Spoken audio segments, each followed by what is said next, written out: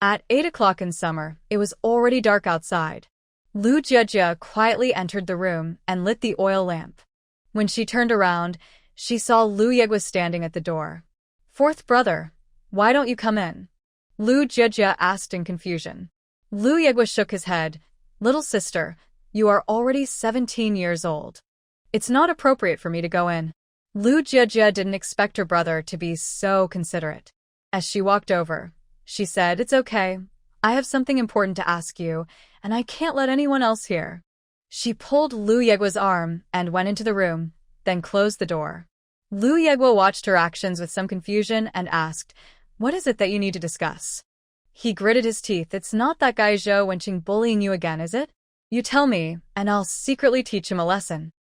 Lu Jiejie shook her head. "It's not about me. It's about you." "What could it be about me?" Just as Lu Yegwa finished speaking, his eyes lit up. He reached into his pocket and pulled out a piece of oiled paper, carefully opening it. "Little sister, try this pumpkin cake. It's sweet, and all the girls in the city love it." Lu Jiejie looked at the piece of pumpkin cake. "Where did you get this?" "Don't ask that right now, just try it first." Lu Yegwa broke off a small piece and held it up to Lu Jiejie's mouth. Seeing her brother's eager expression, Lu Jiejie took a bite. It was sweet and a bit fragrant. Pumpkin cake was a rare treat in this era, and Lu Jiejie hadn't had something sweet in a long time, but she couldn't help but ask, "Fourth brother, where did you really get this pumpkin cake?" Don't ask. Weren't you going to ask me something? Go ahead. I promise I'll tell you everything." Lu Yegwa handed the remaining pumpkin cake to Lu Jiejie. "Eat while you ask. Have more." Right, the matter about Luo Qingqing was more important. Lu Jiejie didn't have time to enjoy the pumpkin cake and tentatively asked, "Fourth brother, do you have a girl you like?" Lu Yegwa was surprised that his little sister would ask such a question. His face suddenly turned hot, and even his wheat-colored skin couldn't hide the blush. However, Lu Jiejie felt the opposite. Her heart sank. From the looks of it, Lu Yegwa seemed to already have someone he liked. It was very likely to be Luo Qingqing, because last time, Lu Yegwa was scolded by Lu Mu for peeking at Luo Qingqing. She gritted her teeth and asked for confirmation. "Who is it?" Lu Jiejie smiled sweetly, sounding like a good little sister. Her face looked charming under the light, but for some reason, Lu Yegwa felt a sense of danger. He remembered that Lu Jiejie had smiled like this when she wanted to prank Zhou Wenqing. Lu Yegwa felt a bit uneasy and leaned back. "Little sister, what's wrong? Why are you suddenly asking about fourth brother like this?" He chuckled awkwardly, noticing the tension rising, and quickly added, "There's no one. Fourth brother doesn't have a favorite woman yet. You see, I'm busy working every day. How could I have time to meet girls?" "You may not have time to meet girls," Lu Jiejie said through gritted teeth, "but that doesn't stop your eyes from wandering. A glance here and there, and you must have someone you like." Last time, he had been so mesmerized by Luo Qingqing that he sat there like a silly dog, frozen. Lu Yegwa swallowed hard, feeling guilty. "What do you mean by glancing? Is fourth brother really that kind of person?" Lu Jiejie grabbed the front of Lu Yegwa's shirt, her big eyes staring at him. "I don't care if you are that kind of person. Tell me, who do you like?" "I really don't. Fourth brother has no one he likes." Lu Yegwa raised his hands. "I'm still single." "I know why you don't want to say." Lu Jiejie released him angrily and questioned, "Is it because the girl you like, we wouldn't approve?" No, little sister, stop guessing. Fourth brother is leaving now," Lu Yegwa said as he tried to escape. His little sister was too scary. Seeing him about to leave, Lu Jiejie sneered, "Your crush is Luo Qingqing, right?" Lu Yegwa suddenly stopped in his tracks, turning around with a complicated expression. "Do you like Luo Qingqing?" Lu Jiejie stepped closer, pressing him. "Fourth brother, do you really like her?" Lu Yegwa took a deep breath and returned to his cheerful demeanor. He turned to her, placing his hands on her shoulders. "Little sister, why do you ask that?" "Because last time you looked at her for a long time, and Mom noticed. I think you must like her." Lu Yegwang shook his head. "Little sister, liking someone isn't as simple as you think. Look, every time you go out, many unmarried men look at you. How much do they like you?" Lu Jiejie blinked. "What do you mean? Is it as she guessed? For those men who like to look at you, if you spend time together, He might like you more, or even fall in love with you. But before you spend time together, he only likes the idea of you. If he finds out you're not what he imagined, that liking will disappear. Lu Yeguang said seriously, let's put it this way. Boys like pretty girls. I used to have a good impression of Luo Qingqing because she was attractive, but many men in the village feel the same way. I liked her before, but not anymore. You could say my fantasy was shattered since we never spoke or interacted, and there's no emotional foundation. Everything was just my imagination. Lu Jiejie tilted her head and asked, so you don't like Luo Qingqing anymore? Right, I don't like her anymore. Lu Yeguang sighed. Her personality doesn't suit me. Besides, don't think too highly of your fourth brother. Luo Qingqing wouldn't be interested in me. That's not certain. Lu Jiejie warned Lu Yeguang. Luo Qingqing doesn't like doing farm work, and our family is doing well. It's not impossible for her to want to marry you to improve her life. Really? Lu Yeguang seemed doubtful. Lu Jiejie huffed. Of course. Let me tell you, if you marry her, you'll work in the fields every day while she relaxes at home. Then mom might separate you too.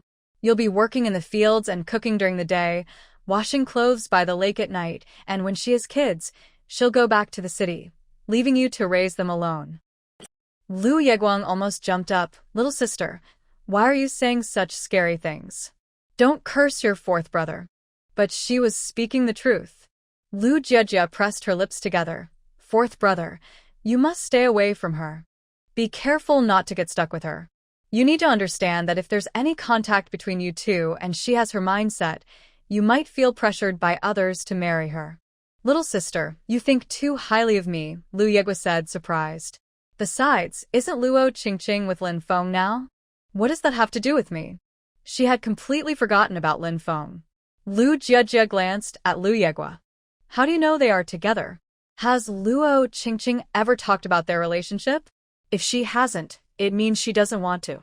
She probably sees him as just a brother, like Zhou Wenqing does with me. Lu Yeguang frowned, recalling how Zhou Wenqing always referred to Lu Jiejie as a sister, which made him feel a bit sick. He showed a hint of disgust. Don't worry, little sister. I would never have anything to do with Luo Qingqing. That's good. Lu Jiejie felt much better and happily took a bite of the pumpkin cake she was holding. She casually asked, you still haven't told me where you got this pumpkin cake from? Actually, it was Zhao Shihui asked me to give it to you. Lu Jiejie's smile slowly faded. She raised her eyes and took a deep breath. Lu Yeguang, little sister, don't be mad. It's just a piece of pumpkin cake from him, Lu Yeguang said, stepping back in fear. How can you say that? Lu Jiejie felt like she might explode. She placed the remaining pumpkin cake on the small table beside her. She had no relationship with Zhao Shihui, yet she had eaten the pumpkin cake he sent her. If Zhao Shihui confessed to her one day, would she have to say to him like Luo Qingqing did, I'm sorry, but even though I ate your pumpkin cake, I only see you as a brother? Lu Jiejie was about to lose it. Lu Yeguang shrank back against the door. Little sister, don't misunderstand. Zhao Shihui said he sent this pumpkin cake with no other intentions. He just sees you as a sister. Lu Jiejie pointed at Lu Yeguang. You are not allowed to accept anything from him for me again.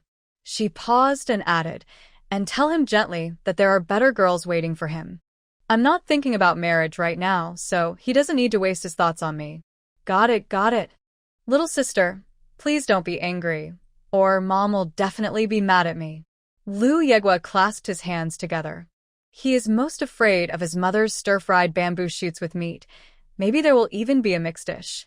Lu Jiejie turned and forcefully shoved the remaining pumpkin cake into Lu Yeguang's hands, then pinched his arm hard, glaring at him.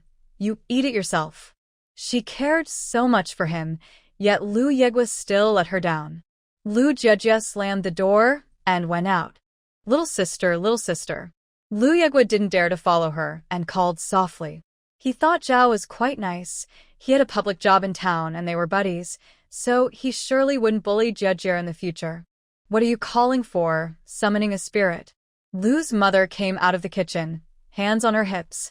Lu Yeguang, you little rascal, did you make your sister angry? No, Mom. How could I make my little sister angry? Lu Yegua quickly closed Lu Jiejia's door to block the light, afraid his mother would see his guilty expression. Soon it was time to eat, and Lu Jiejia didn't even give Lu Yegua a glance. The other two brothers were thrilled. Lu Jiejia was just over a year younger than Lu Yegua, and because they were close in age, they were closer to each other. Now the fourth brother had finally lost favor. "Little sister, try the quail eggs. They are really delicious. Didn't you used to love them?" Lu Yegua stretched out his arm to offer them to Lu Jiejia. Lu Jiejia felt it was necessary to make Lu Yegua realize the seriousness of the situation, so she divided the quail eggs among her 8 nieces and nephews, making sure everyone got one, fair and square. Hee hee. Lu Yegua couldn't help but laugh at his brother's misfortune. Lu's mother shot him a look, and Lu Yigua's smile froze. Then he quietly withdrew it. "What's wrong? Did your fourth brother bully you?" Lu's mother gently asked her daughter. Lu Jiejia replied flatly, "No." Lu Jiejia picked up a piece of cured meat with her chopsticks. Lu's mother was worried her daughter might get tired of fish, so she specially changed the flavor today. The Lu family had been eating meat every day lately, but Tian Jinhua hadn't had a bite of meat. She was drooling from the delicious smell coming from the kitchen. She even stared at the quail eggs in Lu Hao and Lu Yuan's hands, drooling. Lu Jiejia noticed Tian Jinhua's gaze and said to her niece and nephew, "You should eat the bird eggs now. It's hot and they might spoil." "Yes, eat them all in front of me," Lu's mother told Lu Ganghua. "You peel them for Lu Yi." Lu Ganghua reached out and peeled the bird eggs for his little girl. The bird eggs were small and could be swallowed in one bite. Tian Jinhua watched as the bird eggs were eaten, feeling heartbroken. After dinner, Lu Jiejia planned to go to her room to sleep, as she was very tired after staying up late the night before. At that moment, Tian Jinhua nudged Lu Yuan, lifting her chin slightly to signal her to follow Lu Jiejia. Lu Yuan stumbled forward but steadied herself, nervously picking at her fingers. Yesterday had been the best night of sleep for her, but Lu Yuan knew her mother wanted her to follow her aunt for a different reason. So, she stubbornly stood still. "You fool! Go after her," Tian Jinhua whispered angrily. Lu Yuan shook her head, her voice trembling. "I want to sleep with Mom." "You fool!" Tian Jinhua scolded, then smiled and called out to Lu Jiejia, "Sister, wait a moment." Lu Jiejia turned around and frowned upon seeing Tian Jinhua. "What is it? Sister, could you let Lu Yuan stay with you for one more night? Lu Yi cries a lot at night, and the room is too cramped. It's hard for me to come for her." Lu Jiejia hesitated, sensing something was off. "Don't talk nonsense." Lu's mother suddenly shouted from behind, walking and scolding. "Don't think I don't know what you're up to. You just want to take my daughter's room, right? First, you want to put your daughter in there, and once mine is married off, the room will easily become yours, right?" Tian Jinhua didn't expect Lu's mother to figure out her intentions so quickly. Feeling anxious, she knew she couldn't admit it. She stepped back. "Mom, I didn't mean that. Lu Yi fell yesterday and has been noisy at night. I just thought it would be better for Lu Yuan to stay in her aunt's room for a while before coming back. I really didn't mean to take her space." "Are you lying? How many years have I lived to not see through you?" Mother Lu pointed at Tian Jinhua's head. "I am fair with money. I gave 50 for my 4th son's wedding. The 2 rooms in the big house were because of the normal bride price, and the rest went into building the house. As for your family, when you married, you took the bride price directly, and the house you live in still belongs to the family. Who can you blame? Blame Lu Ganghua, that shameless man, for wanting to marry you, the troublemaker. Mom, you are wronging me. How could I be envious of my little sister's house?" Tian Jinhua stepped back, shrinking her neck. "I just want my little sister to help take care of Lu Yuan." "That's nonsense. You should take care of your own child. Why should my daughter do it?" Mother Lu rolled her eyes. "Taking care of someone else's child is not easy. If everything goes well, no one will say anything, but if something goes wrong, it will surely be her daughter's fault. Even if they don't say it out loud, they will still blame her in their hearts." Mother Lu turned to Lu Ganghua. "Second, your sister usually helps you out, but now you want to dump your child on her? What about the big house? Are all your children supposed to be raised by your little sister? Taking care of children is hard work, and the longer it goes on, the more the biological parents feel entitled. Besides, the second family is not incapable of taking care of their own. They are clearly trying to shirk their responsibilities.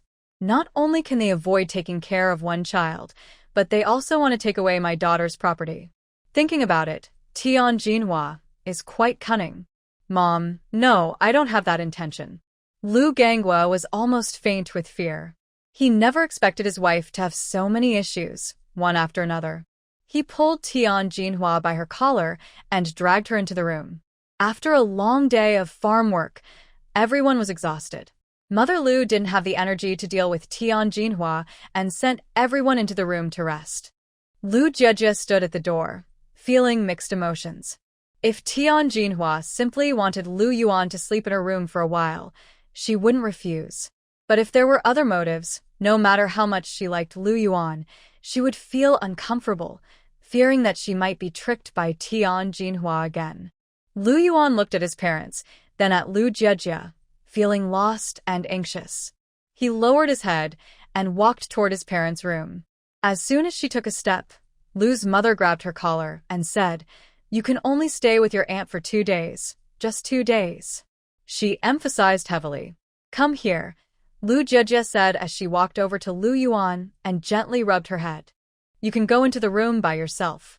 Lu Yuan nervously looked up, her cheeks wet with tears. Lu Jiejie sighed. It was clear that the child was the most hurt by all this. "Go on, stop crying." Seeing that Lu Jiejie wasn't angry, Lu Yuan cautiously walked toward her room. Once the door was closed, Lu's mother said, "Dear, do you know what I mean?" "I can guess a little," Lu Jiejie nodded. Lu's mother made it clear that the second family would no longer think about her house, and even if Lu Yuan accidentally got hurt later, it couldn't be blamed on her. "Listen to me, I know you care about that girl," Lu's mother said confidently. "Don't worry, I'll be the strict one, and you can be the nice one." Lu Jiejie nodded, somewhat understanding, but the next moment, Lu's mother suddenly shouted, "My daughter is so caring." Lu Jiejie jumped in surprise. Lu's mother ran over and knocked on the door of the second family. Lu Ganghua hurriedly came to open it, but before he could say anything, Lu's mother hit him on the chest. "Tell me, don't you feel guilty? I told you your wife has bad intentions, and now your younger sister wants your daughter to stay in her room for 2 days. Do you think this is fair? Can you live with yourself?" "What?" The aunt wanted Lu Yuan to sleep in her room? Tian Jinhua, who was inside, suddenly jumped up from the bed, leaning to listen to the commotion outside. A smile appeared on her face, but Lu felt gloomy seeing her smile and turned away in disgust. The main family also heard Lu's mother's words, and Shu Yan suddenly felt uneasy. The aunt hasn't liked Zhou Wenqing lately and is acting nice again. The second family is being unreasonable. The aunt is also trying to support the family. Why are they being so calculating? "Stop talking so much. I'll handle it," Lu Igua frowned. Normally, the main family wouldn't interfere in the second family's matters, but it was unacceptable for them to bully his younger sister. It seemed he would have to confront the second family tomorrow. Lu Ganghua felt ashamed in front of his mother. "Mom, I'm sorry for my sister." "Second son, your words sound nice, but after saying them so many times, there has been no real action. I'm tired of cleaning up the mess for your family," Mother Lu said, rolling her eyes. "You should separate from us. I don't want to deal with your problems anymore." "Separate?" Lu Ganghua was shocked. He had never thought about splitting the family. Mother Lu sighed. "What? You want to stay and expect us to support you for life? Lu Ganghua, you're almost 30 and have 4 children. It's time for you to take responsibility instead of relying on us." Tian Jinhua was initially happy that her sister-in-law was willing to support Lu Yuan. This could relieve some pressure on their family, and they might even get the sister-in-law's house. After all, Lu Yuan was quite lovable, and over time, the sister-in-law would surely grow fond of her. Besides, there are plenty of aunts who take on motherly roles. Eventually, the sister-in-law wouldn't want to see her niece without a place to live. However, she never expected Mother Lu to say they should separate. Had she lost her mind? The second family had the eldest grandson of the Lu family. Dashan was a boy, which made a difference. She wanted to jump out of bed to question them, but her feet were stuck in her shoes, so she pulled back. Lu Gangwa was at a loss for what to do. He scratched his head and said anxiously, "Mother." Lu Jiejie didn't fully understand Mother Lu's actions, but knew that separation was inevitable sooner or later. Tian Jinhua was too much trouble. The second family was a mess, and relying on everyone to support them while being so demanding was unreasonable. Moreover, the second brother was too naive. His personality made it hard for him to handle matters. Mother Lu had known that Lu Gangwa could never make decisions, which is why she had found him a strong-willed girl next door. But she never expected him to fall for someone like Tian Jinhua. Mother Lu waved her hand, not wanting to deal with the second family's issues anymore. "Second son, I told you not to marry her, but you insisted on going against me. Now that you've married this troublesome person, you'll have to deal with it yourself." Father Lu also came out of his room. "After the harvest, we will separate the second family. You are living in our house now, and we can't just leave you without a place to stay. This room will be given to you, and we can discuss the rest later." In this family, the most influential person is Father Lu. Tian Jinhua could no longer hold back. She put on her shoes and ran out, saying, "Dad, Mom, we have 4 children. If we split them up, how will we live?" Mother Lu sneered, "Live as you need to. How do other families live? You will live the same way." "Mom, Dasha is your own grandson," Tian Jinhua said, pulling Dasha out from behind her, the child looking scared and uncertain. "Don't you care about the eldest grandson of the Lu family? This is the Lu family's legacy. This is your second branch's legacy," Mother Lu said, clearly annoyed. After raising her son and giving everything she could, she never expected things to get worse. She turned and walked towards Lu Jiejie, saying, "We need to harvest tomorrow, so go to sleep. Once the harvest is done, we will split the second branch." Mother Lu took Lu Jiejie to her room. Lu Jiejie asked, "Mom, are you really going to split up with my second brother?" "I am considering it," Mother Lu sighed. "After so many years of hard work, I'm tired. Lu Hao is already 9 this year, and with Tian Jinhua being here for 10 years, your second brother is almost 30. I can't manage it anymore, nor do I want to. No matter how many I take care of, they are still their biological parents. If we end up fighting, which of those 4 little ones in her room will help me? Maybe they'll think I'm a heartless aunt." Lu Jiejie fell silent. Mother Lu pinched her daughter's cheek, saying, "You don't need to worry about these things. I'm here for you. Now go back to sleep." Lu Jiejie really didn't know how to handle family matters, so she kept quiet and went back to her room to sleep. After getting ready and lying down, Lu Yuan nervously touched Lu Jiejie's little finger, asking, "Auntie, do you dislike me now?" Lu Jiejie was taken aback, realizing Lu Yuan was only 5 years old.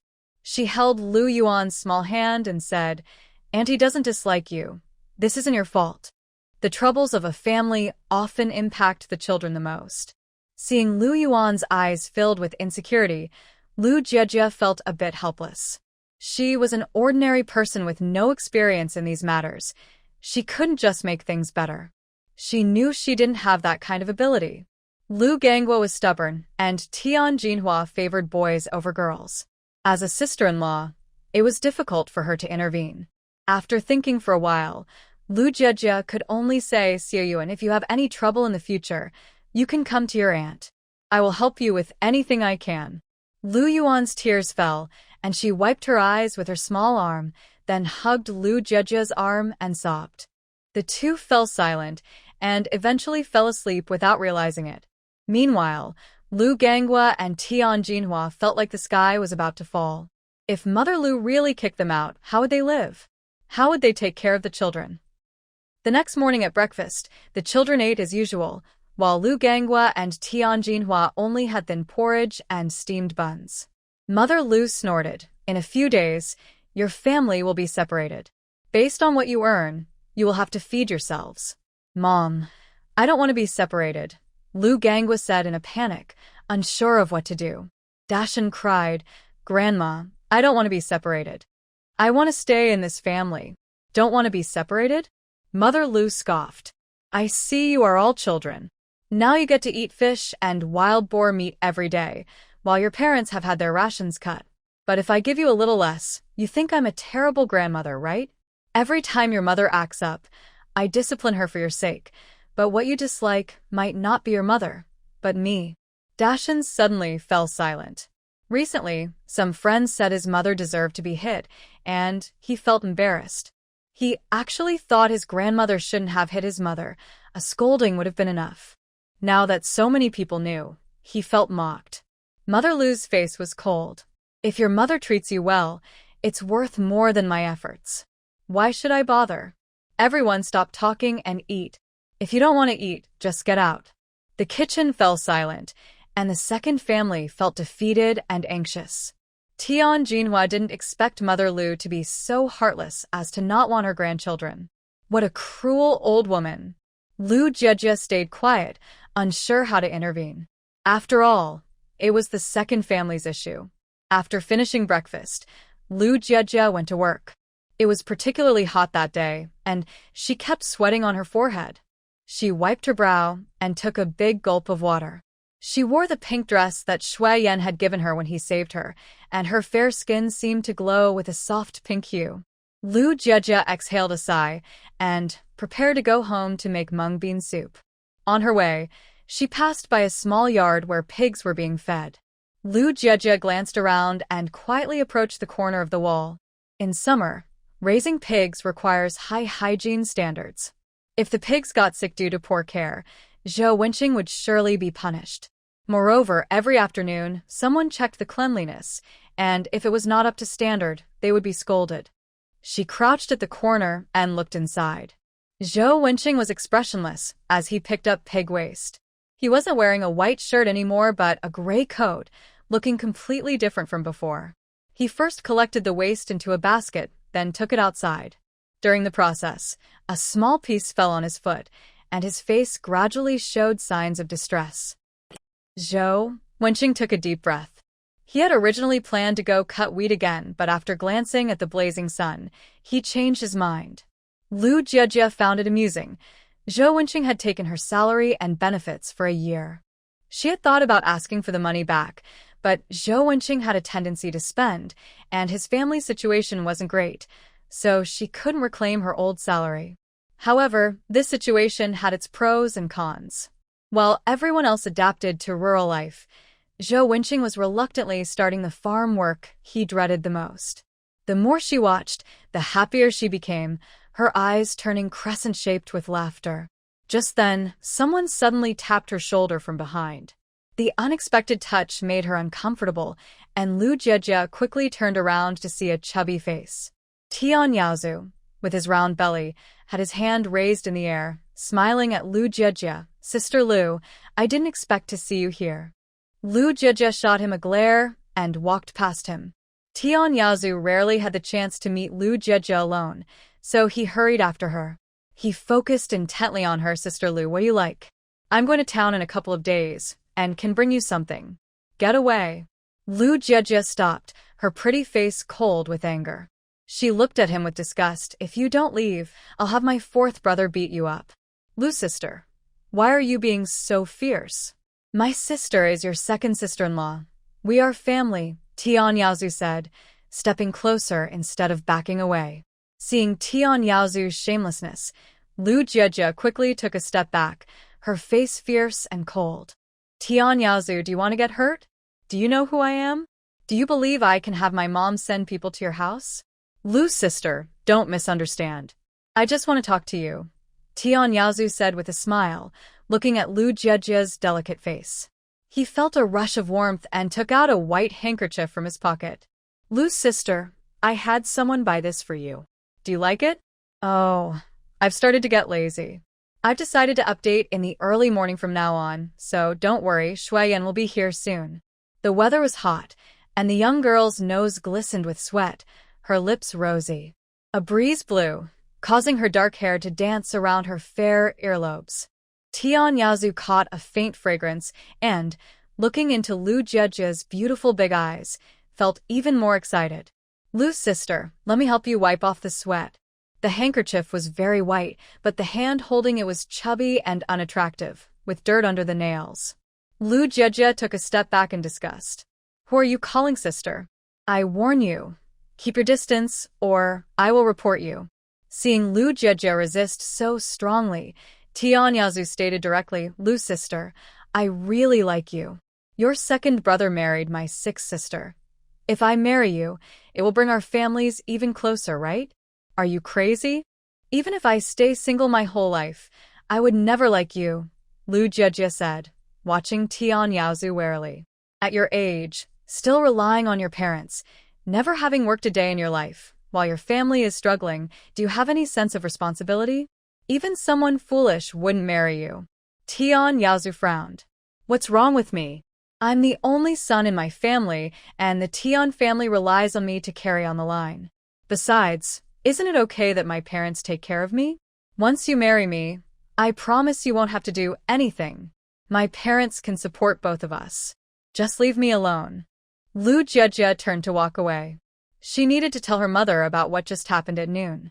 Lu Jieji didn't want to get involved with Tian Yazu, or let any rumors spread. Even in modern times, there's a saying that flies don't buzz around a seamless egg, let alone in the 1970s. People say not to pay attention to rumors, but living in this world, they can really hurt you and even become a reason for others to attack you. Tian Yazu panicked when he saw Lu Jieji leaving. Lu's sister, don't go. I really like you. Tian Yazu stepped forward, grabbing Lu Jieji's hand with one hand and reaching to hug her waist with the other. How shameless can someone be? Lu Jieji instantly became furious and scratched Tian Yazu's face, leaving a mark that drew blood. Tian Yazu felt a sharp pain on his face. He had been spoiled by his mother since childhood and would cry at the slightest injury. He covered his face, looking angry. Lu Jieji, how dare you hit me? As he spoke, he reached out to grab Lu Jieji again. Lu Jieji's eyes moved, and she looked behind Tian Yazu, her face lighting up with excitement. Fourth brother, this Tian Yazu is bullying me. Help me teach him a lesson. Lu Jieji raised her chin slightly, her expression proud, clearly showing she had support. Tian Yazu froze in place. Lu Yegua had always liked to fight and had a fiery temper. Tian Yazu had been beaten by him once as a child, leaving him with a psychological scar. Tian Yazu trembled and stepped back nervously. I didn't mean it. I was just joking with Lu's sister. As he turned halfway, he realized there was no one behind him, and Tian Yazu quickly understood he had been tricked. He turned around to see Lu Jieji running ahead, already several meters away from him. Lu Jieji ran, her eyes scanning the area until she spotted a pile of firewood nearby. In the countryside, people often burn dry branches, stacking them together for later use. She dashed toward it, and Tian Yazu gritted his teeth and chased after her. If a woman's reputation is ruined, no matter how innocent she is, she will have no choice but to marry him. He will definitely treat her well. Tian Yazu, with his big belly, chased after her, saying, Sister Lu, don't run away. Let me help you wipe your sweat. Lu Jieji used all her strength to run and grabbed a thick stick, turning around to hit Tian Yazu. Ouch. Tian Yazu yelped as the stick hit his shoulder, jumping up and down in pain. While hitting him, Lu Jieji shouted, Someone is bothering me. But there was hardly anyone in the village. Either they were in the fields harvesting wheat or gathering pig grass in the mountains. After calling several times with no response, only a few little girls, around 5 or 6 years old, came out from a nearby house. With no other choice, Lu Jieji asked the little girls for help. Can you go call the team leader for me? One of the girls hesitated for a moment and then ran off in the distance. Lu Jieji kept hitting Tian Yazu, hoping to make him unable to get up. Zhou Wenqing, who was sorting pig manure, heard the noise and quickly walked to the corner to peek at what was happening. He saw Lu Jieji hitting a chubby man with a thin stick. He frowned but then felt a bit happy. If he rushed in to help Lu Jieji when she was being bullied, he could become her hero. Once he married Lu Jieji, her job would be his. Zhou Wenqing quietly hid in the shadows. Tian Yazu, being a man, reached out and surprisingly managed to grab the stick. Lu Jiejie hadn't dared to hit him on the head before, worried she might hurt him badly and end up in trouble herself. He wasn't worth that risk. Seeing him grab the stick, Lu Jiejie turned and ran. She was nimble, while Tian Yaozu, in pain all over and overweight, couldn't catch up with her. When Lu Jiejie realized he couldn't catch her, she turned back and smiled brightly. If you're so tough, then chase me. You can't even catch a little girl. Tian Yaozu ran forward with determination, and Lu Jiejie quickly followed. After turning a corner, she bumped her forehead and fell into the other person's arms. A scent of crushed straw followed. Lu Jiejie's nose was covered in dust. She looked up and met Shu Yan's gaze. Lu Jiejie stood on the outside of the corner, while Shu Yan was on the inside. Tian Yaozu could only see half of Lu Jiejie's body. Noticing she had stopped running, he caught his breath and said, "You silly girl, can't run anymore, huh? I told you marrying me would be great. I can promise you won't have to work, just stay home and enjoy life. Do you know how many girls dream of such a life?" The tension on Lu Jiejie's face suddenly disappeared. She took a small step back and turned to angrily scold Tian Yaozu, "You idiot. Your mother raised your sister so well. Why don't you just keep it in the family?" You. Tian Yaozu glared at Lu Jiejie, furious. "I'll take you today. Even if others come, let's see who you can marry." Tian Yaozu stormed over, reaching out to grab Lu Jiejie. She dodged to the side of Shu Yan, but Tian Yaozu's fierce eyes were met with a firm grip on his wrist. The long fingers were covered in dirt, rough and dark, yet they held on like a vice. Tian Yaozu's legs trembled slightly as he slowly turned to see who was beside him. Shu Yan was a head taller, with solid muscles showing on his forearms. His eyes narrowed, sharp and fierce. Seeing Tian Yaozu's sudden fear, Lu Jiejie's disgust became more evident. The Tian family's tradition of bullying the weak and fearing the strong was deeply ingrained. They were fierce when picking on a girl like her, but now Tian Yaozu trembled in fear before Shu Yan, unable to move. "Shu Yan, let go of me." Tian Yaozu struggled to pull his arm back. Shu Yan coldly stared at Tian Yaozu for a few seconds before slowly releasing his grip. Tian Yaozu felt a rush of relief and turned to run, but the next second, he was met with a hard punch to the jaw. That punch left Tian Yaozu dazed, stars filling his vision. The heavy body fell heavily to the ground. Shu Yan walked expressionlessly to Tian Yaozu's side, placing a hand on his shoulder. With a forceful push, Tian Yaozu instantly cried out in pain. Tian Yaozu held his arm, sweating coldly. He felt as if his arm was broken, a sharp pain shooting to his brain, and he even had thoughts of wanting to give up. Shu Yan's actions were too quick. By the time Lu Jiejie reacted, he had already dislocated one of Tian Yaozu's arms. Shu Yan was covered in dust from harvesting, looking quite dirty, but his gaze was dangerous and frightening, especially when he looked at Tian Yaozu, as if he were staring at a lifeless body. When she first saw Shu Yan kill a wild boar, she was a bit scared, but after spending time with him, seeing such a dangerous Shu Yan again made her feel surprisingly safe. Lu Jiejie noticed Shu Yan lift his foot, intending to step on Tian Yaozu's wrist, and out of the corner of her eye, she spotted a few villagers approaching. Worried that Shu Yan might get into trouble, Lu Jiejie rushed forward and hugged his waist, pulling him back. "Forget it, let him go to jail. I think that would be worse for him." Shu Yan looked down at the small white hands around his waist and the soft figure behind him, silently retracting his foot, though his bronze-colored ears turned red. Seeing Shu Yan stop, Lu Jiejie increased her strength, and surprisingly, he was easily pulled away by her. Lu's parents hurried over and saw Tian Yaozu lying on the ground, crying out in pain. They quickly grabbed Lu Jiejie and asked, "Are you okay?" It was so hot, and after running for a while, Lu Jiejie's forehead was sweaty, dampening her loose hair. She shook her head. "Mom, I'm fine." "How can you be fine with your face all dirty?" Lu's mother guessed something might have happened, wondering if her daughter had been pushed down by Tian Yaozu. Feeling anxious, Lu's mother wiped Lu Jiejie's face. "I'm fine. This is from Shu Yan. He helped me just now. Lu Jie smiled up at Shu Yan. Only then did Lu's mother focus on Shu Yan, noticing he was covered in dust, and she breathed a sigh of relief. So, it wasn't because she was pushed down. But how did it get on her face? Lu's parents exchanged a glance, recalling their conversation from that evening. Could Shu Yan really have protective powers? Why does he always show up when their daughter is in danger? Lu Yegwa looked at Tian Yazong, who was on the ground like a pig, and angrily kicked him. With a pathetic attitude like yours. How dare you think about my little sister? I will make sure you regret it. Tian Yazong saw the Lu family trembling with anger. He had thought that by taking advantage of Lu Jie, even if she didn't want to marry him, she would have to. But now, he had failed to take advantage, and not becoming a member of the Lu family meant he was in big trouble. Tian Yazong shouted to Tian Jinhua, "Sixth sister, sixth sister." Tian Jinhua looked at her brother on the ground, feeling heartbroken. She softly said, "Fourth brother, we are all relatives. Little brother didn't mean any harm. There must be a misunderstanding.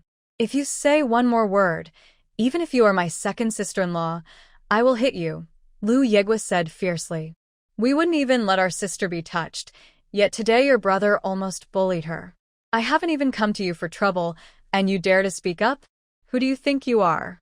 I don't even want to recognize this second brother anymore." Their mother had said not to let the second brother marry Tian Jinhua, but he insisted, and now he was even targeting his little sister. Lu Gongwa's lips trembled, his fists clenched, and his body shook with anger. He slapped Tian Jinhua across the face, pointing at Tian Yazong on the ground. "He dares to bully my sister like this, and you still say there's a misunderstanding? How dare you?" Tian Jinhua fell to the ground, showing just how strong Lu Gangwa was.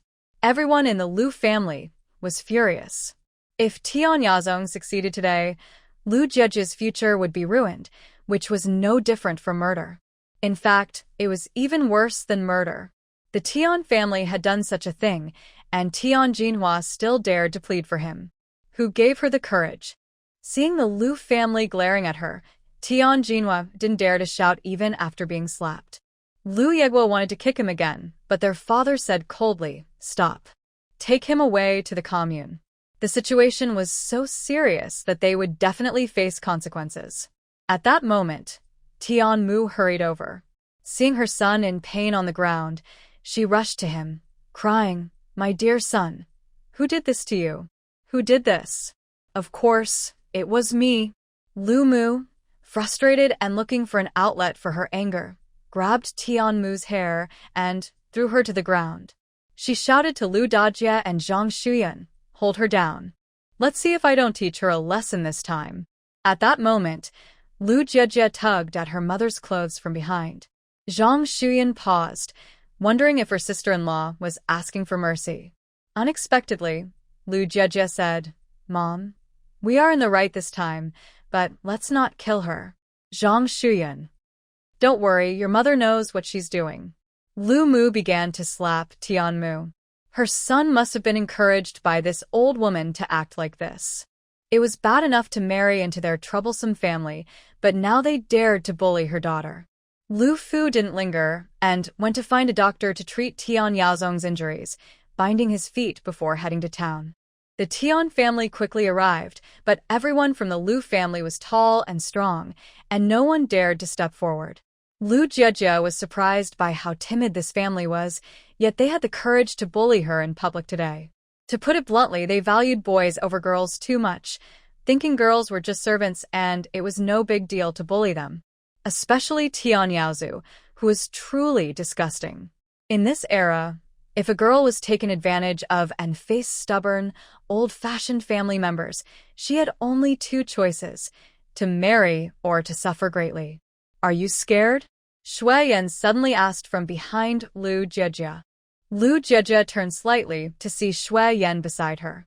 She hadn't wiped the little speck of dirt off her nose, and when she looked up, her eyes were filled with hope.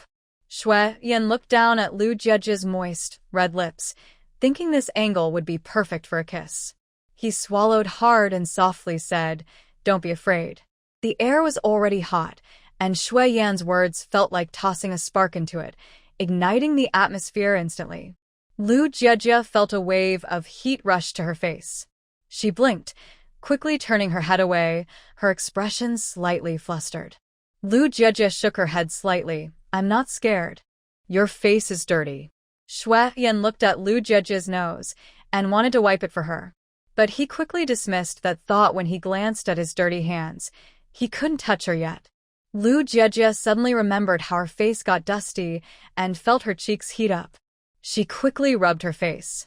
But she didn't touch her nose, and then she asked, "Is it clean now?" Shu Yan shook his head, raised his hand, and pointed to her nose, saying, "Here." "Oh," Lu Jiejie said, quickly wiping it with her finger, then lowered her head to wipe it again. During this, she felt her face was unusually hot. It was so hot, she wondered if she was getting a heat stroke. Lu Chao watched their interaction with a look of disdain. She really didn't understand why her cousin was getting so close to Shu Yan. Wasn't she afraid he would take advantage of her later? Lu Chao rolled her eyes, and before she could look away, she caught Shu Yan's cold gaze on her. She quickly looked elsewhere, her body tensing up. Shu Yan was a madman. Lu Chao touched her neck, where the marks still hadn't faded, forcing her to wear a scarf despite others' strange looks. After a while, she couldn't hold back her curiosity and sneaked a glance at Lu Jiejie. Shu Yan stood behind Lu Jiejie, his gaze never leaving her. She couldn't describe that look, only that it felt dangerous and frightening. While Lu Chao felt scared, she also felt a bit pleased. Lu Jiejie would surely have a hard time with a man like him watching her. She happily glanced over at Aunt Lu. Aunt Lu was giving Mrs. Tian a hard time, while Tian Yaozu was groaning beside her, both of them like pigs ready for slaughter. Mr. Tian couldn't watch any longer.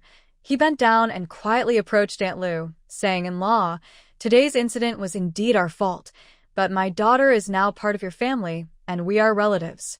Please stop hitting her." "Relatives, huh?" Mother Lu stood up and pulled the silent Tian Jinhua in front of Tian Fu, pushing her shoulder firmly. "Take your daughter back. Our Lu family doesn't want her anymore. Today, I'll be generous and give our second son an extra dowry. I don't believe we can't find a good wife." Lu Jiejie had a complicated expression.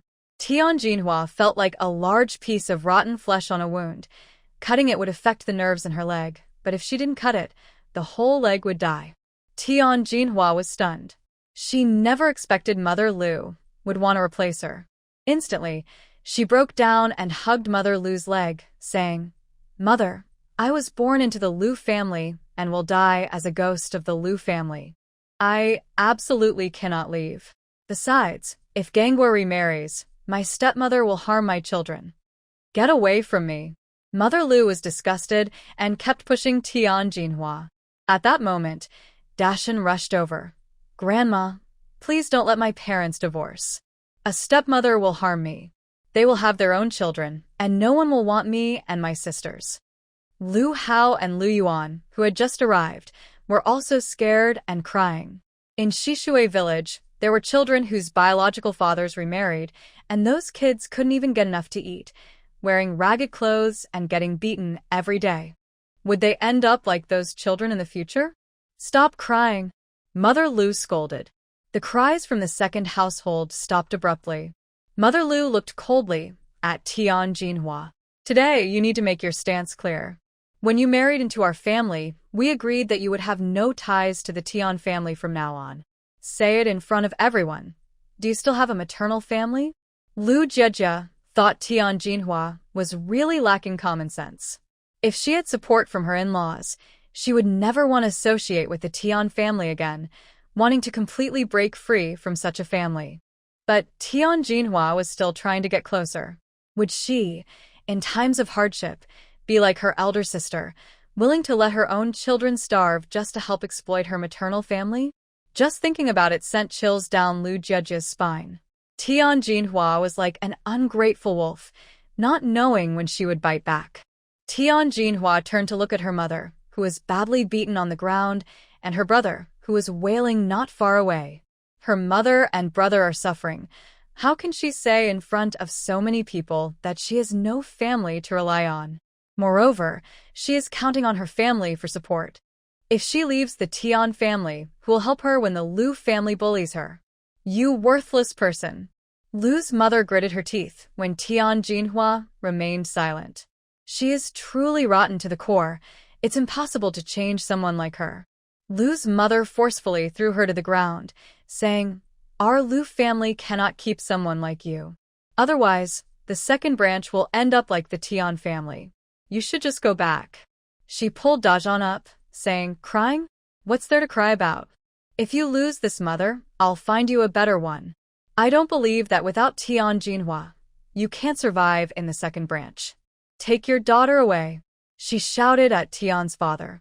Tian's father shrank back, but then remembered that Tian Jinhua is a hard worker who can help with the farm. Besides, the Lu family has 4 children in Tian Jinhua's hands. He didn't believe Lu Gangwa wouldn't come to get her. Then, he could bring up his youngest son's situation and make it a bigger issue. He reached out to lift Tian Jinhua, saying, "Daughter, come home with me. Don't stay here and suffer." Tian's father was gentle, like a caring parent. Tian Jinhua was taken aback and suddenly burst into tears, feeling as if she had found a refuge. Dad. The Lu family felt relieved, while Tian Yazu was locked in a small dark room in the village. The Tian family was anxious and frustrated, but had no way to help. Tian's mother's eyes were red with worry. She scolded her son for not choosing a more secluded place, saying they were now in trouble over a girl. Tian Jinhua walked over to her mother and helped her up, planning to return home and find a solution. Seeing Tian Jinhua leave, Dajan cried out, "Mom, don't go. Don't go." Lu's mother pulled Dajan with a stern face. Dajan struggled but could only reach out and shout at Tian Jinhua. Tian Jinhua looked back at her son, feeling reluctant. After pausing for a few seconds, she followed her family. Lu Jiejie frowned, feeling a deep dislike for Tian Jinhua. Lu's mother had intended for Tian Jinhua to completely sever ties with the Tian family when she told her to go back. Unexpectedly, Tian Jinhua really left with the Tian family. Even when her son desperately begged her to come back, Tian Jinhua only glanced for a few seconds. "Is she crazy?" Lu Jiejie murmured softly. Shu Yan nodded in agreement behind her. "Fool." Lu Jiejie. Lu Jiejie secretly glanced at Shu Yan and noticed he couldn't bring himself to look up. Her eyelashes fluttered slightly. She really is a fool. If she were normal, she would have wanted to escape the Tian family long ago. Shishui village wouldn't let a bad person affect their work. After locking Tian Yazu in a small room, everyone returned to the fields. Lu Yegwa didn't give Lu Gangwa a good look and went to cut wheat first at Lu Mu's request. Lu Igwa had long disapproved of the second branch and remained silent, walking ahead with Zhang Shuyan. Lu Mu was worried Lu Jiejie might be scared and planned to skip work in the morning, pulling Lu Jiejie to go home. But Lu Jiejie turned to Shu Yan and said, "Let's go to my house for some water. It's close and quick." Shu Yan glanced at Lu Mu. Lu Mu pressed her lips together. "Let's go to my house for some water." Shu Yan instantly understood Lu Mu's meaning, and a smile crept onto his lips as he followed Lu Jiejie. In the past, if Shu Yan helped Lu Jiejie, Lu Mu would have treated him warmly. But now it was different. Shu Yan might go from being a savior to a future son-in-law. This was a man who might take her daughter away in the future, so Lu Mu's expression couldn't be any colder. Thinking about how her daughter would be 18 next year, she realized she could only keep her for 6 more months. At that moment, Lu Mu looked at Shu Yan even less favorably. Once they got home, she even directed him to fetch water. Shu Yan didn't hesitate for a second and quickly grabbed a bucket from the kitchen and went outside. Lu Jiejie looked confused. When Shu Yan's figure disappeared at the door, Lu Jiejie frowned and pouted, dissatisfied. "Mom, Shu Yan helped me. Why are you being so harsh with him and making him fetch water?" Lu Mu huffed. He wanted to fetch it himself. Did you ask him if he wanted to? She would have liked to be polite to Shu Yan, but did he want that? Isn't that attitude typical of a villain? What villain? Lu's mother didn't understand. I mean, what we're doing is wrong. What's wrong? Lu Jejia became anxious. We need to be friendly and not bully others, especially someone like Shu Yan who might become an important person in the future. She didn't know how to explain to her mother and felt like jumping up anyway. It's wrong to make Shu Yan fetch water. Mom, you need to pay more attention and have reasons if you want to stand up to someone. Lu's mother paused her action of scooping water into the pot, looking at her strangely. When did I bully him? It's only been a short time. Why are you defending him? Her daughter seemed to like that boy Shu Yan, and Lu's mother felt uneasy. Seeing her mother's expression, Lu Jejia thought she was angry. She gently tugged at her mother's clothes. Mom, please don't be upset. That's not what I meant. I just think it's not right to treat my lifesaver this way. I'm not angry. Why would I be angry? Lu's mother shouted. Lu Jejia. At that moment, Shu Yan came over with a bucket of water. Lu Jejia quickly opened the water jar, afraid he might be upset. Just pour it here. It was really hard for her trying to please everyone. Lu Jejia wiped the sweat from her forehead. Then she picked up the wash basin from the ground and poured a scoop of water for Shu Yan. Come wash your face first. Shu Yan shook his head, his expression softer than before, and said seriously, I'll fill the water jar first. He walked out with the bucket and Lu Jejia noticed he wasn't angry. In fact, he seemed willing to help, leaving her a bit confused. Shu Yan's temper was really getting better. Wait, he wouldn't be putting up with this just because her family was important, would he? After all, her father had quite a bit of power in the village, especially since Shu Yan's family was a sensitive topic. Lu Jejia was about to chase after him, but just as she took a step, her mother called her back. Come here and tell me what's going on with Tian Yaozu? This can wait. Why aren't you worried? With such a big event happening, you seem so calm. You really are my daughter, Lu's mother said, not wanting Lu Jejia to go find Shu Yan. Look at how unhelpful they are. Lu's mother turned and asked. The 3 kids from the second family might still be crying. Tian Jinhua has gone back to her family, and Lu Yi is only 2 years old. How do you think we should take care of them? Of course, we should let my second brother take care of them. Lu Jejia quickly changed her mind about finding Shu Yan. She said, isn't this situation all because my second brother insisted on marrying Tian Jinhua? He needs to learn that he has to take responsibility for his mistakes. I'm planning to find another wife for your second brother. Wait. You really want to find him another wife? But they aren't even divorced yet.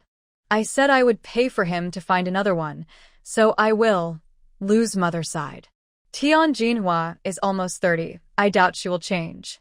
If we don't replace her, the second family will end up like the Tian family. Lu Jejia understood her mother's point, but she worried that her nieces and nephews might not agree. She hesitated, but Dashan and Lu Hao might resist. Lu's mother rolled her eyes. If they don't want to accept it, they can go live with Tian Jinhua. If Lu Gangwood doesn't agree to the divorce, then I won't have to pay the bride price, and the second family can do whatever they want. Lu Jejia absent-mindedly agreed and looked outside, where Shu Yan was coming back with a bucket of water. He hadn't used much of the water in the morning, and with 2 buckets, the water jar was almost full. Shu Yan, hurry and wash your face, Lu Jejia urged him. Shu Yan nodded and used the water that Lu Jejia had poured. He seriously rubbed his hands. Although they were dirty, his fingers were long, and Lu Jejia thought that if Shu Yan lived in another time, his hands would be perfect for playing the piano. Soon the water became dirty, and Shu Yan still hadn't washed his face. Lu Jejia scooped another ladle of water and said, the water is dirty. Let's pour it out and use fresh water. Shu Yan obediently splashed the water aside, and Lu Jejia poured him fresh water again. Seeing him washing his face, she hurried to get him a bowl of cool water to drink. Elumu. Working in the wheat fields is dirty and tiring.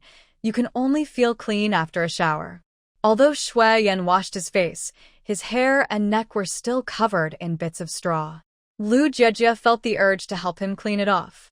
However, because of the difference between men and women, she didn't dare to reach out. At that moment, Lu Jejia suddenly remembered something and took out a pair of blue handkerchiefs from a small pocket at her waist. These were given to her when she bought a blue dress, and she rarely used them, just keeping them for emergencies. She handed one to Shu Yan, saying, "Here, use this." Shu Yan glanced at Lu Mu, who was watching them closely, and not wanting to seem careless, he shook his head. He wiped a droplet of water from his face and said, "This is fine." Seeing the two getting closer, Lu Mu rolled her eyes in frustration and said, "Jejia, go to my room and get the mung beans." Okay. Lu Jejia first brought a glass of cold water to Shu Yan, then ran to Lu Mu's room to get the mung beans. Soon, only Shu Yan and Lu Mu were left. After a moment of silence, Lu Mu spoke first. "You know I only have one daughter, and I care for her the most. I don't oppose you two being together, but it must be her choice. Also, if you two really end up together in the future, I can't let my daughter suffer. We will use our connections through Lao San and Judge's father to help you find a decent job. Only when you can earn enough to buy a house will I agree." This was her minimum requirement. The Shu family only had one room, and all four of them lived there, which leaked when it rained. They couldn't get married without a place to live, right? Where would her daughter stay if there was no house? Just thinking about it made Lu Mu anxious. The Shu family was really too poor. If it weren't for Shu Yan saving her daughter multiple times, she wouldn't even consider the Shu family. Lu Mu furrowed her brows tightly, while Shu Yan lowered his eyes and tightened his grip on the bowl in his hands. "You don't need to find me a job. I will find a way to earn money to support her and won't let her suffer." At this, Lu Mu raised an eyebrow. If other men heard that the Lu family was willing to help them find a job, they would probably be overjoyed. "This is what you said yourself. If you really can't even afford to build a house, even if my daughter likes you in the future, I can't let her marry you." Lu's mother looked at Shu Yan with a bit more respect. But she was speaking the truth. If the Shu family was really that poor, she wouldn't ruin her daughter's life for the sake of pride. Shu Yan stared at the water in his bowl and said slowly, "If I can't even build a house or provide her with a good life, I won't marry her." He couldn't let Lu Jejia suffer with him, and he couldn't stay poor forever. Shu Yan gulped down the water in his bowl. Lu Jejia served herself a small bowl of mung beans. By the time Shu Yan finished his water and stood up to leave, Lu Jejia quickly placed her bowl on the stove. "Mom, I'm going to see Shu Yan off." Lu Jejia felt a bit shy. Shu Yan had helped her at noon, came over for water, and even carried 2 buckets for their family. However, she felt a bit awkward. Lu Jejia thought about giving Shu Yan 2 fish as a thank you, asking him to come by at noon to pick them up. Suddenly, Lu's mother felt a surge of frustration and got up to follow Lu Jejia, both of them walking Shu Yan out together. Lu Jejia. Tian Jinhua returned home with her parents. As soon as they arrived, Tian Guangzong's son, Dafei, rushed toward Tian Jinhua, looking eagerly at her. "Annie, did you bring anything for Dafei to eat?" Tian Jinhua felt a bit embarrassed. No, I didn't. Dafei's smile instantly vanished. "I knew it. You must have given everything to your son. Grandma said your family has a lot of wild boar meat and fish, and you wouldn't share any with us." "No, Auntie loves Dafei the most. Don't you know that?" "Then Auntie, Dafei wants to eat fish too." Dafei smiled sweetly, mimicking what Tian's mother taught him. "When the time comes, I'll be even more filial than Dashin. If anyone bullies you, I'll go and fight them." Tian Jinhua was so touched she almost cried, but Tian's mother hugged Dafei and burst into tears. "Dafei, your uncle has had an accident." Dafei didn't react much. His uncle always took his food and didn't care for him.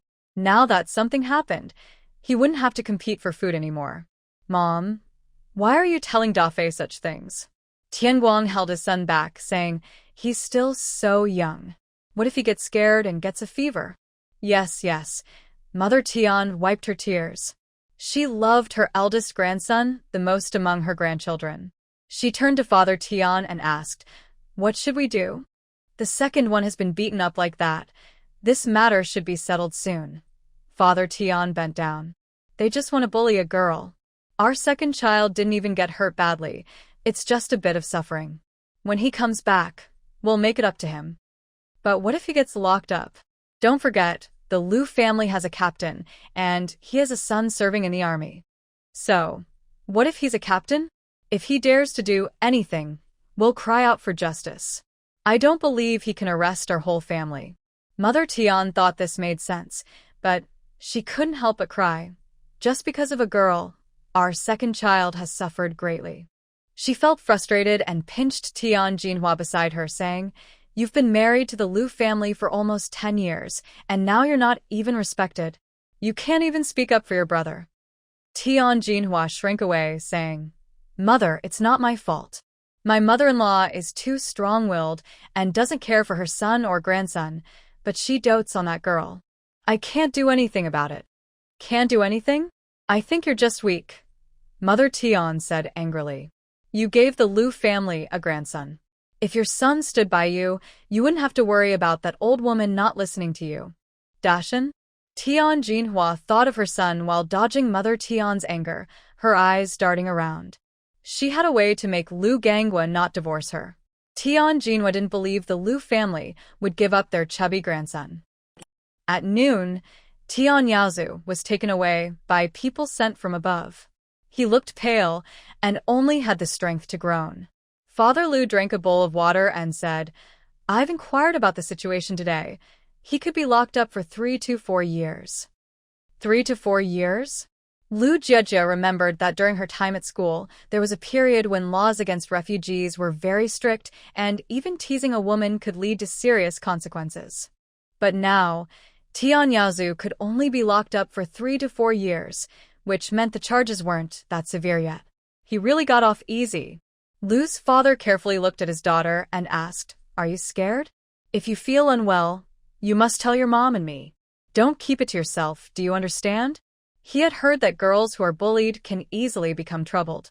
Lu Jiejie shook her head. "I'm fine. Actually, Tian Yaozu couldn't catch up with me today. He's so big and clumsy, and I hit him so many times. He looked like a fool, limping after me. Was she really that easy to bully?" During lunch, the atmosphere was tense. The 3 children from the second house ate quietly, while Dashan cried and ate at the same time. "Stop crying. You don't act like a man from the Lu family at all," Lu's mother said in frustration. "Tian Jinhua is gone, and I didn't say anything about separating you. Your food and clothes are the same as usual. Besides, even if she were here, would she cook for you every day or make you new clothes? You still have to do everything yourself." Lu Hao thought. It seemed true. He looked at his mother and suddenly felt less scared. What she really feared was their father marrying a stepmother who might mistreat them. As for Tian Jinhua, all she felt was fear. She worried that Tian Jinhua would secretly pinch her arm or call her worthless. She was even more afraid of Tian Jinhua nagging her to behave and later demanding a dowry for her brother. Lu Jiejie had stayed home for 2 days because of the incident with Tian Yaozu, and Lu Hua accompanied her to work. In the afternoon, as she prepared to verify her work points, she saw Lu Chao sneakily heading toward the pigpen. Lu Jiejie thought. She pulled Lu Hua, and they quickly hid by the wall, both peeking inside. Lu Chao quietly entered and saw Zhou Wenqing sorting through pig manure, saying sadly, "Wenqing, I'm here." Lu Jiejie felt a shiver from the sweet voice, but couldn't help but widen her eyes. Lu Chao was actually with Zhou Wenqing. When did they start this? Was it when Lu Chao stood in front of Zhou Wenqing during the pork distribution? Zhou Wenqing saw Lu Chao, who was unattractive and dark, and frowned in disgust. But soon, he changed to a more affectionate expression. "Xiao Chao, why are you here so early? You've worked all morning. You must be tired." "I'm not tired. My mom said I could rest this afternoon, so I came to see you." Lu Chao shyly touched her long braid. "I brought you an egg that I saved just for you. You already gave me 2 last time. I can't take another one. You should eat well yourself. But your health is too poor. You've lost so much weight in just a few days. My cousin is really being mean to you." Lu Jiejie thought. Is sending Zhou Wenqing to his job really revenge? That was his job to begin with. If he didn't want to raise pigs, he could go cut wheat. No one would stop him. Lu Jiejie gritted her teeth. Zhou Wenqing lowered his head in self-mockery. I only took Jejje's eggs before, and that's why she's so angry. I could manage, so you don't need to worry about me. That's not okay, Lu Chao said anxiously. She had finally gotten close to Zhou Wenqing. She couldn't let a couple of eggs ruin their relationship. Lu Chao walked over to Zhou Wenqing. You look tired these days.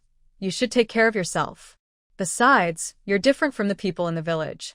Your hands are meant for writing, and your eyes are for studying. You shouldn't neglect yourself.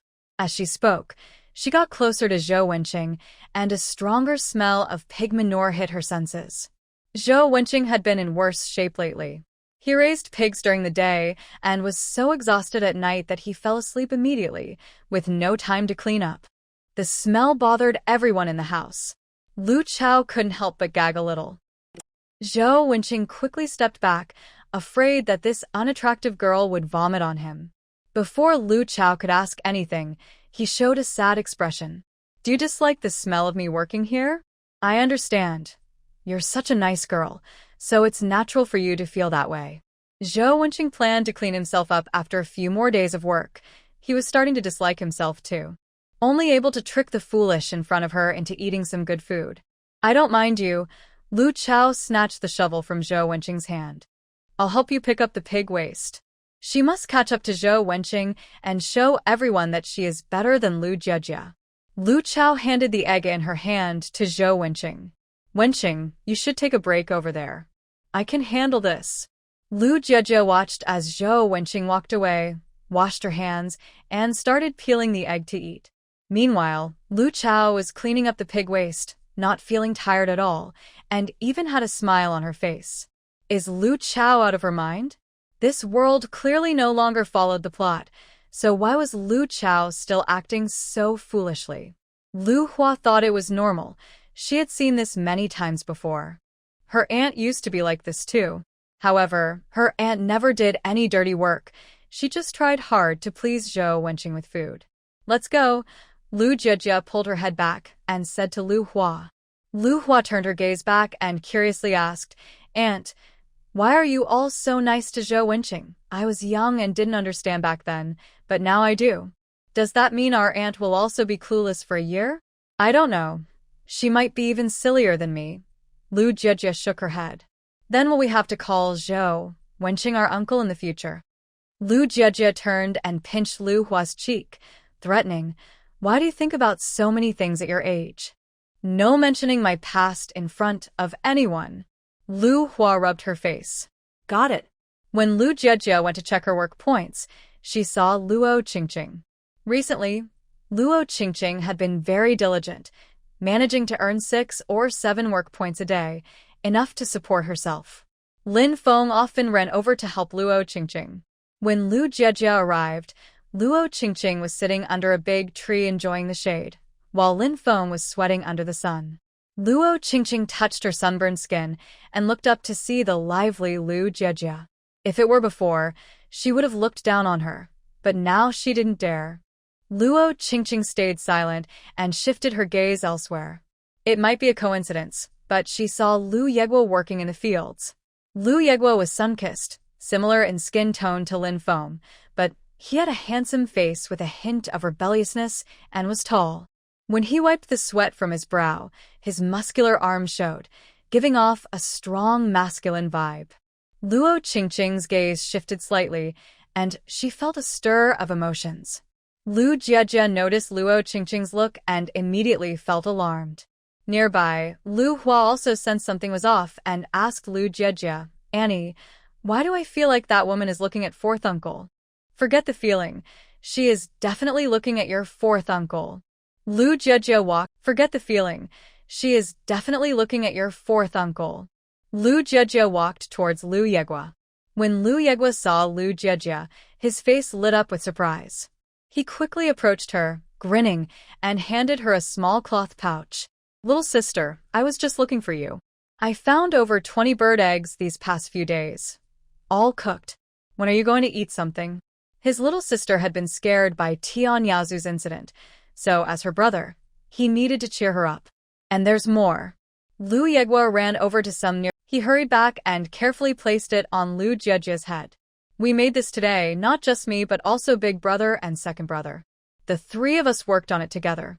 The three of them had thought for a long time about what to give her to make her happy and finally decided on a flower crown. However, making something so delicate took time. It took them 2 days to create something presentable. Lu Jiejie didn't expect to receive such a gift. It felt magical, like something from a TV show. She slowly reached out to touch it. It was made of recently bloomed wildflowers in various colors.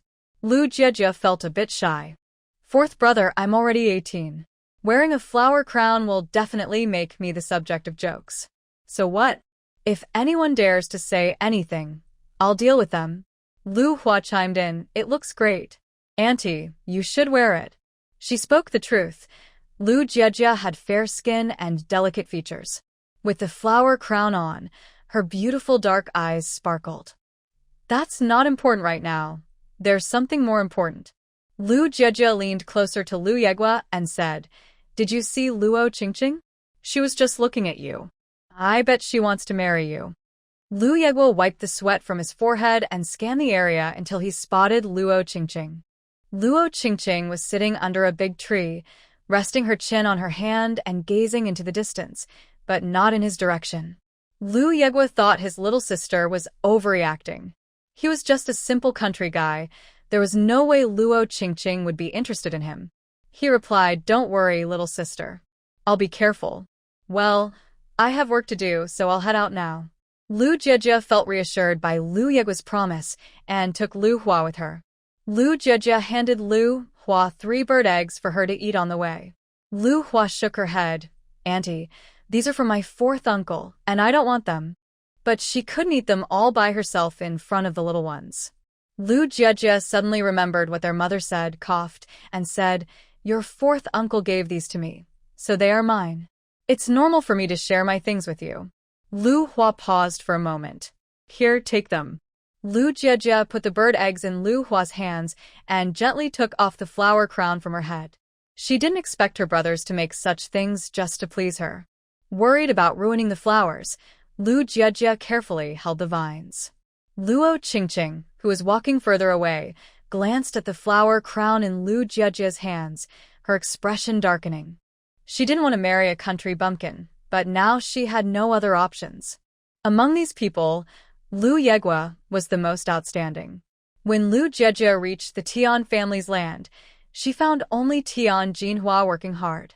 She didn't even look at the path ahead, bending down to cut wheat with all her strength. Dafei was sitting a few meters away, supervising Tian Jinhua. Dafei was really annoyed. He didn't need to work in the fields at all, but since his uncle had an accident, all the adults went to town. His grandmother was worried he might get into trouble, so she made him follow his aunt and help supervise her work. It's so hot, Tian Jinhua panted, wiping her sweat. She said to Dafei, Dafei, get me some water to drink. Auntie, why do you want more water again? Didn't you just drink some? Grandma said that our home is not doing well right now. You need to work hard to help the family, or else no one will have enough to eat. If Dafei doesn't eat enough, he won't grow big, and then how will he protect his aunt? Dafei held the jar tightly, looking at Tian Jinhua with dissatisfaction. There wasn't much water left, and he still needed to drink. Besides, his aunt was out in the field cutting wheat. She couldn't be lazy or take a break. Dafei impatiently said, Aunt, hurry up and work. If not, I will tell Grandma you are being lazy. Also, Grandma has told me before that you are really good at farming. You take care of me now, and when you are old, I will take care of you.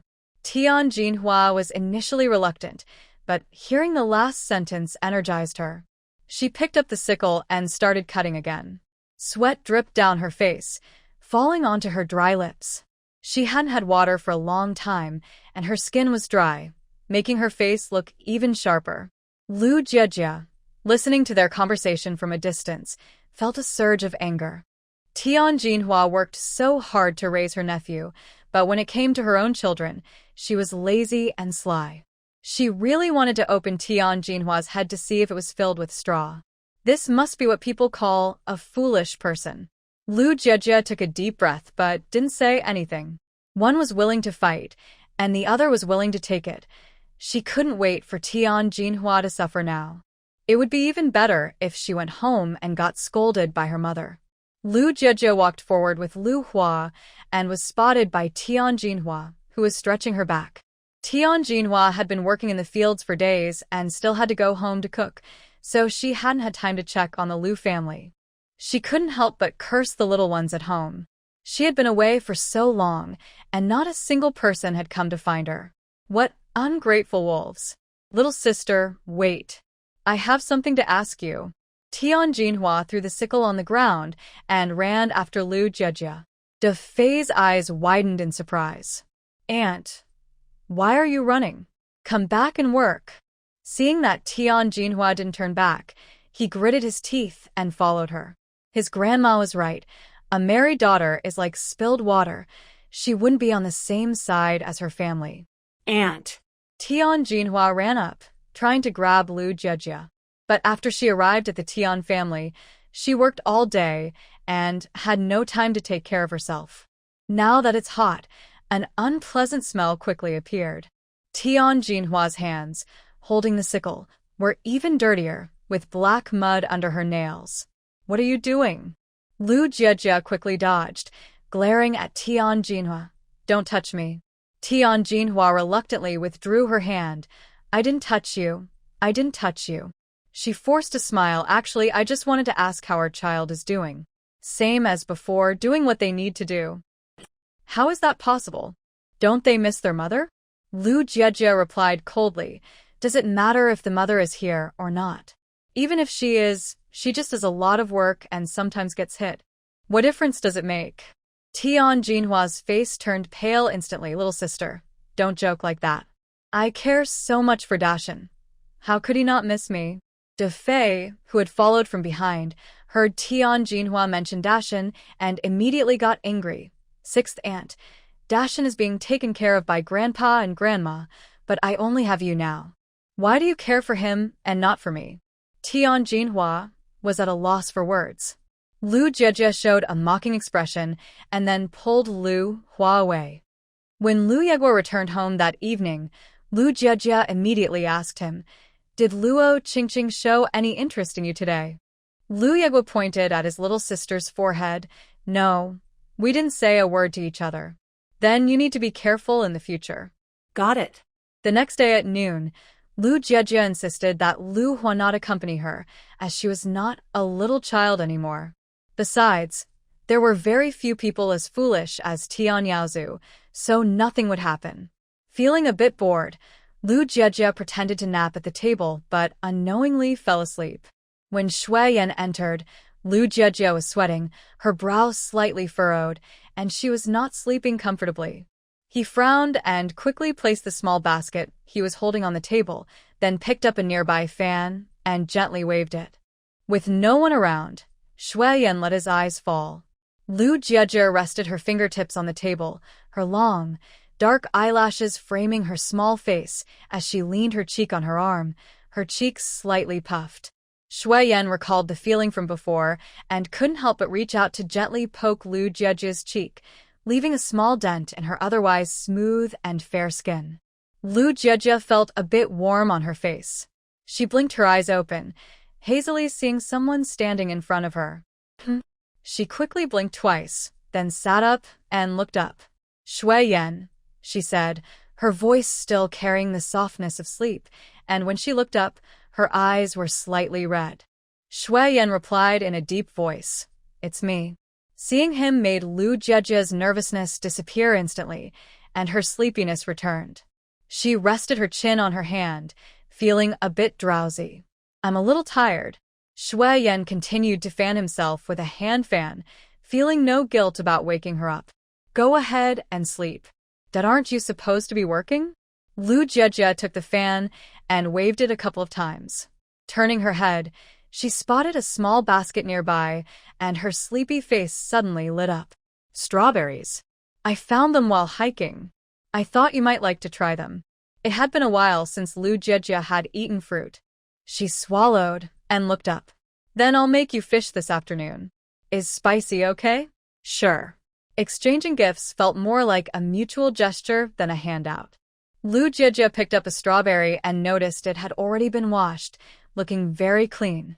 She glanced at Shu Yan, who seemed to have come from a field, his clothes a bit dirty and covered in bits of straw. Suddenly, Lu Jieje's heart raced. Could it be that Shu Yan has feelings for her? Otherwise, why would he be so thoughtful? Not sure if this thought was too sudden, Lu Jieje's mind buzzed as she took a bite of the strawberry. With a bit more pressure, the bottom of the strawberry squished slightly, and pink juice dripped down her delicate fingers. Shu Yan's expression darkened slightly, and he swallowed hard. Afraid that his feelings might show and startle Lu Jieje, he looked away and casually changed the subject. Shuiyang is very grateful for your help in delivering water, and our family also enjoys rabbit meat and fish. These strawberries are a special thank you for you. Oh. Lu Jieje felt very embarrassed. It turned out that Shu Yan sent these strawberries because he felt guilty for taking too much from her, just a simple return gift. Indeed, one should not be too confident. Luckily, she didn't ask, or she would have wanted to hide. While Lu Jieje understood this, she also felt a bit gloomy and remained silent. Seeing Lu Jieje looking down and not speaking, Shu Yan thought she was sleepy again and said softly, "Then I'll leave now." Lu Jieje mechanically nodded. Shu Yan pressed his lips into a straight line, hesitated for a moment, turned to leave, and was suddenly called back by someone at the door. Shu Yan turned back abruptly, his usually dark eyes showing something new. Shu Yan. Lu Jieje called his name, her voice unintentionally carrying a hint of fierceness. "What flavor of fish do you like? Spicy is fine." "Then you must have a favorite flavor, like stronger or lighter." "Stronger." "Stronger, huh?" Lu Jieje raised her eyebrows and smiled sweetly. "Got it. After you finish work this afternoon, don't forget to come pick up the fish." Shu Yan replied seriously, "I understand." Once he left, Lu Jieje roughly stuffed a strawberry into her mouth. She didn't know why, but she felt annoyed, surely because Shu Yan had woken her up. Really, she could have just put down the strawberries instead of waking her up. Lu Jieje was frustrated. She had originally planned to take some home for her family to try, but in less than an hour, she had eaten them all herself. She stuffed them in, never settling for just one if she could fit two. When it was almost dark outside, Lu Jieje went home to cook, making 3 fish, all prepared as boiled fish, none with a strong flavor. The children at home smelled the fish and couldn't stop swallowing. Since they never got much each time, it always made them crave more for next time. Tian cautiously approached Lu Jieje and asked, "Auntie, when will my mom come back?" After Lu Jieje returned to this era, she always maintained a good temper in front of the children. Dajan felt he couldn't ask anyone else and only dared to bring it up in front of Lu Jieje. He instinctively thought his aunt would help him. "How should I know when your mother will come back?" "You shouldn't ask me. You should ask her," Lu Jieje said, her expression turning cold. She asked, "Dajan, how old are you this year?"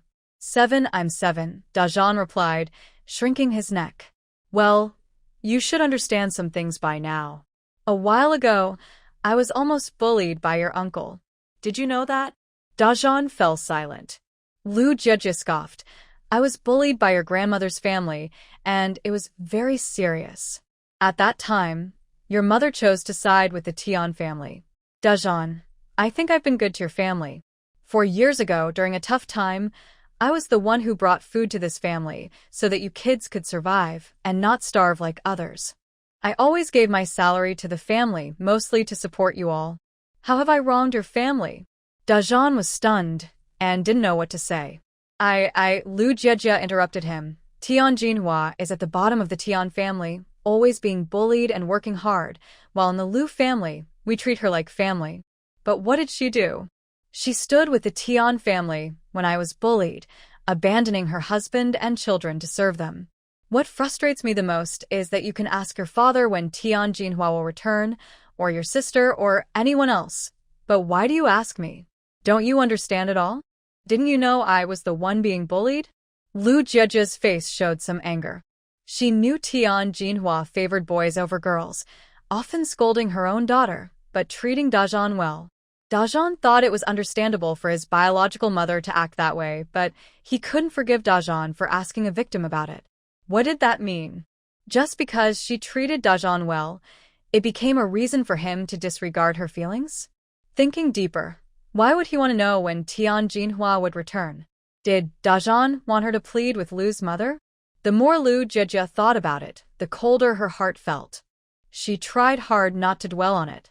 Dashan is just a 7-year-old child. She doesn't want to think too much about him. The yard became quiet. The older girls went up the mountain to gather piggrass, leaving only the younger children at home. Lu Jejia looked down as she tended the stove when a small yellow flower suddenly appeared in front of her. She looked up. Lu Yuan cautiously reached out his hand and said, "Auntie, don't be sad. I picked this flower for you. It's the prettiest one." Shirtu quickly ran over, saying, "Auntie, please don't be upset. I saved some candy for you." The candy he offered was precious, having been saved for a long time, and the wrapper had turned yellow. "I have some too, for Auntie," 3-year-old Jutu said as he ran over, panting. Lu Jejia couldn't help but smile. She ruffled the children's hair and said, "Auntie will feel better now that you've given me these things." At that moment, Dashan sniffled, wiped his tears with the back of his hand, and said softly, "Auntie, I'm sorry. I didn't think about it that much." Lu Jejia didn't know how to respond to Dashan right away. She couldn't smile at him, so she turned to the other kids and said, "We made a lot of fish today. Go get some bowls, and I'll secretly give you some fish soup." When the Tian family returned from town, it was almost dark. Mother Tian's eyes were red from crying, and Tian Guangzong impatiently supported her, saying, "Mom, stop crying. There's nothing we can do about what happened to the little brother. The most important thing now is how we will survive. You and Dad haven't worked in the fields for 2 days. What will we eat?" The daughter-in-law of the Tian family turned her neck and said, "Yes, Mom. Even if you don't care about us, you should care about your eldest grandson. If he doesn't get enough to eat, he won't grow properly, and how'll he take care of you? What's the rush? I still have 6 daughters. Can they just watch me starve and let their own nephew starve too?" Mother Tian wiped her tears. "That's true, but since the 2nd and 5th ones got married, they haven't come back. Now the eldest sister's leg has been hurt by her in-laws, and the other sisters are tightly watched by their families, so we probably won't get any food from them." The Tian daughters secretly took food from their in-laws to help their family, which caused quite a stir at the time, and people from several nearby villages heard about it. At that time, it was life-saving food, saying that 1 mouthful of grain meant 1 life is not an exaggeration. Since then, the men who marry daughters from the Tian family have all kept a close eye on their wives. If they dared to go back to their parents' home, they would get a beating first. Tian's mother, feeling heartbroken, patted her thigh hard and said, "What a sin this is. I raised those useless things for nothing." Tian's father frowned and said, "I told you long ago that girls are no good. If they really cared about their family, how could their husbands control them?"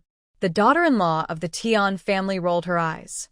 The Tian family demands a high bride price when marrying off their daughters, almost like selling them openly. After marrying them off, they still expect good things to happen, thinking everyone else is foolish. Hearing Tian's mother cry, she didn't bother to speak. As long as she didn't have to work in the fields, she didn't care about anything else. "Mom, Guangzong and I are hungry. You can't just think about your youngest son. You need to think about us too. Hurry and cook." The daughter-in-law of the Tian family poured water to wash her face. Tian's mother felt unhappy and opened her mouth but didn't say anything. The eldest daughter-in-law had given her a big grandson as soon as she entered the door, while she had 6 daughters and only 2 sons. Thinking of her precious grandson, Dafei rushed in from outside. "Grandma." When Dafei saw Tian's mother, his eyes sparkled as he jumped into her arms. Tian's mother felt instantly comforted. In the next moment, Dafei started searching around her, but when he couldn't find anything, his smile vanished. "Grandma, didn't you buy me any treats from town this time?" He stared with wide eyes, sounding accusatory. Tian's mother felt guilty. "No, I didn't buy anything. Grandma went to see your uncle today and didn't have time to get you anything. What? Dafei sat down on the ground and rolled around. I want to eat meat. I want to eat meat. Tian Jinhua, feeling tired, rubbed her waist and, seeing Dafei making a fuss, quickly said, Mom, I'll go cook now. Tian's mother, not wanting to hit her precious grandson, saw Tian Jinhua and grabbed a nearby willow branch. You little girl, you still haven't cooked. What's the use of raising you this long? I'll teach you a lesson.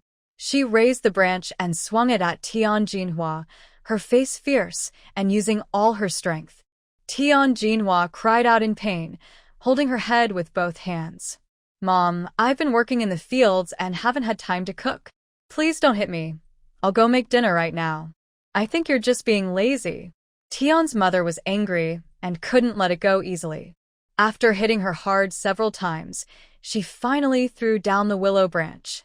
Having been hit by Lu's mother before, Tian Jinhua realized that her own mother hit much harder. The places where she was struck were too painful to touch. Any contact sent sharp pain through her. Go make dinner quickly. Tian's mother kicked her.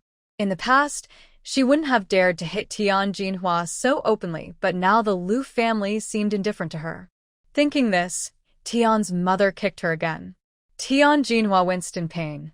All right, the sixth daughter has been busy these past few days. If dinner is late, then it's late. At that moment, Tian's father spoke up to stop his wife from hitting her further. Tian's mother huffed and raised her hand. Go make dinner now.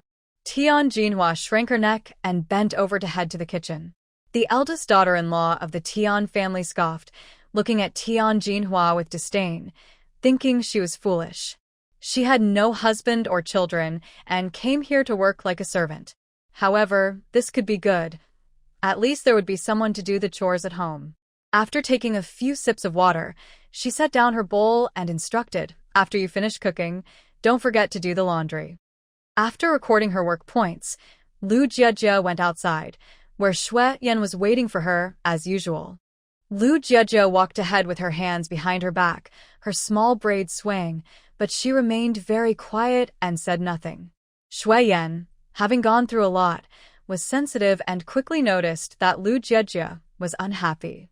Shu Yan glanced at Lu Gangwa beside him. That day, Tian Jinhua left with the Tian family, not wanting her husband or children. Perhaps it was because of these children that Lu Jiejie was feeling down.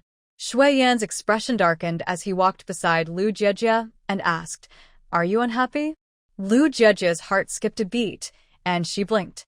No, I'm not unhappy. Is she unhappy? No, right? I can feel it. Shu Yan glanced at Lu Jiejie's swaying braid. What happened? Lu Jiejie rolled her eyes, feeling a bit guilty. She didn't even know what was wrong. She just felt awkward and didn't want to talk to Shu Yan. But it seemed unreasonable, especially since she had been the one guessing whether Shu Yan liked her, only to be proven wrong, and now she was sulking. No, I'm not angry.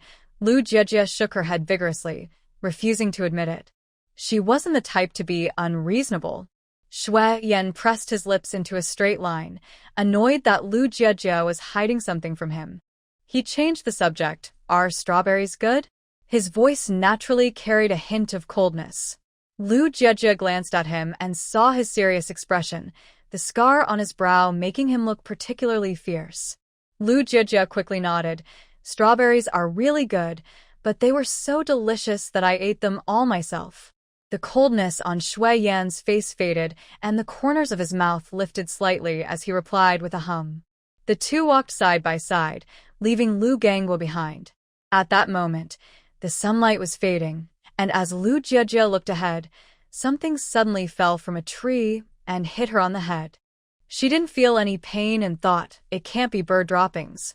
She reached up to touch it and suddenly felt a small, slippery, moving thing with antennae. Lu Jiejie's eyes widened in shock. She didn't know what was on her head, but she knew it was alive and moving. Maybe it was a big bug. Lu Jiejie quickly grabbed Shu Yan's arm, leaning closer to him, her voice trembling. Something fell on my head. Please help me get it off, get it off. Shu Yan didn't expect Lu Jiejie to suddenly come so close to him. They were very close, and a faint scent enveloped him. His irritation flared up instantly as he felt her waist moving. His throat tightened, and even the air he breathed felt heated. It moved. Lu Jiejie felt something shifting on her head. She reached up with her other hand to swat it away, but she missed several times. Lu Jiejie was close to tears, her pretty little face filled with fear. She pouted, as if she might cry any moment. Shu Yan didn't expect Lu Jiejie to be so scared. He quickly reached out to grab the bug. Lu Jiejie clung tightly to Shu Yan's shirt. "Don't be afraid, I got it," Shu Yan said, holding the green bug in front of Lu Jiejie. Lu Jiejie instantly jumped back a meter from Shu Yan. The feeling on her head was gone, and Shu Yan was left speechless. Lu Jiejie was anxious. "It's not a caterpillar, is it? Throw it away." "It's not. This is a tree bug, and you can eat it." Lu Jiejie looked at the green bug, about the size of his finger, wishing she could stomp on it. How could Shu Yan want to eat it? Lu Jiejie forced a smile. "You can eat it yourself. It must be full of protein." Shu Yan tilted his head slightly. "What protein?" Seeing Shu Yan walk toward her, Lu Jiejie quickly raised her hand. "I don't like bugs. Keep it away from me." Just seeing it made her skin crawl, and she quickly pulled away from Shu Yan and tried to leave. Shu Yan glanced at the retreating Lu Jiejie and then at the bug in his hand. He tossed it away and walked toward Lu Jiejie. Everything happened so quickly. Lu Ganghua, who was a bit slow-witted, noticed their quickened pace and hurried to catch up. Once home, Lu Jiejie felt her scalp itching. That big green bug had just been on her head. She hadn't even bled, but why did creepy animals always seem to come her way? Last time it was a snake, and now it was a bug, both dropping right in front of her. Lu Jiejie rushed into the house, and her mother was startled by the worried look on her face. "What happened? Did someone bully you again?" Her mother waved a spatula in the air. "No," Lu Jiejie said, grabbing the prepared boiled fish and heading outside to give it to Shu Yan. Shu Yan looked at the light fish in the bowl, and something clicked in his mind. He said, "It's not spicy." "Oh, I thought about it," Lu Jiejie said, looking away. "It's so hot now, eating spicy food can be bad for your health, so I made boiled fish." Lu Jiejie always looked around when she lied, and Shu Yan had noticed this long ago. He suddenly thought of a possibility and asked seriously, "Are you angry with me today?" Lu Jiejie's big eyes darted around faster, mixed with panic and guilt. "What are you talking about? When have I been angry with you? Why would I be angry? I have no reason to be angry." "Shu Yan." Lu Jiejie shook her head, trying to emphasize, "I'm not angry. I really am not angry." Shu Yan's lips tightened, feeling a bit awkward. "Lu Jiejie, if I did something wrong, you can tell me. Otherwise, I might not guess it." He was usually good at reading others' thoughts, but now he couldn't figure out why Lu Jiejie was upset. Shu Yan's inquiry was sincere. Lu Jiejie wished she could disappear. She was being unreasonable the whole time. Thinking about this, Lu Jiejie suddenly realized her reaction today was too extreme. Could it be that she liked Shu Yan? The thought startled Lu Jiejie, and she widened her eyes. "It's so late, you should hurry and go." The sky had completely darkened, and the summer moonlight was bright. The young girl opened her eyes wide, her neck stiff, and her expression was trying hard to show she was fierce. Shu Yan was confused about why Lu Jiejie suddenly got angry. He wanted to ask but didn't know what to say. "You." "I'm leaving." Seeing Shu Yan not moving, Lu Jiejie couldn't keep her serious face anymore. Her fluffy braids swayed in front of her as she turned and went inside. Lu Jiejie returned to the kitchen and took a few big sips of cold water. "What's going on?" Lu's mother took the bowl from Lu Jiejie's hands. "You said not to let the family drink cold water, so why are you drinking it yourself?" "Nothing." Lu Jiejie coughed lightly, her gaze wandering, standing straight. "I've just been feeling a bit off lately." "Really?" Lu's mother seemed skeptical. "If someone is bothering you, tell me, and I'll take care of it." Lu Jiejie lifted her chin. "Who would dare to bully me?" If someone did, I could handle it myself. Silly girl. Why would you handle it alone? You're so small. Just look at your brothers. They're big and strong. What are they for if not to protect their sister? Lu's mother patiently explained. If your brothers won't stand up for you, what good are they? Raising those silly sons was just to support her daughter, after all. Lu Jiejie quickly thought of Shu Yan and shook her head. Never mind, her brothers might not be able to handle him anyway. Soon, the Lu family gathered for dinner. Since Tian Jinhua left, Lu Yi had been taken care of by Lu Ganghua. At first, he didn't know how to feed him, but with Lu Hao's help, he slowly learned how to take care of his daughter. Lu Jiejie ate absent-mindedly. Now, every meal had meat, and everyone in the Lu family looked forward to mealtime. The children focused on their food, not looking up, except for Lu's mother, who glanced at Lu Jiejie several times. After dinner, Lu Jiejie brought the water she had dried in the sun into the house. She washed her hair first, and as soon as she touched her head, she thought of that big green bug, which made her hurry through her washing. After showering and changing clothes, she comfortably lay on her bed. Usually, she would feel sleepy at this time, but today it felt especially hot, making her restless and unable to sleep. Lu Jiejie sat up and fanned herself, feeling uncomfortable, then crossed her legs and rested her chin on her hand. Did she like Shu Yan? Could that be possible? Reflecting on recent events, she realized she had become quite dependent on Shu Yan and felt a bit happy when she saw him. This must be what liking someone feels like. She had never been in a relationship before. She had arrived in the modern world at the age of 7, after her body had drowned. She lived there until she was 13. After 13, she returned to the 1970s, while her body in the modern world became a vegetable, lying in a hospital for 3 years. Because of her repeated accidents, her modern parents never allowed her to date early, fearing she would encounter more trouble. She has lived for over 10 years without ever being in love and doesn't even know what it feels like to like someone. I can't possibly like Shu Yan. Lu Jiejie shook her head. Shu Yan had already said he disliked her and showed no interest. If she liked Shu Yan, wouldn't that just be unrequited love? Secret crush? Lu Jiejie lay back on her bed. Having a secret crush is too painful. Most of the time, it doesn't end well. She doesn't want to suffer by liking someone who doesn't like her back. She must put an end to these feelings. In the next room, Lu's mother tossed and turned, unable to sleep. Suddenly, she jumped out of bed and tapped Lu's father. Wake up. What is it? Lu's father opened his eyes sleepily. What do you think? Can't you see our daughter is distracted today? Lu's father immediately woke up, propping himself up with his elbow. What? Is Jiejie feeling unwell? I think she must be having issues with that Shu Yan. Today, she seems lost and dazed. Lu's father sighed in relief, understanding his wife's concern. Are you worried that our daughter likes Shu Yan? He knew his wife was uncomfortable, and he felt the same way. Lu's father said seriously, Did you not agree to them being together? When did I ever agree? Lu's mother glared. I just didn't oppose Shu Yan pursuing Jiejie, but I never said I would let her marry him.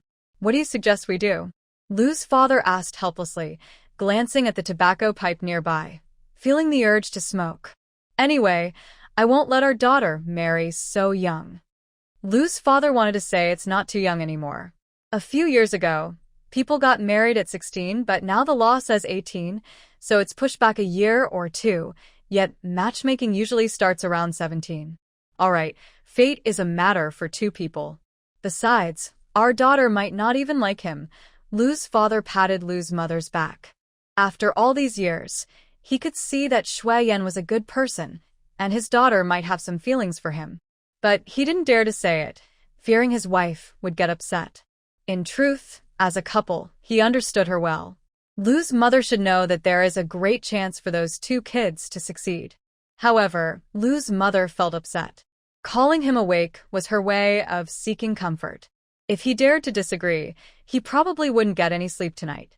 Lu's father decided to go along with Lu's mother. I think Jiejie hasn't realized anything yet. She probably isn't interested in Shu Yan. Even if they get married, it will have to wait until she's 18 or 20, right? When Lu's mother heard 20, she felt much more relaxed. She lay straight on the bed and stared at the ceiling for a while. Just sleep, just sleep. Lu's father. Just as Lu's father was about to lie down, Lu's mother sat up again.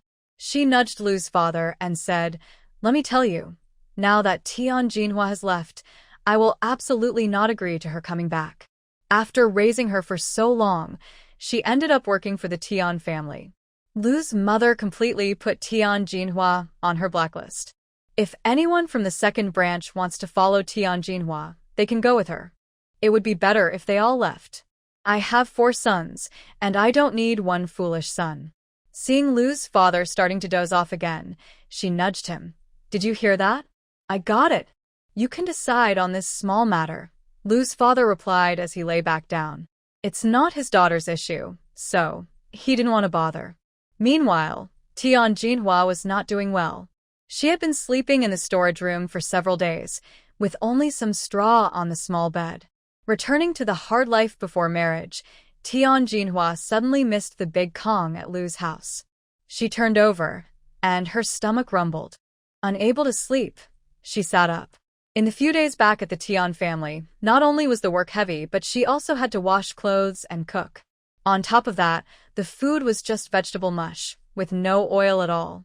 She couldn't even have a steamed bun. If she were at Lu's house, she could have a bowl of millet porridge and a few steamed buns every day. Tian Jinhua lay back down on the straw bed, feeling sad. She missed Lu Ganghua and also missed her son. Lu Ganghua would get a divorce. Tian Jinhua couldn't change her serious preference for sons over daughters. Shu Yan returned home holding a basin of fish, his face dark and frightening. He felt like a heavy stone was pressing on his heart, filled with anxiety. He wanted to be straightforward with Lu Jiajia, but right now he had nothing, not even a place to offer her. Shu Yan felt that he wasn't yet qualified to tell Lu Jiajia that he liked her. How could he bear to let someone as cherished as Lu Jiajia suffer? Big brother. As soon as Shu Yang saw Shu Yan return, he rushed over. Big brother said there would be spicy fish for dinner tonight. "I'll take it." Shu Yang excitedly grabbed the small bowl from Shu Yan's hands, but when he got closer to the lamp, he asked in confusion, "Big brother, this isn't spicy fish, is it?" The men in the Shu family loved spicy food, especially Shu Yang, who had cried from eating spicy rabbit heads last time. The main reason was that their father rarely cooked, so when they suddenly had something flavorful and spicy, all 4 sons grew to love that taste. Shu Yan's face turned dark, and he spoke in a heavy tone. "It's just boiled fish." She was angry, so she purposely made boiled fish. Seeing Shu Yan's bad mood, Shu Yang hesitated to ask further and just focused on eating. The boiled fish was also delicious, with a fresh taste, and Shu Yang ended up having 2 extra bowls of rice. After dinner, Shu Yan picked up a basket and prepared to head out. Shu Qian called out to him, "Big brother, you're going up the mountain again." Shu Yan often went to the mountain, usually for hunting, but yesterday he picked strawberries. Most of the fruits on the mountain were picked clean, only those in remote areas remained. Shu Yan nodded and then turned to leave, his figure slowly disappearing into the night. Shu Qian shook his head, thinking that finding a beautiful wife was really hard. When he grows up, he also wants to marry a beautiful wife. When Shu Yan returned from the mountain and passed by the Tian family's door, he heard shouting from inside. "Darn it, I tripped." Tian Guangzong had gotten up in the middle of the night to go to the bathroom and accidentally tripped over a stick left in the yard. He kicked the stick far away in frustration. After cursing for a moment, just as he was about to head to the bathroom, someone knocked him out from behind. Shu Yan carried Tian Guangzong out through the front door. Tian Jinhua was Tian Guangzong's sister, and Tian Yaozu was his younger brother. One made Lu Jiejie angry, and the other almost bullied her. Perhaps it's because of Tian Jinhua and Tian Yaozu that Lu Jiejie is in a bad mood and upset with him. The Tian family should have been dealt with long ago, especially Tian Guangzong, who has secretly watched Lu Jiejie several times. Shu Yan casually grabbed the cloth bag by the door, placed it over Tian Guangzong's head, dragged him outside, and gave him a good beating. After the fight, Shu Yan calmly picked up the basket under the tree and went home. When Lu Jiejie got up in the morning, she saw her mother happily clapping her thighs. Wow! Today the eldest son of the Tian family got beaten up, looking all bruised and scared to go outside. Beaten up? Lu Jiejie leaned in excitedly. Tian Guangzhong? Yes, it's him. He's the only son left in the Tian family, so who else could it be? Lu's mother was overjoyed. With the way the Tian family behaves, I wonder who they offended. They deserve this trouble. Lu's mother spat in disdain. Today, Lu's mother was so happy that the porridge was thicker than usual, and everyone got more fish. She didn't hide her dislike for the Tian family. Before eating, Lu's mother declared, "It's been a few days now. At first, I was worried the second branch wouldn't accept it, but today I'm saying this. Tian Jinhua should never think of returning to our Lu family. If anyone misses her, they can go live with her, but there's one condition. If you go live with Tian Jinhua, you become part of the Tian family, and from now on, you're no longer connected to us. We won't care how you are treated anymore." Lu Gangwa looked up. "I'll listen to you, Mom." The only time he resisted Lu's mother was when he married Tian Jinhua, and now the second branch is in turmoil.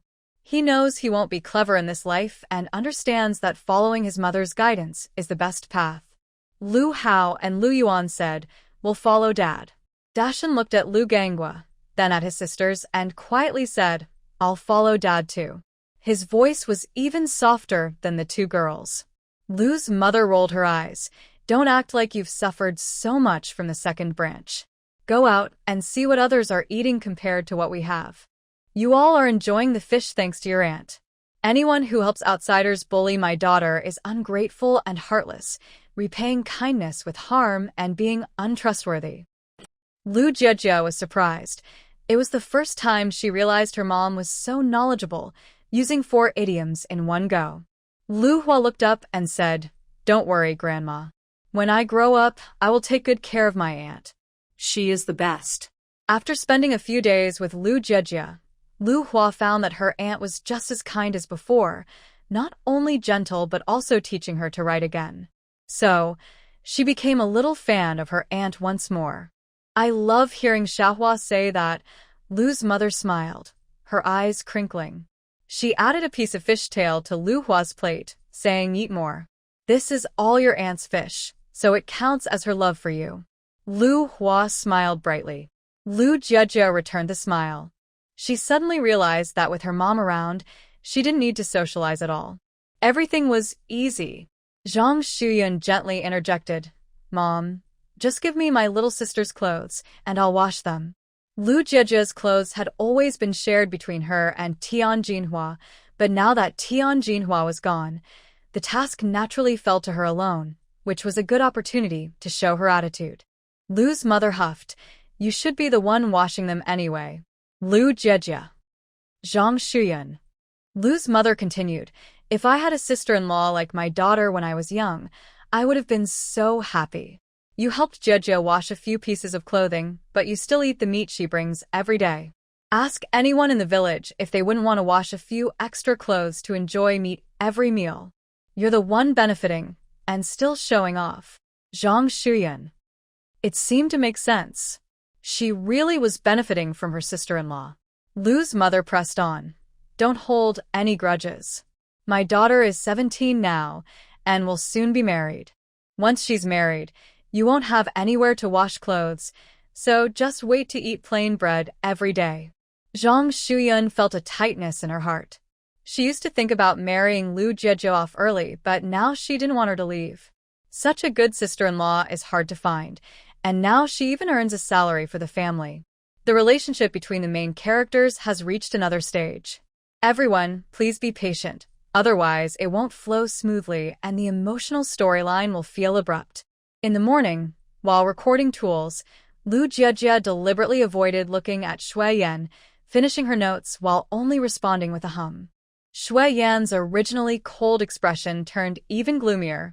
Zhao Shihui squeezed in front of Lu Jiejie, wearing a silly smile. "Jiejie, in a few days, the harvest will be over and I'll be heading back to town. Would you like to go shopping with me?"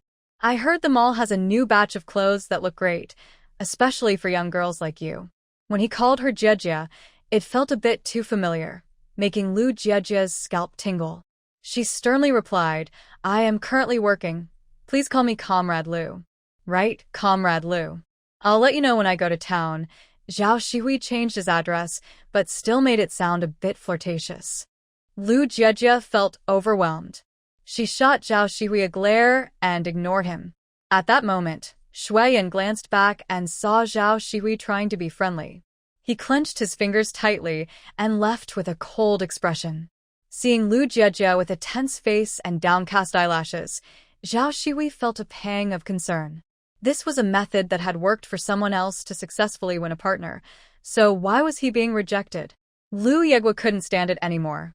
He grabbed Zhao Shihui by the collar and pulled him away. Luckily, they had come early and there weren't many people around. Otherwise, he would have punched him. He was being too forward, acting like he was teasing his little sister. He agreed to let him pursue his sister, but he never said this guy could tease her.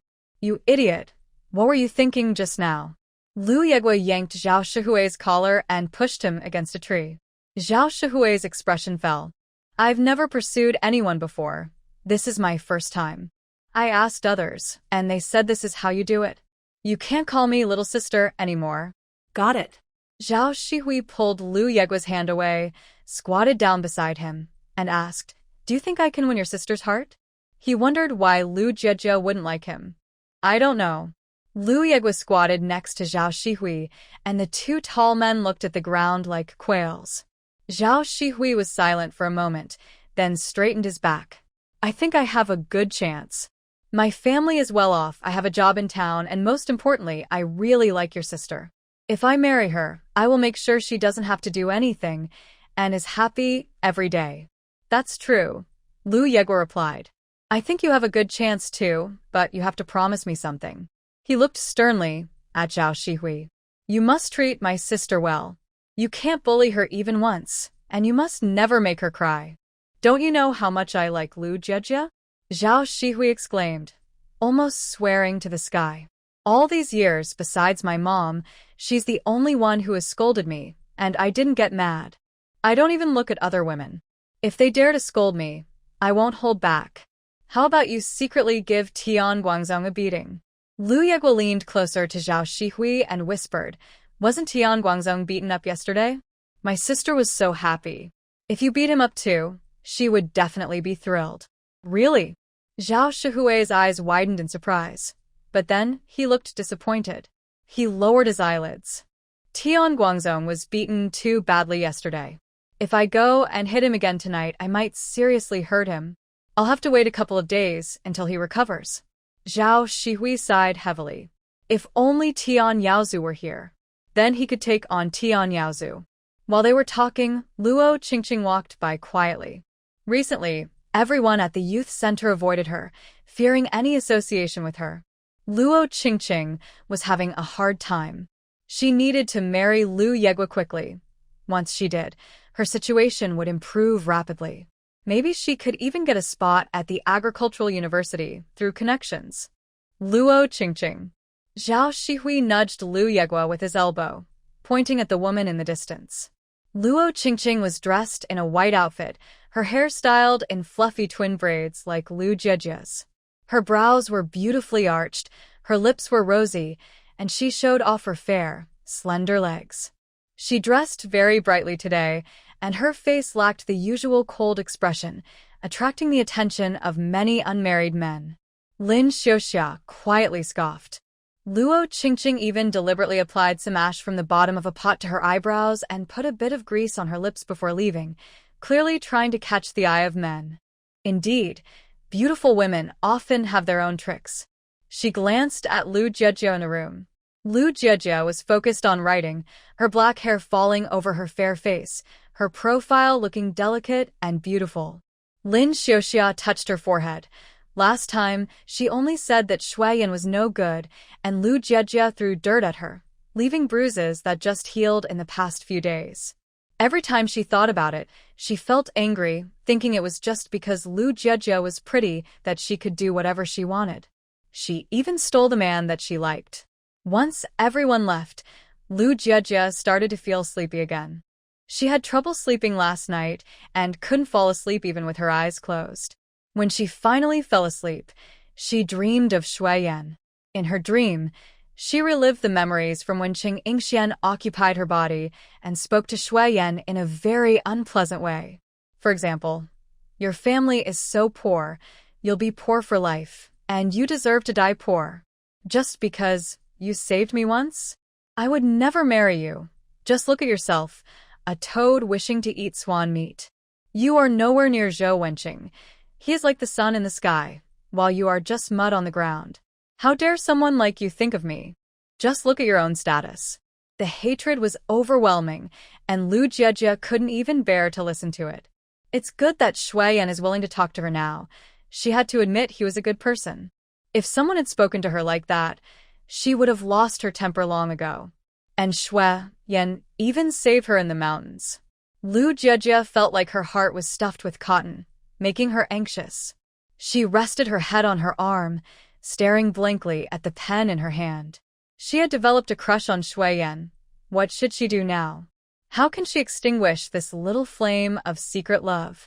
Lu Jiejie was bored, spinning the pen in her hand. The more she spun, the sleepier she became. Just as she closed her eyes, she heard footsteps nearby. She lazily turned her head, and in the next moment, her heart raced. Ever since she realized she had a crush on Shu Yan, she felt flustered and dry-mouthed every time she saw him.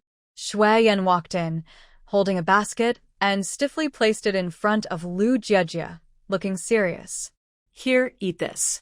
What is it? Lu Jiejie brushed her hair back and swallowed hard. Her heart was beating so fast, she hoped Shu Yan couldn't hear it.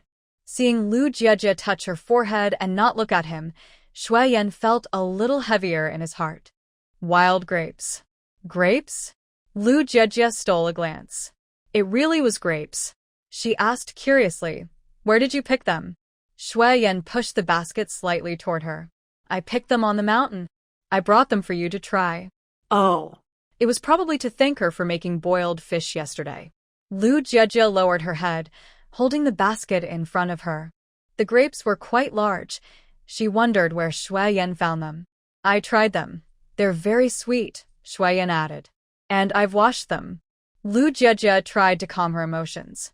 The first step to extinguishing her nervousness was to face Shu Yan normally. She forced a smile and then looked up to smile at Shu Yan. Usually, she just observed him, but now that she looked closely, Shu Yan was really good-looking. His narrow eyes had a hint of mischief, his nose was high, and his lips were thin but looked nice when pressed together. He had broad shoulders and a slim waist. She remembered he even had abs, especially his long legs. Wait, what was she thinking? Was she really so concerned about her lifesaver?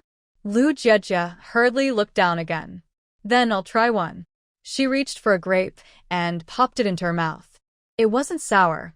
It was a bit sweet, not as good as the grapes she had in modern times, but it was quite nice for this era. "Is it tasty?"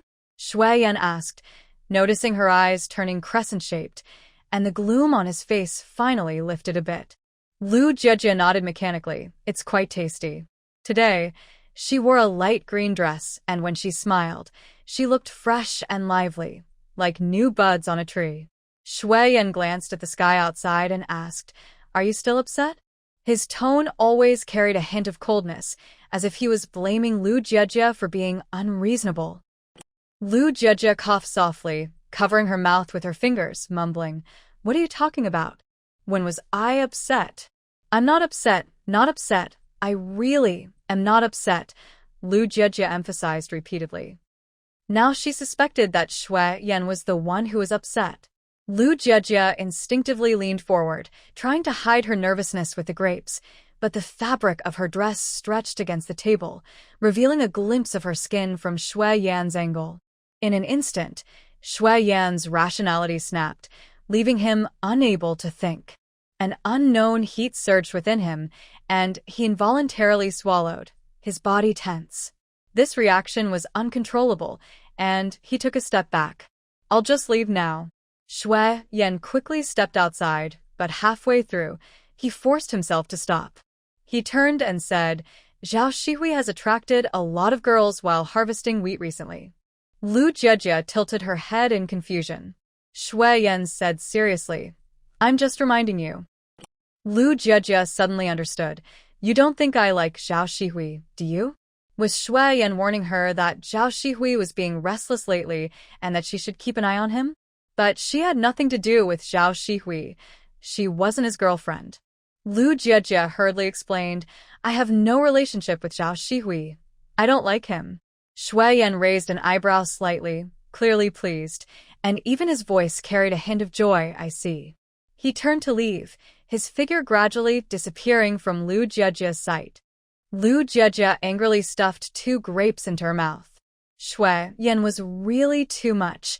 She had no connection with Zhao Shihui, so why did he feel the need to report on Zhao Shihui's situation? Lu Jiejie pouted and touched her racing heart, angrily saying, Jumping. What's there to jump about? Isn't he just a man? No ambition. Shu Yan walked out, touched his nose, and saw blood on his fingers. He wiped it clean with his palm. He couldn't scare her yet. Once they were married, he would have plenty of chances to make it up to himself. Lu Yegua and Zhao Shihui parted ways halfway. They didn't work in the same place. Lu Yegua went to cut wheat, while Zhao Shihui went to the square to thresh it. Once all the wheat was cut, the villagers would gather to thresh and dry it together. As Lu Yegua walked ahead, he suddenly heard someone call from behind. He turned and saw Luo Qingqing, who was wincing in pain while holding her foot. He glanced around and noticed others nearby, so he turned and walked away. After all, he wasn't the only one there. Someone else would surely help Luo Qingqing. But he was different. He only had one little sister. If he didn't listen to her, who would he listen to? What if his little sister found out he helped Luo Qingqing today and got mad at him when he got home? The thought made Lu Yegua walk even faster. Luo Qingqing was thinking about how to look more pitiful. She furrowed her brow, tears hanging on her lower lashes, biting her lips slightly. After preparing herself, she looked up and saw Lu Yegua was already several meters away, and the distance was only increasing. Luo Qingqing. At that moment, Wang Weiguo approached, looking at Luo Qingqing with concern. Last time he helped her, his mother scolded him, and after several incidents, he realized that Luo Qingqing's behavior might not be the best. But she was so pretty. Wang Weiguo dreamed of marrying someone as beautiful as Luo Qingqing. Of course, he had thought about marrying Lu Jiejie too, but after being beaten by Zhao Shihui, he dared not think about it anymore. Wang Weiguo said eagerly, Luo, are you okay? Did you twist your ankle? Let me help you. I'm fine. Luo Qingqing quickly stood up and stepped away from Wang Weiguo. With Lin Feng helping her with the farm work, she didn't need another person to step in. Moreover, Wang's wife is very fierce. Last time, she yelled at her like a shrew, and now she doesn't want to have anything to do with Wang Weiguo. Luo Qingqing hurriedly ran after Lu Yiguoguo, holding a sickle. She had dressed up for a long time today, especially since there were no other people around Lu Yiguoguo. She absolutely couldn't miss this great opportunity. Luo Qingqing called out to Lu Yiguoguo, Comrade Lu, wait for me. Lu Yiguoguo turned around and saw Luo Qingqing, frowning. Luo Jiqing, what do you want? I have something to discuss. Luo Qingqing walked with her head down, feeling a bit downcast, and only raised her head when she reached Lu Yiguoguo's side.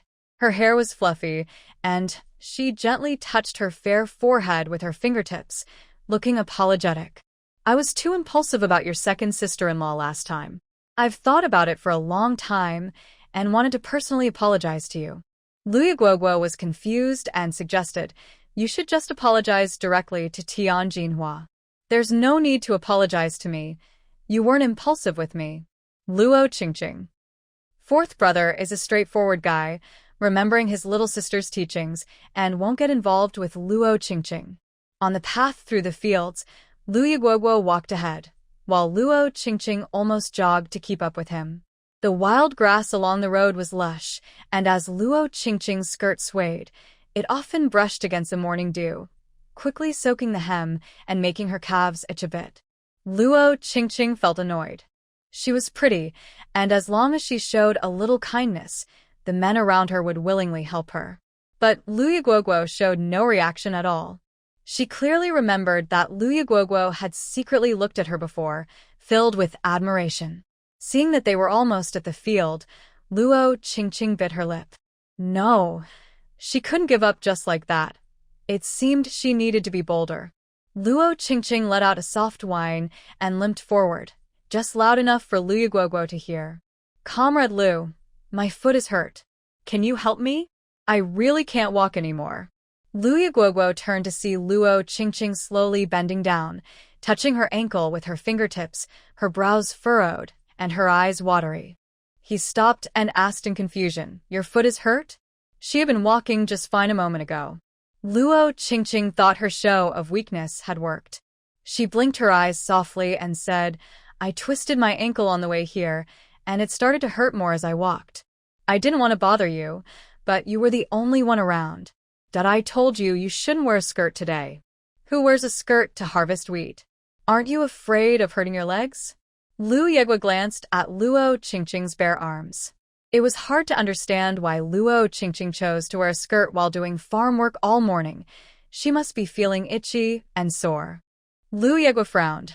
And you're wearing a white dress. It's definitely going to get dirty. Luo Qingqing replied, I saw other girls in the village wearing skirts, so I didn't think much of it. You're not talking about my little sister, are you? Luo Qingqing remained silent, looking a bit embarrassed. Lu Yegua sighed. Can you compare yourself to my sister? You're out here working and she doesn't do farm work. Plus, when she checks her work hours, she often wears shirts and pants. Lu Yegua looked at her as if to say, Are you serious? Which made Luo Qingqing feel uneasy. She lowered her head, and tears began to fall, creating a pitiful sight. She did look quite beautiful while crying, and Lu Yegua felt hesitant to scold her further. He said, Then I'll go get Lin Feng to help you. Luo Qingqing's eyes widened. What do you mean, get my partner? Lu Yegua sounded a bit annoyed. I mean Lin Feng. Aren't you two dating? We are not dating. Luo Qingqing nearly jumped up. She clutched her skirt tightly, her voice trembling. Who said we were dating? I just see Lin Feng as an older brother. He treats me well, but our relationship is just like siblings. Lu Yegua replied. Do you think I'm some kind of fool? Lu Yegua said, shaking his head. What do you mean, older brother? It sounds just like Zhou Wenqing. Two unrelated people with no special bond, and he helps you with farm work, and you say you only see him as a brother? That's clearly taking advantage of Lin Feng. He may be foolish, but do you think I'm also foolish? I only know that your behavior is bad, and I didn't expect you to have such a wicked heart. Lu Yegua couldn't stand the comments about being an older brother or a sister. It was shameless to take advantage of others and say such things. Lu Yegua suddenly took a few steps back, afraid of being used by Luo Qingqing. He frowned and said, Stay away from me. I don't want to be your brother. Isn't that disgusting? After saying this, Lu Yegua turned and left, even running a little at the end, worried that Luo Qingqing would catch up. Luo Qingqing stood there in shock, feeling humiliated. Lu Yegua called her disgusting, but she hadn't forced Lin Feng to work. He was willing to do it. She needed Lin Feng to help her, and he thought she was pretty. It was a fair exchange. How was that disgusting? Today, Luo Qingqing dressed particularly well. Lu Jijia was worried about Lu Yegua and went to check on him around noon. Everyone loves beauty, and what if her fourth brother couldn't resist temptation and did something irreversible? Even if he didn't marry, he would have to. So, Lu Jijia took a notebook and went out. Shuyan was resting under a big tree, with his legs crossed. When he saw Lu Jijia coming, he was startled and quickly ran into the fields. He had eaten so many good things that Lu Jijia had given him, and he used to scold her. It was so embarrassing. Shuyan squatted in the wheat field, afraid Lu Jijia would see him. He finally relaxed when she walked past.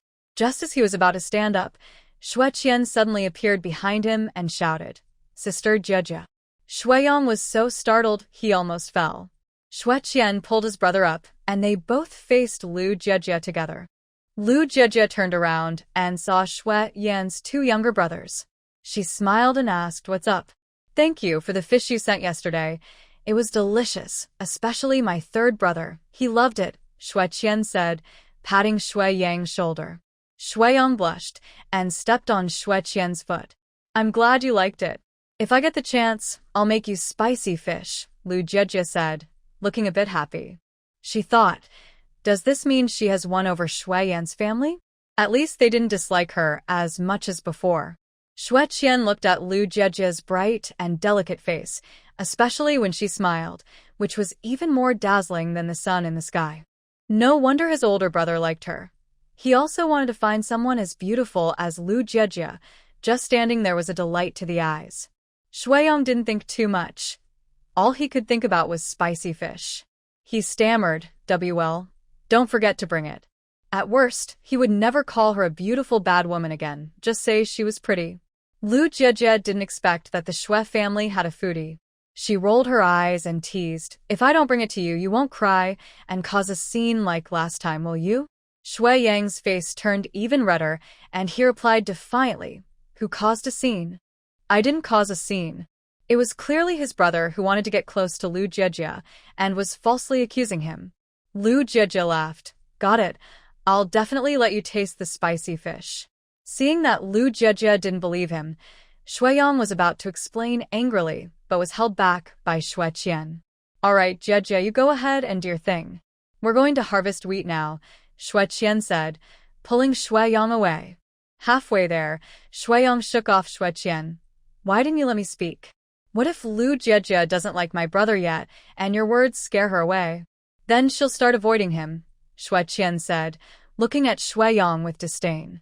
"My brother is like boiling a frog in warm water. Over time, feelings will naturally develop. But if you make things clear too soon, there won't be any chances to build a connection." The Shu family situation was too poor. Ordinary girls were unwilling to marry in, let alone someone as good as Lu Jie. Thinking about his brother's gloomy face yesterday, Shu Yang immediately fell silent.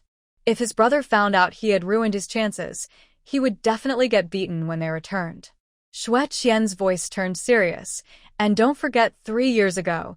If it weren't for Lu Jie, my brother might not have survived." Shu Yang recalled what happened 3 years ago, and his face turned pale. 3 years ago, everyone was out of food. To help the family survive, Shu Yan went into the deep mountains and ended up getting injured by a wolf. The small clinic in the village couldn't help them at all. The three of them struggled to reach the town, only to be pushed to the back of the line for treatment due to their circumstances. It was Lu Jie. She happened to be at the hospital to pick up medicine for her injuries. She presented her performing arts troupe ID to prove that Shu Yan had no issues. With her job as a guarantee, she was able to get special medication for treatment ahead of others. "Do you think my brother only cares about looks?" Shu Yan patted Shu Yang's head. "I sensed something was off with him back then, but he didn't dare to pursue it." At that time, Lu Jie was working in the performing arts troupe and was very beautiful. "I heard that a wealthy young man was pursuing her. Given the Shu family situation, my brother probably didn't even dare to express any affection. Because of their sensitive identities, Lu Jie was afraid that this matter would become a big deal and create negative consequences, so she never spoke about it. As a result, no one knew that she had helped my brother. My brother finally figured things out. What's wrong with you sacrificing a bit of your reputation? Do you want him to be single forever? With my brother's stubborn nature, if he couldn't marry Lu Jie, he might never get married at all." "I understand," Shu Yang said, scratching the back of his head. "I don't really dislike her. I just called her a bad woman a few times because she can be mean and says terrible things about my brother. Mind your own business. Just wait to call her sister-in-law in the future." Lu Jie went to see Luo Qingqing first. When she saw that only Lin Feng was cutting wheat in the field, she sighed in relief. Lin Feng saw Lu Jie but acted as if he didn't notice her, turning back to continue his work without acknowledging her. Lu Jie caught a glimpse of his dismissive glance. Lu Jie. This fool still looks down on her, not realizing he's being played. At that moment, Luo Qingqing was sitting under a nearby tree. When she saw Lu Jiejie, she approached and explained, "I wore a dress today and couldn't do any farm work. My hands and legs got all scratched up. I didn't mean to be lazy." Lu Jiejie looked down and noticed several red scratches on Luo Qingqing's calves, some even quite deep, and her arms were dotted with red marks from the wheat. Lu Jiejie nodded slightly. Wearing a dress while doing farm work is indeed not suitable. But why not quickly change into different clothes during the break? It's not that she was intentionally targeting Luo Qingqing, but Luo's white dress was clean, suggesting she probably hadn't worked in the fields for long. It must have been that fool Lin Feng who did all the work. Anyway, how she spends her break is not Lu Jiejie's concern, so she turned and walked away. Thinking of Lin Feng's earlier eye roll, Lu Jiejie rolled her eyes at him as well when he looked up, showing her disdain. Lin Feng. Lu Jiejie then went to find Lu Yegua and ran into Lu Hua, who was bringing water. She hurried over to drink a bowl. While drinking, she asked Lu Yegua, "Did Luo Qingqing look for you today? Dressed so nicely, she must be up to something." She twisted her ankle. "I followed your advice and ignored her, then left," Lu Yegua said, looking for praise. He added, "Little sister, you won't believe it, but she actually told me she only sees Lin Feng as a brother, just like Zhou Wenqing. Keep it up, and remember to stay away from her." Lu Jiejie patted her older brother's shoulder. "You definitely don't want to get involved with her, or you'll be in trouble." "Don't worry," Lu Yegua nodded. He didn't dare have any thoughts about Luo Qingqing anymore. She was too scary. She wouldn't want him to help her with work, would she? After advising Lu Yegua, Lu Jiejie followed Lu Hua home. Lu Hua asked her, "Annie, what kind of fish are we making today?" "Fish again?" Lu Jiejie felt a bit tired of it. It was nice to have it once, but having it every meal was a bit much. She wanted to eat rabbit meat. Lu Jiejie thought about discussing with her mother whether they could catch a few wild rabbits and chickens to change things up. On the way, Lu Jiejie felt a bit of stomach pain, but it was bearable, so she let Lu Hua go home to take care of the younger siblings while she went to find her mother to head home together. As she was nearing the main square, she saw Shu Yan squatting by the well drinking water. Near the square, there was a well, and those working in the fields usually brought a bowl to drink whenever they got thirsty. As Lu Mu got older, Lu Jiejie worried that drinking raw water would be bad for her health, so she had Lu Hao bring her warm water every day. She also asked Lu how to bring some for Shu Yan. Lu Jiejie initially wanted to walk straight over, but she approached Shu Yan first. She frowned and said, "Drinking raw water is not good." Shu Yan was dirty, with dust all over his hands. He had just washed his face with water from a bucket, and droplets were sliding down his face and into his clothes. Seeing Lu Jiejie come over, he quickly wiped his hands dry and said, "I just washed my face." She had just seen him drink it. Lu Jiejie wanted to remind him not to drink raw water anymore, but then she remembered she still had a crush on him. If it were before, it would have been concern for a lifesaver, but now it felt different. Lu Jiejie cleared her throat and looked away. "You should wash your face. I'll be going now." As soon as she finished speaking, she turned to walk past Shu Yan, but after going a bit further, she felt a little down. Feeling frustrated, Lu Jiejie quickened her pace, but soon she heard hurried footsteps behind her. Before she could turn around, someone wrapped an arm around her waist. By the time she realized what was happening, Shu Yan had already backed her against the wall. Lu Jiejie felt her face heat up. Just as she was about to speak, she heard footsteps nearby. She glanced outside and saw Zhao Shihui and a few men approaching the well to drink water. Lu Jiejie quickly looked back up at Shu Yan's chin. They were in a corner by the entrance of the square, and he was only a few centimeters away from her. She felt the warmth radiating from him, like a stove in winter, making her feel flustered. "What are you doing?" Lu Jiejie whispered. Shu Yan's ears turned red. He kept his arm outside her body to block her, his voice trembling slightly. "You're wet." Under the bright midday sun, a man and a woman stood in the corner.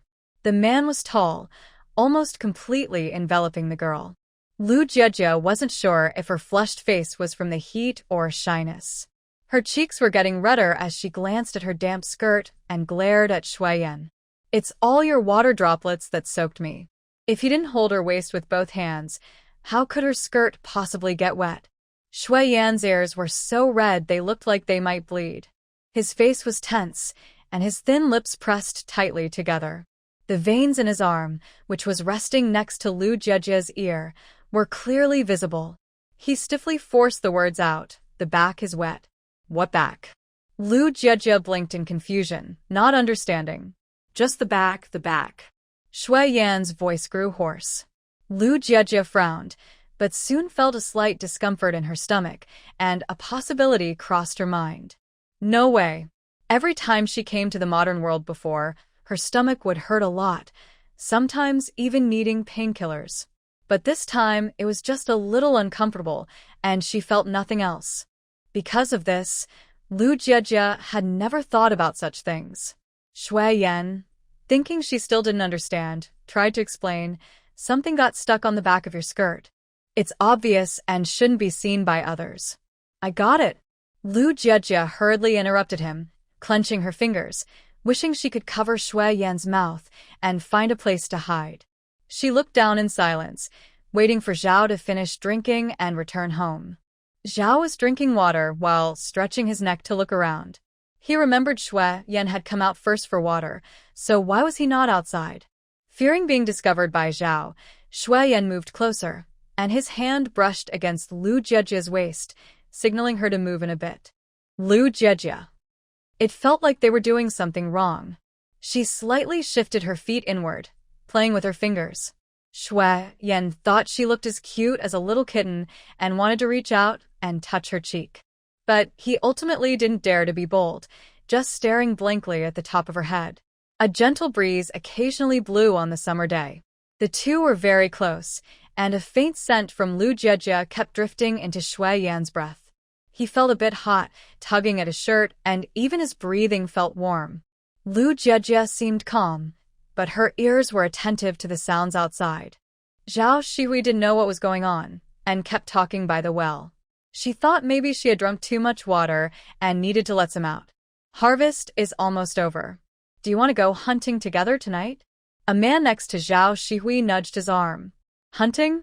Zhao Shihui paused and suddenly thought of a good chance to win over Lu Jiejia.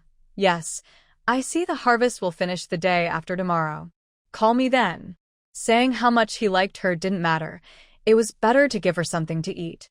Lu Jiejia definitely liked meat, so he planned to catch a wild chicken just for her. Having drunk enough water, Zhao Shihui looked around but still couldn't find Shu Yan, so he returned to the main square with the man. Lu Jiejia peeked outside and, seeing that people had left, hurried out to go home. "Wait." Lu Jiejia turned her head and looked at him cautiously. Shu Yan took off his outer coat and tied it around Lu Jiejia's waist, but he noticed the dust on it had dirted her light green dress, and his expression darkened. He hesitated for a moment, then tightened it around her, saying, "It's a bit dirty, but it can cover." The tall man looked down, his dark eyes shy and somber. Lu Jiejia didn't look up at his face. She was just flustered. "No, it's not dirty." "I don't think it's dirty."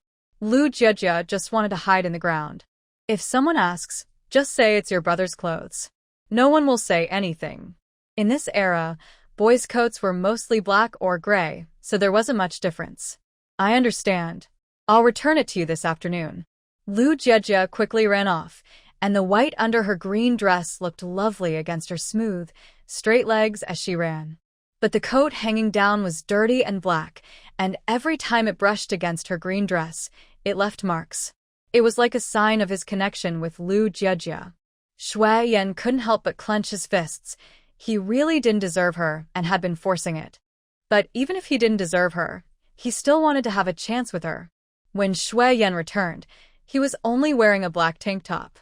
He poured a bucket of water over himself and splashed some on his forehead to make others think he was hot. In the big square, many people were so warm that they took off their jackets, so no one noticed why Shu Yan had removed his. Lu's mother was sorting wheat, possibly trying to understand her future relationship with Shu Yan, and she often glanced at him, both intentionally and unintentionally. If Shu Yan dared to flirt with other girls, she would note down any signs of his instability or flaws in her little notebook. However, after observing him for a few days, she found that Shu Yan was very capable and not flirtatious. He had never even looked at other girls. But that didn't mean Shu Yan had passed her test. After all, her daughter was so beautiful that anyone with eyes would know who to choose.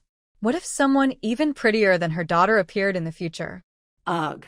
Lu's mother thought this was a wrong idea. Clearly, her daughter was the most beautiful. How could anyone be prettier? Not wanting to dwell on it, Lu's mother leaned her farming tools against the wall and prepared to go home to cook. She didn't want her daughter to go hungry, so she decided to open another can of beef. Lu Jiejie ran to her room, closed the door, and lay on her bed to relax her tense nerves before taking off her dress. Sure enough, there were marks on her back, and they were quite noticeable. But her stomach only felt a bit bloated. Lu Jiejie was delighted. She didn't expect her body to be pain-free. Now she wondered how to wash this dress, and if it would attract fish. If she didn't want fish, they probably wouldn't come, right? Lu Jiejie thought she could go up the mountain tonight to catch wild chickens and rabbits. By the way, she wondered if roe deer meat was tasty. She had tried farm-raised roe deer meat once in modern times, and it was quite tender. Should she give it a try? When Lu's mother got home, Lu Jiejie had just changed her clothes. Seeing her door tightly shut, she asked Lu Hua and then anxiously pushed the door. "Jiejie, what's wrong?" "Nothing." Lu Jiejie opened the door, pulled her mother inside, and briefly explained. "How about the three of us go hunting tonight and see if we can find some roe deer?" Lu Jiejie said excitedly, leaning closer to her mother. Lu's mother thought for a moment and asked, "Is this blood only useful on the mountain or by the lake? Why hasn't the deer come down after all this time?" "It should be, because it might be afraid of being unfair to others. Heaven just gave her a little extra for her meals, but there were many restrictions." Lu's mother rolled her eyes but didn't dare to say more, fearing that the guy up there would make things difficult for their family. She tapped the corner of the bed, telling Lu Jiejie to rest well. "All right, we'll go tonight. I'll make you some brown sugar water and boiled eggs first." As Lu's mother pulled her hand back to leave, her fingertip brushed against some clothes, and she turned to look. Lu's mother. "Whose clothes are these?" She recognized them immediately, but still looked at her daughter, asking, "What have you two been up to?" "I don't want to stay up late anymore. I'm planning to wake up early tomorrow to update everyone. I want to change my routine." Lu Jiejie was bending down, looking for the clothes she wore in the afternoon when she heard her mother's words, and her heart skipped a beat. She turned around and saw her mother holding Shu Yan's clothes, even shaking them in her direction, her voice a bit sharp. "Whose clothes are these?" Lu's mother's eyes were almost red. Her daughter wasn't married yet. She wouldn't let that boy Shu Yan take advantage, would she? After all, young people have strong desires, and if they can't control themselves. If there's a first time, there will be a second, and then it would lead to an unplanned pregnancy, making marriage unavoidable. Seeing her mother's intense reaction, Lu Jiejie quickly shook her head. No, it was just a cover. Before she could finish, the door was pushed open, and Lu Jiejie rushed in. "Mom, what's wrong?" He had heard his mother's loud questioning about the clothes outside. Usually, when she sounded like that, someone was about to get in trouble. Lu Jiejie felt a bit scared, wondering what had happened that made his mother so angry that she was ready to scold his sister. "You get out of here. Who told you to come in?" Lu's mother glared at him.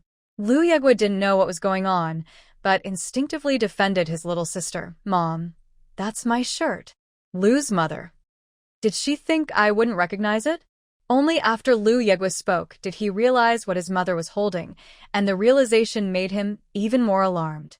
There were actually men's clothes in his little sister's room, and now he understood why their mother was so angry. Lu Jiejie squinted and took a closer look, finding the clothes somewhat familiar. His little sister wouldn't let another man take advantage of her, right? No. He couldn't let anyone find out, and he couldn't let their mother hit her. He thought it was just his clothes that had gained some attention.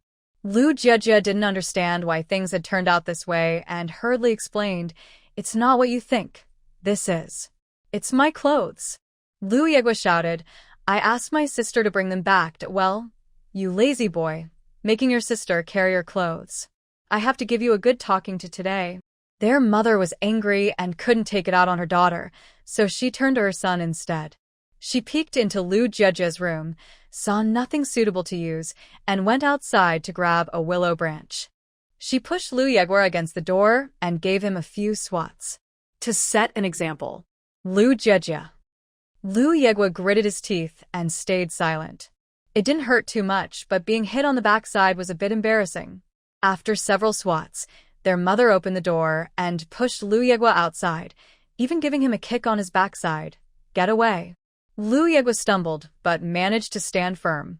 His backside stung, and the other girls outside, seeing their mother scolding him, quickly went back to their work, afraid of getting in trouble. He rubbed his backside and turned to knock on the door. Mom, don't hit my sister. She's just a kid. Lu Jiejia. It sounded like something a mischievous child would say. Fourth brother, it's fine. Mom won't hit me.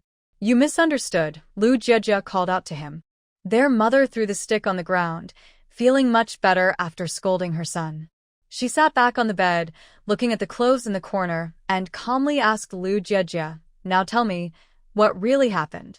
The blood got on the clothes, and Shu Yan saw it. He took off his clothes to help me cover the stains. We didn't do anything else. Really? Yeah. Lu Jiejia nodded quickly, worried that their mother wouldn't believe her. Their mother realized she had overreacted. After all, her daughter was pretty, and Shu Yan was at an age full of energy. She has grown up and knows that young people in love can be reckless and do anything. Before getting married, you can't do anything with others, understand? Lu's mother gently reminded her. Lu Jiejia's cheeks turned red again, and she quickly nodded. But soon she felt a bit down. She used to think she was quite pretty, but now she realized she had no charm in front of Shu Yan. They had been close several times, yet Shu Yan showed no interest in her. Maybe he really sees her as a sister. Lu Jiejia calculated in her mind. She is 17 this year, and Shu Yan is 23. There is a 6-year age difference, so being seen as a sister does seem fitting. Feeling disappointed, she went back to the closet to change her clothes. It was so confusing. She didn't want to be a sister. Seeing that it was getting late, Lu's mother prepared to go to the kitchen to cook and took Shu Yan's clothes with her. Lu Jiejia looked up, waiting for her mother to explain. Lu's mother. Didn't your fourth brother say this shirt is his?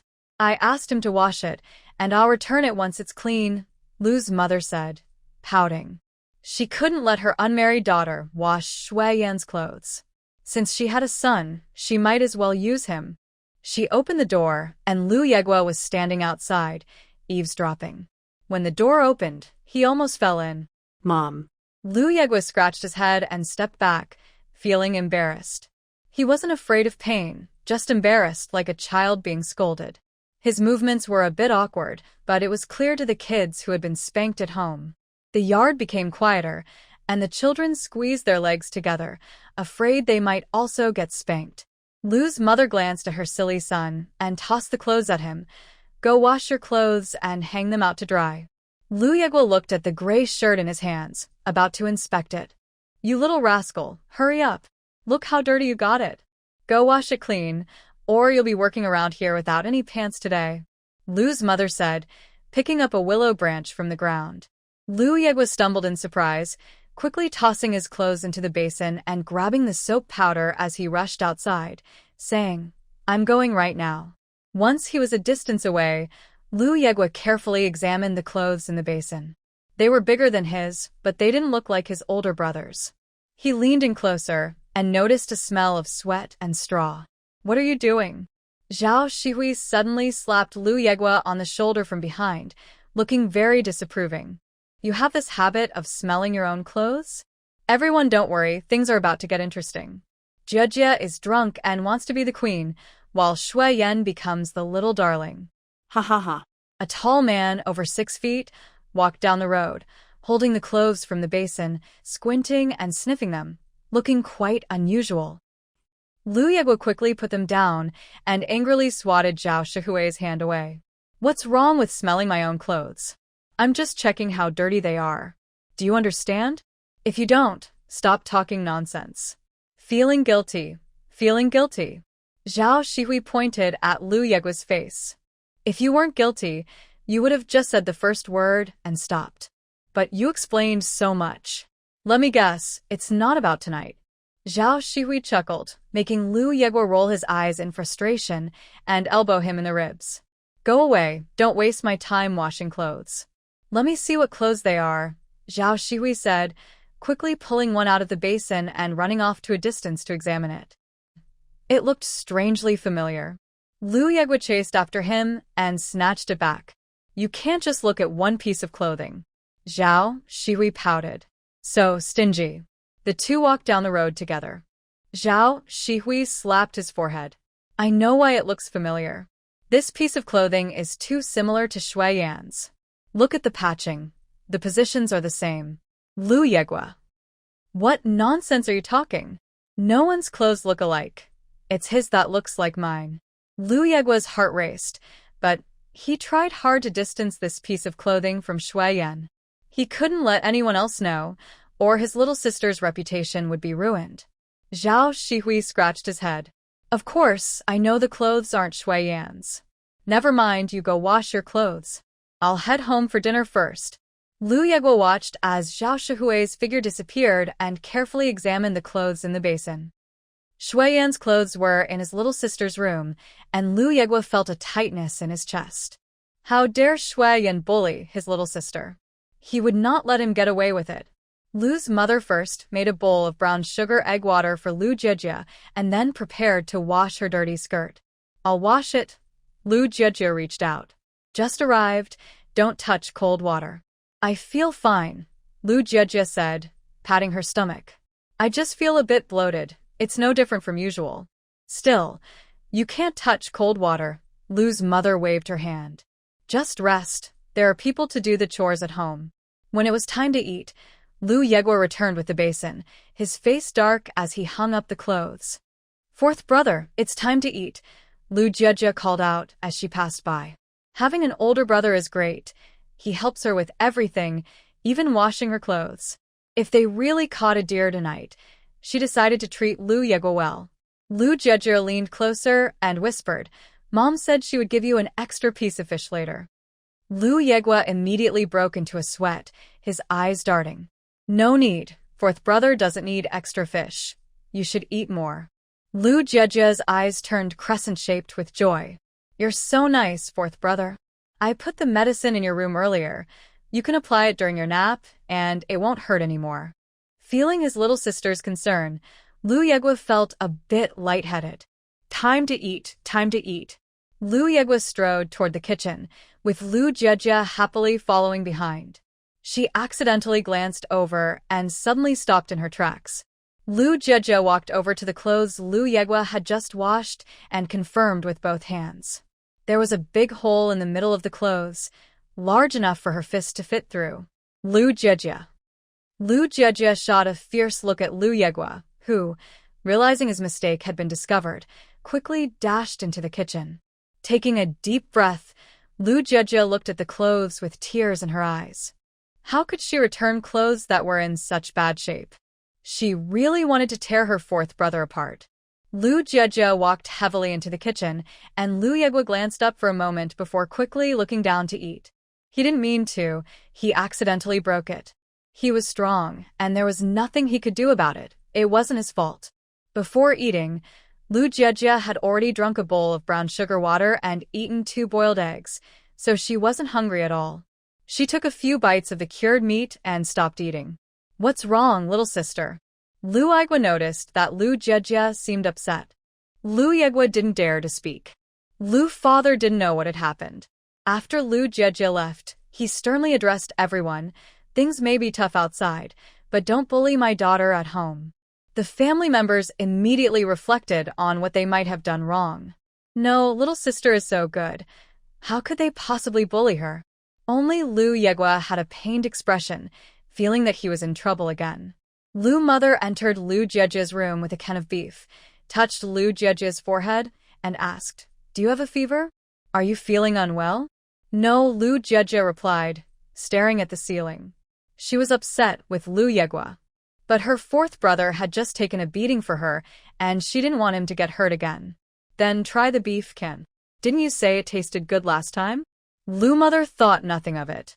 Girls sometimes feel unwell, so she opened the can and put a spoon in, saying, "Eat up. I warmed it for you, and it's not cold at all.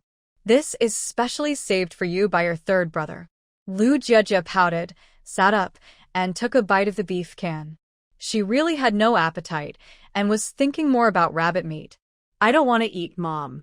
Do we have any gray rags at home? The harvest wasn't over yet, and the whole family was busy. She had some free time and wanted to sew clothes. What's wrong?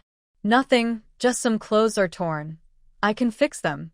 Lu Jejia had already looked through her closet.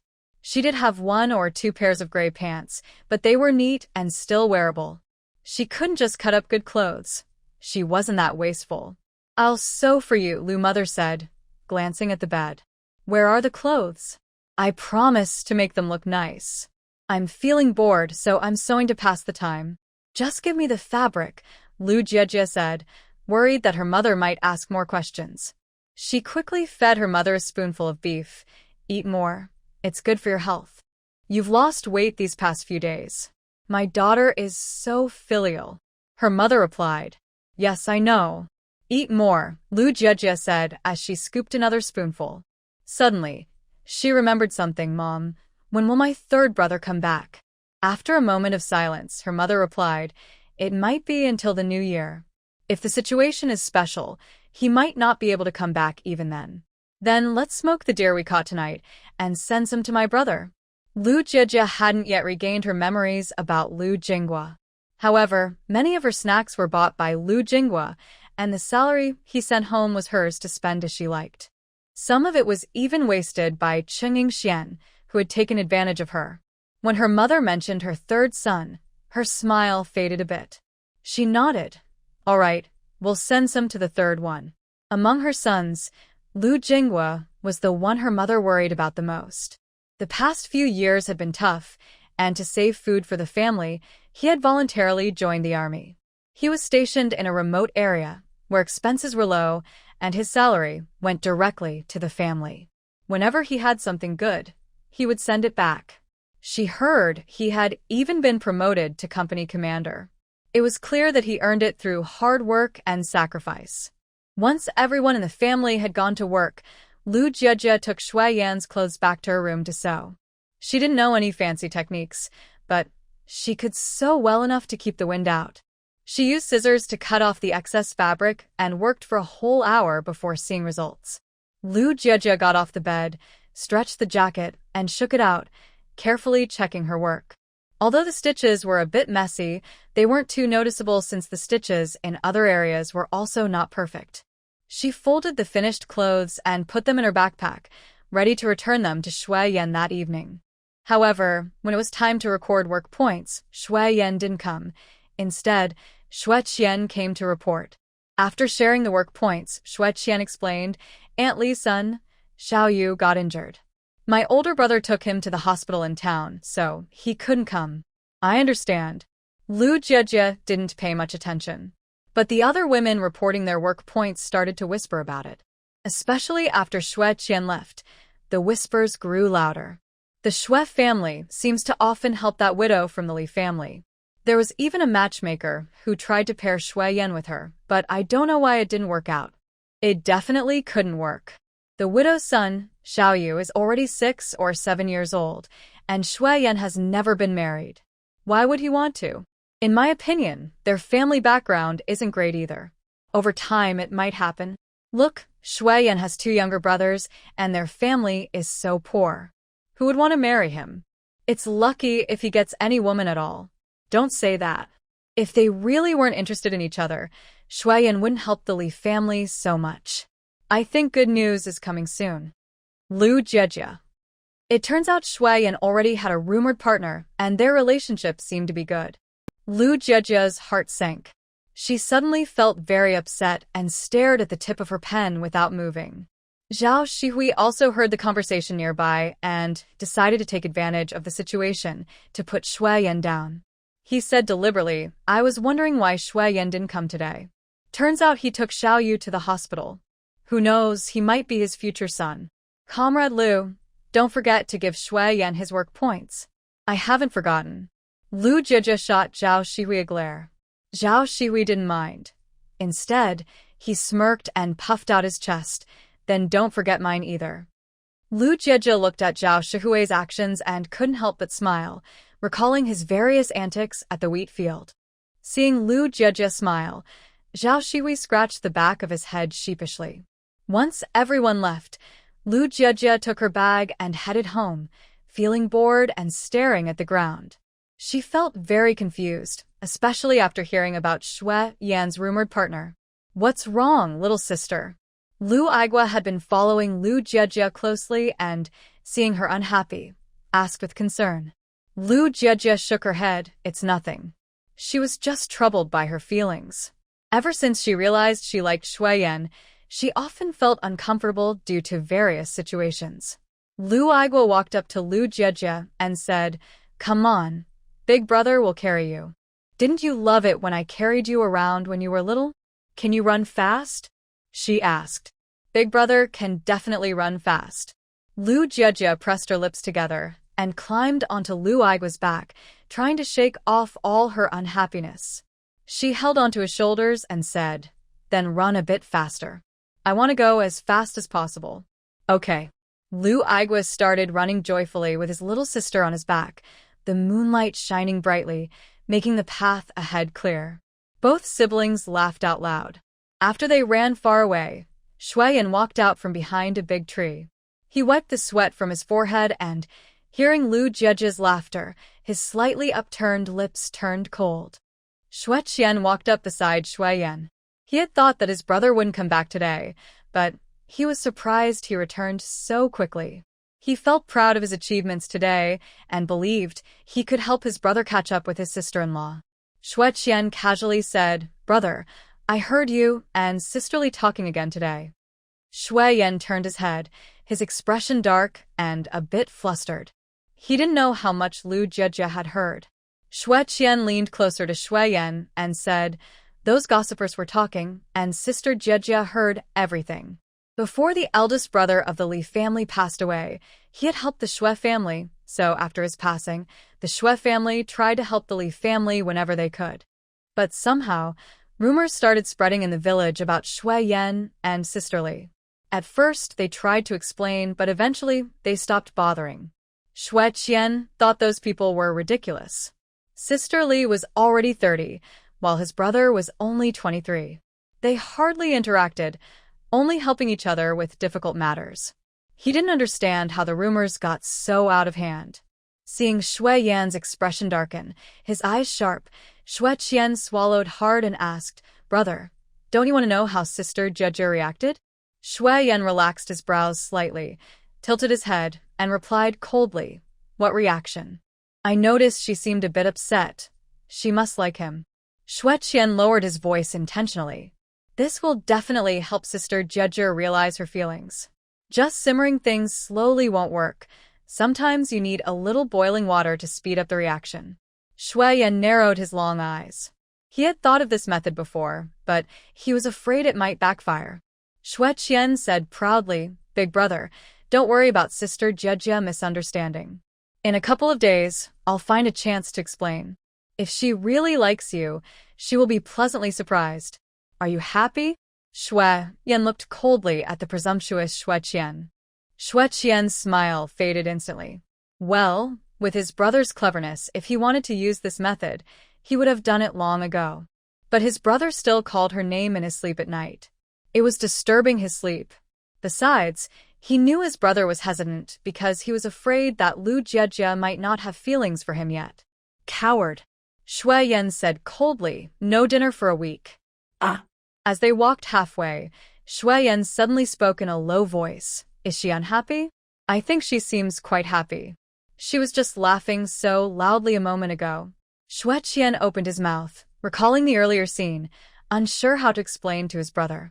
Shu Yan's profile was hidden in the darkness as he walked ahead, his lips pressed tightly together. Shu Yan was thinking too simply. He wanted to be with Lu Jejia in countless ways, but he never wanted to hurt her. He was afraid she didn't like him yet, but he was even more afraid of making her sad. Shu Yan preferred that Lu Jejia slowly realize his feelings rather than feeling anxious. "Don't do that again," he said in a cold voice, sounding like a warning. Shu Yan quickly nodded. He was just trying to help, and besides, Lu Jejia would find out about Aunt Li eventually. "Big brother, are you still looking for that kind of thing in the mountains?" Shu Yan asked as he caught up. Shu Yan frowned and replied with a sound of acknowledgement. Shu Yan hurriedly added, "But now you don't need something so expensive for a marriage proposal. You can give her something else." Shu Yan remained silent, and Shu Yan stamped his foot. "Be careful when you go into the mountains. Don't get hurt." Shu Yan replied this time, "I understand." In the early morning, someone knocked on Lu Jejia's window. She quickly rubbed her eyes and got up. She had already changed into her clothes for climbing the mountain and tied her hair up. As soon as she heard the signal, she jumped out of bed to put on her shoes. Lu Jejia quietly opened the door. Her parents were ready, even bringing a knife from home. "Let's go," her mother said, taking Lu Jejia's hand. The moon was bright tonight, and the three of them found a secluded spot at the foot of the mountain. "Mom, how many wild chickens and rabbits do you want?" Lu Jejia asked softly. "There are many people at home, so let's get 4 wild chickens and 3 rabbits. We'll finish in 3 or 4 days anyway." "Right, for wild chickens and 3 rabbits." After she finished speaking, Lu Jejia cautiously added, "And maybe 1 roe deer." As soon as she said this, her mother raised the knife she was holding, her expression serious. Lu Jejia suggested, "How about letting Dad do the killing?" "Come on, don't underestimate your dad. He may have clever ideas, but he can't do it as smoothly as I can." Her mother swung the knife a couple of times. "It's just about catching 2 animals. She was very skilled at this." Okay. Lu Jejia yawned and squinted at the mountain. Soon, she heard some noise nearby. The wild chickens came running first. Her mother swiftly brought down the knife, decapitating the chicken, and blood sprayed over a meter away. While putting the chicken into the basket, she said, "Tomorrow I'll make you soup. Wild chicken soup is very nourishing. It will help you recover." Lu's father chimed in, "Add more red dates and goji berries tomorrow to boost your energy and blood." "Do I not know that?" Lu's mother shot him a glare and then caught a rabbit to prepare it. In the deep night, only half of Lu's mother's profile was visible, with moonlight casting shadows on her back through the branches. With each swift motion of the knife, her expression showed slight strain, and occasionally blood splattered. Along with the sound of the wind and rustling leaves, the atmosphere became intense. Lu Jejia, Lu's father. The father and daughter fell silent. Lu's mother complained, "It's really unfair to those kids at home. We're working hard here while they sleep at home. They can't help out at all, but they eat like they're starving. They're so ungrateful." Soon, they filled a basket with 4 wild chickens and 3 rabbits. Lu Jejia looked up the mountain, wondering why the roe deer hadn't arrived yet. She hoped it wasn't missing. Just then, a brown-furred animal came running down the mountain. Lu's mother's eyes lit up as she quickly caught the unsuspecting roe deer. Lu Jejia was speechless. "Quick, carry it home. Can't you see your sister is tired?" Lu's mother glanced back at her clueless husband. Seeing his wife being so decisive, Lu's father hurriedly picked up the struggling roe deer. He estimated it weighed over 50 pounds. Lu's mother looked sadly at the blood on the ground and used a stick to sweep some dirt over it. There was no choice. It was safer to kill it on the mountain, even if it felt wasteful. Nothing was more important than her daughter's safety. Lu Jejia had been feeling sleepy, but watching her mother's actions made her feel wide awake, like she was watching a horror movie. She couldn't help but call out, "Mom." "Yes." Lu's mother turned around, wiping blood from her face. "What is it? Are you scared? Come on, walk in front of me." "Okay." Lu Jejia walked ahead, just like last time. The roe deer's blood flowed a lot, and it was almost gone by the time they reached the foot of the mountain. Looking at the basket of game, Lu Jejia hesitated and asked, How do we explain this to my brothers? How to explain? Just say it was a gift from your third brother, like last time, Lu's mother replied, shaking her hand with some impatience. They should have been sent away long ago. It's inconvenient to even eat meat with them around, and we have to explain everything. The more she spoke, the angrier she got. If anyone dares to ask too many questions, I'll just give them a slap. Lu Jie nodded seriously, then added sweetly, Mom, I want to eat spicy rabbit meat. You can't have spicy food. I'll make you some braised meat tomorrow. It'll be delicious, Lu's mother said, already salivating at the thought. In this era, everyone craved meat, and even Lu's father was tempted to have a drink. Lu Jie often experienced menstrual pain in modern times. Now that she finally feels better, she is afraid that eating too much spicy food will make her hurt again. She felt a bit down. All right then, I still want to drink chicken soup tomorrow. Lu's mother makes chicken soup in a clay pot, which is both fragrant and delicious. After the last time she had it, it left a lasting impression. Sure, I'll make it, Lu's mother said, not feeling sorry at all for nourishing her daughter. As soon as the three of them got home, Lu Jie was pushed into her room to sleep. In the morning, Shu Yan was startled and stumbled, but this time she didn't fall and managed to hold onto the table behind her. Mom, Mom. Shu Yan ran to the old couple's door. Lu's mother opened the door and rolled her eyes. What are you shouting about? There's. I know, it was sent by the third brother. Shu Yan questioned, but it still looks fresh. How could something so fresh be sent from so far away? Lu's mother scoffed. It was just delivered last night. They asked us not to say anything. You know your third brother's situation. If they don't want us to ask, we won't. After all these years, you should be more composed. You get so worked up over small things. As the eldest daughter-in-law, you should remain calm. Look at you. It's embarrassing. Shu Yan paused, thinking for a moment before lowering her head. She realized her reaction was indeed quite embarrassing, and this was the second time she had overreacted. Shu Yan blushed. Mom, I was wrong. As long as you know you were wrong, don't overreact like that in the future. If I'm not home next time and they deliver something to you, wouldn't your reaction embarrass our family? Successfully shifting the focus, Lu's mother gave Shu Yan a disapproving look. You scream at every little thing and insist on digging for details. Some things are better left unasked. Just know that this is from your third brother for your younger sister, and you're benefiting from her. Don't think about anything else. Lu's mother spoke loudly, and everyone who had just woken up heard her, so they didn't dare to ask more. But when they got to the kitchen and saw the deer on the floor, the three brothers nearly fell over. Lu Jingwa surprisingly brought home so many things, including a deer. Looking at them, they had given nothing to their younger sister, yet they ate and drank her food every day. Lu Igwa frowned, feeling embarrassed. Lu Yegwa gritted his teeth. Once the harvest is over, I will go hunting in the mountains and get a deer for our sister. Lu Gangwa quickly said, Let's go together. With so many animals in mind, the three brothers decided to go hunting together after the harvest to prepare delicious food for their sister. Look, all you do is look, and you still haven't taken care of the things, their mother said, pointing and then lightly tapping each of their heads. The three brothers immediately went to clean up the game. Lu Jie got up only when the meal was almost ready. It seemed her body was used to it. If she stayed up late, she would wake up late the next day. Little sister, I have prepared hot water for you. Shu Yan kindly arranged things, looking at Lu Jie's pretty face. No wonder the mother-in-law cared so much for her sister-in-law. Thinking back, the sister-in-law was not only beautiful, but also had a good temper. Who wouldn't care for her? Reflecting on her past, Shu Yan realized she had only helped the sister-in-law wash a couple of outfits. What was there to feel wronged about? To show her loyalty, Shu Yan said at the dinner table, Mom, don't let little sister cook anymore. I can do it. Lu mother glared.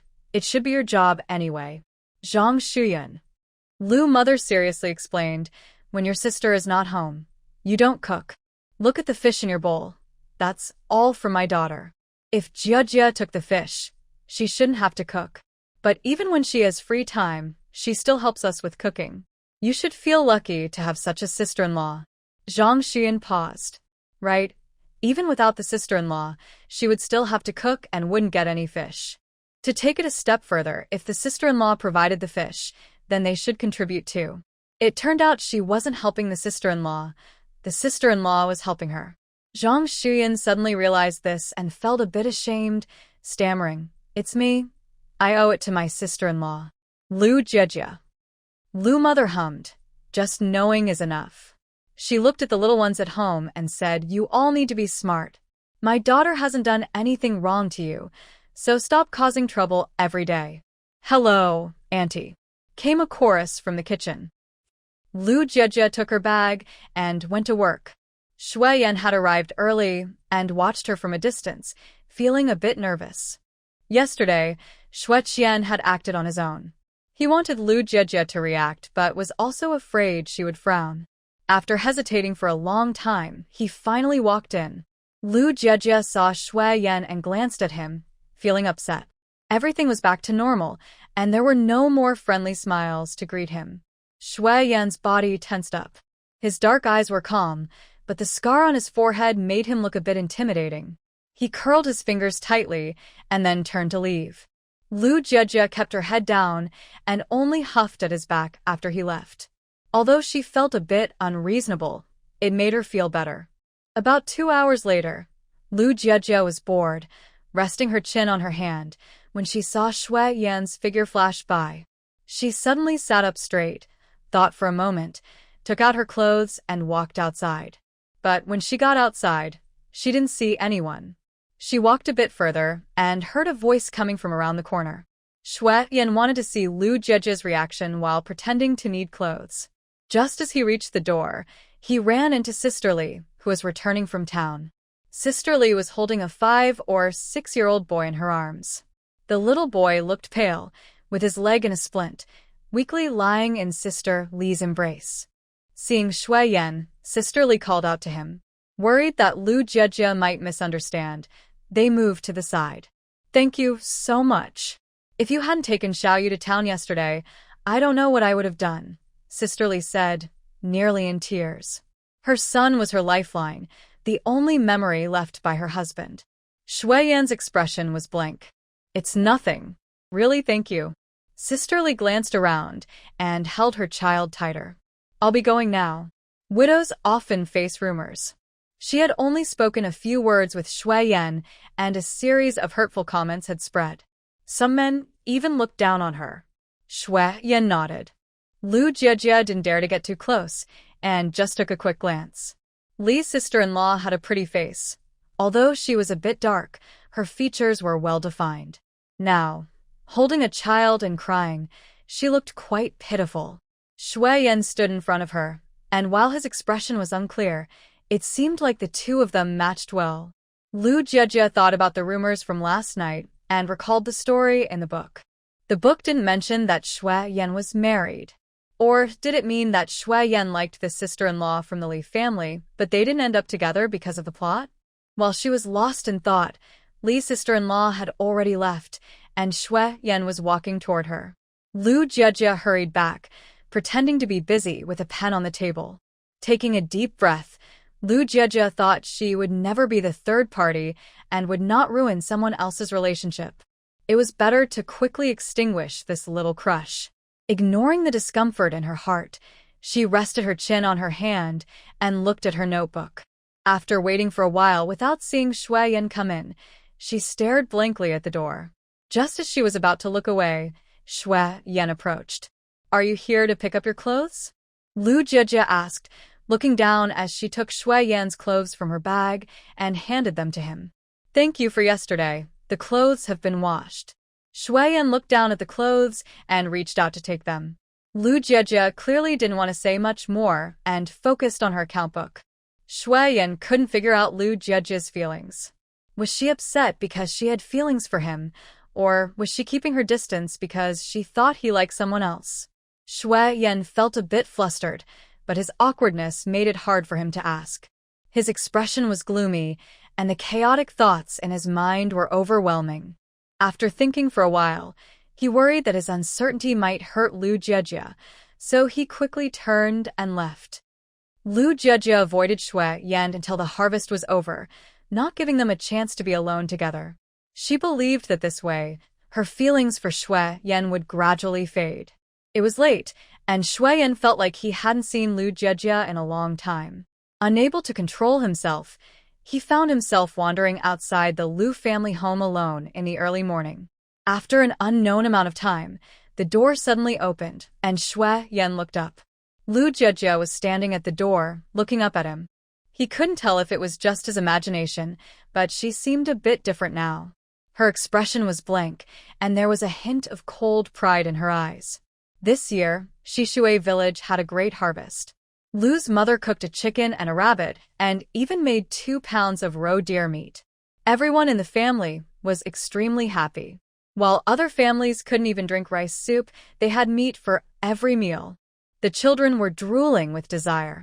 Worried that the meat would spoil, Lu's mother generously gave everyone half a bowl of meat. The Lu family members' eyes sparkled, eager to savor every bite. Lu's father, in high spirits, took out a small bottle of white wine and poured 2 cups to enjoy. Perhaps it was too delicious. Lu's father took a sip, squinting his eyes in pleasure, clearly enjoying it. The 3 older brothers had the same expression, as if they had tasted some heavenly delicacy. Lu Jiejie swallowed hard, staring at the wine bottle for a few minutes. She had never had alcohol before, and suddenly felt a strong desire to try it.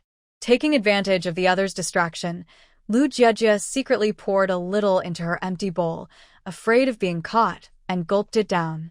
Almost instantly, her tongue felt a fiery sensation, and before she could react, it went straight down her throat. Lu Jiejie coughed, her eyes turning red from the irritation. Just then, Lu's mother brought over the chicken soup. Hearing Lu Jiejie cough, she quickly set it down and patted her back. "What's wrong?" "Nothing." Lu Jiejie wiped away a tear from the corner of her eye, a blush creeping onto her cheeks. She rested her chin on her hand, blinking as her vision began to blur. Lu Jiejie was usually very well behaved when nothing was happening, so Lu's mother didn't notice anything unusual. She poured her a bowl of chicken soup. "Drink up. It's good for your health."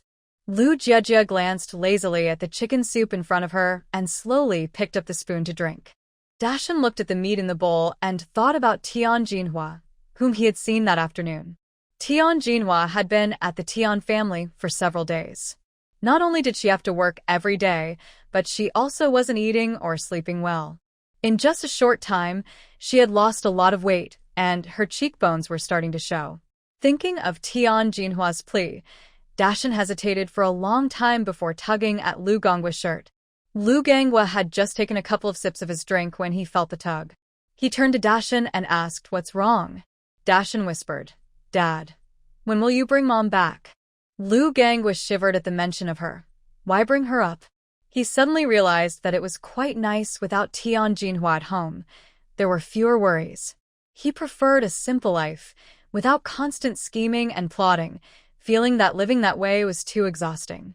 But Mom wants to come back. "She's not doing well at Grandma's," Dashan said urgently, his voice rising slightly. Lu Jiejie, who had been slowly sipping chicken soup, lifted her eyes at Dashan's words. Her expression was calm, but her tone was cold. "I won't let Tian Jinhua come back." Dashan stared at Lu Jiejie in shock. Usually, Lu Jiejie spoke softly to the children, but now there was a chill in her demeanor. She dropped her spoon, which clinked against the bowl with a pleasant sound. Lu Jiejie's indifferent gaze swept over Dashan, and she tilted her head slightly, expressionless. "You can leave." "Aunt." Dashan knew Lu Jiejie was serious and not joking. The 3 brothers sensed something was off and watched Lu Jiejie carefully. Lu Mu also stopped eating. Lu Jiejie's cheeks flushed more, but her expression remained calm. Soon, she frowned, seeming a bit uncomfortable. Lu Jiejie looked around and finally fixed her gaze on Lu Jiejie, pointing at her 4th brother. "I'm hot. I need you to fan me." She added, "You can have meat tomorrow." "Little sister, what's wrong?" Lu Jiejie swallowed hard. Seeing Lu Jiejie not moving, Lu Jiejie lifted her chin slightly, her eyes filled with pride, and her tone left no room for refusal. "Fan me." Lu Aigua, sitting next to Lu Jiejia, quickly grabbed a nearby fan. "Little sister, I'll fan you." I don't want that. Lu Jiejia reached out and took the fan, holding it close, her gaze still on Lu Aigua. "I want him to fan me." Lu Aigua felt a bit jealous.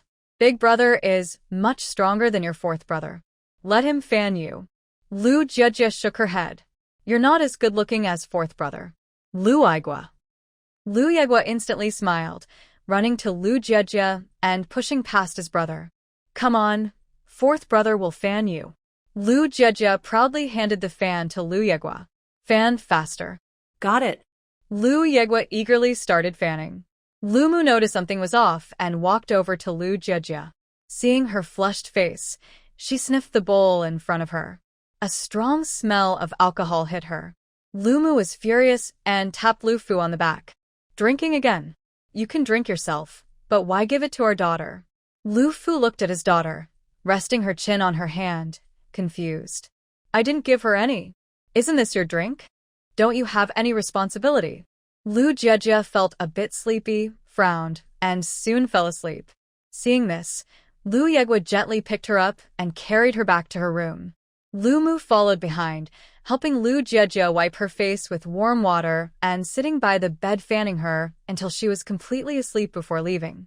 Lu Jiejia woke up in the early morning, feeling thirsty, and slowly got up. She propped herself up and stood, opening the door, but in her daze, she couldn't find the kitchen and instead opened the front door. As Lu Jiejia opened the door, she saw a man standing not far away. She shook her head and blinked to focus. Who are you? She asked, her voice hoarse. Shu Yan was surprised to be discovered by Lu Jiejia. His lips tightened, unsure how to explain. Seeing the man silent, Lu Jiejia lazily walked over, lifting her eyelids. Her shoes were not on properly, and after stumbling around, her left shoe fell off. Lu Jiejia glanced at her shoe, then at Shu Yan, and raised her foot, expecting him to help. Put it on for me. She tilted her face up, her tone demanding despite asking for help. Two people stared at each other for a few seconds. Shu Yan felt that Lu Jiejia was a bit strange. He bent down to pick up her shoe, but just as he was about to stand up, a small hand pressed down on his shoulder. Since she met this man, Lu Jiejia felt a strange tension inside her. She looked at him coldly and said, "You can't stand up. You have to squat down to put on your shoes." Shu Yan. He looked at Lu Jiejia for a few seconds, his dark eyes deep and unreadable. Seeing him looking at her, Lu Jiejia raised an eyebrow and continued, "I want to put on my shoes." Shu Yan slowly squatted down and took hold of Lu Jiejia's foot. Her foot was not big, small and delicate under the moonlight, with cute, round toes. The last time he saw her feet was in the mountains when she had stepped on his face. A familiar warmth spread through his body, and he swallowed hard. With her foot in his hands, he felt her warmth. Lu Jiejia found it uncomfortable and moved a bit in annoyance. Shu Yan snapped back to reality and carefully helped her put on her shoes, his movements gentle. Lu Jiejia looked down at him. Once he finished, she placed her soft fingertips under his chin and lifted it slightly, saying, "Let me see what you look like." In the moonlight, Lu Jiejia's long hair fell behind her, with a few strands brushing against her fair cheeks. Her usual obedient demeanor was replaced with a hint of boldness. Bending down, she resembled a queen choosing her suitors.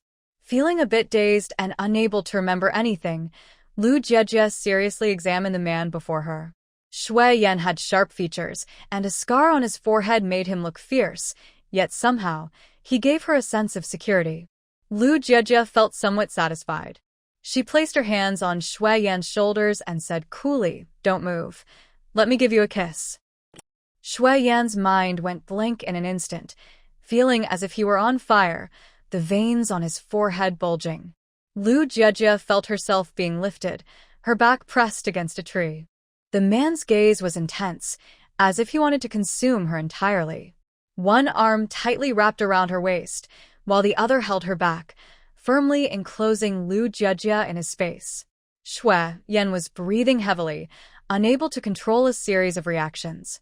Lu Jiejie frowned, clearly unhappy with the position.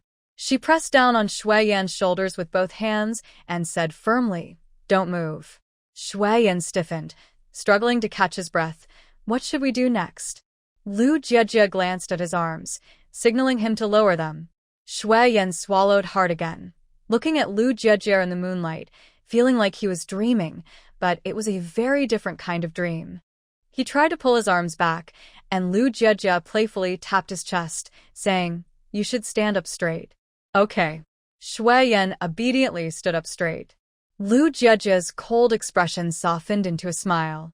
She pressed on Shu Yan's shoulders, stood on her tiptoes, and unexpectedly kissed him. A sweet scent mixed with a hint of alcohol filled his senses, and the soft, unfamiliar feeling was like 1,000 nerves awakening in pleasure. Shu Yan suddenly clenched his fingers, his body stiff like wood. Lu Jiejie, inexperienced, explored slowly, like a little animal, but soon lost interest. She decided to stop and go back to sleep, planning to return when she felt more interested. Lu Jiejie released him, saying, "That's enough." Before she could finish, someone grabbed the back of her neck. Shu Yan's approach was different. He kissed her with a force that was hard to resist, making Lu Jiejie feel overwhelmed. She was unhappy with this lack of control and tapped Shu Yan's shoulder. But he seemed oblivious, invading her senses without restraint. Lu Jiejie's legs felt weak. She wasn't sure how long they had been kissing, and she felt a bit dizzy. Shu Yan reached out to wipe the moisture from her lips, his gaze deep as he asked, "Do you want to kiss again?" Lu Jiejie was annoyed. She glared at him. "I should be the one kissing you, not the other way around. And your kiss hurts. I don't want you anymore. I want someone better." Shu Yan. Lu Jiejie pushed him away forcefully, her face serious as she turned to leave. Shu Yan had noticed the scent of alcohol earlier. He knew this girl was tipsy, but he still held her close, saying, "Once you kiss me, you can only want me. There's no one better than me." "Yes," Lu Jiejie retorted. "I want to find dozens of them. I can definitely find someone better." Shu Yan's forehead twitched again, and he gritted his teeth. "Dozens? Are you planning to include Zhao in this too?" Lu Jiejie didn't know who Zhao was, so she tilted her head and asked, "Doesn't it hurt when he kisses?" Shu Yan thought that a tipsy Lu Jiejie was just trying to annoy him, but he still tried to threaten her gently. "Just kiss a little more. They bite, and that hurts more. They're all like dogs." "But I haven't tried it yet," Lu Jiejie argued confidently. "I need to try it to know." Shu Yan nearly lost his composure, the madness in his eyes almost spilling over. He couldn't help but wonder if Lu Jiejie would treat Zhao the same way she treated him if he were outside today. Just thinking about it drove him crazy. No more drinking in the future. Shu Yan suppressed all his dangerous emotions and leaned down to kiss her fiercely. He was initially very eager, but thinking about Lu Jiejie's dislike for him, he tried to kiss her slowly, carefully trying to please her. Lu Jiejie quickly started to feel differently, but she began to get sleepy. She turned her face away, and Shu Yan's lips brushed past her mouth. "I'm done kissing. I want to go back to sleep," Lu Jiejie said, pushing Shu Yan away, ready to leave. Shu Yan was nearly driven mad by his body's reactions, and he was afraid of scaring Lu Jiejie. He half-hugged her, looking somewhat pained. Lu Jiejie was even sleepier, so she simply leaned on Shu Yan's shoulder and commanded, "I'm tired. Carry me to bed." Shu Yan's nosebleed suddenly started, and he wiped it away. "I want to go to sleep." Lu Jiejie was annoyed that this man wasn't listening to her. In the quiet night, her angry voice echoed, and Shu Yan kept swallowing hard. He covered Lu Jiejie's lips. "Don't talk. I'll carry you to bed." "Okay." Lu Jiejie contentedly leaned against Shu Yan's shoulder, her small frame almost curled up in his arms. With a firm grip, Shu Yan lifted her up and entered the Lu family home. Spotting an open door, he immediately carried her inside. He placed Lu Jiejie on the bed and bent down to take off her shoes. Lu Jiejie blinked and said, "I want to drink water."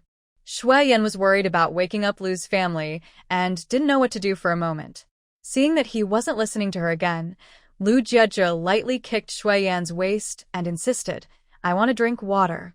Shu Yan let out a muffled sound and looked at Lu Jieje, who was sitting by the bed, with a serious expression. Lu Jieje raised her chin, showing no fear, and firmly stated, I want to drink water. Shu Yan gritted his teeth, trying to control his feelings, and softly reassured the upset Lu Jieje. Okay, you stay here and don't move. I'll get you some water. Lu Jieje reluctantly nodded. Shu Yan stood up and, guided by the moonlight, found the kitchen.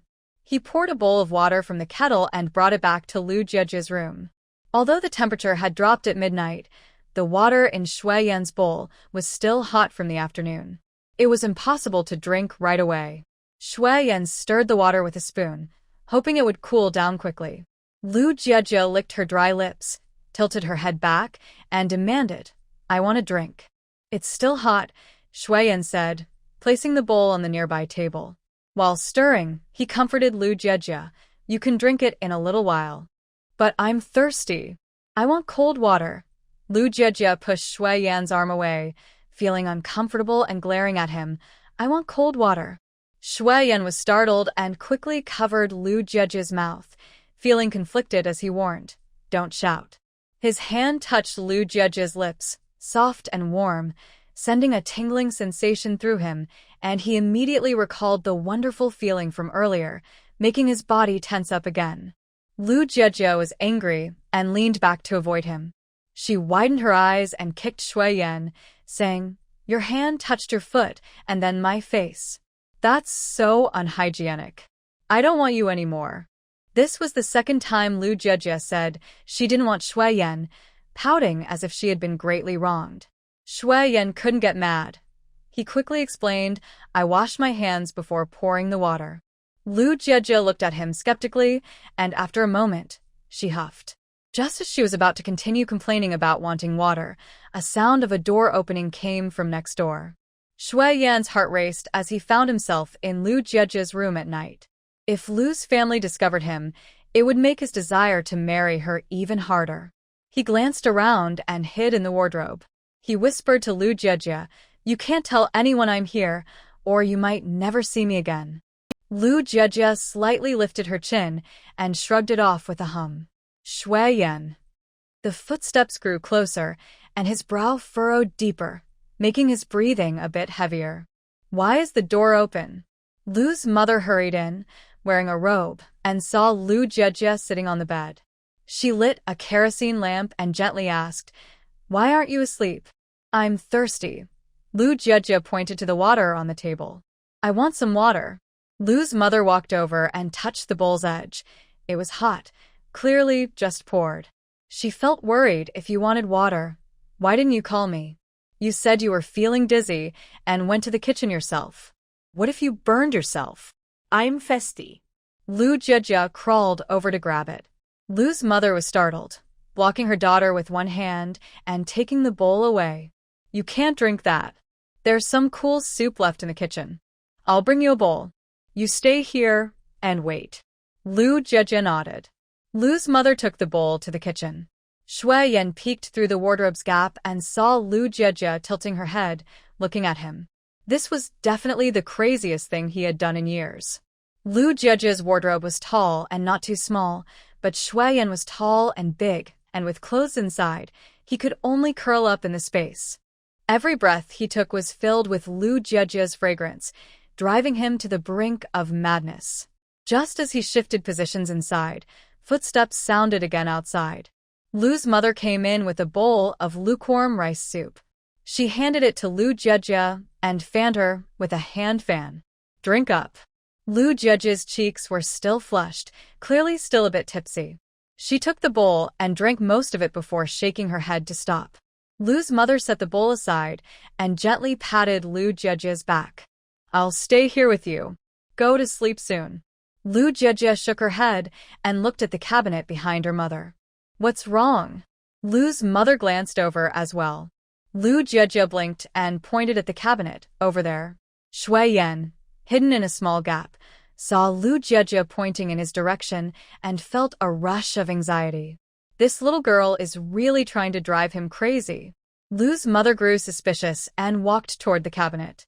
The sound of her footsteps echoed in Shu Yan's ears, and he could already imagine her disgusted expression.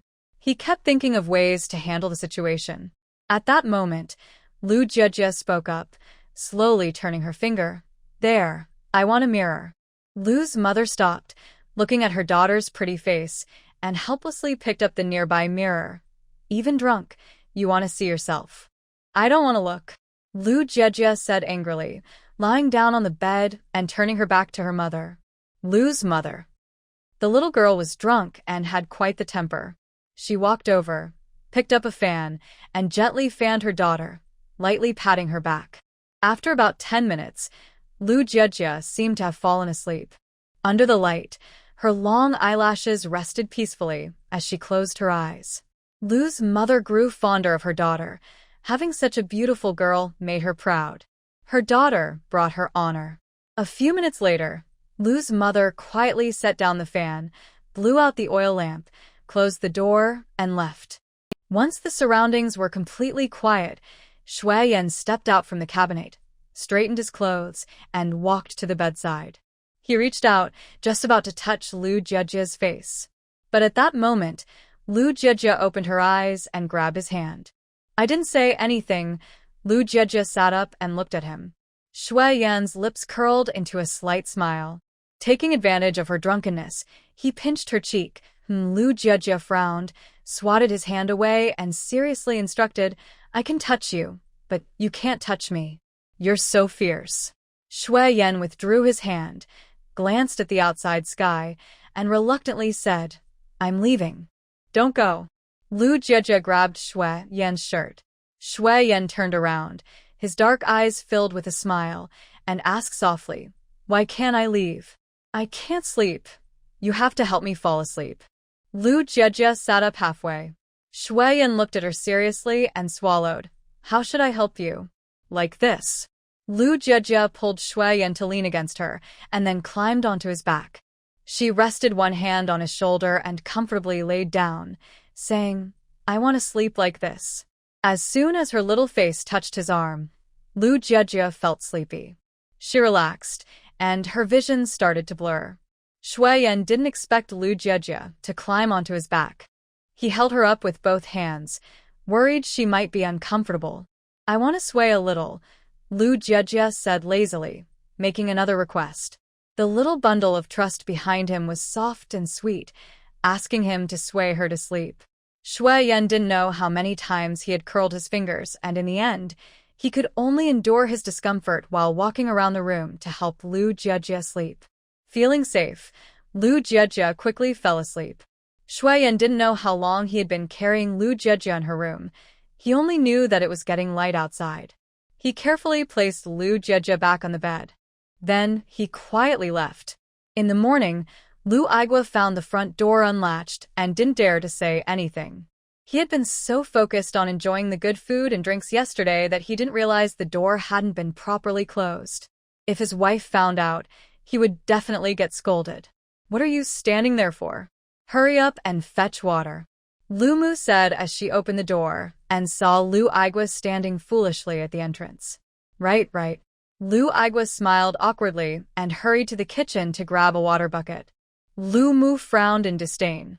One son is sillier than the other.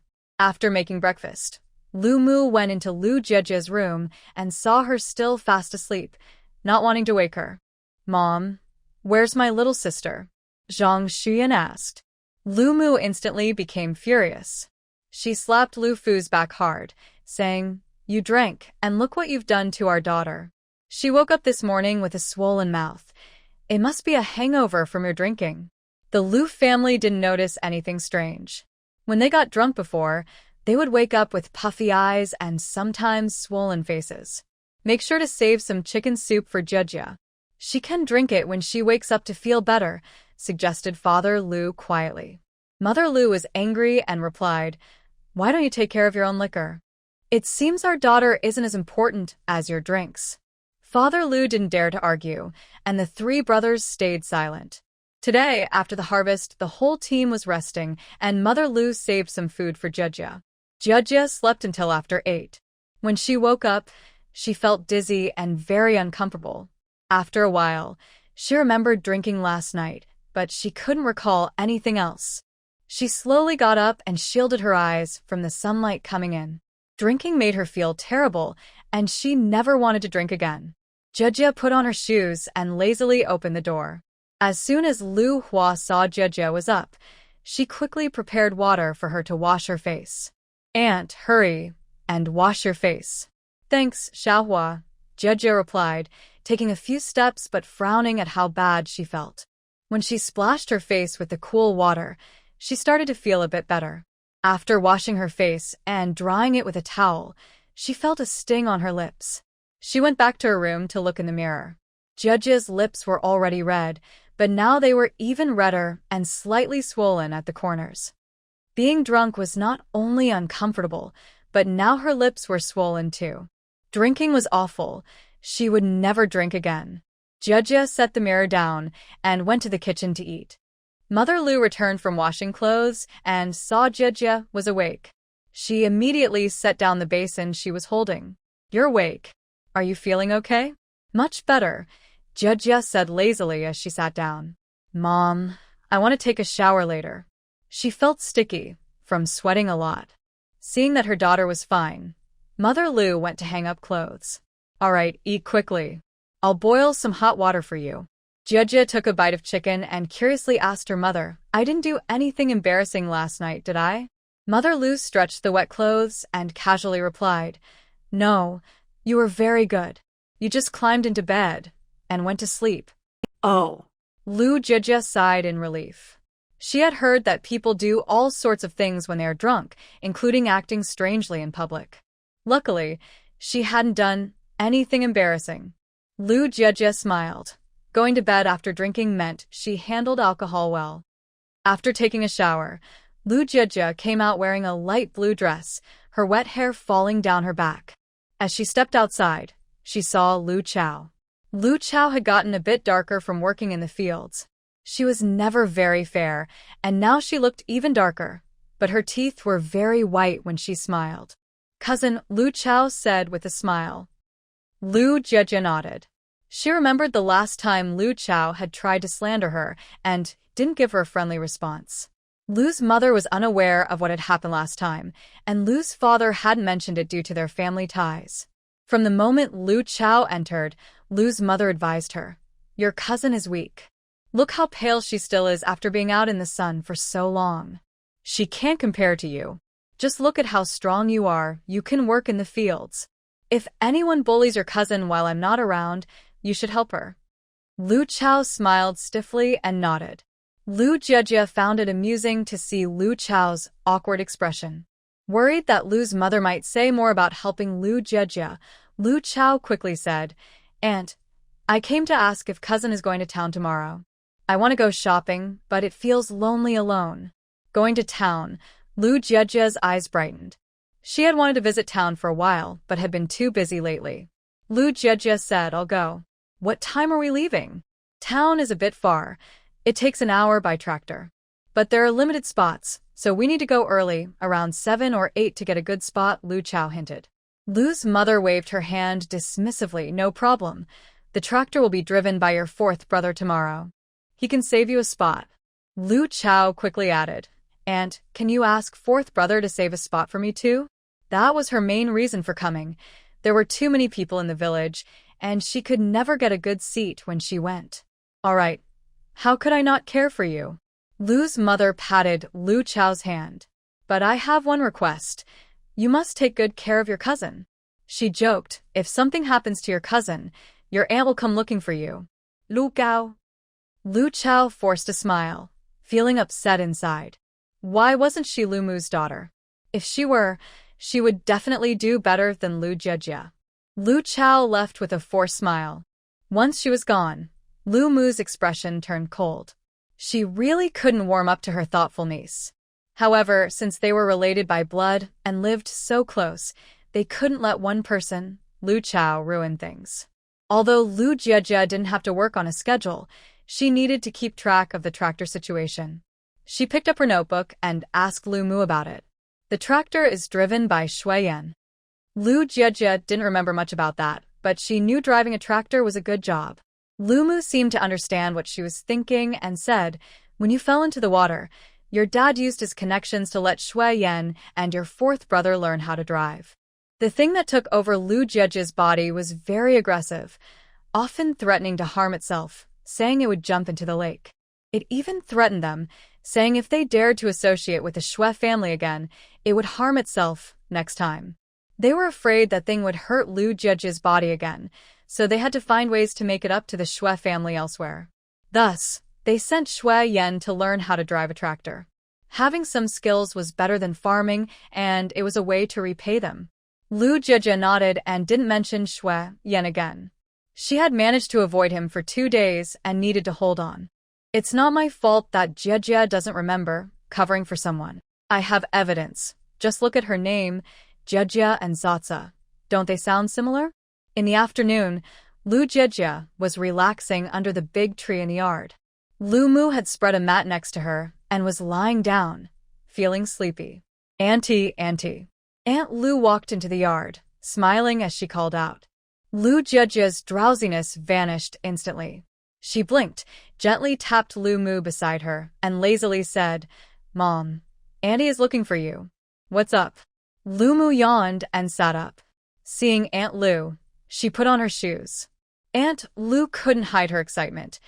"Isn't this a good sign for Xiao Xiao? The man's family sent someone to ask if you want to go over and take a look." In matchmaking, the man's family visits the woman's home to gather information. The woman's family often invites others to make it look good, allowing everyone to meet and share ideas. Lu Jiejie, who had been feeling a bit sleepy, suddenly perked up and straightened her back in her chair. In all her years, she had never seen a matchmaking event. Okay, I'll help you out." Lu's mother immediately stood up eagerly, treating Lu Chao like her own daughter. Aunt Lu was pleased with Lu's mother's enthusiasm and smiled even brighter. Lu Jiejie stayed still, unsure if a girl like her, who wasn't married, could attend. What if she wasn't allowed to go? Aunt Lu smiled at Lu Jiejie. "Jiejie, your mother will bring you some candy later." This meant she wasn't allowed to go. Lu Jiejie lay back in the rocking chair, squinting her eyes, ready to sleep. Lu's mother secretly raised an eyebrow, thinking that there were no rules against other young girls watching in situations like today. But Aunt Lu didn't want her daughter to go, likely because she was worried about her daughter's looks stealing the spotlight. Lu's mother called the children in the house. "Come on, let's go to your uncle's house and have some fun." The children, also squinting their eyes, got up happily. They enjoyed these matchmaking events because they always got candy. Lu's mother took the children next door, while Shu Yan stayed home to tidy up. Soon, Lu Jiejie was left alone in the house. Lu Jiejie fanned herself, feeling bored. She didn't expect Lu Chao to have a partner so soon. Wait, Lu Jiejie opened her eyes. Wasn't Lu Chao still involved with Zhou Wenqing? Then, Lu Jiejie suddenly felt a bit sorry for the man. This matchmaking might not go smoothly. She raised her eyes, bored, and glanced toward the door, suddenly startled by a thin, pale face peering in. The face was shocking, with deep-set eyes, high cheekbones, and dry lips, looking almost like skin stretched over bones. What was alarming was that it was trying to sneak a look inside, like a peeping Tom. Lu Jiejie suddenly glanced over, her body shuddering slightly. She regained her composure and said angrily, "Tian Jinhua, what are you doing?" Lu Jiejie was still wearing a light blue dress, her small face with rosy lips and white teeth. Even her fingers holding the fan were fair and delicate. Tian Jinhua bit her teeth in jealousy. It was bad enough that the good things at home were given to the boys, but now this girl was getting them too. However, to return to the Lu family, she dared not show any dissatisfaction. "Little sister," she rubbed her hands together, dirt under her nails, while smiling with a submissive tone. If it were anyone else acting like this, Lu Jiejie might feel pity, but she couldn't feel sorry for Tian Jinhua. Before Tian Jinhua married into the family, she was the same way, and in the end, she preferred to torment Lu Jiejie in the Tian family. In the Lu family, she was treated well, but in an instant, she left for the family that harmed her, and she accepted it willingly. Lu Jiejie looked coldly at her. What do you want? I just came to see. I'm leaving right away. Tian Jinhua turned and ran. She knew Lu Jiejie was not to be trifled with now. If the Lu family was called, she might get into trouble. She was secretly looking for Dashan, believing that once she had the Lu family's grandson under her control, the Lu family would let her return. Lu Jiejie felt disgusted, as if something dirty was clinging to her. It seemed she needed to deal with her second brother's matters quickly. Lu Jiejie's eyes moved as she lay back in the rocking chair, fanning herself. An hour later, Lu's mother returned, rolling her eyes, with the children each holding 2 candies, happily bouncing around. Children in this era loved candy, treating it like treasure. Last time, Shirtu had hidden his candy and was reluctant to eat it. Lu Yuan thought for a moment and gave his candy to Lu Jiejie, shyly smiling, "For you, auntie." Seeing this, the other children also wanted to give their candy to Lu Jiejie. Lu Jiejie rubbed Lu Yuan's little head, shaking her head. "No, I don't like candy. You all enjoy it." "There's candy." Lu's mother poured a handful of candy into Lu Jiejie's arms, looking at her grandchildren. Since everyone has some, no one is allowed to take from others. If the older ones don't want to share with the younger ones, then they shouldn't take their candy either. "Got it," the little ones replied, looking up. Lu Hao looked at the 2 pieces of candy in her hand. In the past, she and her sister's candy would always be taken by Tian Jinhua. Even when Grandma told them to eat their own, they were too scared to do so. Because if they ate it, they would get punished at night. Their mother wouldn't hit them with a shoe, but she would pinch them or give them a cold stare. Seeing her younger siblings unwrap their candy and pop it into their mouths, Lu Hao couldn't help but unwrap her own candy and lick it. It was really sweet. She hadn't tasted this kind of sweetness in a long time. Suddenly, Lu Hao felt a bit guilty. She didn't want Tian Jinhua to come back. She thought everything was fine now. She didn't feel anxious anymore and wouldn't be scared by a cold look. Shu Yan didn't take any candy. She was fine as long as the kids could enjoy it. Thinking about what had just happened, her expression became complicated. "Did you see the look on that girl's face today? I don't think this marriage will happen." Lu Jiejie perked up, curious, and asked Shu Yan, sister-in-law, "What happened?" "What happened? That girl is so foolish. If I were her mother, I would definitely give her a good talking to," Lu's mother said angrily, while sitting on the cool mat. Lu Jiejie touched her nose. Lu's mother angrily talked about the boy's family background. The boy was from Dongshui village, surnamed Zhang. He joined the army early and performed well, receiving a monthly salary. However, he got injured last year, and his family became worried about his safety, which is why they thought of Lu Chao. Lu Chao was rumored to be a lucky star, and his family wanted to find a wife with good fortune to ensure his safety. They didn't seek wealth, just wanted him to come back safely. "You don't know how well that boy did in the army. He's almost as good as your third brother. He has a bright future ahead, and could even talk to someone from the city. If he likes Lu Chao, it's because he wants to ensure his son's safety. Otherwise, why would he choose her?" Lu's mother wasn't trying to put Lu Chao down. It's just that she didn't have any outstanding qualities. She didn't excel at anything, wasn't particularly good-looking, and wasn't very hard-working in the fields. She didn't have any notable strengths. The man is said to be not only tall but also handsome, and his family is decent with no conflicts. He is interested in Lu Chao, which seems to be because of her good fortune. Most importantly, Lu Chao's good fortune actually comes from Lu Jiejie. She herself is not particularly lucky. Lu's mother scoffed, "If it were me, I would be eager to grab the chance." Do you know how Lu Chao behaves? She acts all high and mighty, making it seem like the man is lucky to have her. "Right, I thought he was marrying a princess," Shu Yan chimed in. "The man has great qualities, and he is just looking for some good luck. If she doesn't want him, I don't think it will work out." "Not going to work?" Lu Jiejie was taken aback. "What do you mean?" "He came today just to see what Lu's mother thinks and to check out the girl." Lu's mother rolled her eyes. Chao has been cold the whole time, clearly looking down on them. "If it were me, I would have turned around and left immediately. If you marry the wrong person, it could ruin your whole life. That may not be true, Lu Jiejie said quietly. He is interested in her good fortune. Lu's mother was speechless. Life is shared between two people. Marrying someone just for their good fortune won't guarantee happiness. She didn't want her son to end up with a troublesome wife and ruin his life. Lu Jiejie felt a bit thirsty and was about to get some water when she remembered something about Tian Jinhua. She turned back and said, "Mom, today Tian Jinhua showed up at our doorstep. I wonder what she wants." The children from the second house perked up, especially Dashan, who was eating candy and crying. "Grandma, my mom is having a tough time at Grandma's house. She doesn't eat well or sleep well, and she's lost so much weight. When will you bring her back?" Dashan remembered how Lu's mother had helped Tian Jinhua before and was deliberately exaggerating her situation. "What did you say?" Lu's mother was furious. "You want that shameless person to come back? I've made sure you've been comfortable lately, haven't I?" Just because Tian Jinhua went to earn points for the Tian family, Lu's mother would never accept her back as a daughter-in-law. Even if it meant losing the entire second house, she would not allow Tian Jinhua to return. She looked around, picked up a stick, grabbed Dashan's arm, and gave him a few light taps on his backside, saying, "This is what you get for talking back. If you don't behave, you'll regret it, just like your mother." Dashan had just eaten some stir-fried bamboo shoots and meat and was now crying, holding his backside.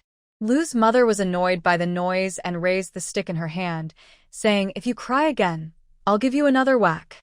Dashan tried to hold back his tears, sniffling. Seeing his pitiful state, Lu's mother frowned. It seemed that teaching him a lesson wasn't working. She thought about how he might still kick her umbrella in the future and complain about her meddling. Since that was the case, she decided to ignore him. Lu's mother took Lu Jiejie to the kitchen to get some water. Lu Jiejie asked, "Mom, how do you plan to handle Tian Jinhua's situation?" Divorce. "Tell your second brother to get a divorce immediately," Lu's mother said, taking a deep breath. "If he doesn't want to, then he can leave. I can't stand it." What if Tian Jinhua refuses to divorce? She wouldn't dare. But if she insists and makes a scene, it might take a while to get the divorce. Seeing her mother's frustration, Lu Jiejie leaned closer and said, "What if the Tian family agrees to the divorce? Tian Jinhua listens to her parents. If her mother speaks up, she will definitely agree to the divorce." Lu's mother suddenly had an idea. She glanced at Dashan, who was outside crying. "I see. If the second family gets a divorce, that troublesome Dashan will definitely be coaxed away by Tian Jinhua to threaten our family." Lu Jiejie nodded. "Mom, what are you thinking? Let her be with whoever she wants. We can't stop them. Just talking won't help. It needs to be experienced to be convincing." Lu's mother capped the water jug. He's only 7 now, he can still change. But as he grows older, he'll become more stubborn, and it will be harder to change him. In truth, Lu's mother didn't want this grandson anymore. Every day was more troublesome than the last. If he wants to follow his mother, why should she stop him? She wouldn't do something that was thankless. If they want to live a hard life, so be it. Lu's mother couldn't even be bothered to lift her eyelids. If he can't change, then let him work hard for the Tian family. Lu Jiejie thought that was a good idea. Anyway, the reasoning has been clarified by Dasha, and all they can do is this. Aunt Lu was so angry at home that she couldn't even stand up straight. She hit Lu Chao's legs with a willow branch and said, "You troublesome child. Before you came, I told you to be more diligent, but what happened? You made me so embarrassed. Who do you think you are that someone should just marry you?" She had known about the Zhang family's situation since last year. To be honest, their child was very outstanding, and the matchmaker had visited several times. It was just because of the military that the marriage hadn't happened yet. Since Aunt Lu learned that the Zhang family was interested in her daughter, she had been so excited that she hardly slept last night and got up early to prepare. At this moment, Aunt Lu's eyes were red. Do you know how good Zhang Lei's conditions are? All the pretty girls in the village are eyeing him. If you marry him, you'll have a comfortable life. I don't care. Lu Chao held back her tears. We've been promoting free love for a long time. So, what if he has good conditions? The country encourages young people to go to the countryside for development. I won't marry someone just because they are well off. I want a love that is truly heartfelt. Aunt Lu nearly fainted from shock, but fortunately, her daughter-in-law caught her. Shaking, she pointed at Lu Chao. Don't think I don't know what you're thinking. You have such high aspirations, but you're not pretty and you're not diligent. Look at Jia. She's beautiful, graduated from high school, dances well, and now has a great job.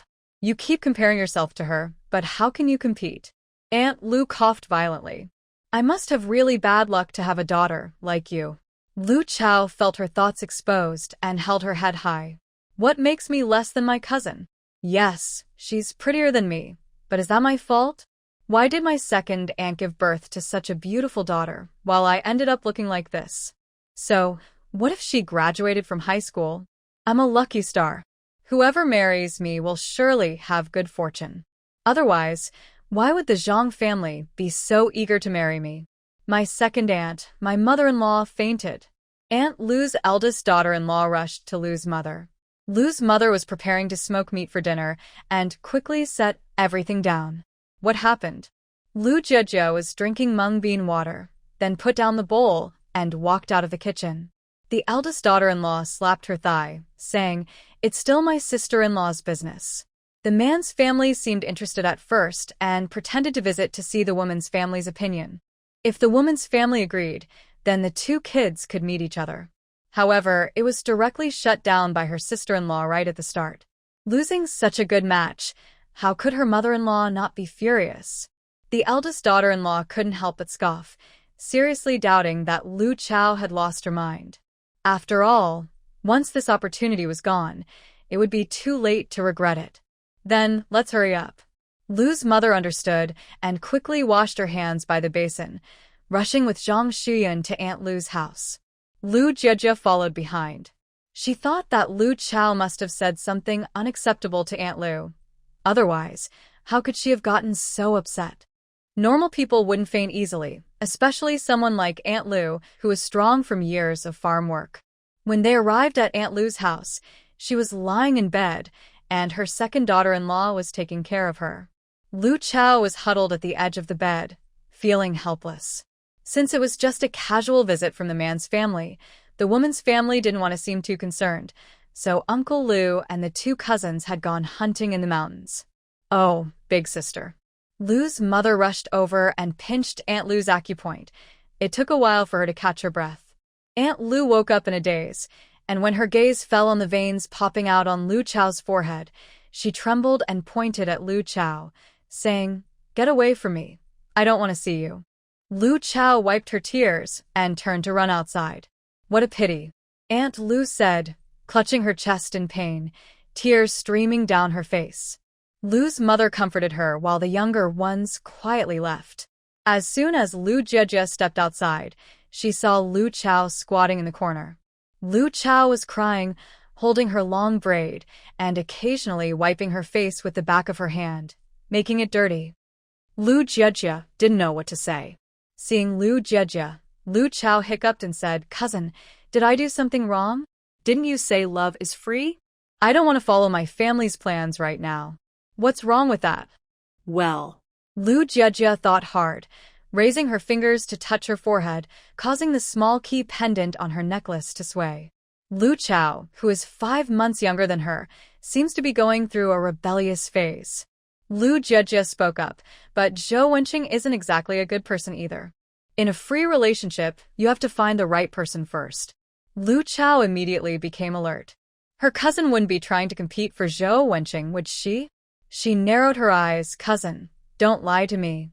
If Zhou Wenqing is so bad, how could you have pursued him for a year?" Lu Jia. She blinked, realizing that saying more would be pointless. "I have work to do, so I'll be leaving now." Lu Jia turned to leave, her light blue dress draping elegantly over her straight, slender legs. Her waist looked slim, and her neck was long, giving her a graceful demeanor from her dance training. Lu Chao bit her lip in jealousy. If Zhou Wenqing didn't even notice someone as beautiful as Lu Jia, it only proved that he wasn't overly focused on looks.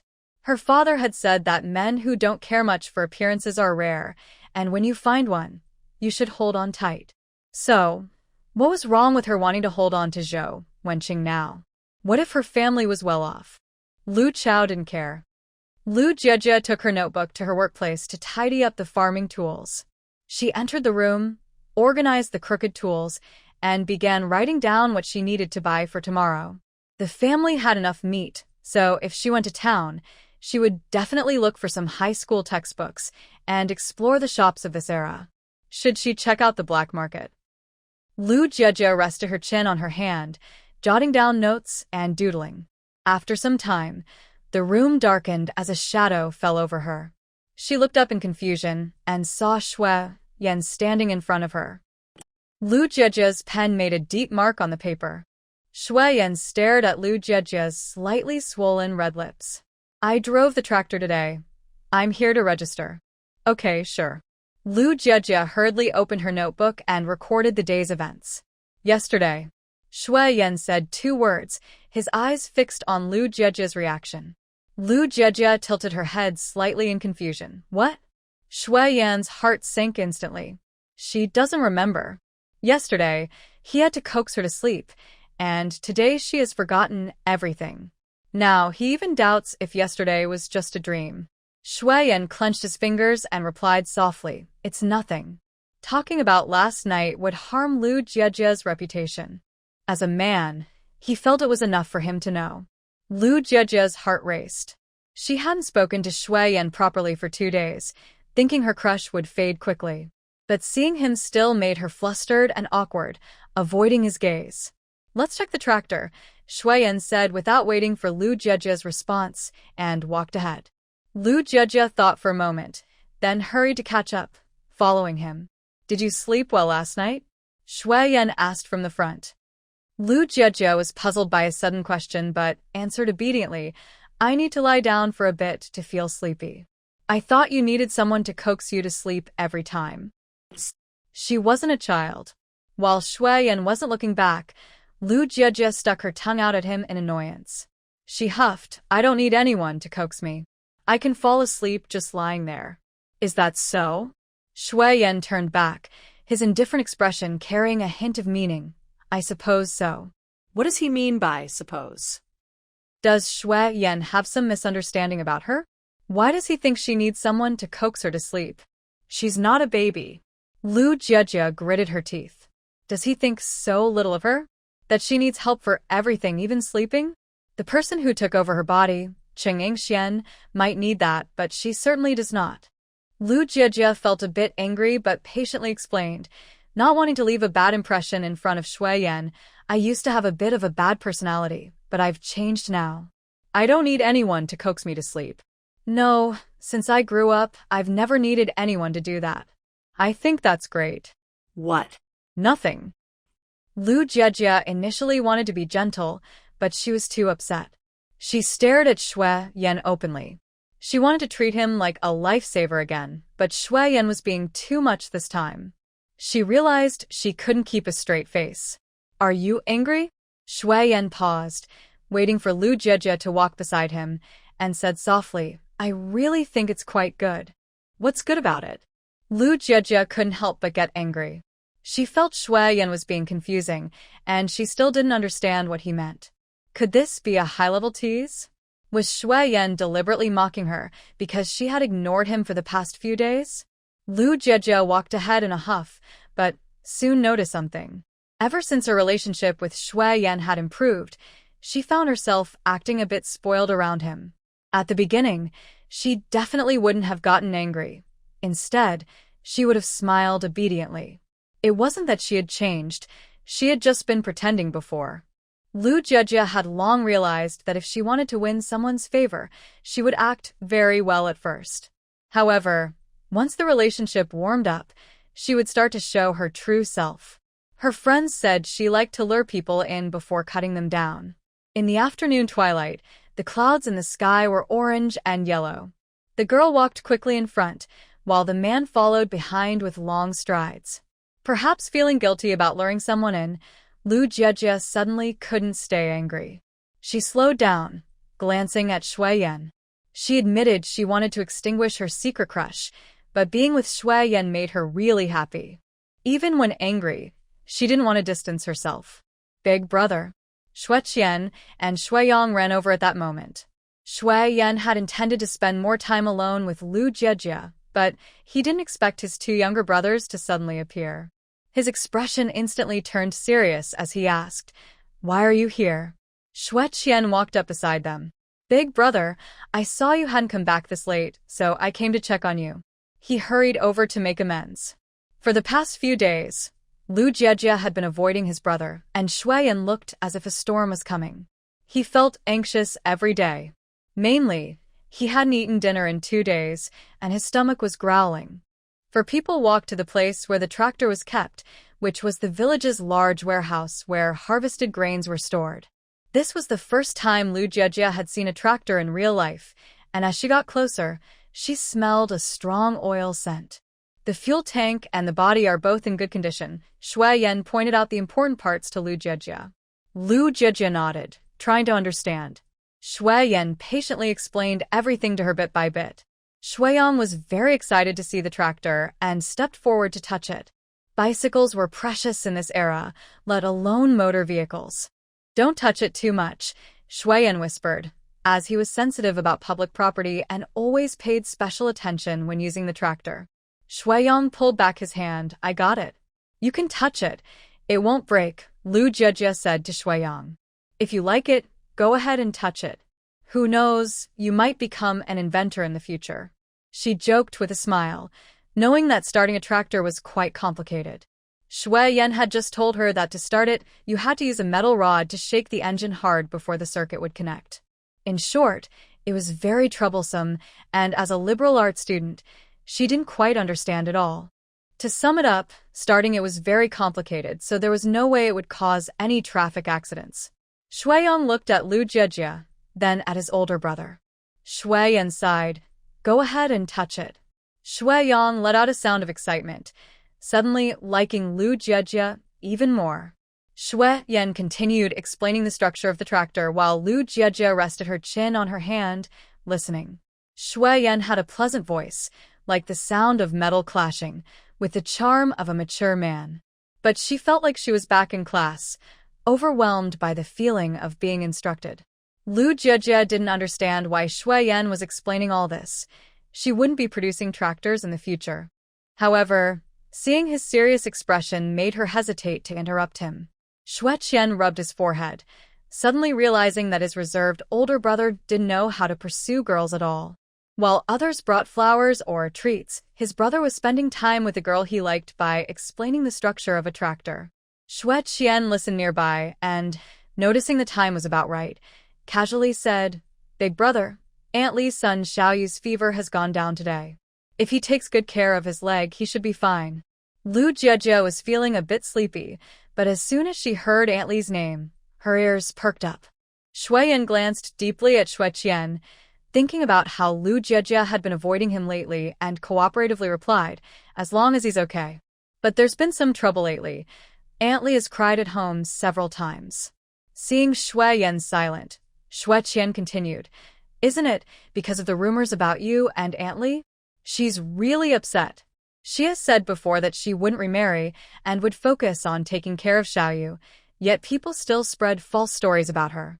Shu Yang, sitting on the tractor, stood up angrily upon hearing his brother's words.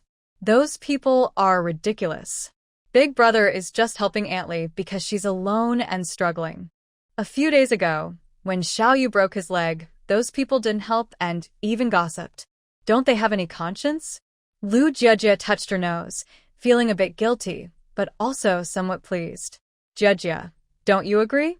Shu Yan sought her support. Lu Jiejie nodded. Shu Yan strained his neck, his veins showing. "My big brother may not talk much, but he understands things very well. If Aunt Lee really liked him, he would have kept his distance. He wouldn't help her no matter how pitiful she was. But since Aunt Lee doesn't have those feelings for him, that's why he helps her." Seeing Shu Yan too worked up, Lu Jiejie couldn't help but soothe him. "Don't be so angry. It's not good for your health." Can I not be angry? They say such hurtful things. My big brother does good deeds, and yet it gets twisted like this. Shu Yan said in a deep voice, enough. Seeing that he had made his point, Shu Yan fell silent. He had indeed been very emotional.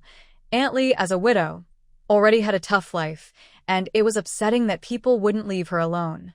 Since Lu Jiejia's brothers were not around, the three brothers decided to part ways a bit further from the Lu family to avoid any bad rumors in the village. Lu Jiejia walked ahead with her hands behind her back, a smile unconsciously spreading across her face. Just now, I kicked a stone on the ground, and suddenly someone tapped my shoulder. Lu Jiejia turned around and saw Lu Chao. Lu Chao had a not-so-friendly smile on her face.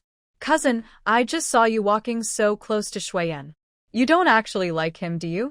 Lu Jiejia's smile instantly disappeared. Did she show it so clearly? Lu Chao looked disgusted. Cousin, your taste is getting worse. Shu Yan is the kind of guy who only likes you for your looks. Lu Jiejia was taken aback and asked, You think he likes me? Lu Chao touched her long braid, jokingly, Cousin, I think any guy who likes looks would like you. How could a shallow guy like Shu Yan not like you? Lu Jiejia's excitement quickly faded. The problem is Shu Yan is not a shallow guy at all. Lu Chao is just not thinking straight. She shouldn't have asked her. Seeing Lu Jiejia's expression turn cold, Lu Chao suddenly felt a bit anxious. She knew her sarcasm was too obvious. Cousin, I was just joking. Don't be mad, Lu Chao said as she leaned closer to Lu Jiejia. Lu Jiejia pressed her lips together. Her fair face slightly flushed, and her beautiful almond-shaped eyes were big and lovely, with delicate features like a porcelain doll. Suddenly, she thought, if Lu Jiejia were to marry a poor guy like Shu Yan, living in a leaky house, working in the fields every day, not having enough to eat or wear, she would surely be miserable. And since Shu Yan has a temper, wouldn't that make Lu Jiejia's life even worse? No matter how beautiful a flower is, if it encounters someone like Shu Yan, it will wither. Maybe one day, Lu Jiejia would turn into a tired and unattractive woman. The more Lu Chao thought about it, the more excited she became. Cousin, let me be honest with you. Shu Yan's family is quite poor right now, but he is strong, so his future won't be too bad. Lu Jiejia's eyes widened slightly as she looked at Lu Chao suspiciously. How did Lu Chao suddenly become so smart? Or does she also like Shu Yan? Do you really like Shu Yan? Lu Chao asked again, anxiously tossing her long braid behind her. Lu Jiejia didn't want to tell Lu Chao anything. She tilted her head and replied, What do you think? Lu Chao sighed. I see you seem happy when you're with him, so I thought you liked him. Lu Jiejia remained silent. If she told Lu Chao that she liked Shu Yan, the whole Westwater village would know by tomorrow. In this era, before two families have a confirmed relationship, if she casually said she liked someone, it would be clear how her reputation would suffer. Considering the situation with Zhou Wenqing, it wouldn't be long before people said she was fickle. If she and Shu Yan didn't end up together, and with stricter rules in a couple of years, she might end up with a bad reputation. Lu Chao was not giving up. Cousin, I really think Shu Yan is a good guy. I'm just looking at it from an outsider's perspective.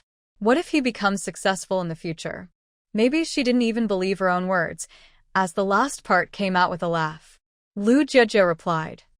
Her expression turned cold as she jabbed back. I don't know if Shu Yan will be successful, but Zhou Wenqing definitely will. So don't let him get away. I know that. Lu Chao exclaimed loudly, worried that Lu Jiejia would compete with her. Lu Jiejia remained expressionless. Then I'll wait. She turned and walked towards home, while Lu Chao reluctantly followed. Cousin, are you really not considering Shu Yan? I think he likes you.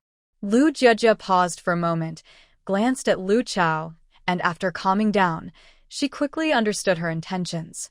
She initially didn't want to respond, but there was a part of her that was curious. In short, she wanted to hear some encouraging words about being with Shu Yan. She rolled her eyes and replied coldly, We used to have a very tense relationship, and now it has just started to improve. Do you think he would like me? Cousin, you're so beautiful. I think he has liked you for a while. You just don't see the way he looks at you. He definitely likes you. Really? Lu Jiejie strategically chose not to respond and continued walking with her hands behind her back. Even if he doesn't like you now, cousin, you're beautiful. If you try a little, he will definitely want you. Lu Jiejie remained silent, but her fingers moved slightly. Cousin. Lu Chao, you're going too far.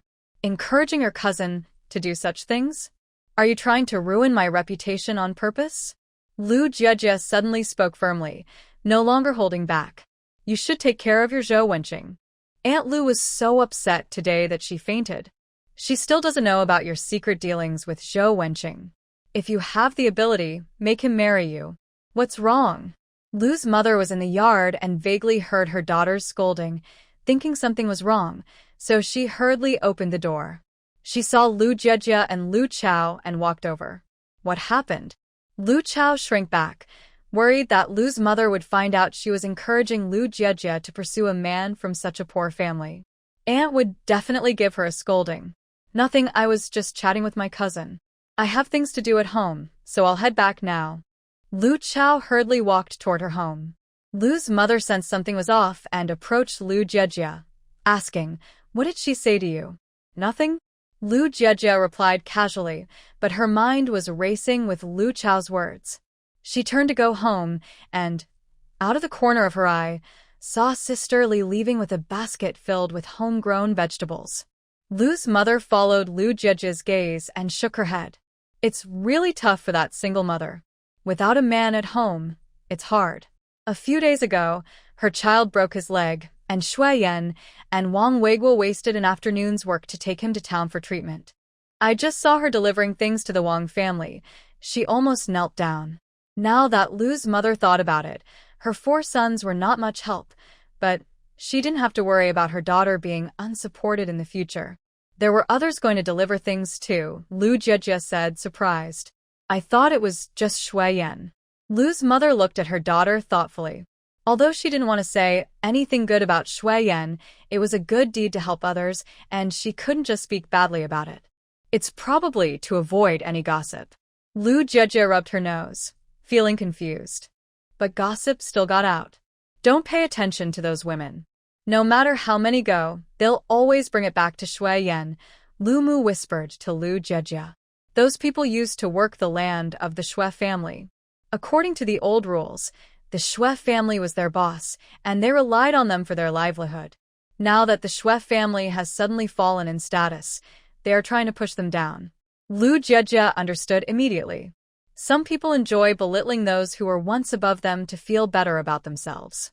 Lu Mu continued, You don't know, those women used to bow and call Shu Yan young master. You didn't see that scene.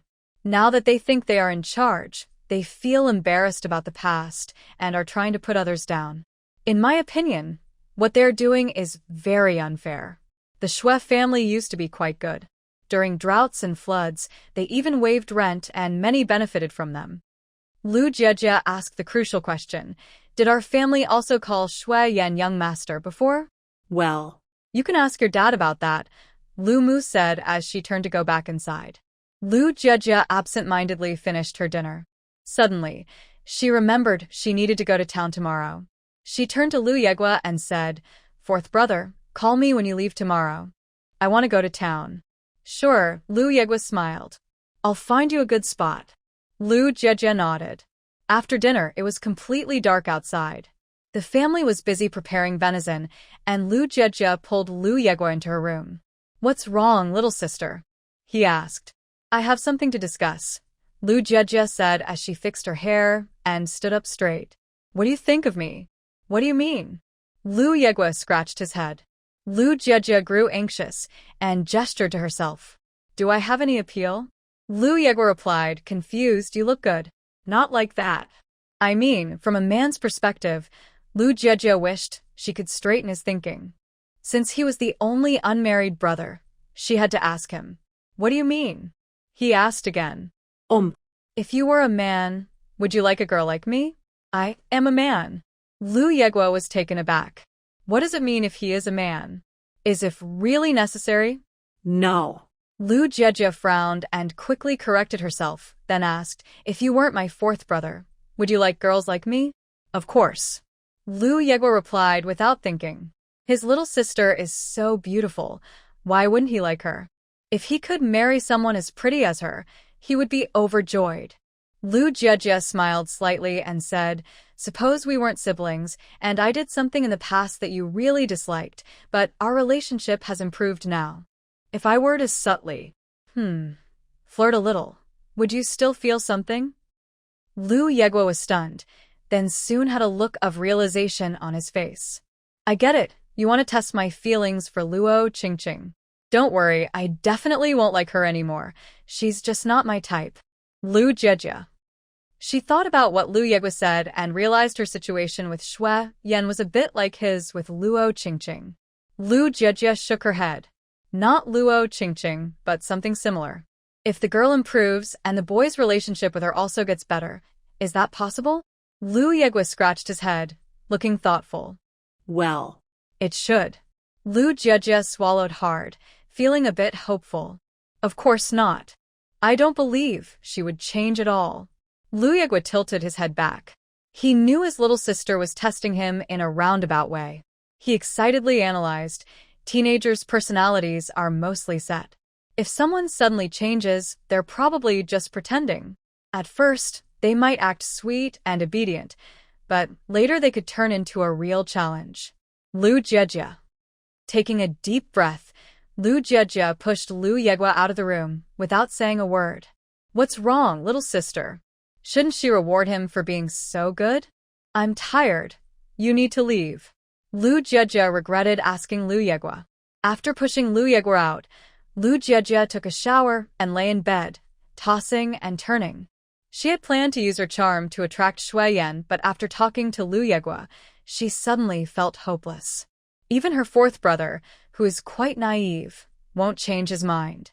So someone as clever and thoughtful as Shu Yan has no chance at all. It's so annoying.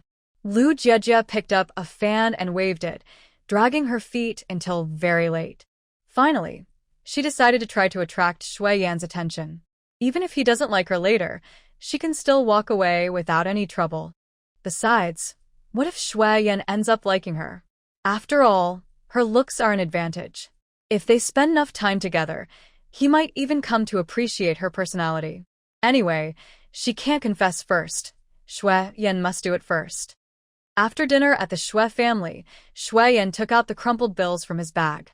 He counted carefully and was surprised to find he had earned over 16 yuan in just one day, which is as much as a person earns in a month. But this line of work has high profits and high risks. If caught, one could end up in jail. Shu Yan carefully rolled up all the money and hid it behind a loose brick. Brother, are you going to town tomorrow? Shu Yan walked in while Shu Yan was washing his hands. Yes, Shu Yan replied without looking up. Shu Yan held a live wild chicken in his hands. Brother, this is what Shu Yang and I caught on the mountain today. You can sell it in town tomorrow. No need. Let's keep it for dinner, Shu Yan said, drying his hands. Dad can make chicken soup tomorrow. Shu Yan frowned and muttered, Dad's cooking is too bad. It would be better to sell it. It would be too obvious, Shu Yan replied. Besides, selling anything other than public goods is considered reselling, and all transactions are done privately. After thinking for a moment, Shu Yan sighed. Then let's forget it. The four Shu brothers lived in the same room, and Shu Yan slept quickly, settling at the edge of the bed. In his dreams, he saw Lu Jiejie asking him for a kiss, soft and easy to tease, her hands weak, her eyes slightly red and sparkling, softly calling his name. Shu Yan, Lu Jiejie. Shu Yan called back, his tone deep and affectionate. Shu Yan had just finished using the bathroom, and as soon as he lay down, he heard his brother calling Lu Jiejie's name again. He shook his head, thinking that his brother might be enchanted by Lu Jiejie, as he seemed to call her name every day. He wondered what kind of dreams he might be having. Shu Yan woke up in the middle of the night. He sat on the bed with one leg bent, frustrated, and changed his pants. Unable to sleep, he went to walk around the gate of the Lu family. He waited under a nearby tree for about an hour before giving up and leaving. The next day, Lu Jiejie woke up yawning. She wanted to visit the black market, so she wore a white shirt and military pants, tying her hair into pigtails. Lu's mother took the opportunity, when no one was around, to slip some money into Lu Jiejia's hands. Buy whatever you like. If you see any clothes you like, get them. No need. I still have some money, Lu Jiejia said, glancing at the 10 yuan bill in her hand. She already had 4 yuan saved up, which was enough to buy quite a bit. Besides, she was just going to look around. Lu's mother insisted, having money makes things easier. Even if you don't spend it, take it with you. After thinking it over, Lu Jiejia decided to take it. She and Lu Yeguang walked toward the village warehouse and spotted Shu Yan from a distance. There were many people gathered outside the village warehouse, each standing in their own spot. In the past, they used ox carts to go to the town, but now with tractors, the journey was quicker and felt much more impressive.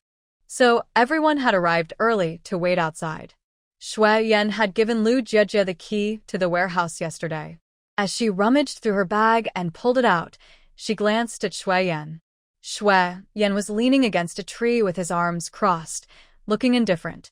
Zhao was squatting not far from him, and the two occasionally exchanged glances, the air thick with tension only they could understand. Lu Jiejia's heart began to race again. In a panic, she turned her head and unlocked the door. Once inside, Lu Yeguang lifted Lu Jiejia by the waist and placed her directly onto the vehicle, signaling for her to find a good spot. Lu Jiejia was still processing what had happened when her feet landed in the truck bed. The other villagers who were about to grab spots looked on in surprise. Shu Yan glanced at Lu Yeguang's hand on Lu Jiejia's waist, his expression darkening. He clearly knew that they were siblings, but he still felt uncomfortable and couldn't control some dark thoughts that crossed his mind. Lu Jiejia quickly found a good spot, and Lu Yegua handed over a small stool from home, then wiped the metal behind Lu Jiejia with the hem of his coat.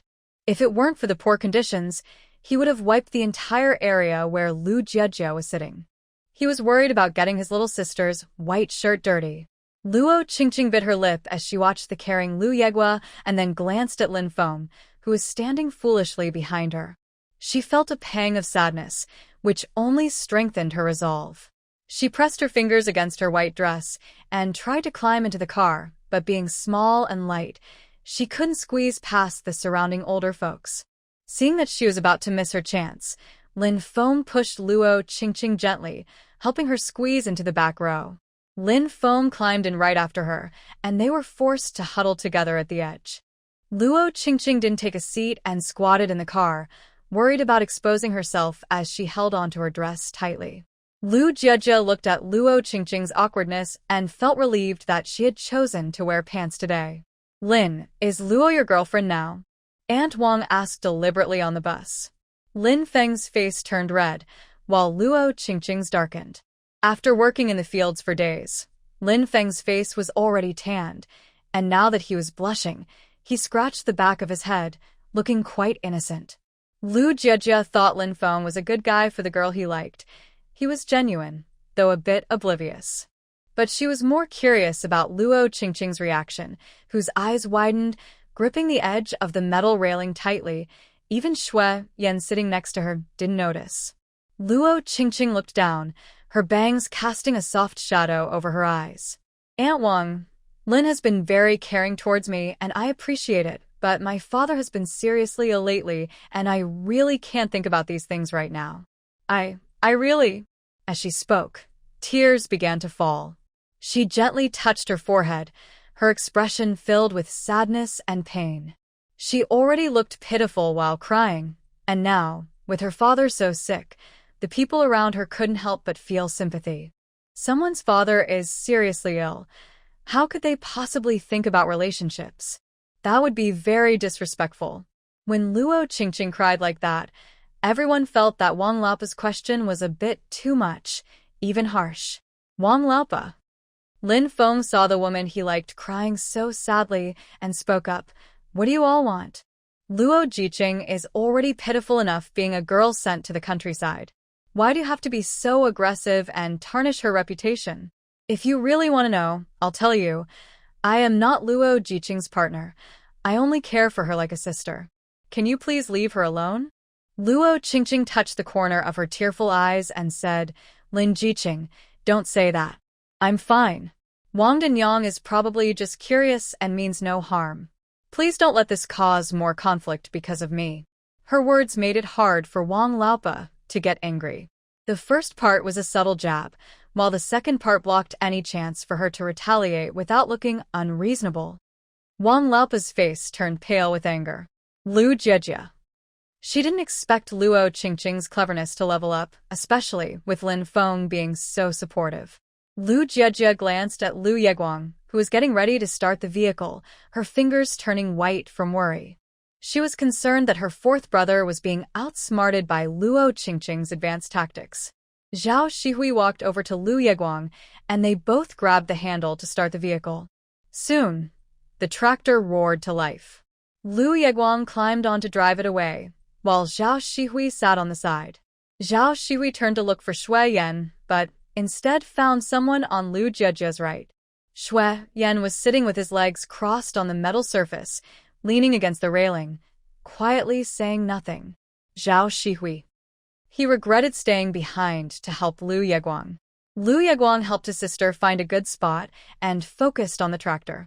After locking up the warehouse, just as he was about to drive away, Lu Chao's voice called out. Fourth brother, don't go, Lu Chao. Lu Jiejie murmured the name, realizing they had forgotten to invite Lu Chao to come along. Lu Yeguang just remembered Lu Chao and looked back, only to find that the seats were already taken. Lu Yeguang. Fourth brother, why didn't you call me? Lu Chao ran to the side of the vehicle, panting, and peeked inside, discovering it was completely full. She paused and looked at Lu Jiejie. Cousin, didn't you save me a spot? Actually, she hadn't. Lu Jiejie glanced around and then turned to see Shu Yan next to her. Lu Jiejie hesitated for a moment, then slowly turned back to Lu Chao, it seems. There's no space left. Besides, isn't Aunt Lu feeling unwell? Maybe you should go tomorrow instead? Lu Chao's expression darkened, feeling that Lu Jiejie didn't care about her at all. The tractor was still rumbling, and not moving wasted fuel. Lu Yeguang quickly glanced at the empty metal bar on the left. Is there a man sitting on the bar next to it? Can someone give a woman a spot? This area was dusty, and under the metal was a large wheel, making it shaky and unsafe, usually occupied by men like Zhao. Luo Qingqing was a bit annoyed that Lin Feng was sitting next to her. Now that she had the chance, she said, Brother Lin, why don't you sit over there? Lin Feng thought for a moment. Although he was reluctant to leave Luo Qingqing, he got out and sat on the metal bar. Luo Qingqing helped Lu Chao up, but Lu Chao didn't thank her. Instead, she said, Lin Jiqing, if you give me your spot today, you will definitely have good luck. Maybe your wishes will come true. Everyone in the village knew that Lu Chao was a lucky star. Lin Feng glanced at Luo Qingqing, feeling a bit embarrassed, and the meaning was clear. However, Luo Qingqing's expression instantly soured, wishing she could push Lu Chao off.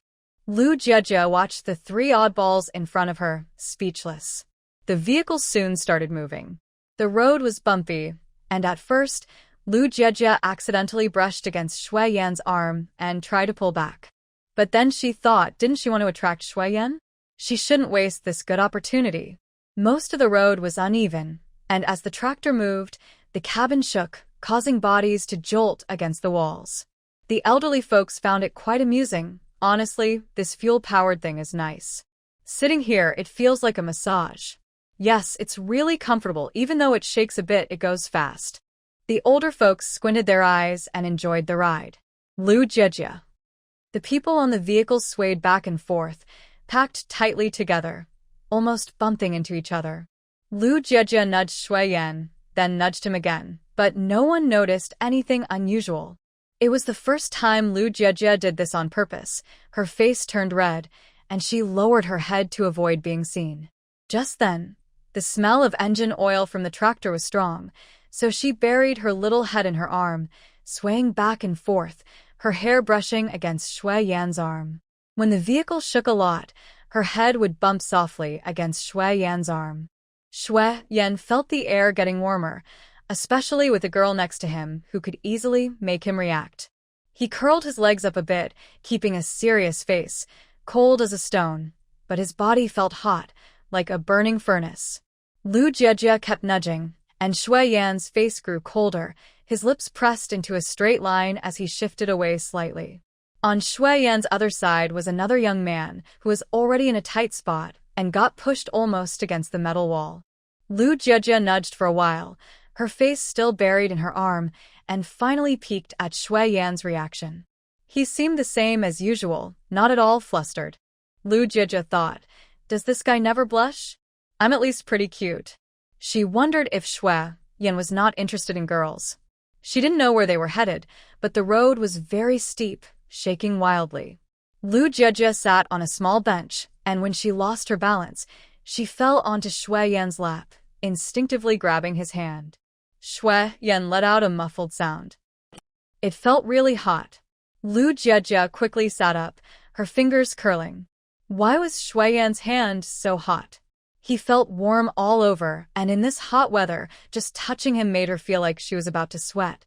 Shu Yan pulled himself tighter, and while everyone was in a panic, he took a breath and adjusted Lu Jiejie's waist, saying, hold on to the railing and don't move around. If she kept moving, he wouldn't be able to handle it. Shu Yan's warmth suddenly seeped through his shirt, making Lu Jiejie feel like screaming. She pouted and nodded obediently. She hadn't meant to. The road was just too steep. Zhao was covered in dust and turned to see the interaction between Lu Jiejie and Shu Yan, his eyes turning red with jealousy. If he had been sitting next to Lu Jiejie, she would have fallen into his arms. Before he could feel sad, dust got in his eyes, making it hard to open them. Lu Jiejie didn't expect the car to shake, and when the wind blew, dust from the wheels filled the air, making it hard to breathe.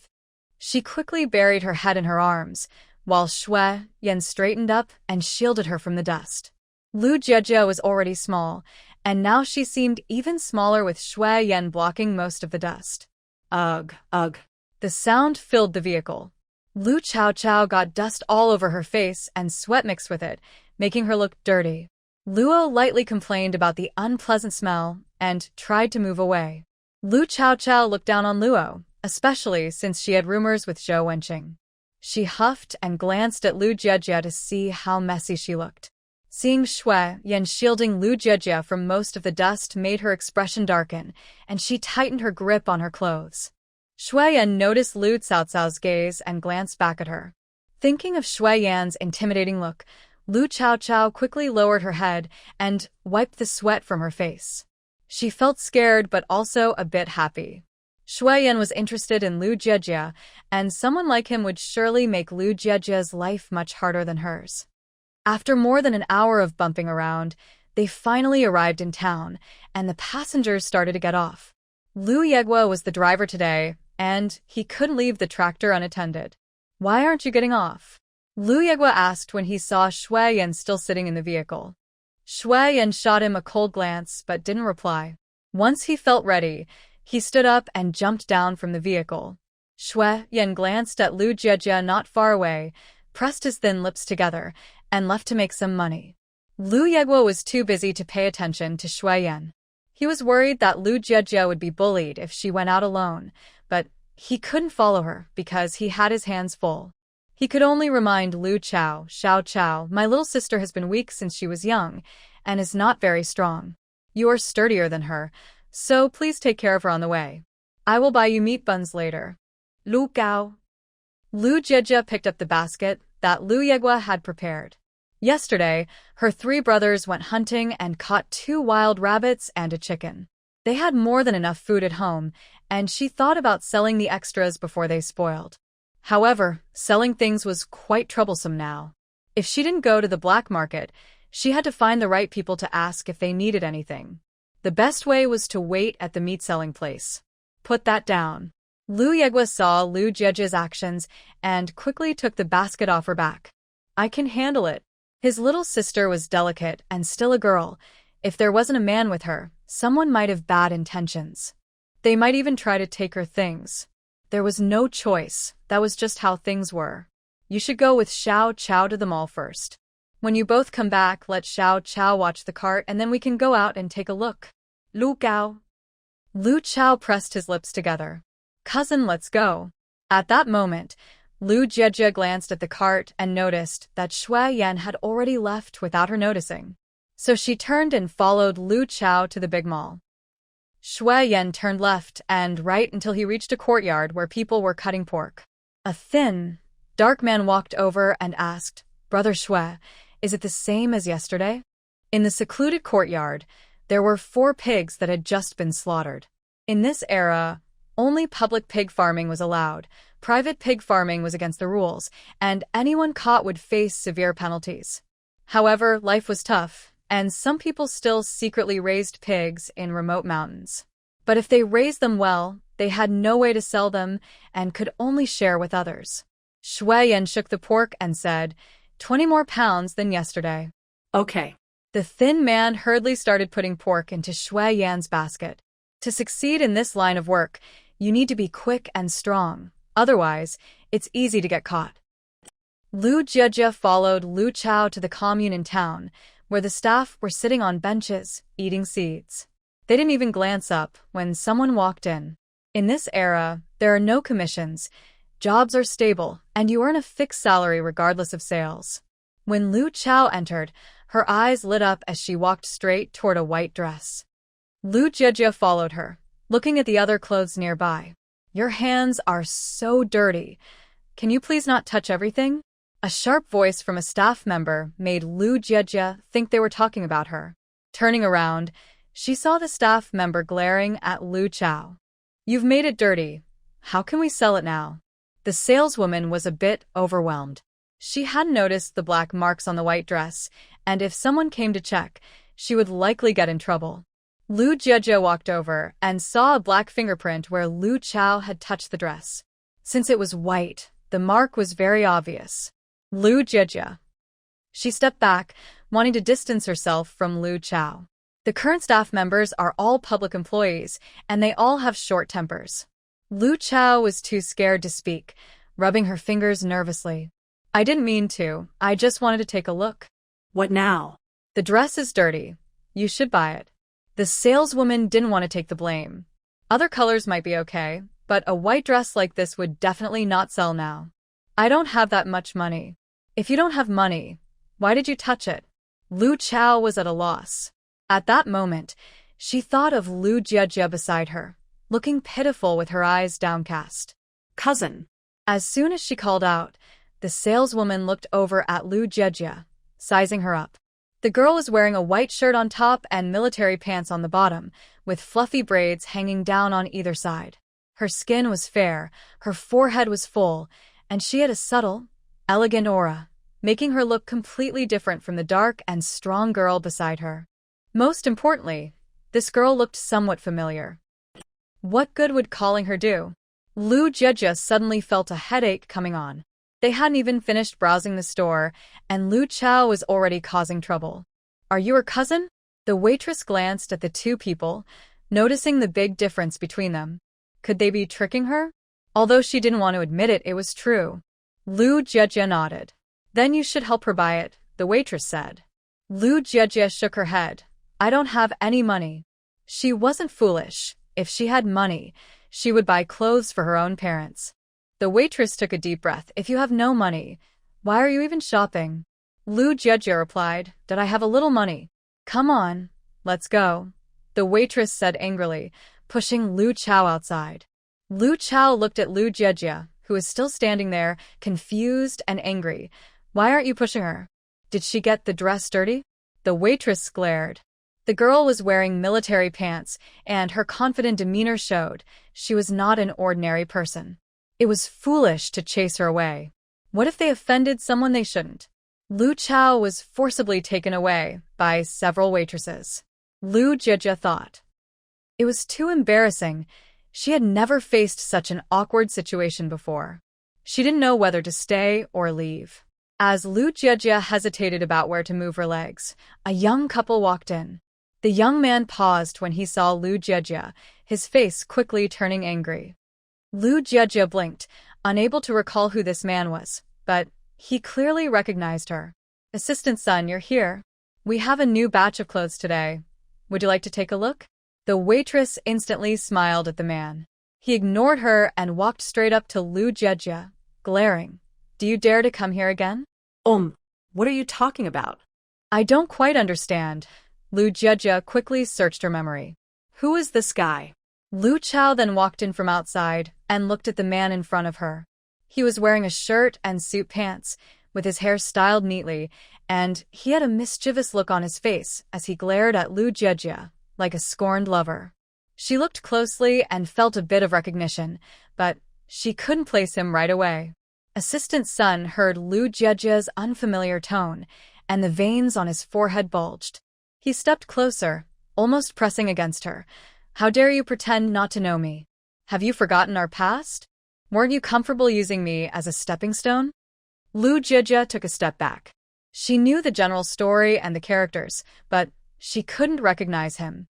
Mainly, her memories were a bit unclear. Lu Jejia was confused. Had she done something wrong in the past? She didn't think she was that kind of person. She smiled sweetly. I must be because you've changed so much. I'm really forgetful.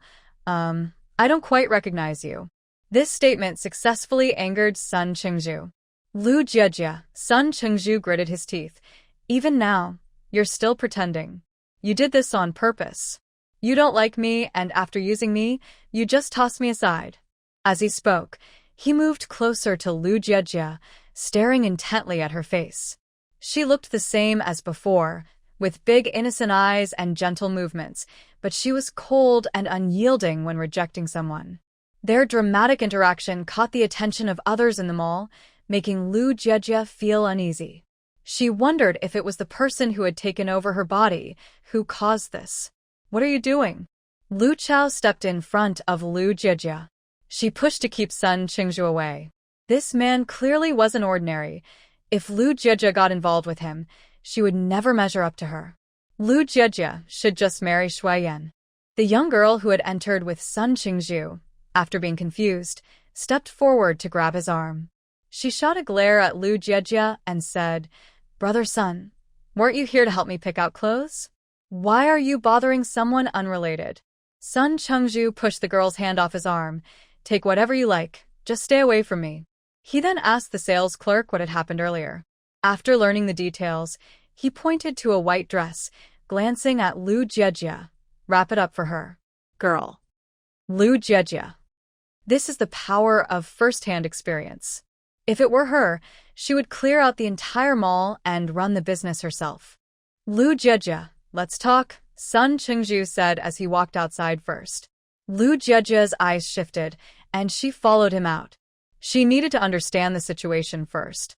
Lu Jejia chose a busy street and looked awkwardly at the person she was rumored to be involved with. From what he said, it seemed she had let him down. Say what you need to say. Lu Jejia stood next to Lu Chao. Sun Chengzhu cleared his throat, wanting to smoke, but remembering that Lu Jejia really disliked the smell, he held back. He stared at Lu Jejia's fair face. Are you sure you want to talk here? I think this place is fine, she replied. Let's go to the cafeteria, Sun Chengzhu said, taking long strides ahead.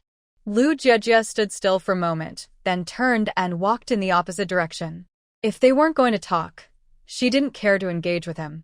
After a few steps, Sun Chengzhu turned back to see Lu Jejia walking away from him, and he was so frustrated that he rushed over and grabbed her arm. Lu Jejia was surprised that he dared to touch her in public. Her face turned cold. If you don't let go, I'll shout. Sun Chengzhu, embarrassed and angry, released her wrist, feeling helpless. What did I do to upset you? Don't you love the big meat buns at the cafeteria? He looked like a rejected puppy, and in a low voice, he added, I just wanted to make you happy. Lu Jejia. Lu Chao watched the man's affection for Lu Jejia and felt a pang of sadness. She kept reminding herself that she had Zhou Wenqing, a man Lu Jejia could never have. I really don't remember who you are, Lu Jejia said, feeling helpless and making up an excuse. After a high fever, my memory has been patchy, and I can't recall much. Sun Chengzhu's eyes brightened. Did you get a fever because I left? He heard that when you like someone, you forget them only because you loved them too much. He happily walked up to Lu Jejia and said, Jejia, You must have liked me 2 years ago, otherwise, how could you have forgotten me? Lu Jie honestly replied, but I don't think so. Sun Qingzhu was taken aback. She bit her lip and asked, What's your name? Sun Qingzhu. My name is Sun Qingzhu. Can you remember it now? Sun Qingzhu excitedly moved closer, but Lu Jie raised her hand to stop him and took a step back. Calm down, let me think. Sun Qingzhu, that name sounds a bit familiar. It seems like he wasn't in the stories she read. She thought seriously for a moment. He said he left 2 years ago, which means they met during their time in the art troupe, when they were quite poor. Lu Jie recalled some memories, including Sun Qingzhu and a stylish middle-aged woman.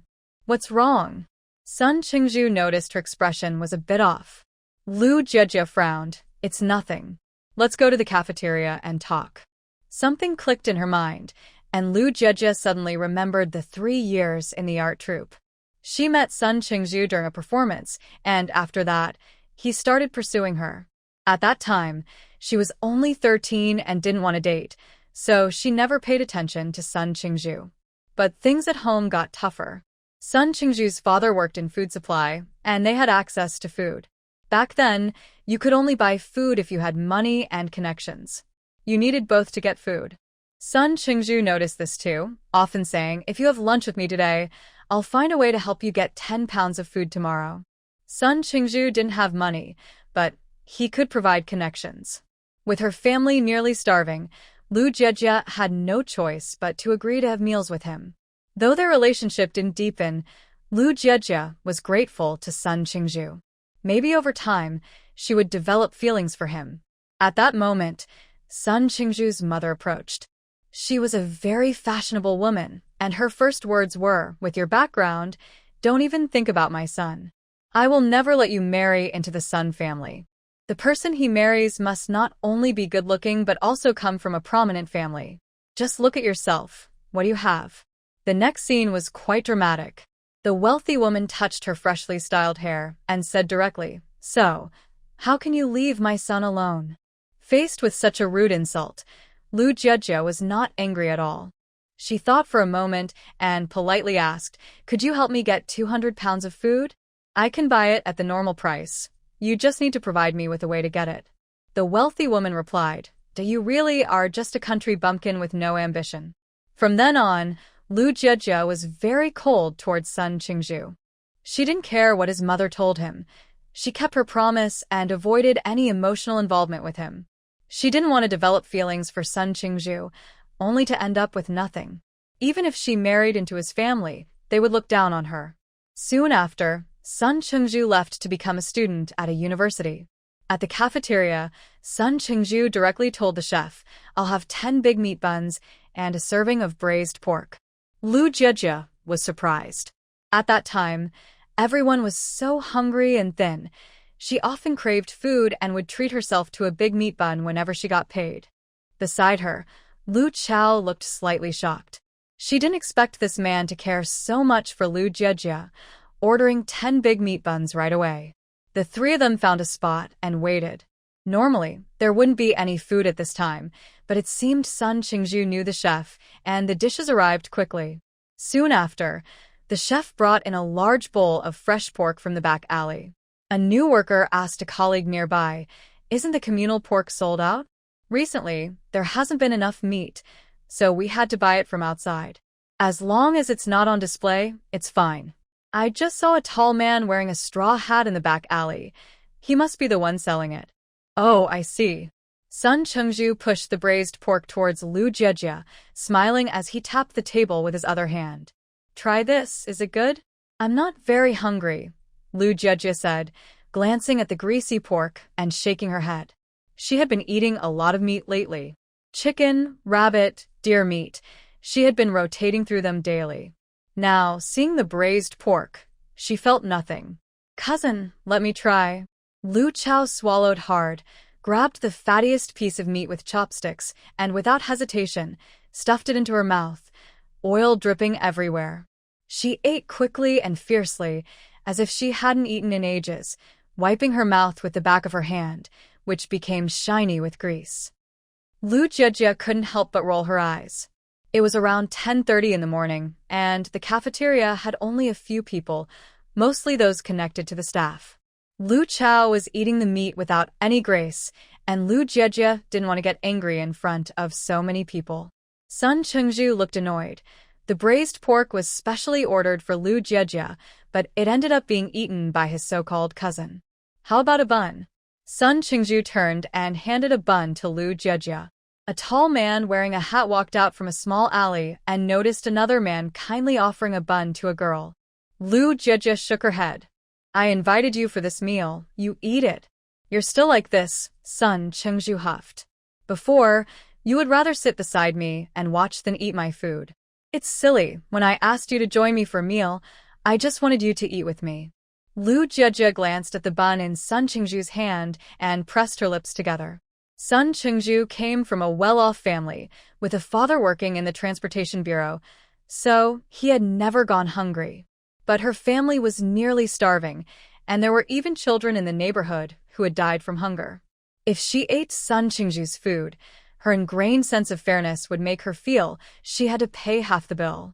However, if that money was used to buy food, it would be enough for her family to have a full meal. Given this situation, how could she possibly eat the food Sun Chengzhu ordered? Moreover, she needed to save money to buy grain. Sun Chengzhu provided her with a way to buy grain, but the price was 1 or 2 times higher than usual. If she eats a lot in the cafeteria, how will she have money to buy grain? Yes, not only do I have to eat dinner with you, but I also have to serve you food and tell you stories, Lu Jiejie said, rubbing her forehead, feeling quite proud of herself.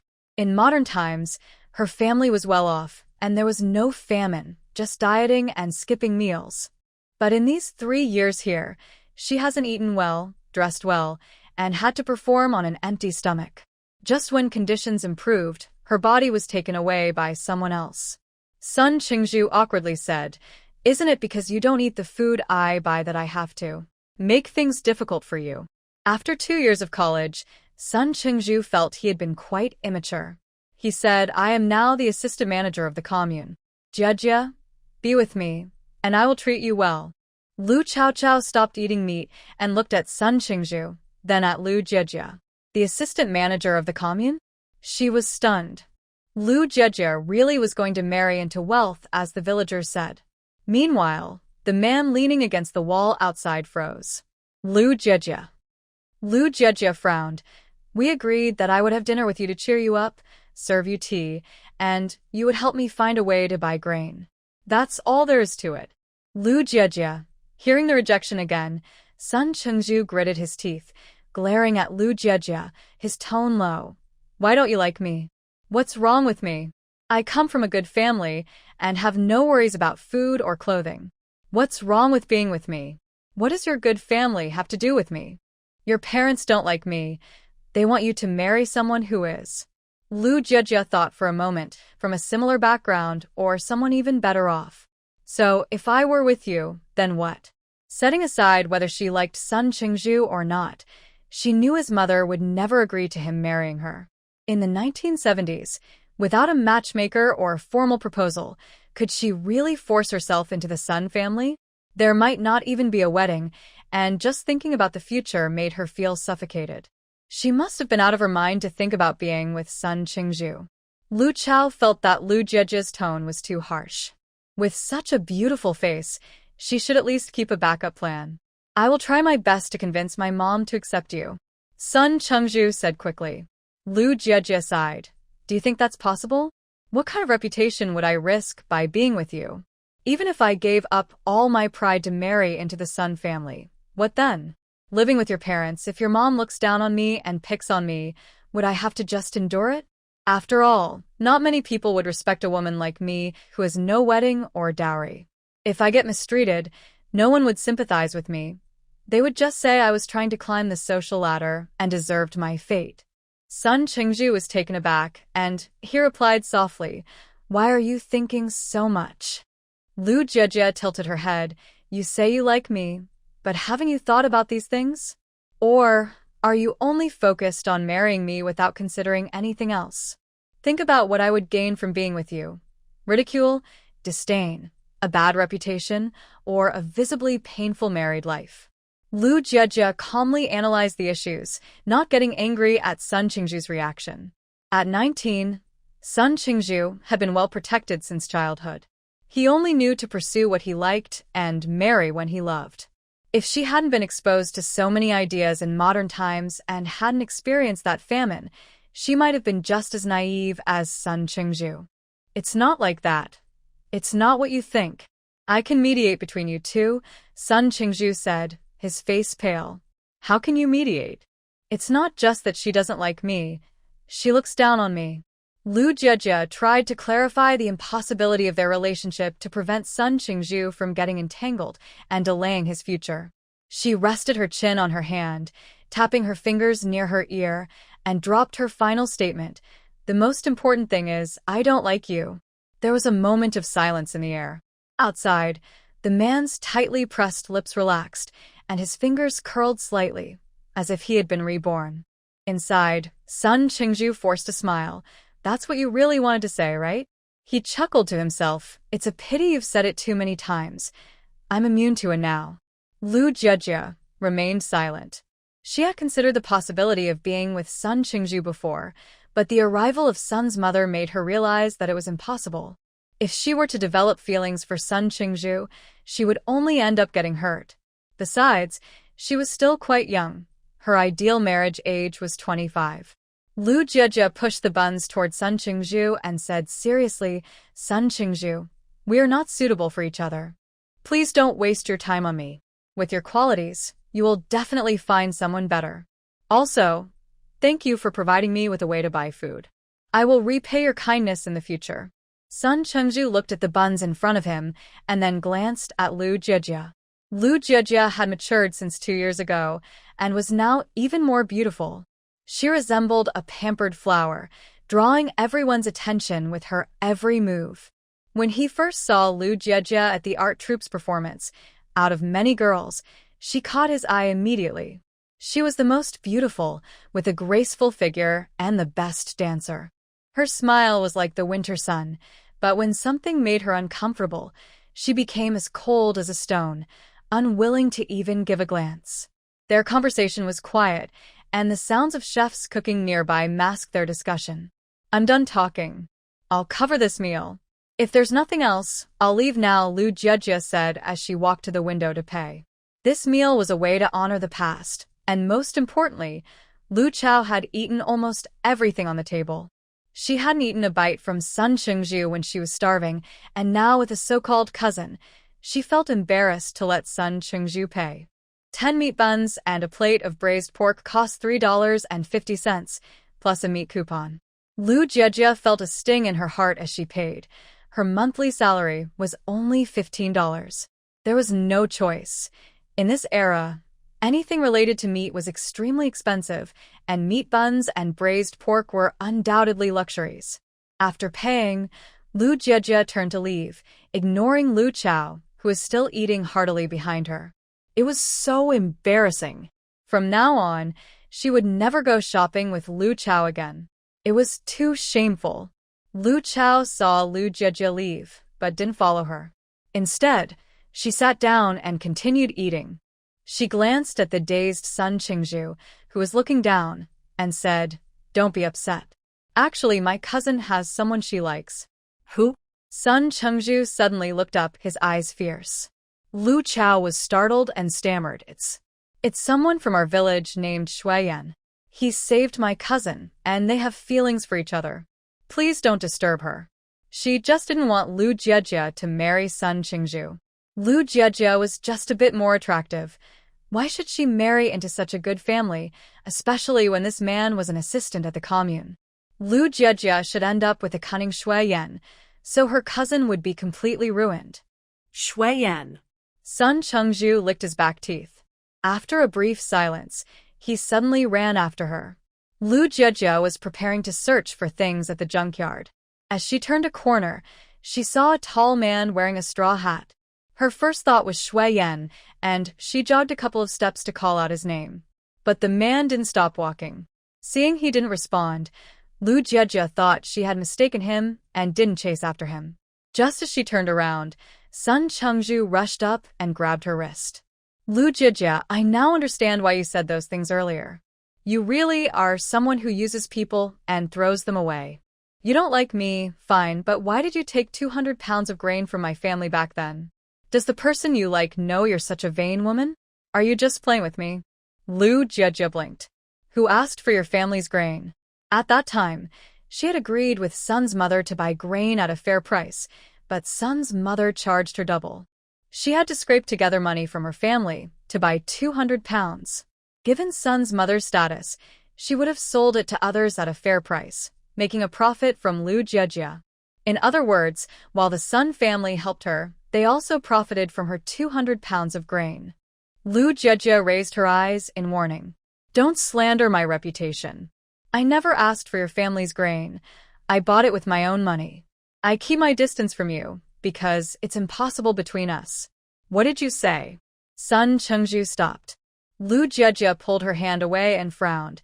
I wouldn't even take advantage of you when eating, so why would I ask your family for 200 pounds of grain? She was willing to agree to almost anything reasonable to secure a way to buy grain. Once, on a hot day, he set a time limit and made her rush out to buy something. She was in such a hurry that she almost got heat stroke and ended up with a high fever that night. Sun Chengju felt dry in his mouth and argued, but you were able to buy grain because of my family. It's true that I could buy grain because of your family, but don't forget, even though the grain is limited, it was supposed to be sold in the market. Instead, it was mostly taken by your family, which is illegal, you know? What Sun's mother did was almost like reselling. Lu Jijia pressed her lips together and softened her tone. It's really not possible for us. If you feel wronged, I promise to help you in any way I can in the coming years. Sun Chengju didn't believe her and shook his head foolishly. That's impossible. You said you benefited from my family and told me to stay away, so I became a student at the agricultural university. But you immediately pointed at me and called me vain without any doubt, believing your mother's words that I wanted 200 pounds of grain from your family. Lu Jijia shifted her gaze and said coldly, after you scolded me, you left angrily. Do you think I need to explain myself again? It was true that Sun Chengju liked her, but he didn't fully trust her. He trusted his mother more. Even though she hadn't taken advantage of him for so many days, he still chose to believe his mother. If she kept trying to explain, it would seem like she had ulterior motives. A misunderstanding was a misunderstanding, and the fact was she did buy grain. Besides, Sun's mother had said that Sun Chengju would soon leave town for university, so there was no need to keep arguing. I didn't mean to, Sun Chengju said, feeling a bit overwhelmed. Lu Jijia, I really like you. I like you so much. I was just too angry at that moment. Lu Jijia. So what should she do? Lu Jijia's little face was almost scrunched up. She had made herself very clear. What do I like? Besides looking okay, I have a bad temper, I don't like to work, I don't enjoy doing laundry or cooking, and I often need someone to cheer me up. Lu Jijia slowly listed her flaws to Sun Chengju, almost counting them on her fingers. Before she could finish, Sun Chengju suddenly grabbed Lu Jijia's delicate fingers tightly, pleading, Lu Jijia, please give me a chance. I won't let you down. I don't care about any of your flaws. I really like you, and I don't even know why. Lu Jijia hated it when people touched her suddenly. She was about to scratch Sun Chengju when a figure appeared in front of her. Sun Chengju got punched in the face and fell against the wall. Lu Jijia recognized the person under the hat. Shu Yan. It was really him. Lu Jijia looked around, worried about causing trouble, and grabbed Shu Yan's hand, saying, let's go. Shu Yan's punch was very strong, and Sun Chengju felt sharp pain on his face, his mind blank for a few seconds. By the time he turned around, covering his face in anger, the two had already run away. Who is he? Lu Jijia's brother? Sun Chengju gritted his teeth, angrily hitting the wall with his other hand. His hand shook in pain, making his face twist. Lu Jijia pulled Shu Yan far away. She was running out of breath, but Shu Yan seemed to have no trouble at all. If it weren't for Lu Jijia's reputation, he could have easily carried her and run faster. They turned left and right, not knowing where they ended up. Lu Jiejie finally stopped, leaning against the wall, panting and exhausted. She wiped the sweat from her forehead, but the blush on her face didn't fade for a long time. Lu Jiejie looked up at Shu Yan under the hat, breathing heavily, and said softly, "You were too impulsive just now. If someone important had seen us, we would have been in big trouble. Especially since Sun Qingzhu had some connections in this town. They wouldn't let Shu Yan off easily. But it's okay this time. He doesn't know you." Lu Jiejie sighed in relief. Shu Yan remained silent for a moment, then said with deep eyes, "Don't get too close to him. That person has bad intentions." "I know," Lu Jiejie agreed. "He's just a sheltered teenager who needs to learn a lesson from society." After complaining about Sun Qingzhu, Lu Jiejie looked up at Shu Yan. He seemed to care about her and even confronted Sun Qingzhu. Was he jealous and starting to like her? Or was he just helping her? But why would he help her? Lu Jiejie felt a flutter of happiness inside. Her eyes were beautiful, shining like glass in the sunlight as she stared intently at Shu Yan. Shu Yan's mind suddenly buzzed, as if all his nerves were tangled together, leaving him frozen in place. "What's wrong?" Shu Yan's voice was slightly hoarse, and sweat trickled down his forehead to his shoulder. Lu Jiejie's eyes shifted to the stall selling sour plum juice behind Shu Yan. She pointed with her finger, "I want that." Shu Yan quickly turned and walked over. So eager. Lu Jiejie blinked. This must mean he likes her a little. If he didn't like her, he wouldn't want to buy her something. He would just give her a cold look and walk away. But if he likes her, why hasn't he shown it? Lu Jiejie rubbed her fingers. Am I just being vain and overthinking things again? Shu Yan seemed to say something to the vendor, pointing in her direction. Now, the stalls are public, so it doesn't really matter how much they sell. The vendor rolled her eyes, went inside, and brought out a ceramic cup. Shu Yan carefully washed it before pouring a cup of sour plum juice. He walked back and handed it to Lu Jiejie, explaining, "The ceramic cup is new and has been cleaned very well." Lu Jiejie's eyes lit up with joy as she accepted it. She looked at the back of Shu Yan's hand and playfully brushed her pinky against it before casually taking the ceramic cup. Shu Yan froze again. "Did you buy this just for me?" Lu Jiejie asked, tilting her face up with a teasing tone. "Yeah," Shu Yan swallowed. "Thank you for bringing me mung bean water during the harvest." Lu Jiejie tightened her grip on the cup, and the smile on her face slowly faded. "How does it taste?" Shu Yan asked softly, his tone filled with anticipation. Lu Jiejie forced a smile, took a sip, then pushed the cup back into Shu Yan's hands. She puffed out her cheeks. "It's terrible. There's no flavor at all. You drink it." She turned to leave, feeling like she might cry. Although she knew Shu Yan didn't mean to upset her, she still felt hurt. Shu Yan was taken aback, unsure why Lu Jiejie suddenly changed her mood. He hurried after her, holding the ceramic cup, and asked anxiously, "What's wrong?" "Nothing." Lu Jiejie replied coldly, turning back to ask, "Do you like me?" But she stopped herself after just starting to speak. They had only been flirting for a day. It was too soon to rush things. There was still plenty of time.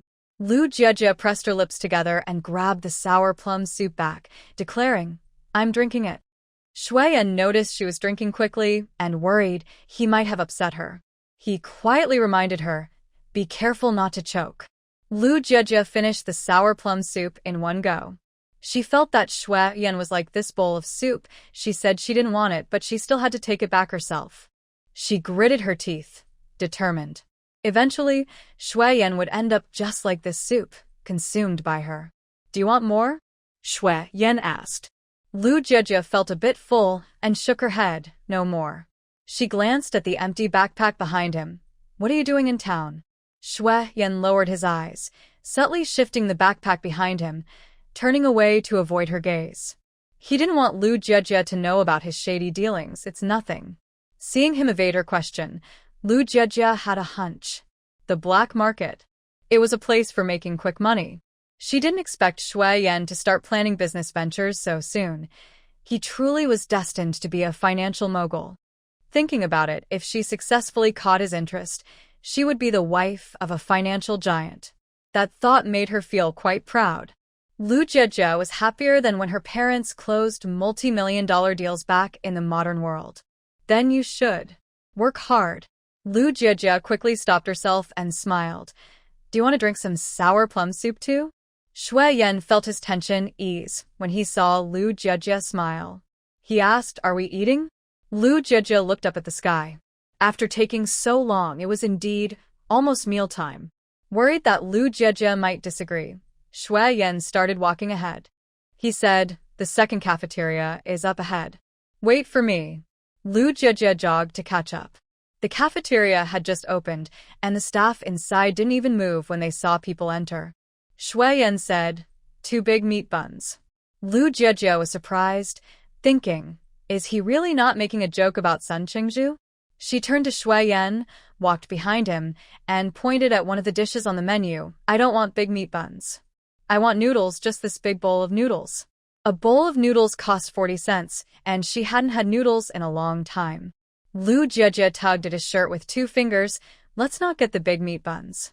Let's both have noodles. Shu Yan glanced at his shirt that she tugged, pressed his lips together, feeling he was being too obvious. But thinking about Sun Qingzhu handing Lu Jiejie the buns made him unable to hold back his anger. He quickly changed his order, 2 bowls of big noodles. That's 80 cents. I'll pay. Lu Jiejie reached into her pocket, as she had some change. Shu Yan blocked her hand with his elbow, his dark eyes serious. I'll pay. You go sit down. His tone was firm, as if he had touched a nerve. Lu Jiejie pulled back her hand and obediently sat down at a nearby table. The noodles hadn't arrived yet, and more people were coming into the cafeteria, making it noisy. Lu Jiejie rested her chin on her hand, bored, staring at the table. Shu Yan looked down and said seriously, in the future, when you go out, you should have someone with you. Otherwise, it's easy to attract the wrong kind of attention. I understand, Lu Jiejie replied, lifting her head slightly. I didn't spend time alone with Sun Qingzhu. Lu Chao was with me. With so many people around, if she were seen having a meal alone with Sun Qingzhu, it could easily lead to gossip in the village.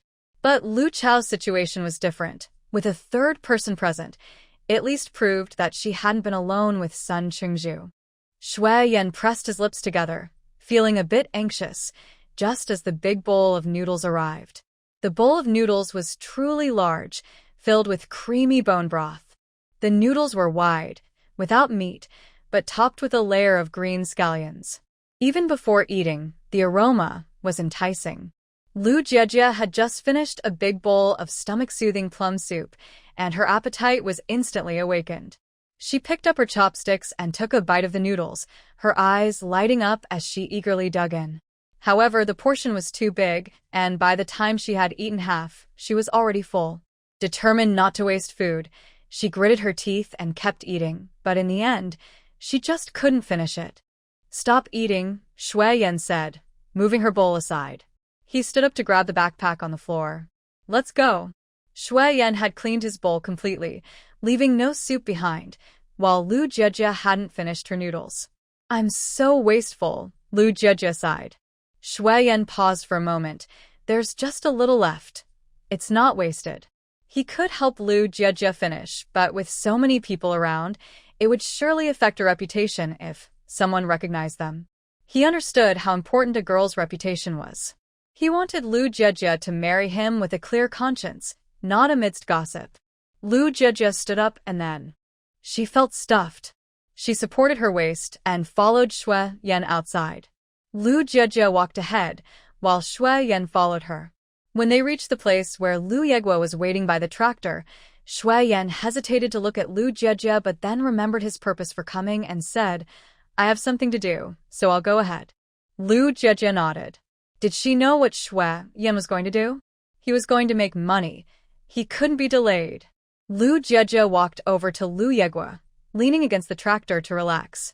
Fourth brother, you should go eat. I'll stay here and watch. Little sister, why are you back so early?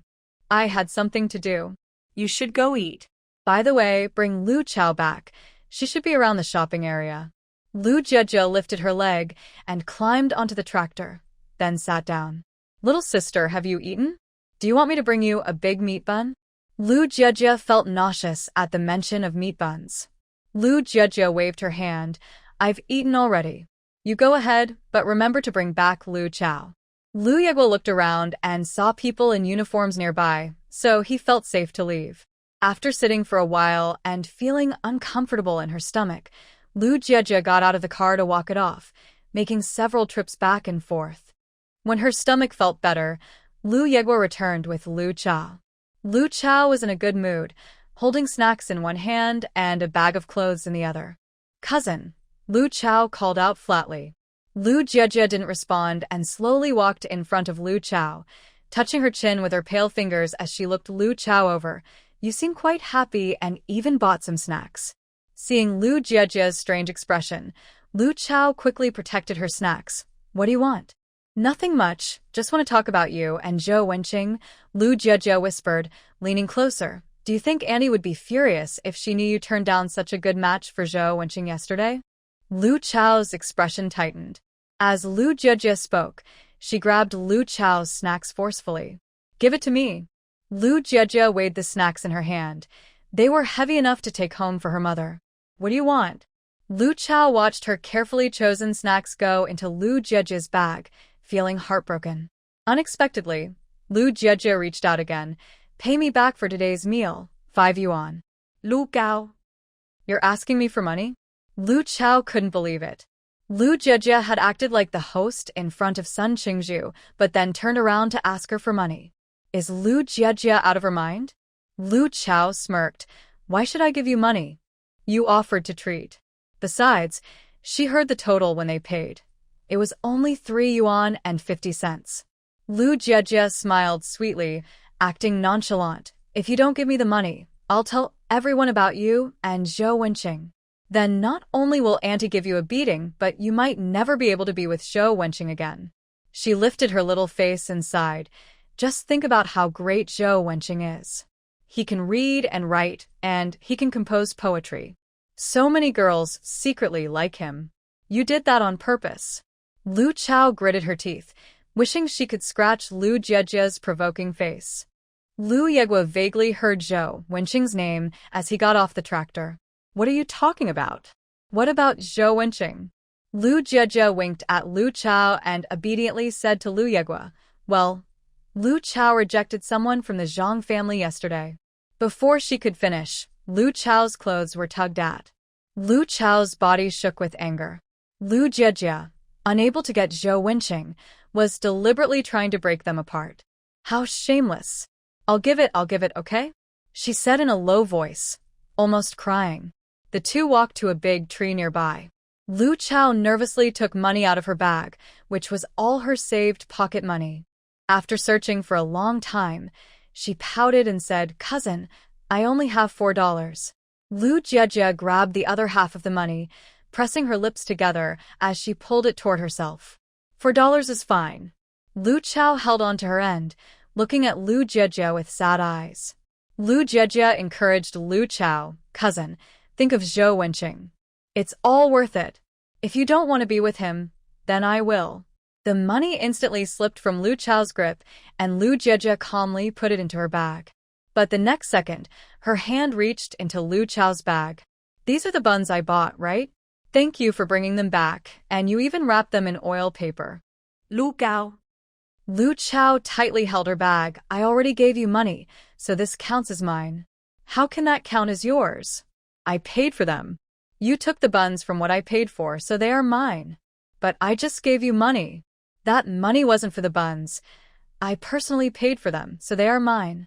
Lu Chao tightly covered her pocket, stubbornly refusing to give in, with her head down. Lu Jiejie's slender fingers had grasped the bun but couldn't pull it out. She pressed her lips together and tried again with more force, but still couldn't get it free. She relaxed her grip, shook her head, and tossed her hair aside. Lu Jiejie's eyes flashed with anger. Lu Chao, this is too much. Is Zhou Wenqing not worth more than these buns? You've given him money, but you can't part with these buns. Are you really sincere about Zhou Wenqing? Her tone was too assertive, and Lu Chao gritted her teeth, raising her head. Of course I'm sincere about Zhou Wenqing. More than you. Then why can't you let go of a few buns? And these buns were bought with my money. Lu Chao was confused. The buns are for Zhou Wenqing. I'm the one who is truly sincere to him. For Zhou Wenqing? Then they must be retrieved. Lu Jiejie tried again. Cousin, think about Zhou Wenqing. What do these buns matter?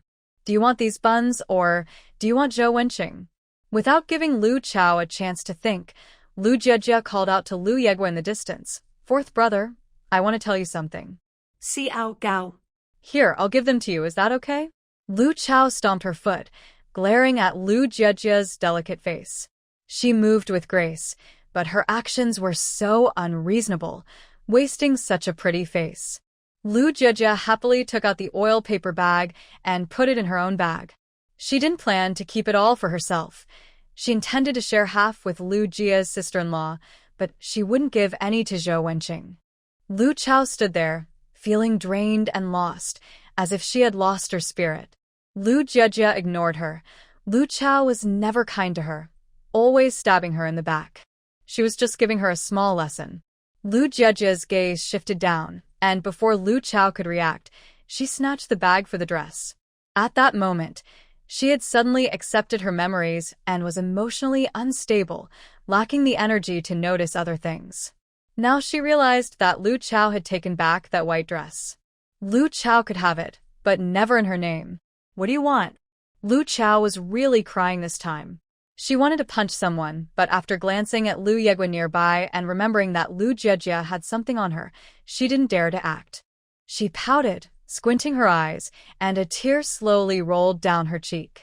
Lu Jiejie was used to seeing Luo Qingqing cry, so she was a bit surprised to see Lu Chao crying. Lu Jiejie raised her eyebrows slightly and said, "What's there to cry about? This dress wasn't meant for you. I don't want it, so it has to be returned." Lu Gao. The dress wasn't even hers, so why was she crying? It seemed like she was upset about not getting something for free. Lu Jiejie turned to leave and handed the packaged dress to Lu Yegua. Fourth brother, please return this dress to the service staff here and tell them it's for Sun Qingzhu. She didn't want to deliver it herself, as she didn't know what trouble might arise if she ran into Sun Qingzhu again. Sun Qingzhu? Lu Yegua murmured the name, feeling it was familiar.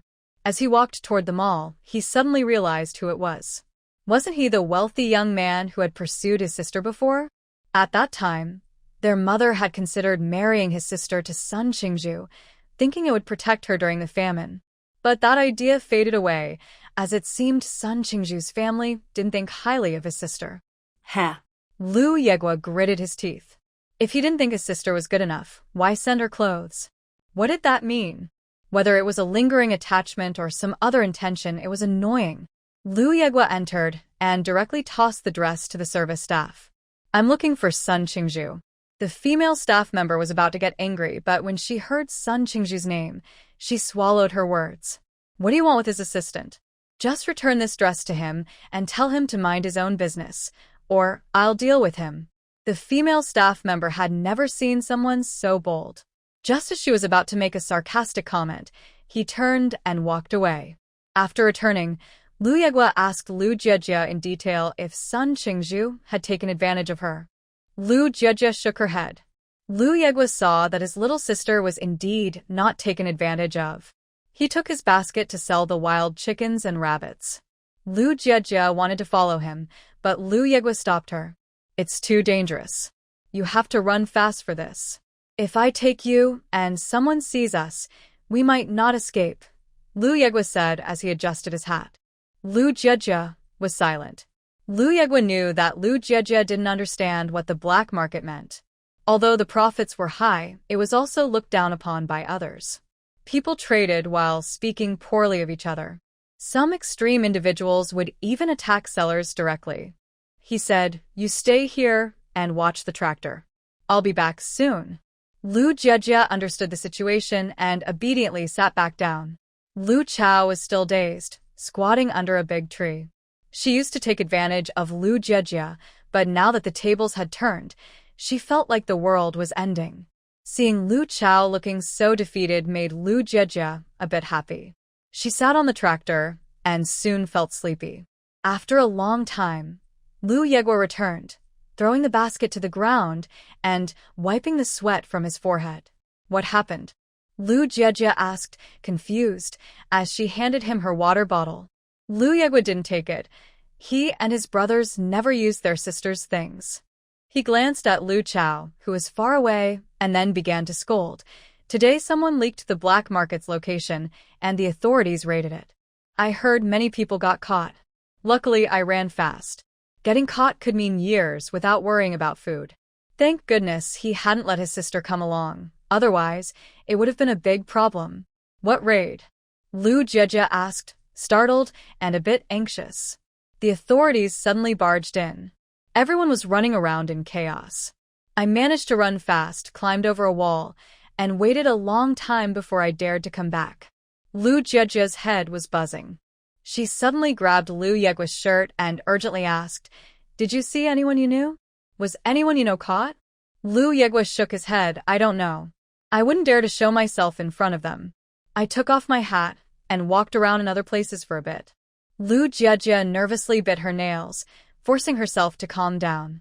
Shu Yan was much more capable than her fourth brother, so he definitely wouldn't get caught. He absolutely wouldn't get caught. Lu Jiejie thought. If Shu Yan could be caught, her fourth brother would surely not make it back. Lu Jiejie had no time to think about anything else. Sitting on the tractor, she remained silent, rubbing her fingers and constantly looking at the sky. The tractor was supposed to head back at 4:30, and by 4 o'clock, people in the village began to return one after another. The old woman Wang placed her purchases on the ground and whispered with another woman nearby. Today I went to the commune to buy meat, but it was all sold out. With the hot weather, there wasn't enough time to transport it. The meat is getting scarcer, and after the harvest, everyone wants to buy some meat but can't. You shouldn't go to that place. It's cheaper, has more meat, and it's fresh. Wang looked around and lowered her voice mysteriously. I was going to go, just a few steps away from the alley, but when I looked up and saw the officials, I got so scared that I pretended to rest on the ground. After a while, a lot of people came out from that area, and several were caught. Really, oh my goodness, I'm so glad I didn't go today. It scared me to death. Otherwise, I would have been in big trouble. Wang patted her chest. You didn't run into anyone you knew, did you? The other woman asked curiously. Wang shook her head. Who would dare to look? If I ran into someone and they misunderstood, I would be in big trouble. I wouldn't take that risk. Lu Jiejie's fingers curled tightly. She kept her eyes on the distance but still didn't see Shu Yan return. He couldn't have been caught. But as time passed, Lu Jiejie grew more anxious. Others returned one after another, but Shu Yan was still missing. It was already 4:30, and the vehicle was about to leave. Lu Jiejie forced herself to stay calm and grabbed Lu Yegua's arm. Fourth brother, I think we're missing 3 or 4 people. What if they can't get back if we leave? Let's wait a little longer. The weather at 4:30 was still very hot, and the tractor was parked under a big tree, providing some shade. The villagers were reluctant to leave. It was too hot, and the metal was scorching. They often returned home feeling drenched. Jiejie is right. Let's wait a bit before we go, one said. She really is the captain's daughter. Always thinking of our village, another added. Just like Dei, always considering everyone, someone else remarked. Just then, Lu Chao walked over. Lu Jiejie nodded and smiled, her gaze fixed on the distance. Perhaps she was too nervous, as she accidentally scratched her finger with her nail. Ouch. Lu Jiejie glanced down. There was a small cut on her fair fingertip, shallow enough that no blood oozed out, but the skin around it was red. She froze for a moment, feeling more anxious. Wasn't this a common warning? Usually, when you think of someone, something happens to them. In dramas, it's either a teacup falling or a jade pendant breaking. Could Shu Yan really have been caught? Although he was capable, what if several officials surrounded him? After another 10 minutes, Lu Jiejie could hardly wait any longer. She stood up, wanting to find out what was happening, but didn't know where to start. At that moment, 2 people in uniform slowly approached from a distance. Lu Jiejie paused and walked over to Lu Yegua. Are you from Shishui village? one of them asked, looking up from a notebook. The people present were stunned. Lu Jejia nodded. Yes, we are from Shishui village. What's wrong? Someone from your village is involved in selling illegal goods. Do you know anything about it? The villagers were terrified and shook their heads loudly. No, we don't know anything. We are just from the village. We don't know anything else. Who is it? Lu Jejia asked urgently. We can't disclose that right now. We will let you know once the investigation is complete. You don't need to wait. You can leave. Have your village captain come tomorrow, they replied. After saying this, the two left without revealing any information about the seller. Lu Jejia suddenly felt weak and squatted down, resting her hands on her knees, her eyes vacant. Little sister, what's wrong? Lu Yegua asked, alarmed. Lu Jejia shook her head stiffly. Who do you think it is? Some people counted the ones who hadn't returned. Wang Pozi looked at Lu Jejia and suddenly thought of Shu Yan, who had been sitting next to her. It can't be Shu Yan, right? Yes, Shu Yan's family is so poor it might really be him. People like them can't handle a hard life. They want to live well so badly. Look, he still hasn't come back. It might really be him. He dares to do anything. How long would he be in trouble? 3 or 4 years. If it's serious, maybe even 10 years. That's not true. Lu Jejia turned and glared at the gossiping villagers. The results aren't out yet, so why are you making wild guesses? What has Shu Yan done to you? You all took some pork from his family during the harvest. You benefited from him, so why talk bad about him behind his back? The young girl looked fiercely at them, her brows furrowed, clearly upset. The villagers who had been gossiping felt a bit embarrassed, as Lu Jejia's words were true. They had indeed benefited from Shue's family during the harvest. Just as the two sides were at a standstill, a familiar voice came from behind Lu Jejia. What's wrong? Lu Jejia turned around. Shu Yan stood a few meters away, his expression serious. His tall figure cast a shadow in front of her. He looked at Lu Jejia, whose eyes were suddenly red, and asked in a deep voice, What's wrong? As soon as Shu Yan spoke, his cold gaze fell on the people behind her, and everyone who saw him instinctively looked away. Seeing that Shu Yan was fine, Lu Jejia let out a sigh of relief, pouting as she felt like crying. She was so scared. Even though she knew the chances of something happening to Shu Yan were small, she still felt afraid. Lu Jejia climbed back into the car, took her small chair, found a spot, and lowered her head to calm her emotions. She really disliked herself. She had promised not to cry, but she still wanted to. Tears gathered on their own and dripped onto her hand. Lu Jejia discreetly wiped them away with her thumb, but this scene was noticed by Lu Chao, who looked puzzled. Wasn't it just a little argument with the villagers? Why was she crying? So sensitive. Shu Yan got into the car and, like in the morning, sat next to Lu Jejia. He pressed his lips together, wanting to ask something, but saw Lu Jejia burying her face in her arms. Lu Jejia sensed someone nearby and quietly moved a little closer. Shu Yan's arm was accidentally brushed against. It felt soft and smooth, and his ears quickly turned red. Shu Yan was back, and everyone checked the number of people, suddenly realizing that Luo Qingqing and Lin Feng had not returned. Old Wang felt a surge of anger, saying, The authorities said someone was caught, and now those two are missing. They've been together all day. They can't escape this time. I always said they were trouble.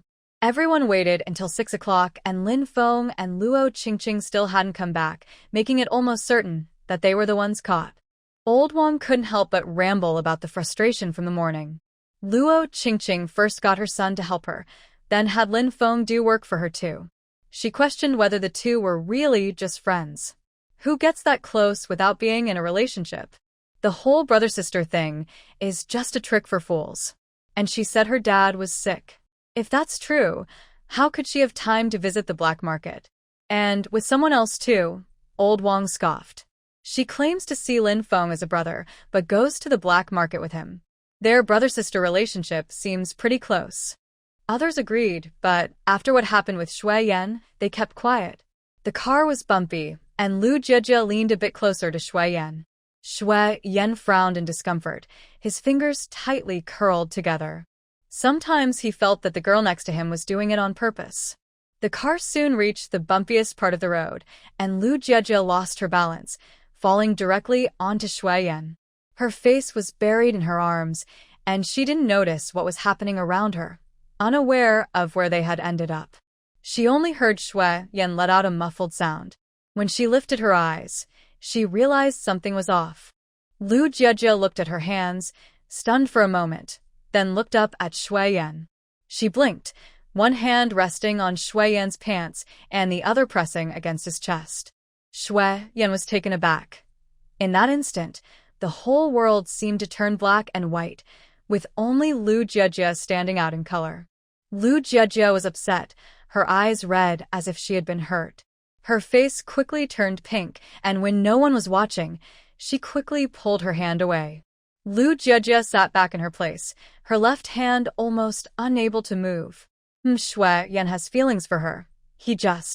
Shu Yan's mind went blank. He didn't expect such an embarrassing thing to be discovered by Lu Jiejie. What would she think of him? Would she find him disgusting? Would she distance herself from him? Shu Yan curled his legs closer to his chest, his lips pale as he imagined all the ways Lu Jiejie might dislike him.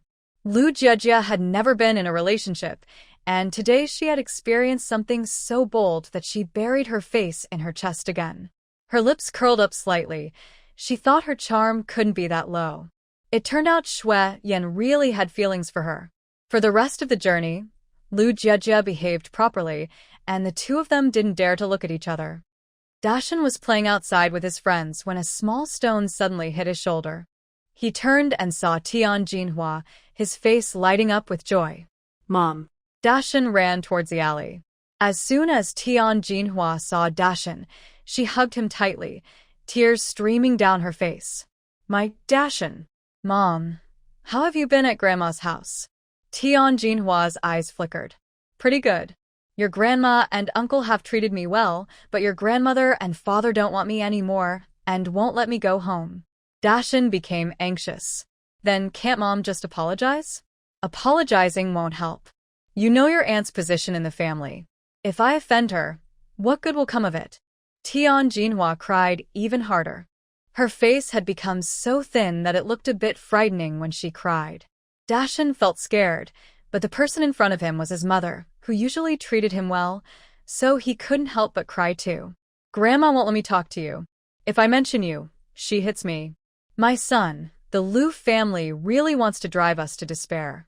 Tian Jinhua held Dashan tightly. Now your father and those girls at home don't want me anymore. You're all I have. Dashan thought carefully and realized that none of the sisters at home were speaking up for Tian Jinhua. He wiped his tears and said, Mom, don't listen to them. Tian Jinhua cried for a while, and after releasing her emotions, she remembered her purpose. She dried her tears and said with a choked voice, Let's go to Grandma's house. She has been wanting to see you, but hasn't found the chance. She has been missing you so much that she has lost weight these past few days. Dashan recalled Mother Lu's warning and looked at the kind Tian Jinhua, hesitating for a moment before following her. When they arrived at the Tian family home, Mother Tian was overjoyed. Oh, my grandson. Grandma finally gets to see you. I have saved so many treats for you, but I couldn't see you until now. Treats? Dashan asked, confused. Yes. You are Grandma's grandson. Who else would I spoil? Mother Tian said as she brought out several small snacks. Although there wasn't a lot, there were many kinds. Dashan's eyes lit up as Mother Tian lovingly touched his forehead. My Dashan has lost weight. It breaks my heart to see him like this, Mother Tian said, watching Dashan eat the treats one by one. She patted her chest, feeling sad and crying. Dafei glared angrily and walked over to push Dashan. Grandma, I am your real grandson. Why do you spoil Dashan and not me? Mother Tian held back her discomfort and scolded Dafei, sticking to the plan. Dashan is just like my real grandson. He is well-behaved and sensible. How can I not spoil him? I wish he were my real grandson. If we lived together, I would take care of him every day and not let him do any chores. Although Dafei was following the plan, he got angry when he saw Dashan finish all the treats. He pushed Dashin again, and Dashin fell to the ground. Mother Tian was shocked that Dafei would do such a thing. She gritted her teeth and gave Dafei a few light taps on the bottom. Who told you to bully Dashin? I won't allow you to bully him. Tian Guangzong had been badly beaten a few days ago and was now using a crutch. Although he knew his parents' plan, he felt upset. His mother was actually hitting his son for the sake of his brother. It was too unfair. Tian Guangzong angrily returned to the room, afraid that if he stayed, things would escalate. Grandma, please stop hitting him. Dafei didn't mean it, Dashin said, surprised that Mother Tian would hit Dafei for him. Thinking about Lu's mother, she whipped him with a willow branch yesterday. Since what happened earlier, Lu Jiejie has been too afraid to look at Shu Yan, staring at the other side while holding onto the railing. After the car entered the village, Lu Jiejie casually glanced around and accidentally spotted Tian Jinhua and Dashin in a small alley. Tian Jinhua had her hands on Dashin's shoulders, talking about something. Because they were far away in the alley, and it was just a quick glance, she even thought she might have seen it wrong. Lu Jiejie's expression darkened. It seemed Tian Jinhua thought controlling Dashin meant controlling the Lu family, but she was mistaken. Lu's mother had already considered giving up on Dashin. Even if Dashin followed Tian Jinhua during the divorce, Lu's mother wouldn't change her mind. She just hoped Dashin wouldn't be so foolish. Lu Jiejie got out of the car at the closest spot to the Lu family. She secretly glanced at Shu Yan, but he caught her looking instantly. Their eyes met, and Shu Yan stared at her with a cold expression. Lu Jiejie nervously fidgeted with her fingers and hurriedly got out of the car. Shu Yan only got out of the car when he reached the warehouse, and Lu Chao anxiously followed him, wanting to back out, but remembering everything Lu Jiejie had done for her, she suddenly felt brave. Once the crowd dispersed, she called out to him from a few meters away, "Wait. I have something to tell you." Shu Yan didn't stop. Lu Chao grew anxious. "Don't you want to know about Lu Jiejie?" Shu Yan paused for a moment and turned his head. Shu Yan was tall, with deep black eyes, causing Lu Chao to instinctively take a step back. She forced herself to speak up, "I know you like Lu Jiejie." Shu Yan's expression turned serious, his lips pressed into a straight line as he silently stared at Lu Chao. Lu Chao, feeling bold, continued, "You don't know, but Lu Jiejie likes you too. The Sun family has such good conditions. If Lu Jiejie marries into it, it will definitely be a great advantage. After all, Lu Jinghua has a high military rank now. Even if the Sun family initially disagrees, they might change their minds once they learn about the Lu family situation. At that point, she will be under Lu Jiejie's influence for life. Lu Jiejie likes you." She firmly rejected Sun Chengzhu in the cafeteria, thinking you were in trouble, and even argued with the village women out of worry, to the point of crying. "I can see that Lu Jiejie has feelings for you, and it's clear you like her too," Lu Chao said, clenching her fists. She must make sure Lu Jiejie and Shu Yan end up together. Just thinking about her beautiful cousin marrying the unpredictable Shu Yan makes her excited. Lu Chao urged, "If you really like my cousin, act quickly. I can tell Sun Chengzhu won't give up. He likes my cousin too much. If you wait too long, and the Lu family agrees to the Sun family's proposal, you'll never have a chance with her."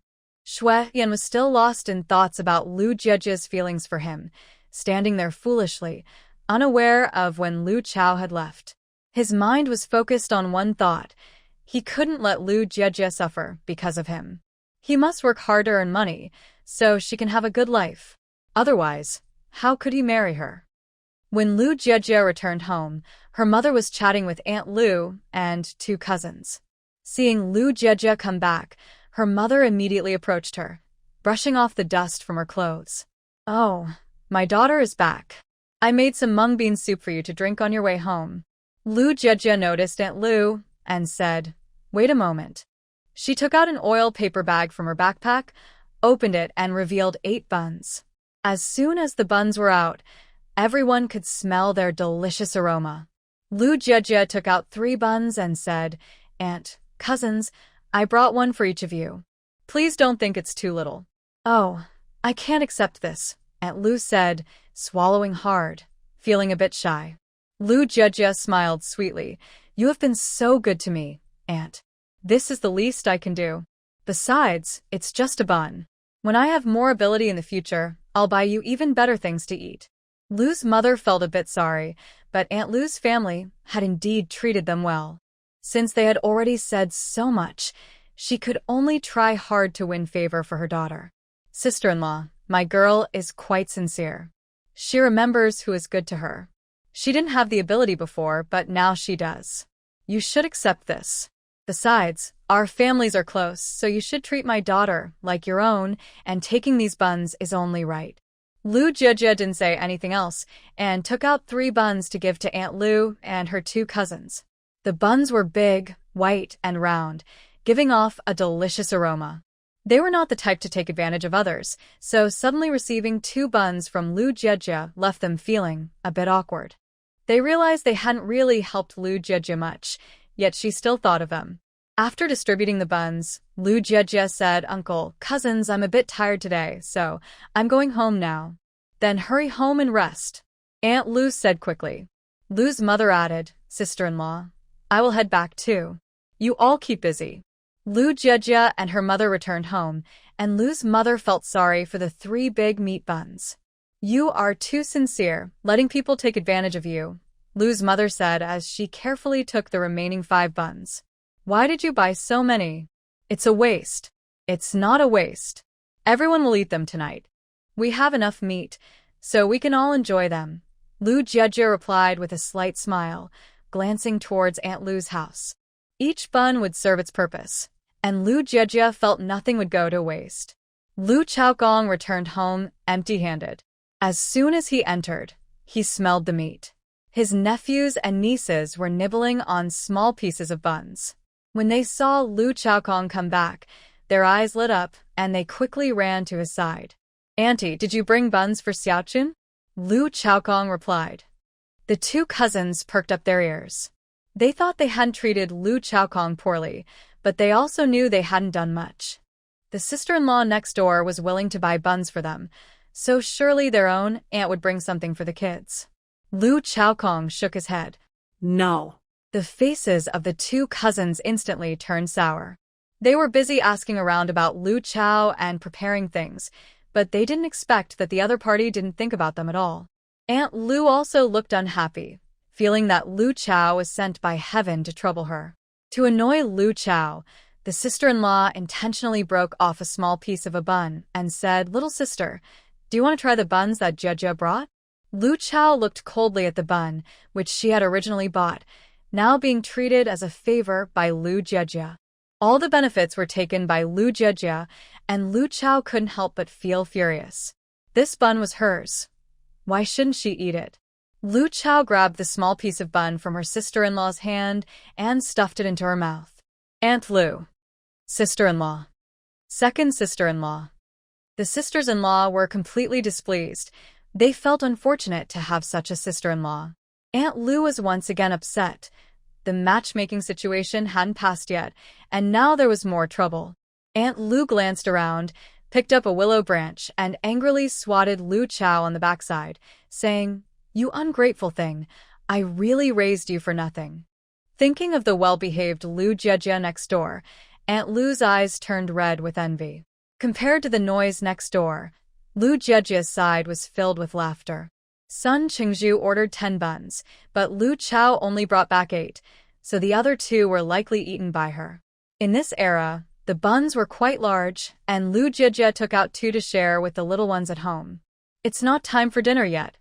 Why are you sharing with them? Lu mother wished she could snatch them away. The buns not only had meat but also white flour, which was obviously expensive. She glared and said, One is enough. Don't let them get too full. Lu Jejia.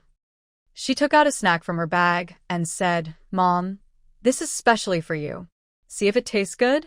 Lu mother looked down, and the next moment her eyes squinted with delight as she sang, Oh, my daughter, you think of me even when you go out. How do I have such a filial daughter? Not bad, not bad, Lu Jejia modestly nodded. Lu's mother leisurely took the snacks and walked into her room. A few minutes later, she came out holding a piece of pumpkin cake and went outside, not sure what she was doing. Seeing that Lu's mother finally had no interest in her, Lu Jiejie immediately waved to the little ones and shared the 2 buns with everyone. Besides the little ones, Shu Yan also received a piece. She was surprised to find that she had a share too. However, she instinctively wanted to save the bun for her child. When Lu Jiejie saw her outstretched hand, she quickly said, "Sister-in-law, everyone gets one, and there's not much. Why don't you try the taste?" Shu Yan snapped back to reality, feeling a bit embarrassed as she was used to it. After Lu Jiejie finished distributing the buns, she noticed Shu Yan was folding clothes and went over to help her. Shu Yan had just taken a bite of her bun and hadn't had a chance to enjoy the taste when she saw Lu Jiejie helping her with the clothes, and she was startled. "Sister, I can do it myself. This task isn't heavy. You eat. It'll be done in no time," Lu Jiejie said, bending down to pick up another piece of clothing from the basket. Her fluffy braid fell down, brushing against her fair cheek. Maybe it was because of the heat, but her lips had a rosy glow. When she looked up, her big, watery eyes were incredibly beautiful. As Shu Yan chewed her bun, she felt she had been unkind in the past. Her sister-in-law was so pretty and kind, always thinking of them when she had something good. Yet, she had complained about her being lazy and greedy. She truly felt guilty and remorseful. After Lu Jiejie finished folding the clothes, she turned around and saw her sister-in-law with teary eyes, looking at her with gratitude. Lu Jiejie. Unable to bear such a gaze, Lu Jiejie turned and walked toward her room. It was hot today, and she had worked up a sweat. She planned to wipe herself down and change clothes. Just as she opened her door, Dashan ran in from outside. The little ones rarely got to eat buns, so they were savoring them slowly. When Dashan entered and saw everyone eating buns, he patted his already full belly, but still swallowed hard at the delicious smell in the air. Dashan ran up to Lu Hao and asked, "Sister, do you have any buns left?" Lu Hao shook her head but held the bun a little tighter. After thinking for a moment, she decided not to eat it all by herself and prepared to break half for her brother. "Don't give him any. Eat your own," Lu Jiejie said, leaning against the doorframe. Dashan instantly became nervous. "Auntie. "There are no buns for you," Lu Jiejie said, glancing at Dashan's belly, having noticed his earlier actions. No matter what Dashan had eaten outside, it surely involved Tian Jinhua. And he must have eaten well, yet he never brought anything back for his sisters. Instead, he rushed home asking his sister for food. Why should he be spoiled? Seeing Lu Jiejie's cold expression, Dashan took a step back. Auntie dislikes him now. Everyone else has buns, but he does not. Lu Jiejie continued, "How come you didn't bring me anything good from outside?" Dashan immediately covered his stomach. How did Auntie know? But that action made it clear to everyone that Dashan had eaten outside. It was easy to guess who had given him food. Lu Jiejie ignored Dashan and went to her room to find a new outfit. She poured some hot water from the kettle and wiped her body quickly. Meanwhile, Lu Mu visited Aunt Lu's house. As soon as she entered, she handed Aunt Lu a piece of pumpkin cake. "This is a special treat for my daughter Jiejie. Since there isn't much, I brought you a piece to taste. Don't think it's too little." Aunt Lu looked at the pumpkin cake in her hand, feeling a pang of sadness. Look at that girl. Not only did she buy buns for her family, but she also brought pumpkin cake. Then look at her own daughter, who returned home empty-handed, without a hint of shame, acting as if everything was fine. What did she do in her past life to have such a daughter? Lu Mu sat on a nearby chair, sighed, and patted her thigh. This silly girl, she insists on buying things. Now that she's home, she just took 2 buns to share with the little ones. She really has no sense. What sense do you need at home? Aunt Lu said enviously. Living together should be sincere. Just enjoy it. The child from the big family looked on with envy. "Aunt, hello. I want to eat the buns." "I like you, Aunt." A little girl nearby took a bite of her bun and smiled happily. The big sister smiled and gently patted her daughter's head. "As long as you know your aunt is good." Lu Chao had been holding back tears inside the house, but upon hearing this conversation, she burst into tears. The buns were all hers, yet Lu Jiejie took all the advantage. especially the snacks she wanted to secretly hide for Zhou Wenqing. Now, she had nothing left. They chatted outside for a long time, all praising Lu Jiejie, making Aunt Lu feel more and more upset. She was beautiful, kind-hearted, and filial to her parents. Having such a daughter must mean she had done great good in her past life. Once Lu's mother left, Aunt Lu grew angrier the more she thought about it.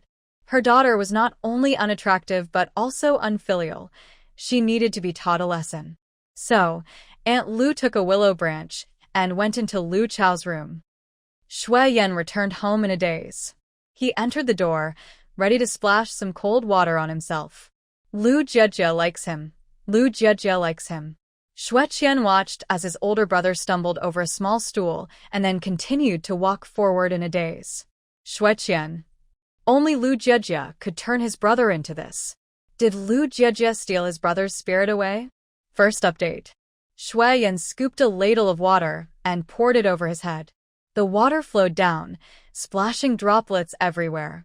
He wiped his face with his hand, shaking off the cold water, and finally felt a bit more awake. Shu Yan.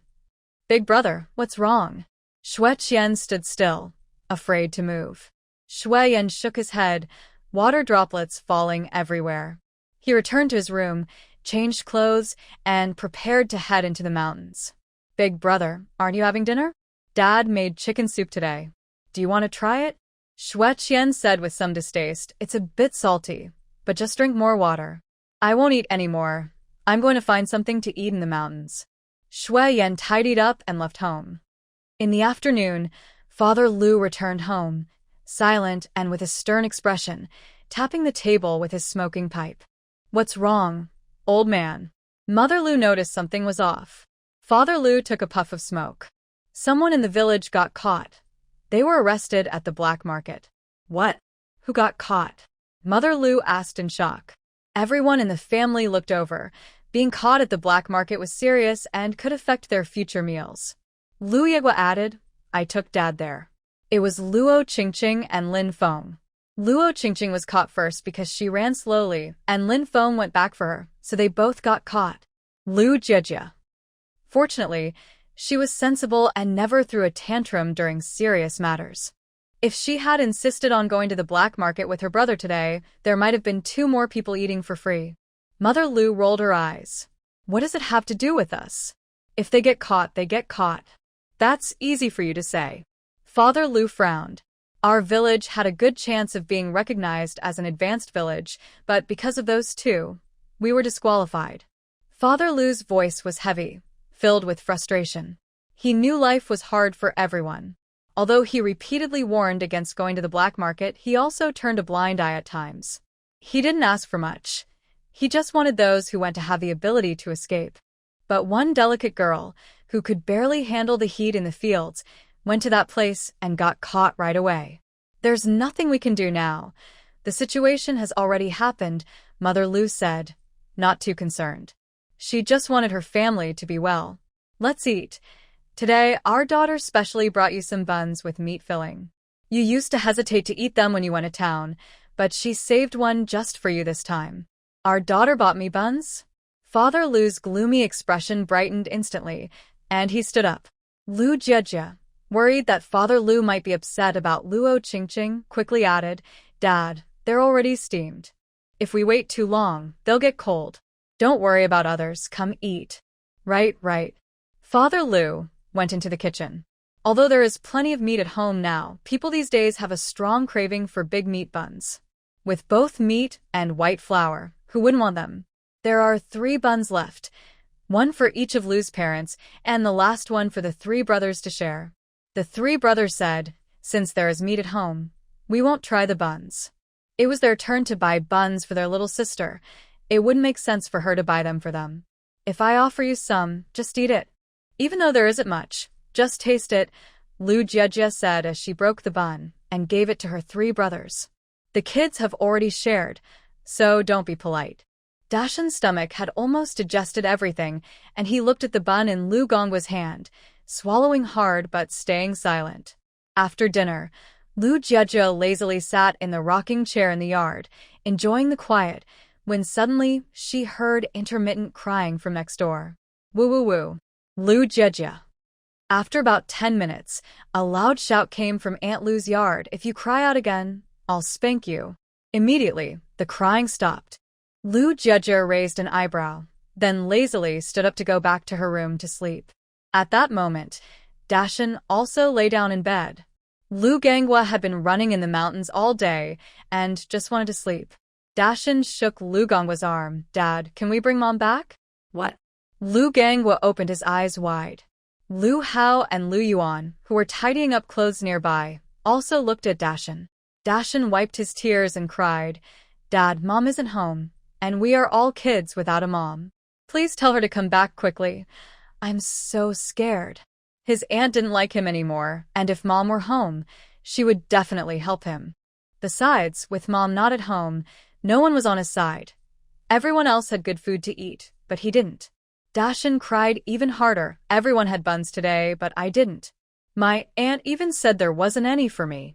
Lu Hao suddenly tensed up, opening her mouth, but her timid nature kept her from speaking. What did you do? Lu Ganghwa immediately asked. He might not be very clever, but he understood Lu Jejia's personality. My little sister is not the kind of person who cares about material things. She always shares what she can. Dashin shook his head. I didn't do anything to my aunt. She just dislikes me. Dad, Grandma, and the others are fine. Let's bring Mom back and stop being angry with Grandma's family, okay? Lu Ganghwa felt a chill run down his spine as he looked at his son, wanting to give him a light smack on the head. Before he could say anything, a girl's trembling voice came from afar. No. Dashin and Lu Ganghwa turned to see where the voice came from. Lu Hao shrank her neck, gripping her clothes tightly. She was so nervous that her eyes turned red, and she tried to voice her objections again. No. Her two objections broke her usual character. Lu Hao's body shook, but she felt something had changed. She slowly lifted her head, her voice still trembling. Annie hasn't treated you badly. She has been very good to you and to us. It was Grandma's family that bullied Auntie first. If you and Grandma are fine, then you don't want Annie anymore. Why should Annie still be good to you? And Annie has been good to us for so long. Just because she didn't give you a bun this time, you completely sided with Grandma. That's too much. Lu Yuan stared wide-eyed. Second brother is a bad guy. I dislike second brother. Dashin stared back, feeling confused as he looked at his angry sister and younger sister. But he stood his ground. But don't you want Mom? Annie won't let Mom come back, and then we won't have a mom anymore. Lu Hao didn't respond. She lowered her head and continued to tidy her clothes. Lu Ganghwa shot them a cold glance. Kids shouldn't worry about adult matters. Just go to sleep. After saying that, he turned over and faced away from Dashin. Seeing that no one was helping him, Dashin lay down on the bed, sniffling. While crying, he heard Lu Hao softly say, I want Auntie. The next morning at breakfast, Lu Mu spoke before they started eating. Today, the second son is going to get a divorce. Lu Ganghwa's hand trembled, almost dropping his chopsticks. Divorce? His mind was a jumble. How could there be a divorce? Would Tian Jinhua agree to divorce him? He tentatively asked Mom, how does a divorce work? Lu's mother rolled her eyes and said, you have the household registration book, you've eaten breakfast, and I'm taking you to the Tian family. We must get this divorce done in the next 2 days. If it's not done in 3 months, I'll find you someone else. Lu Ganghwa's mind was still a mess. Eat. Lu's mother commanded. Today, Lu's mother was in a good mood, giving everyone half a bowl of venison. Xian took a bite of the delicious meat, but thinking about his parents getting divorced made him cry out loud, mimicking what Tian Jinhua taught him yesterday. Grandma, I don't want my parents to get divorced. I don't want them to split up. Then I'll be a child without a mother. Grandma, please let my mom come back. He pulled his arms back, pretending to throw a tantrum. Lu's mother took a deep breath, grabbed Daxian's shirt, and dragged him out of the kitchen. Get out. Daxian shrank back, surprised that Lu's mother would kick him out. With tears in his eyes, he said again, Grandma, if you make my parents divorce, I'll go with my mom to the Tian family, and I won't come back. Oh. Lu's mother laughed in anger. Do you think I want you to stay in the Lu family? You really think you're the favorite of the whole family? Let me tell you, all the grandchildren are the same in my eyes. I don't lack grandsons or granddaughters. I'll ask you again. Do you want to stay in the Lu family or go to the Tian family? She didn't make it a final decision, still wanting to give Daxian a chance. Mom. Lu Gangwa came out of the kitchen, hurriedly walking to Lu's mother's side. Daxian is just a child. Please don't hold it against him. How can he go to the Tian family? You know, the Tian family is... I'm not holding it against him. I'm holding it against you, Lu's mother said, slapping Lu Gangwa on the back of the head. She frowned. I must have had terrible luck to end up with someone like you. Look at how your son has turned out under Tian Jinhua's care. I don't even take care of your father. Why should I take care of him? If he wants to leave, let him go wherever he wants. Lu Gangwa covered the back of his head, realizing his mother was giving him a chance, so he kept signaling Daxian, quick, apologize to Grandma. I don't want to. Daxian cried, glaring at Lu's mother, recalling what Tian Jinhua often told him. Dashan pointed at Lu Mu and said, she's just an old witch. I hate her. I'm going to find Grandma, and I'm never coming back. After he finished speaking, he turned and ran out. When Lu Jejia came out, she heard Dashan's words and felt a deep sadness. Even caring for a kitten or puppy brings feelings, let alone Dashan, who is her nephew. Especially Lu Mu, who often scolds but shows love in small ways. She worked hard during harvest time, even when her body couldn't take it, just to earn a bit more for the children. Calling her an old witch and saying he would go to Grandma hurt her deeply. Lu Mu was so angry that she opened her mouth but couldn't make a sound. She remembered all the years she supported the second family, how she saved food during the Great Famine, and how her daughter tried to bring food home while staying with the art troupe. If they had been a little selfish, half of these children would have been lost, yet she was called an old witch.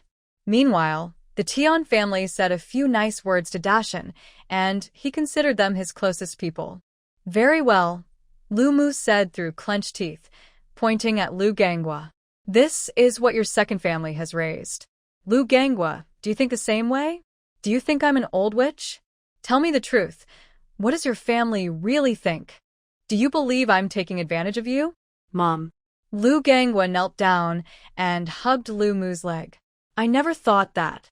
You're my real mom. How could I think that? Lu Fu's expression was so serious it seemed like he could cry, and his grip on the chopsticks showed he was not calm at all. Then, what's going on with your brother?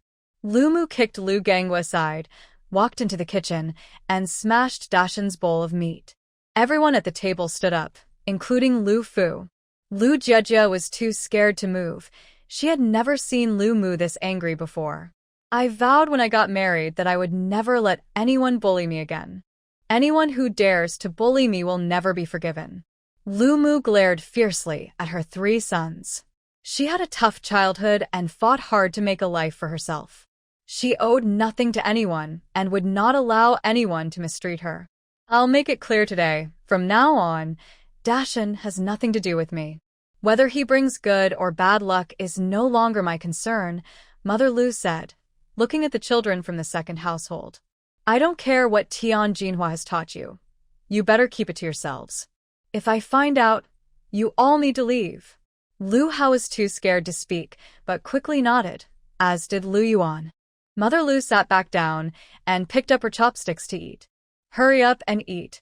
After you're done, go to the Tian family and get a divorce. Lu Jejia also sat back down slowly and picked the best piece of meat from her bowl to give to Mother Lu. Mother Lu smiled briefly, her eyes a bit red.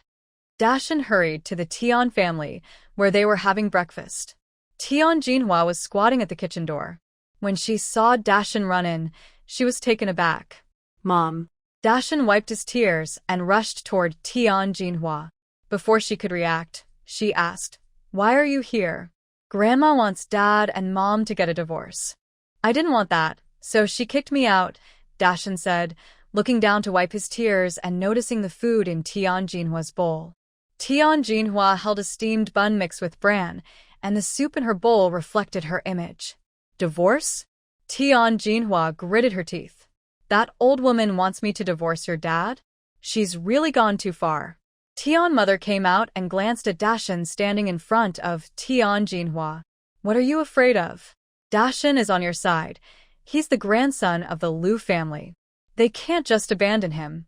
Thinking of Mother Lu's fierce expression, Dashin nervously grabbed Tian Jinhua's arm, but he quickly caught a whiff of a bad smell.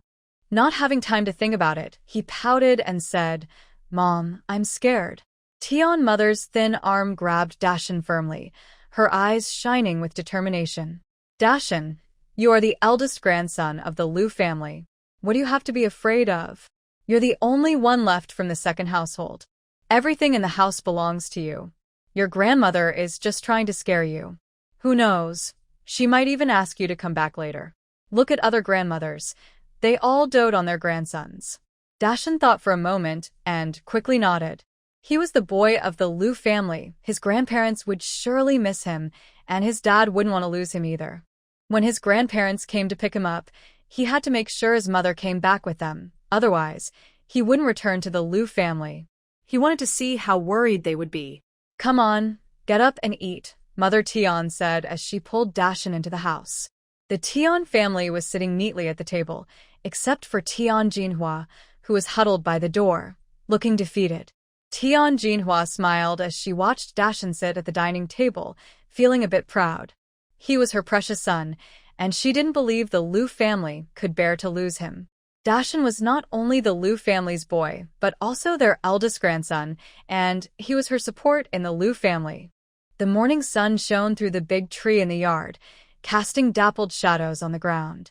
In front of a small house, a woman squatted, her hair dirty and tangled, her face gaunt, bending over with a broken bowl in her hands. She smiled happily, seemingly satisfied with her current situation. Dashin looked away and sat next to Mother Tian, glancing at the breakfast on the table. The Tian family's breakfast was very simple: clear millet soup and steamed buns made with wild vegetables, which were worse than what other families in the village had. This was mainly because only Father Tian and Mother Tian worked, with no economic support, and they had two lazy sons. Dashin was taken aback, unsure how to react. The Lu family's meals were among the best in the village. They not only had half a cornmeal bun but also meat and thicker soup every day. Come, try the buns your grandma made," Mother Tian said, handing Dashin a bun with a stiff smile, hiding her dissatisfaction. She was used to getting things from her daughter, but this time, for her younger son, she had to try to please her grandson. Dashin took it hesitantly, bit into it, and immediately spat it out. Yuck. "It's terrible." Dafei snorted. "What's the big deal? Everyone eats this stuff." He took a bite himself and sipped the soup. Dafei was the eldest grandson in the family, and his bowl had a thin millet porridge, which was considered the best meal in the Tian household. "I wouldn't eat this at home." "What are you eating?" "I am eating meat." "I still have half a bowl left from this morning," Dashin replied. Dafei's eyes lit up. "You have meat to eat, and you still have half a bowl." Dashin nodded. The more Dafei thought about it, the more excited he became, and he couldn't help but drool. "Dashin, come to my grandma's house." "Let me go to your grandma's house. I'll be a good grandson to her." "I won't let you." "That's my grandma." Dashin straightened his back, but quickly remembered he had called Lu's mother a mean old lady when he left. He felt uneasy. Would his grandma still be mad at him when he returned? No. When his grandparents came to pick him up, he had to say they wouldn't hit him. Only then would he go back. Tian's mother, listening nearby, felt a pang of jealousy as she glanced at her youngest daughter squatting by the door. Why did all the good days have to go to her? It would be better if her son and grandson enjoyed those meals. Dashin turned to his grandmother and asked, "Grandma, are there any cookies left from yesterday? I want to eat some." "There's none left, just a little bit from yesterday." Tian's mother wanted to roll her eyes but held back. She served Dashin a bowl of soup. "Just have this for now. I'll make you something good for lunch." Last time, they had shared some wild boar meat, but her son, Tian Guangzong, had been hurt a few days ago, so she gave most of the remaining meat to him to help him recover. Now, only a small piece was left. Thinking of her struggling younger son, Tian's mother gritted her teeth. I'll make you wild boar meat for lunch. Dashan nodded, though he didn't really like wild boar meat. He preferred chicken, rabbit, and roe deer meat from the mountains. Wild boar meat took a long time to chew. He looked at the breakfast on Tian's mother's table and thought about the breakfast at the Liu family, feeling a bit regretful. He suddenly wanted to go back to the Liu family. Grandma, I want to eat wild boar meat too. Dafei chimed in. Okay. Tian's mother smiled brightly. The eldest daughter-in-law of the Tian family glanced at Dashan with disdain, but said nothing.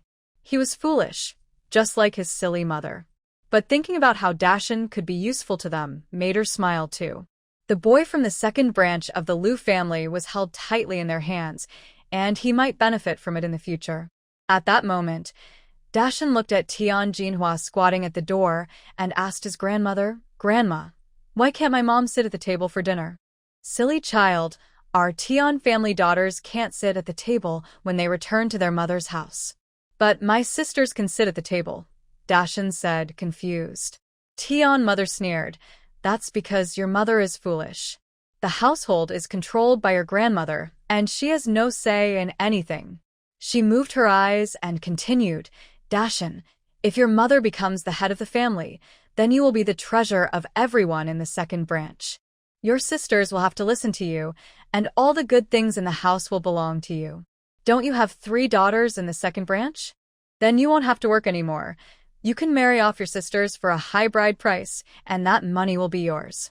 You can not only marry a wife, but also buy many nice things. That can't be right. Grandma won't allow that. Dashan shook his head in a panic, but the idea of not having to work and having money was indeed very tempting, especially if it meant his sisters would listen to him. Dashan thought about how no one in the family supported him yesterday. He didn't want to trade his sisters for bride prices. He just wanted them to listen to him. Tian mother raised her chin and said, Your grandmother is a fool. She took away all your good things and made you gather pig grass. Look, the pig grass in our house is gathered by those 2 little girls. I've never let Dafei gather pig grass. Don't you think that's silly? Those chores should have been done by your sisters, but your grandmother made you do them. Dashan was puzzled. A boy is supposed to support the family, right? You're still young. What family are you going to support? Tian mother held Dashan's hand. Listen to your grandmother. These days you should just play with Dafei at grandma's house. Dafei was still thinking about the meat Dashan mentioned and said to Tian mother, Grandma, can you talk to Dashan's grandmother and let me gather pig grass? I want to be her grandson. Tian mother. She wanted to scold Dafei, but since he was her only grandson, she couldn't bring herself to do it. After finishing breakfast, Lu mother called Uncle Lu and Aunt Lu from next door, and they angrily went to the Tian family. A group of people marched in with determination, each holding a wooden stick. Divorce is not good for children, so Lu's mother did not let any child follow her. After the incident with Luo Qingqing, Lu Jejia had already seen how fierce rural people could be in a fight, so she quietly stayed by Lu's mother's side. When Lu's mother arrived at the Tian family's house, she kicked open the door with a loud bang, startling everyone inside. Dashan was happily playing with a cricket while Tian's mother served them water. Seeing Lu's mother enter with a stern face, Dashan thought she was going to force him to go home. Grandma. Dashan quickly hid behind Tian's mother. Lu's mother didn't even look at Dashan and directly addressed Tian's mother, tell Tian Jinhua to divorce heir right away.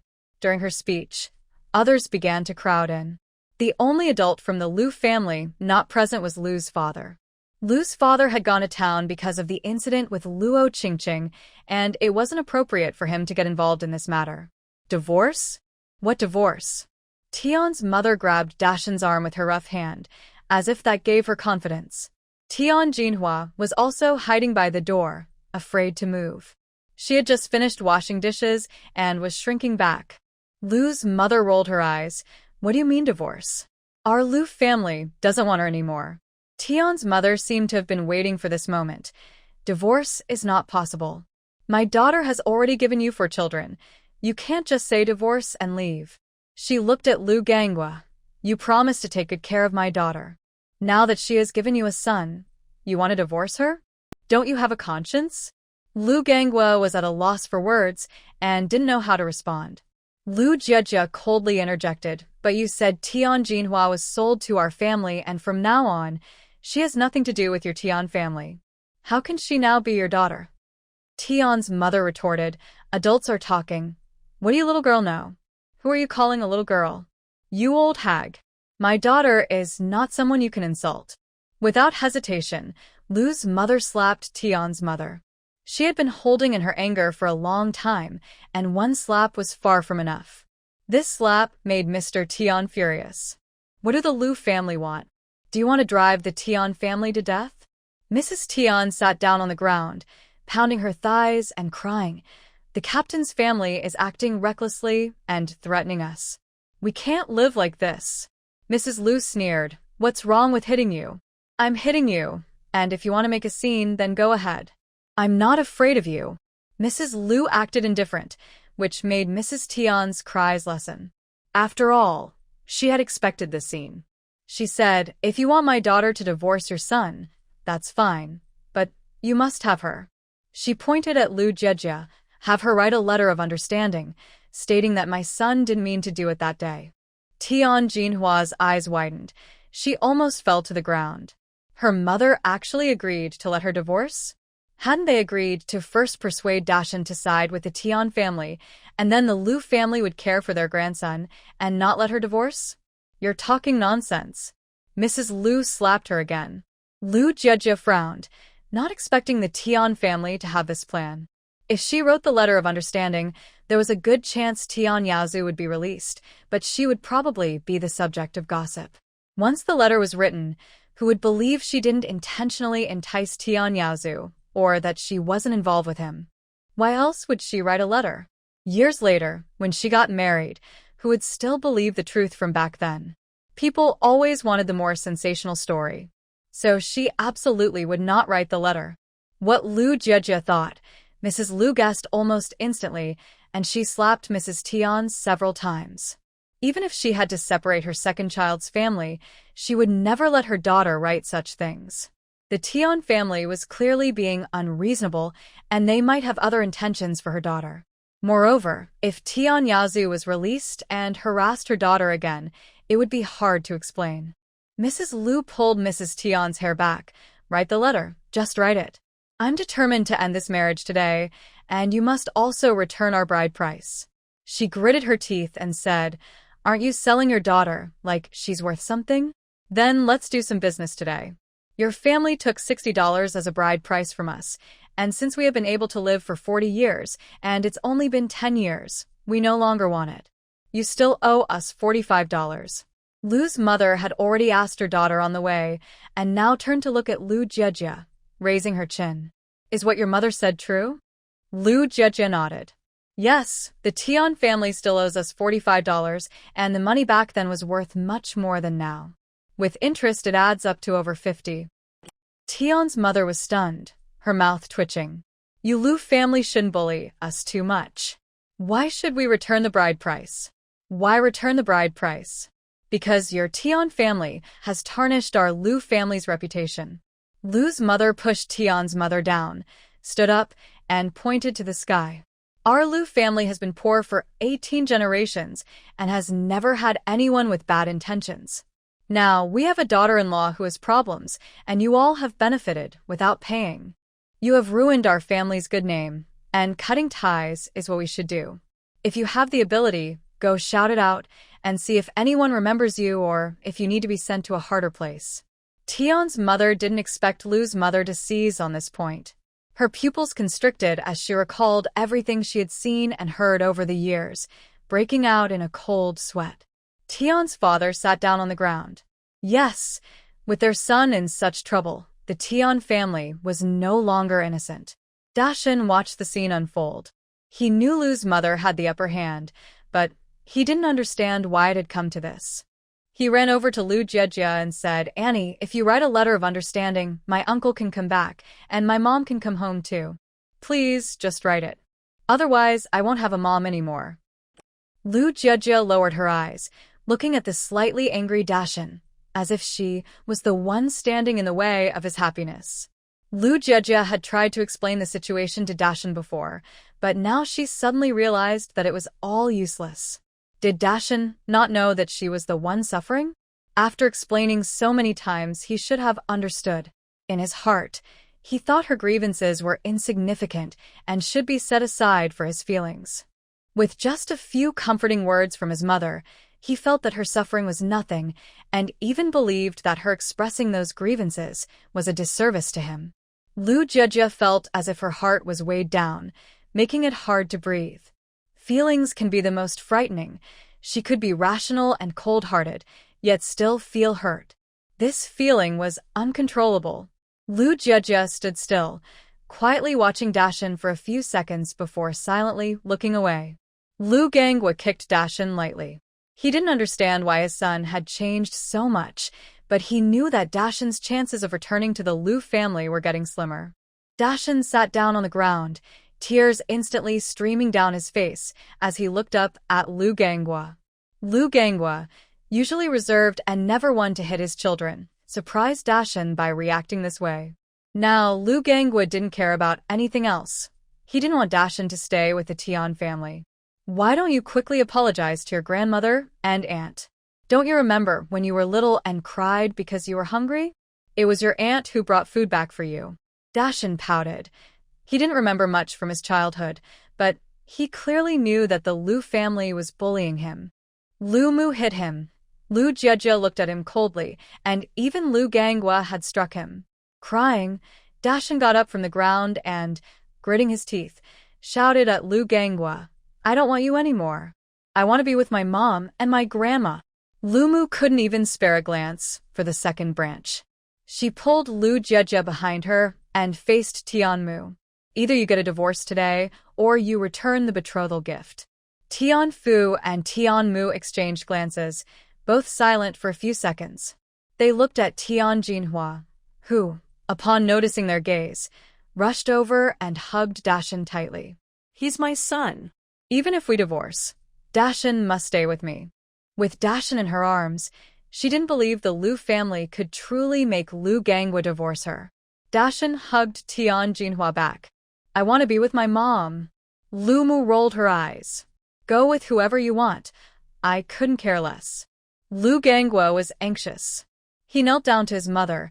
"Mother, I know you care for me. I will definitely leave this marriage, but Dashin is my child, and I am his father. I cannot do nothing, but I also understand that you have suffered. What do you want to say?" Lu Mu asked in a serious tone. Lu Jejia also focused her attention on Lu Gangwa. Lu Gangwa bowed deeply. "If Dashin chooses me, I cannot abandon him. But I don't want you and my younger sister to worry anymore. I will separate and raise my 4 children on my own." The coldness in Lu Mu's eyes softened, and she looked at her second son differently. Parents, no matter how foolish, always consider their children.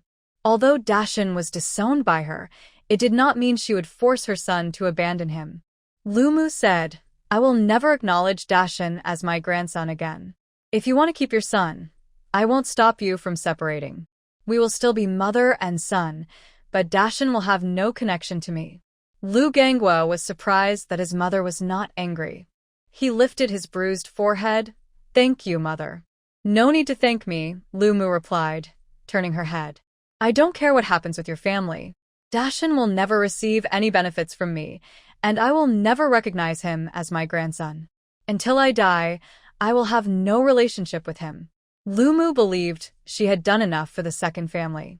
Lu Gangwa bowed again and called out to Dashin, "Come here, follow your father." Dashin was still lost in his grandmother's words. His grandmother said she would never have anything to do with him again. Tian Jinhua panicked. "Dashin, did you hear that? Your grandmother doesn't want you anymore. Your father loves your grandmother the most. If you go back, they will surely harm you." Tian Mu also wanted to take advantage of the situation. "Dashin, your mother only has you now," she hinted, and Dashin finally remembered what Tian Mu had said yesterday. As long as he stayed with his mother, she could go back, and his uncle would be released. Then, the Lu family would support him more, and his sisters would listen to him. Dashin hugged Tian Jinhua's neck, and the two were very close. I want to stay with Mom. If she gets a divorce, I want to be with her. He shouted at Lu Ganghwa, if you insist on divorcing Mom, I will never recognize you again. What do you want then? Lu Mu asked mockingly. Dashan thought for a moment. I want my aunt to write a letter of understanding. I want my mom to come home, and from now on, she will be in charge of our house. I don't want anyone else to interfere. Lu Mu rolled her eyes, and Lu Jiejie behind her couldn't help but roll her eyes too. People's desires grow bigger over time. After being pampered at the Tian family, he wanted to return home and be in charge. At first, he might just want his mother to be in charge, but over time, he might start to take advantage of his sisters. First, he would make them obedient, and once they were, he might think of other ways to exploit them. The process is gradual. Dashan may not be thinking of selling his sisters now, but over time, it could lead to that. Lu Mu directly addressed Tian Mu. If Lu Ganghwa gets divorced today, we will forget about the bride price. If he doesn't, I will go to the town tomorrow to report you, and you must return the bride price to our Lu family. With the Tian family like this, the Lu family knew they wouldn't be able to get the bride price back no matter what. Saying they wanted the bride price back was just an excuse to push for a quick divorce. After leaving that statement, she took a large group of people and left. Tian Mu sat on the ground, slowly raising her head to look at Dashan. Her only hope now rested on him. It was like her daughter was getting a divorce. As long as Dashan was in her house, she could control the Lu family. Tian Guangzong saw that only Lu Ganghwa was left from the Lu family. He helped Tian Mu up and pulled her aside. Tian Guangzong stared at her. Mom, let them get divorced. Otherwise, our family's reputation will be ruined. If we end up in a tough situation, it will definitely be me. Don't forget, I'm the only son left. Do you want to drive me away too? He stomped his foot in frustration. Think about what the youth are doing. I would have to work even harder than them. What? What should we do? Tian Movipet Hertirs. I can't just ignore your brother. Tian Guangzong was anxious and said, so you only want my brother and not me? Am I no longer your son? I still have to Fei to take care of, and in this situation, not letting them divorce is pointless. The Lu family doesn't even care about Lu Ganghwa anymore. He glanced at Tian Jinhua and thought for a moment, if you let Sixth sister divorce, she can still remarry. The old man Wang from the neighboring village just lost his wife and is now offering a high bride price to find a new one. Tian Mu was taken aback and suddenly understood. Right, if Tian Jinhua divorced, she could remarry, which means she could receive another bride price. Shu Yan went back to the same courtyard as yesterday. The thin man saw him come in and immediately approached. Shuego, you're here? You scared me yesterday. It was such a big scene. I was worried something happened to you. I have my own ways, Shu Yan replied as he took off his backpack, which contained concealed hay, just like yesterday. Just like yesterday? The thin man was surprised. Yesterday's incident was too big. Today they'll be checking more strictly. Maybe you should take less today. Shu Yan said firmly, it's fine. He left with the meat and first went to the third cafeteria. Some time ago, he had saved a little boy who was almost kidnapped, and that boy's father was the chef at the third cafeteria. He would never betray him. Shu Yan quickly sold all the meat he had, went back for more, and squatted near the supply and marketing cooperative. He saw people who couldn't buy meat and approached them. In less than an hour, he had almost sold all the meat he brought out. Just as he was looking for his next target, someone from the authorities noticed him. Before selling, Shu Yan had already figured out all the nearby routes. He was strong and fast, quickly disappearing from sight by turning left and right. Where did he go? The authorities chased a few steps but lost him. The people nearby were confused. Did we see wrong?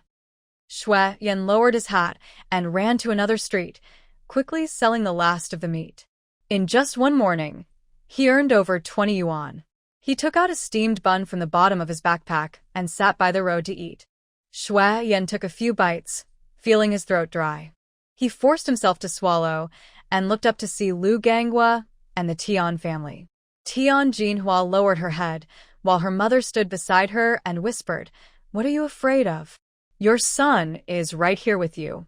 Didn't that boy Dashan say he only wants his mom and not his dad?" You have him under your control, so there's nothing to be scared of. How could this happen? I don't want a divorce. Once in town, Tian Jinhua still couldn't believe it. She looked down at her feet, her eyes blurry. She thought she could never divorce Lu Gangwa, yet here she was. What went wrong? She only went home with her parents for a visit. What do you mean by that? Tian's mother noticed Tian Jinhua was in a daze. Tian Jinhua's face had already grown thin, her eyes sunken, now staring blankly as if she were lost. She pinched Tian Jinhua's arm. You need to pull yourself together. A divorce isn't the end. I just said your son is with you, and when Lu Gangwa misses him, he will naturally want to remarry you. Will he? Tian Jinhua looked even more confused. Tian's mother gritted her teeth. If there weren't so many people around, she would have slapped her. You should listen to your mother. As soon as she finished speaking, she pinched Tian Jinhua again.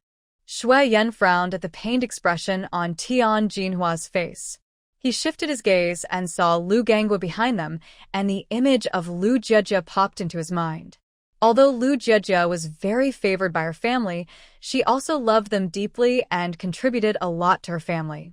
Lu Gangwa was too simple-minded and was Lu Jiejie's older brother. Shu Yan worried something might happen, so after a few people walked away, he followed them. Having gone through a period of anxiety, Shu Yan had developed strong stealth skills, and no one noticed anything unusual as he trailed behind them. Occasionally encountering officials, Shu Yan remained calm and walked past them without a hitch. When they arrived at the Civil Affairs Bureau, Lu Gangwa took out a cloth from his pocket, slowly unraveling it to reveal a household registration book. He paused for a moment, recalling his time at the Tian family. Dashan refused to be with him, insisting on staying with Tian Jinhua. He approached to pull Dashan back. But then, Dashan kicked him in the waist. Lu Gangwa never thought his son would turn out like this.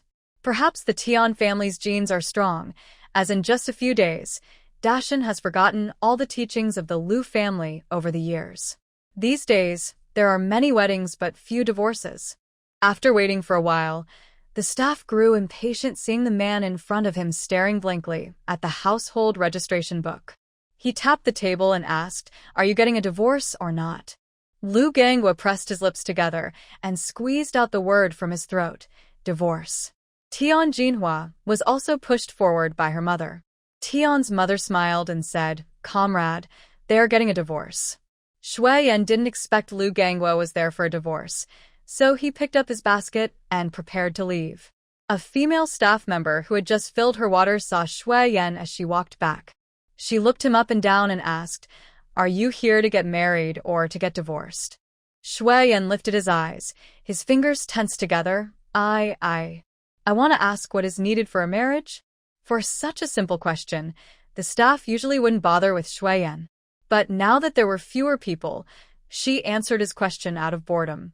"You need both parties' household registration books." The female staff frowned. "By the way, it's popular now to go to a photo studio to take wedding photos first. If you can afford it, don't skip this step. You can hang them at home when you get married. Just go see for yourself, and also, never mind, come with me. I have some things to tell you." Shu Yan was taken aback, but instinctively followed her. The female staff returned to her seat, crossed her legs, and handed a sample to Shu Yan. The sample contained photos of a couple, both wearing white shirts, neatly dressed and smiling brightly. When you get married, don't wear shabby clothes. It shows a lack of respect for the bride. Look at the people getting married in the hall. They are all in new clothes. If you dress like this, the bride might be very upset. As she spoke, the staff glanced at Shu Yan's rolled-up pants and his patched gray top. Shu Yan usually didn't care about appearances, but under the staff's gaze, his usually stern face showed some awkwardness. The female staff member reminded, "You only get married once, so you should wear nice clothes. Luckily, you came to ask early. If you hadn't and showed up like this, the bride's family would definitely be upset. What else should I pay attention to?" Shu Yan asked, his body tense and voice hoarse. "Nothing much," the staff member said, taking a sip of water. She suddenly looked up and added, "Oh, make sure to choose a good date and pay attention to the time. If you come on a day when we're closed, All your good plans will be ruined. Shu Yan nodded. The female staff member pointed to a sign not far away. There are guidelines for the process. Familiarize yourself with them so the bride's family doesn't have to worry. We wouldn't want you to make mistakes and waste time. I understand, Shu Yan said, reviewing the marriage registration process before stepping out. The divorce was quick. Lu Ganghua and Tian Jinhua became two separate families in just a few minutes. They agreed on custody of the child, with Tian Jinhua insisting on keeping their son, calling him her support. In her heart, her son was her strength, and she believed that one day Lu Ganghua would marry her again. Lu Ganghua put away the divorce certificate. His son didn't want to be with him, and there was nothing he could do. He would realize what a good life he had once he faced hardships. After gathering his things, Lu Ganghua left, but Tian Jinhua followed him, unwilling to give up. Lu Ganghua, you heartless man. You don't want your wife or son, only thinking of yourself. Tell me what I did wrong. I gave you 4 children, and you just decided to divorce me. You were the one who wanted to leave, Lu Ganghua said, giving Tian Jinhua a deep look before walking away. Shu Yan had been busy making money for several days. That evening, he rolled up the cash he had earned, counting nearly $200. Shu Yan felt a weight in his heart. Having money wasn't enough. He needed a legitimate reason for where it came from. This year's policies were becoming more flexible, and if he used the right approach, he could still find a job in town. After dinner, Shu Yan headed to the mountains. He needed to find a century-old ginseng. In Shishui village, the highest standard for a bride price requires ginseng as part of the deal. Their ancestors had a way of finding ginseng, and he had studied it carefully when he was younger. But after searching for so many days, he still hadn't found any. When Shu Yan left, Shu Yang was almost in tears. He spat outside a couple of times and said, "Dad, can you please use less salt when you cook next time? It makes me get up every night to drink a bowl of cold water." Shue's father felt a bit embarrassed. "I don't know what happens. I just add salt without measuring. I'm afraid if I add too little, it won't taste good." Ugh. Shu Yang collapsed on the table. He really wanted to eat the rabbit meat that Lu Jejia had brought over. "Lu Jejia, hurry up and marry my older brother. I'll definitely call you sister-in-law respectfully, and I'd even be willing to help take care of you." The sky around had turned dark. Lu Jejia leaned against a nearby tree, completely unaware of where she was on the mountain. She couldn't remember how many times she had asked herself why she had gone out to gather firewood instead of just sitting still and waiting to eat. Lu Jejia found a stone to sit on and hoarsely called out, "Fourth brother, fourth brother." As she called, she rested her chin on her hand and tapped her leg. Her second brother had divorced, and Dashan was with Tian Jinhua. However, Dashan should be doing well at the Tian family now. He no longer gathered pig grass and spent his days playing with Dafei in the village.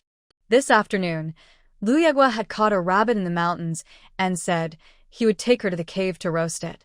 Lu Jejia had never roasted anything outdoors before, so she immediately agreed to go along and brought a variety of seasonings, even scooping out 2 spoons of honey from home. As it was getting dark, they entered the mountains but didn't go far, staying near the foot of the mountain. On the way, they encountered Dashan, who was playing wildly. He had lost some weight, as the Tian family's meals couldn't compare to the Lu family's. When Dashan saw them, he glared and ran away. Lu Jejia didn't pay him any attention. Her mood had already settled, and she felt nothing upon seeing Dashan. Sometimes she thought she was quite heartless.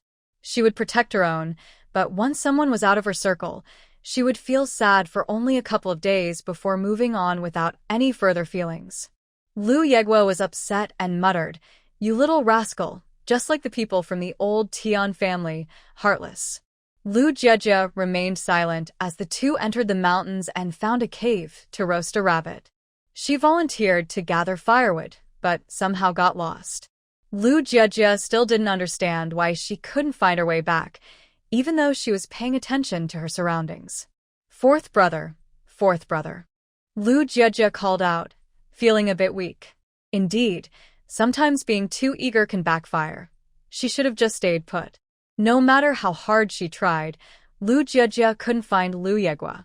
She looked up at the North Star and knew the way down was to the north. After thinking for a while, she decided to head home first and ask her older brothers to help find fourth brother. Walking in the moonlight towards the foot of the mountain, she hadn't gone far when it suddenly started to rain. Lu Jiejie thought. After such a long time without rain during harvest, it had to rain just when she got lost. Was the weather unhappy with her? She carefully continued walking, and after half an hour, she saw lights at the foot of the mountain. Excited, Lu Jiejie quickened her pace. The next moment, Lu Jiejie hopped to the side, holding her foot, her eyes misty, and her little face scrunched up. She had stepped on something that pierced her shoe and poked her foot. Lu Jiejie tried to open her eyes wide to see what she had stepped on. What's wrong? A voice suddenly came from behind her, startling Lu Jiejie. She turned to see Shu Yan. She blinked. Shu Yan had been busy with work these past few days, and once she even saw him return around 8 or 9 o'clock. Nothing. Lu Jiejie paused, her eyes darting, and then said, I wasn't watching where I was going, and stepped on something sharp. It really hurts. The little girl tilted her head back, pouting, looking quite pitiful. Shu Yan moved his fingers and asked, Does it hurt a lot? Lu Jiejie nodded and reluctantly said, It hurts a lot. Shu Yan quickly stepped forward, picked Lu Jiejie up, and planned to set her on a nearby rock to check her foot. But after being held, I realized I had acted too suddenly. Shu Yan's movements were too quick, and Lu Jiejie was startled. Her fingers instinctively went to his shoulder. Out of the corner of her eye, she saw Shu Yan looking very anxious. This didn't seem like how one would treat a stranger. He really seemed to care about her, even holding her. Shu Yan froze for 2 seconds, and just as he was about to set her down, the girl in his arms kept saying her foot hurt. He didn't have time to think and quickly placed her on a nearby rock. I don't know if it's poisonous. Let me check. Shu Yan carefully took off Lu Jiejie's shoe and touched the sole of her foot. His fingers were rough, and her foot was sensitive, causing Lu Jiejie to instinctively pull back a bit. Shu Yan looked closely. Her foot was pale pink, but there were a few red spots in the middle. It wasn't bleeding, but the edges were red. Does it hurt a lot? Shu Yan asked, looking up. Lu Jiejie bit her lip, feeling guilty. It wasn't that painful. But to test Shu Yan further, she nodded. Where did you step? He asked. Lu Jiejie pointed towards a big tree. Shu Yan turned to look, picked up a stick from the ground, and went over to check. Soon, there was a rustling sound. Lu Jiejie swallowed hard, eager to see. What did I step on? It's nothing, just a hedgehog. Shu Yan tossed the stick aside, walked back to her, and carefully put her shoe back on. It's not poisonous. His fingers were long and warm, wrapping around her ankle. Lu Jiejie was small, and Shu Yan's hand easily wrapped around her ankle. Light rain fell, misting her face, and droplets clung to her long eyelashes. She shivered and held onto the rock, staying still. An ambiguous atmosphere settled between them. Both felt it, but neither spoke first. It's going to rain harder, Shu Yan said in a low voice as he gently lowered her foot. Lu Jiejie nodded. Can you walk?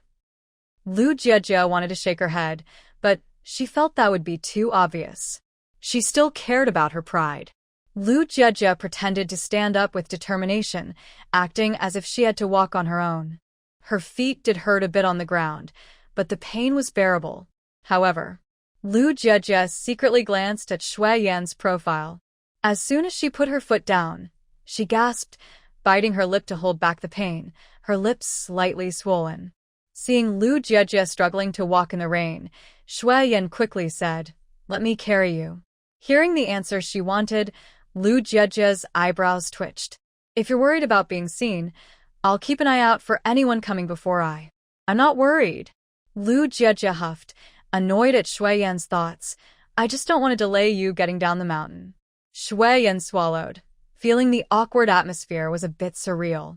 He squatted in front of Lu Jiejie and said, Get on. Lu Jiejie looked at Shu Yan's back. The last time he carried her, she had to ask him. This time was different. It was Shu Yan who offered. Feeling a bit proud, Lu Jieji grabbed Shu Yan's shoulders and climbed on. Shu Yan slowly walked down the mountain with Lu Jieji on his back, while she rested her arms on his shoulders, looking down the path. She asked, "One day, if you come back late, it could be dangerous at night. It's better to return early." It was quite a distance to the town, and walking would take a long time, especially in the dark when it was easy to get into trouble. Shu Yan replied softly, "It's fine, I know the path well, and I walk quickly." "That sounds tiring." Lu Jieji thought Shu Yan had been too busy lately. Even if trading was profitable, he shouldn't neglect his health. Lu Jieji advised, "Staying healthy is important too." "I'm very healthy," Shu Yan said casually, lifting Lu Jieji a bit higher. He meant to reassure her that he was fine, but unexpectedly, Lu Jieji's arm brushed against his neck, and something soft behind her lightly rubbed against him. "Shu Yan." The rain kept getting heavier. At first, it was light like mist, but now it had turned into drops, and Lu Jieji's hair was slightly damp. Seeing water dripping on Shu Yan's neck, Lu Jieji used her sleeve to wipe it off, and their skin brushed against each other. Suddenly, Shu Yan became excited. "Don't move." His throat moved noticeably, and a drop of water slid down, not sure if it was sweat or rain, still carrying the coolness from their earlier touch. Lu Jieji innocently pulled back her finger. She hadn't meant to touch his throat, but she couldn't admit that now. Lu Jieji asked, "What's wrong?" Shu Yan's throat moved again, and he gritted his teeth. "Just stay still." Lu Jieji explained, "I wasn't moving around. I just saw water on you, and wanted to help." Shu Yan's arm tensed, revealing the muscle beneath. "Just stay still." Noticing Shu Yan's breath was a bit unsteady, Lu Jieji leaned closer to his left side. "What's wrong?" A faint warm scent brushed against Shu Yan's left cheek, making him tense up even more. He gritted his teeth. "It's nothing." Lu Jieji secretly smiled, and then pulled back her head obediently. One person was carrying, and the other was willing to be carried. They both understood each other, and Lu Jieji felt a bit happy.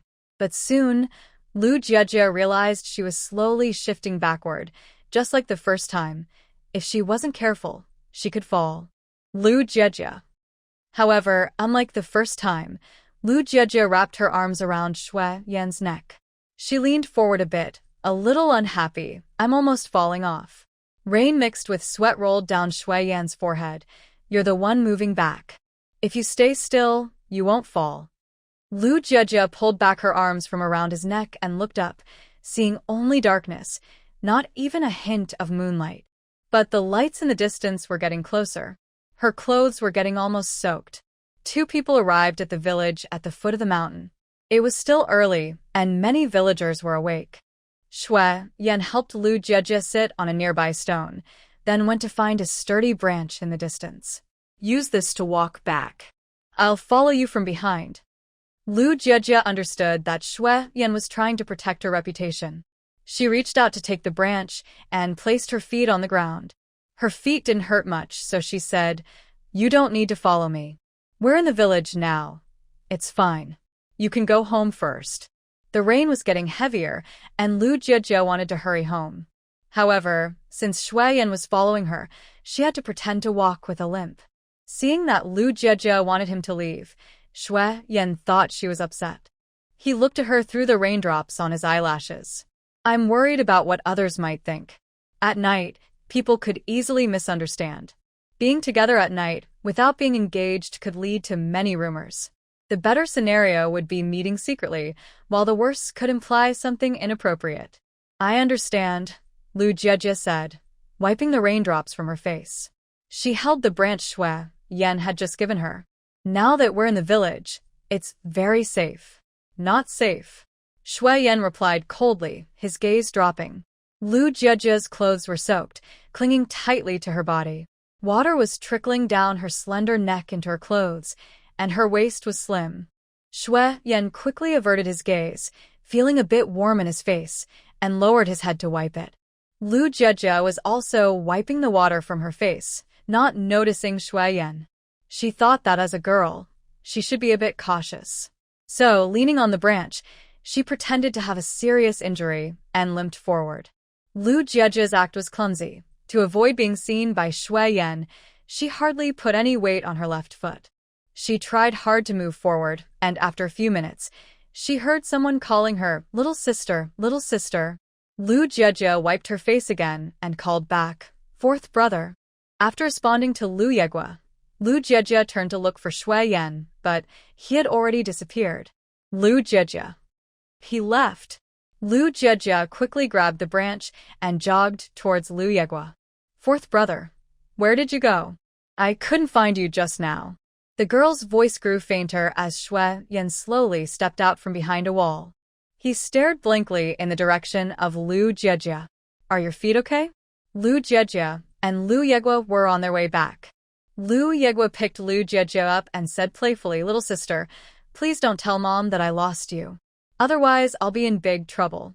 Lu Jiejie nodded. "I won't tell. I won't tell. I got lost by myself this time." "Where did you go?"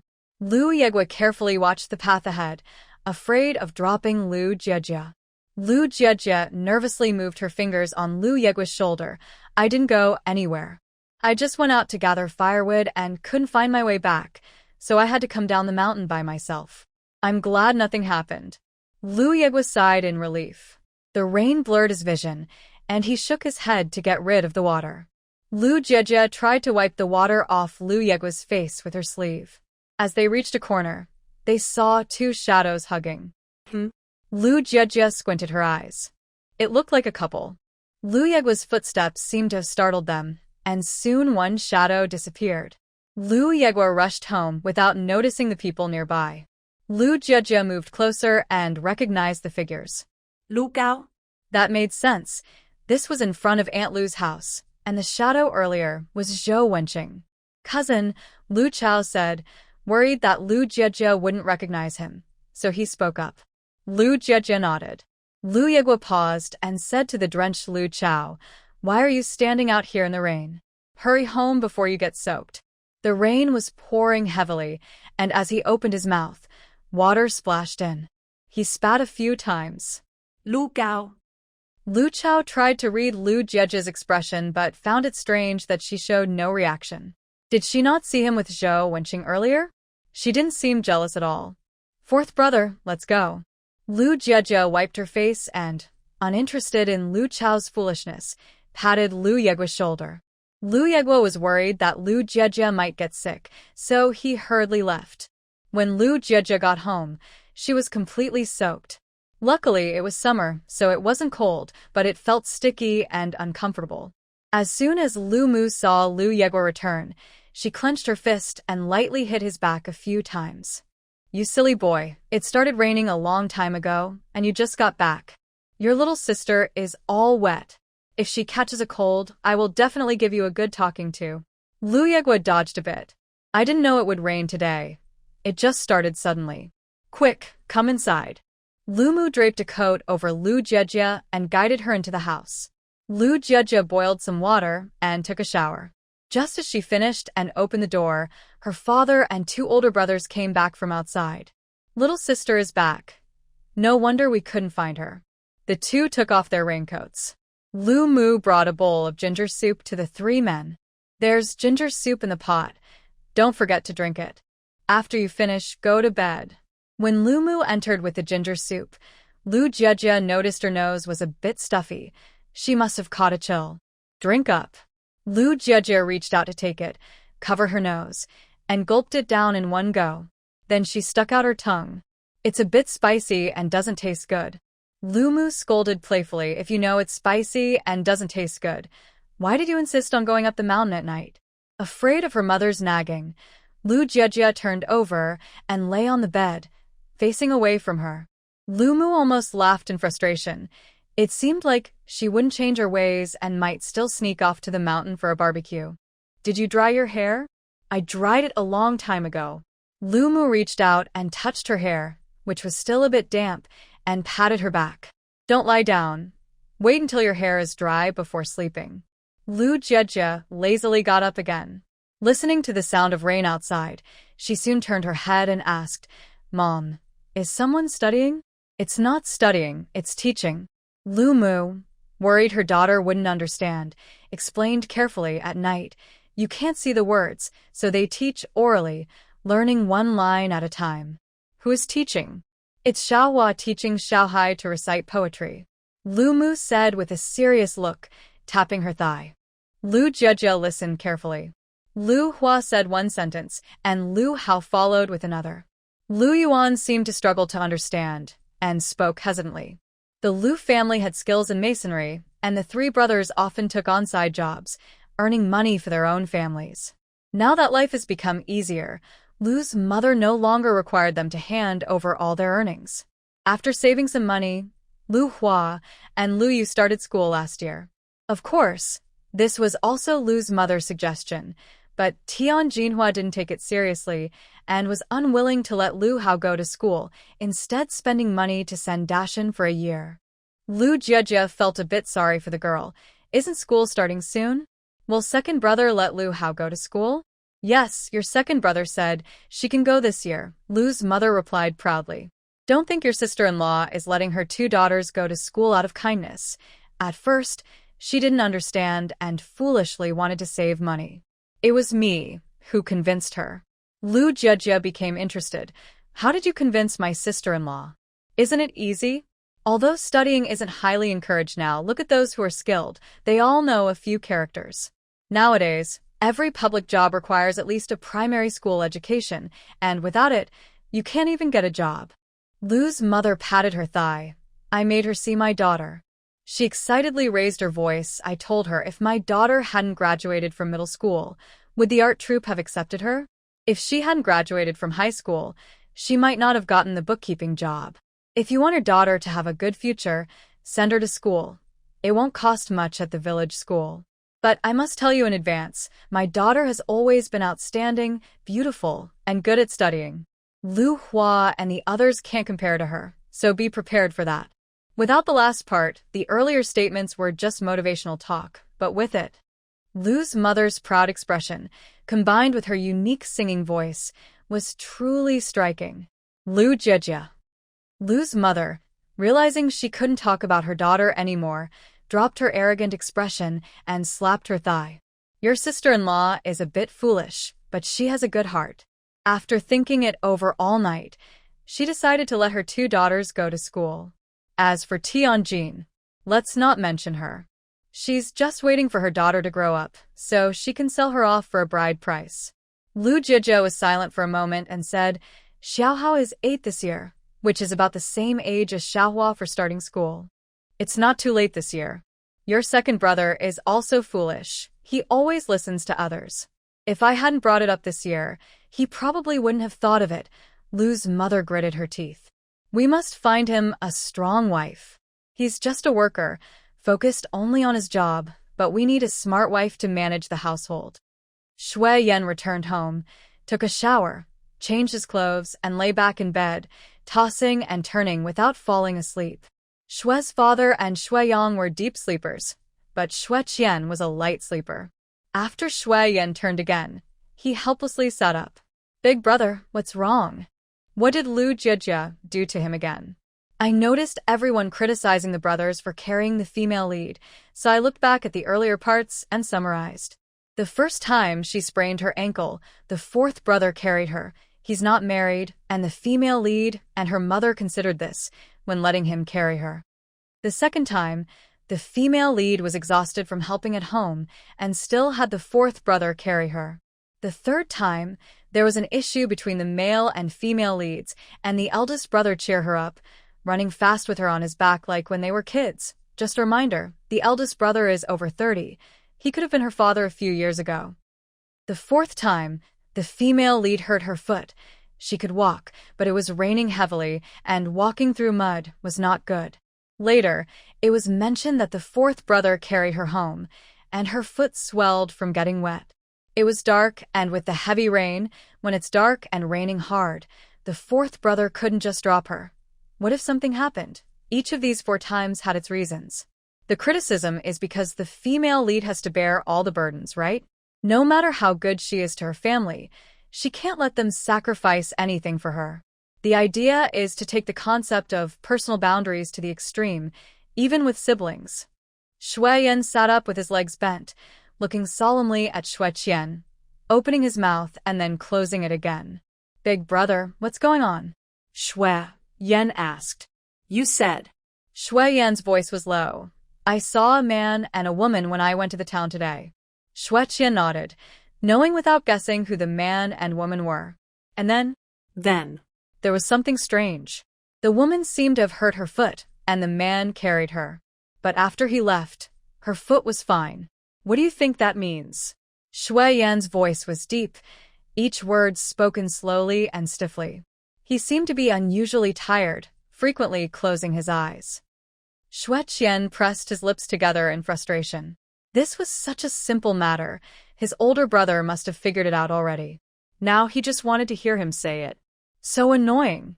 He even suspected his brother was trying to show off his affection. Shu Yan cooperatively said, It's obvious. The woman likes the man, so she wants to get close to him. Really? Shu Yan's heart raced again.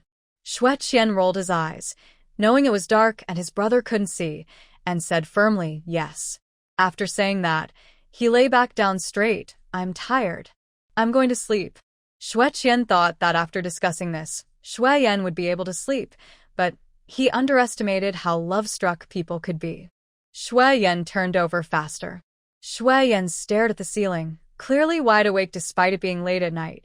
The sound of rain outside only made him more restless.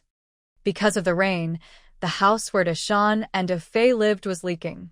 Since Deshan started following Tian Jinhua, he had been sharing the same bed with Fei. Water dripped from the ceiling where Fei slept. He stood on the bed complaining to Grandma Tian, Grandma, I want to switch places with Deshan. He won't switch with me. This is my home. Why shouldn't he? Grandma Tian held a ceramic jar, her expression darkening. She had tolerated Deshan for several days. He wasn't even her grandson, just lounging around at home. If she weren't waiting for the Liu family to ask for her help, she wouldn't have taken care of Deshan for so long. But Grandma Tian tightened her grip on the ceramic jar. After all these days, it seemed the Liu family really didn't want this grandson anymore. Once, she deliberately acted close to Dashan in front of Lu's mother, but he didn't even glance at her and left with a mocking expression. Till now, Tian's mother still doesn't understand why someone wouldn't like her eldest grandson. The more she thought about it, the angrier she became. She shouted at Dashan, losing her usual kindness, "Hurry up and switch places with your cousin. This is his bed." Her voice was sharp, and her face looked frighteningly cold. Dashan shrank back but refused to give in. "Didn't you say this spot was mine from now on? Yours? This all belongs to our Tian family." Tian's mother walked over, placed the pottery jar in a dripping spot, and pulled Dashan's clothes toward it.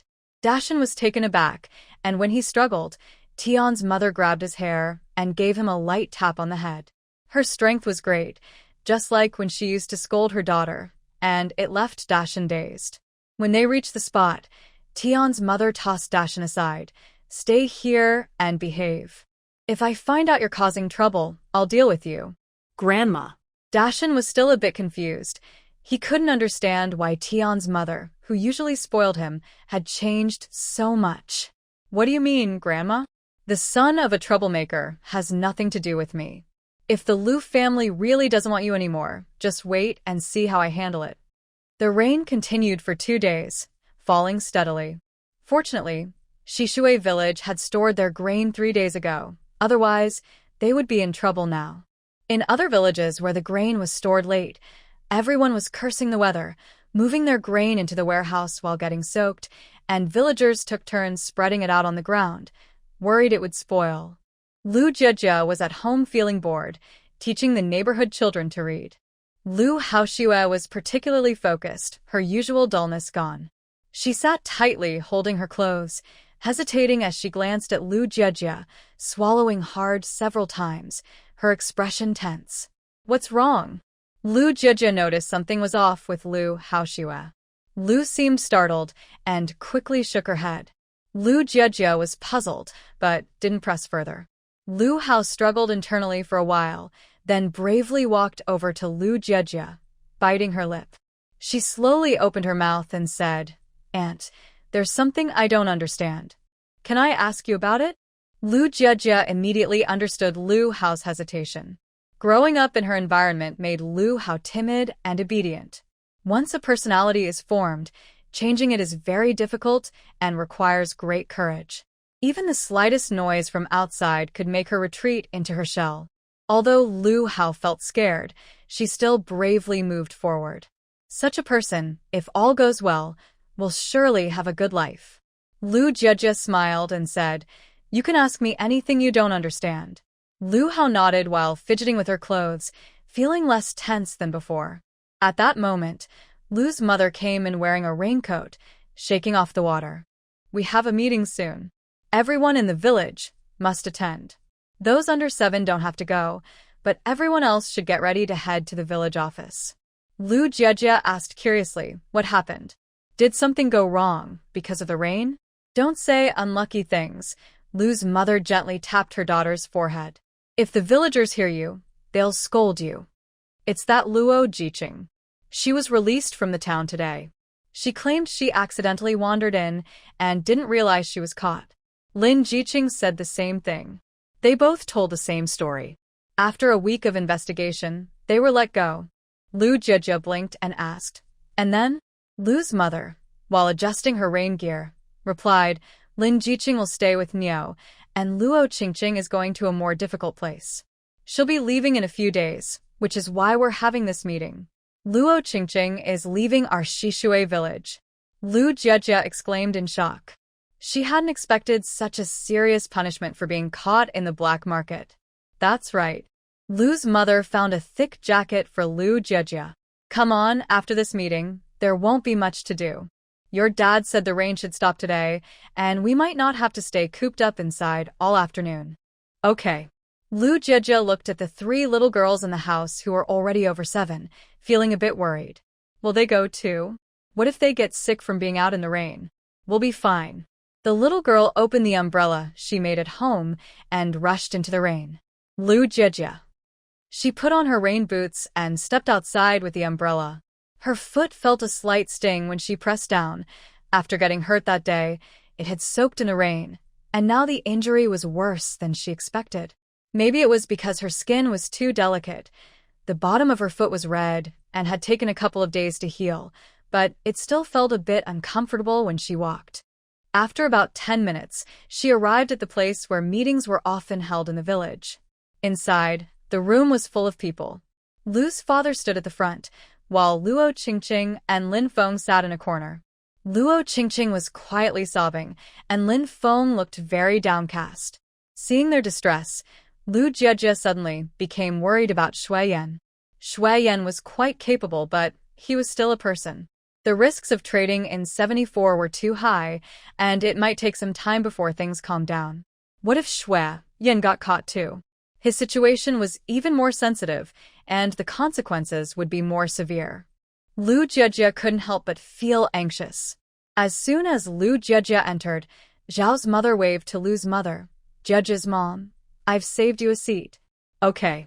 Lu's mother looked around and saw there were no other seats, so she took Lu Jiejie to sit down.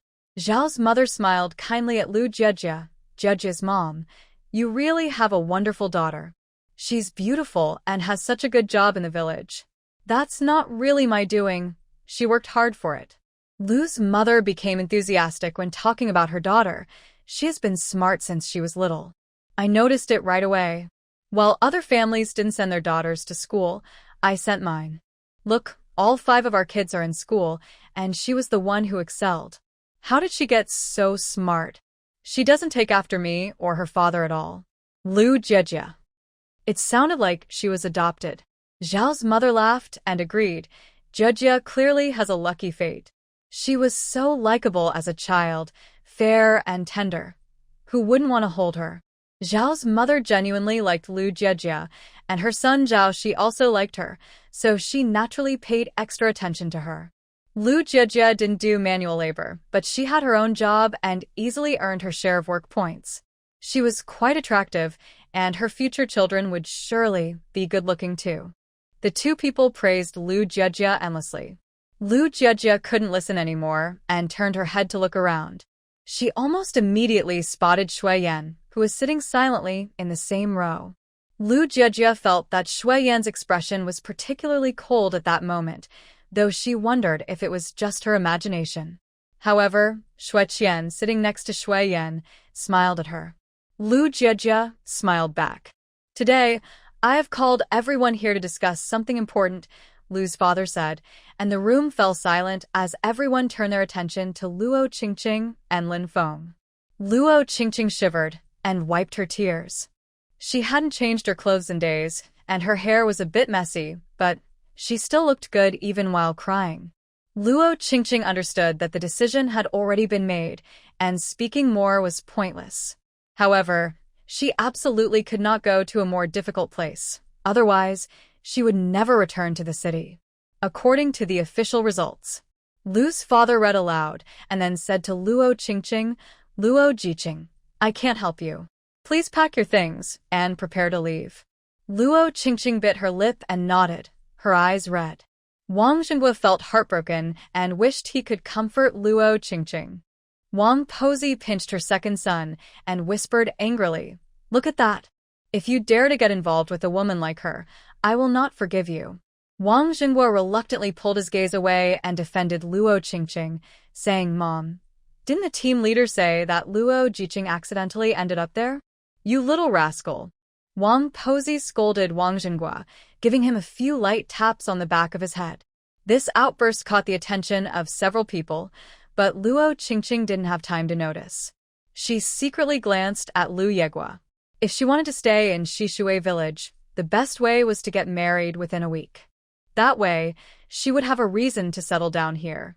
And Lu Yegua was her best choice. Lu Jiejie noticed Luo Qingqing glancing at her fourth brother and felt nervous, pinching Lu Yegua lightly. Ouch. Lu Yegua covered his arm, grimacing at Lu Jiejie. "Little sister?" Huh? Lu Jiejie quickly let go, pulling on Lu Yegua's shirt to bring him closer. She whispered, "You should keep your distance from Luo Qingqing for now. Relax once she's gone." "I understand." Lu Yegua innocently turned to look at Luo Qingqing. Seeing Lu Yegua looking at her, Luo Qingqing felt a bit more confident. After the meeting, the villagers lined up to leave through the door. Lu's mother and father had something to discuss, so they asked Lu Jiejie to go ahead. She left with 3 other girls. Feeling damp, she wanted to hurry home to change clothes. Tian's mother was ahead of them, and a Fei was playfully bouncing around. Lu Jiejie noticed he was about to step on her boot and quickly stepped back. Unfortunately, she bumped her head against something solid. Looking up, she saw Shu Yan's face. "You stepped on my foot," Shu Yan said softly. Ah. Lu Jiejie quickly stepped forward and glanced at the mud on Shu Yan's shoes. Why did she always step on his feet? And she was wearing boots today. She hoped she hadn't hurt him. "Does it hurt?" Lu Jiejie asked, feeling a bit embarrassed. Shu Yan shook his head. There were too many people and Lu Jiejie didn't have time to talk before she left. Once outside, she was holding an umbrella and about to walk away when someone bumped her hand. Huh. Lu Jiejie tightened her grip on what she was holding and turned to see Shu Yan walking away casually. Her face turned a little red.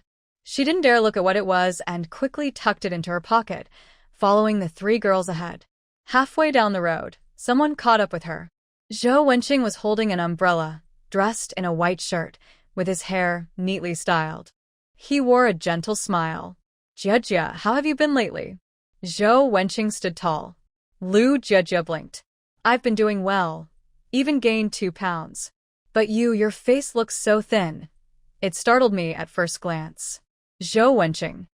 Lu Hua nodded. "Yes, I was so scared, I almost screamed." Zhou Jiqing, "You've lost so much weight. You're not going hungry, are you? Can't you take care of yourself?" Lu Hao looked a bit incredulous and sincerely asked, "Can't you afford to eat?" Zhou Jiqing, "Can you really not support yourself?" Zhou Wenqing looked at the 4 of them, his smile becoming more awkward. You might have some misunderstanding about me. I didn't like doing farm work before, but now I can handle it well and support myself. Oh. Lu Jiejie showed little interest and turned to leave. Zhou Wenqing hurried after her. "Jiejie, give me a chance." I swear in front of everyone here that I will treat you well, better than anyone else. It had been raining for 2 days, and the sky was still gloomy, with puddles forming everywhere. Zhou Wenqing, in a hurry, didn't watch where he was going and stepped right into a puddle, splashing water onto Lu Jiajia's pants. Lu Jiajia glared. Zhou Wenqing, are you out of your mind? What do you mean by giving you a chance? Don't forget, you were the one who said we were just siblings. If you keep ruining my reputation, I won't hold back. That's not it. Zhou Wenqing held the umbrella tightly, his expression earnest. Since being with Lu Chao, he realized what he had missed before. Zhou Wenqing followed closely behind Lu Jiajia. I just didn't realize my feelings before, and you've suffered so much because of me. It's all my fault. I was really a jerk. Lu Jiajia sighed. Fortunately, the person in her body, Qingying Xian, acted like a loyal friend, so Zhou Wenqing didn't pay attention to her. Otherwise, it would be so awkward for her now, having an ex-boyfriend out of nowhere, and who knows what else might have happened. If you keep following me, I won't be nice to you. Lu Jiajia rubbed her fingers together, feeling a bit daring. Zhou Wenqing, ignoring everything, reached for Lu Jiajia's arm. Lu Jiajia immediately slapped him away, while Lu Hua jumped up and wrapped her arms around Zhou Wenqing's neck, and Lu Hao and Lu Yu grabbed his arms. The young girls often worked in the fields, and for a moment, Zhou Wenqing couldn't break free. Lu Jiajia seized the opportunity and slapped Zhou Wenqing several times. How dare he bother her? Did he think she wouldn't get angry? Last time, she shouldn't have let him clean her shoes. She should have made him do something else. Lu Jiajia slapped him in the face and kicked him in the knee, causing Zhou Wenqing to fall with a cry. Lu Hua quickly came down, her face full of excitement. Lu Hao and Lu Yu had never fought before, and their faces turned red. Zhou Wenqing fell into the muddy water, his carefully styled hair now dirty, and his white shirt soaked brown. Lu Jiajia huffed, if you dare to touch me again, I'll keep hitting you every day. Shu Yan, who had intended to step in, paused and waited until the 4 girls ran away before coming out from the shadows. Zhou Wenqing didn't expect Lu Jiajia to be so rough now, like a cat with its fur ruffled. He cursed at the disappearing figure. What a ridiculous thing. Before he could finish, a foot splashed water in his face. Zhou Wenqing looked up, rain falling into his eyes, making it hard to see who was approaching. Who are you? Before he could finish his sentence, he was grabbed by the collar and pulled toward the back of the house. The man's grip was very strong, and Zhou Wenqing couldn't break free. Just as he was about to shout, he was choked and had his mouth covered as he was dragged away. This position. Zhou Wenqing's face turned green with anger. Shu Yan pulled Zhou Wenqing to the back of the house but didn't hit him.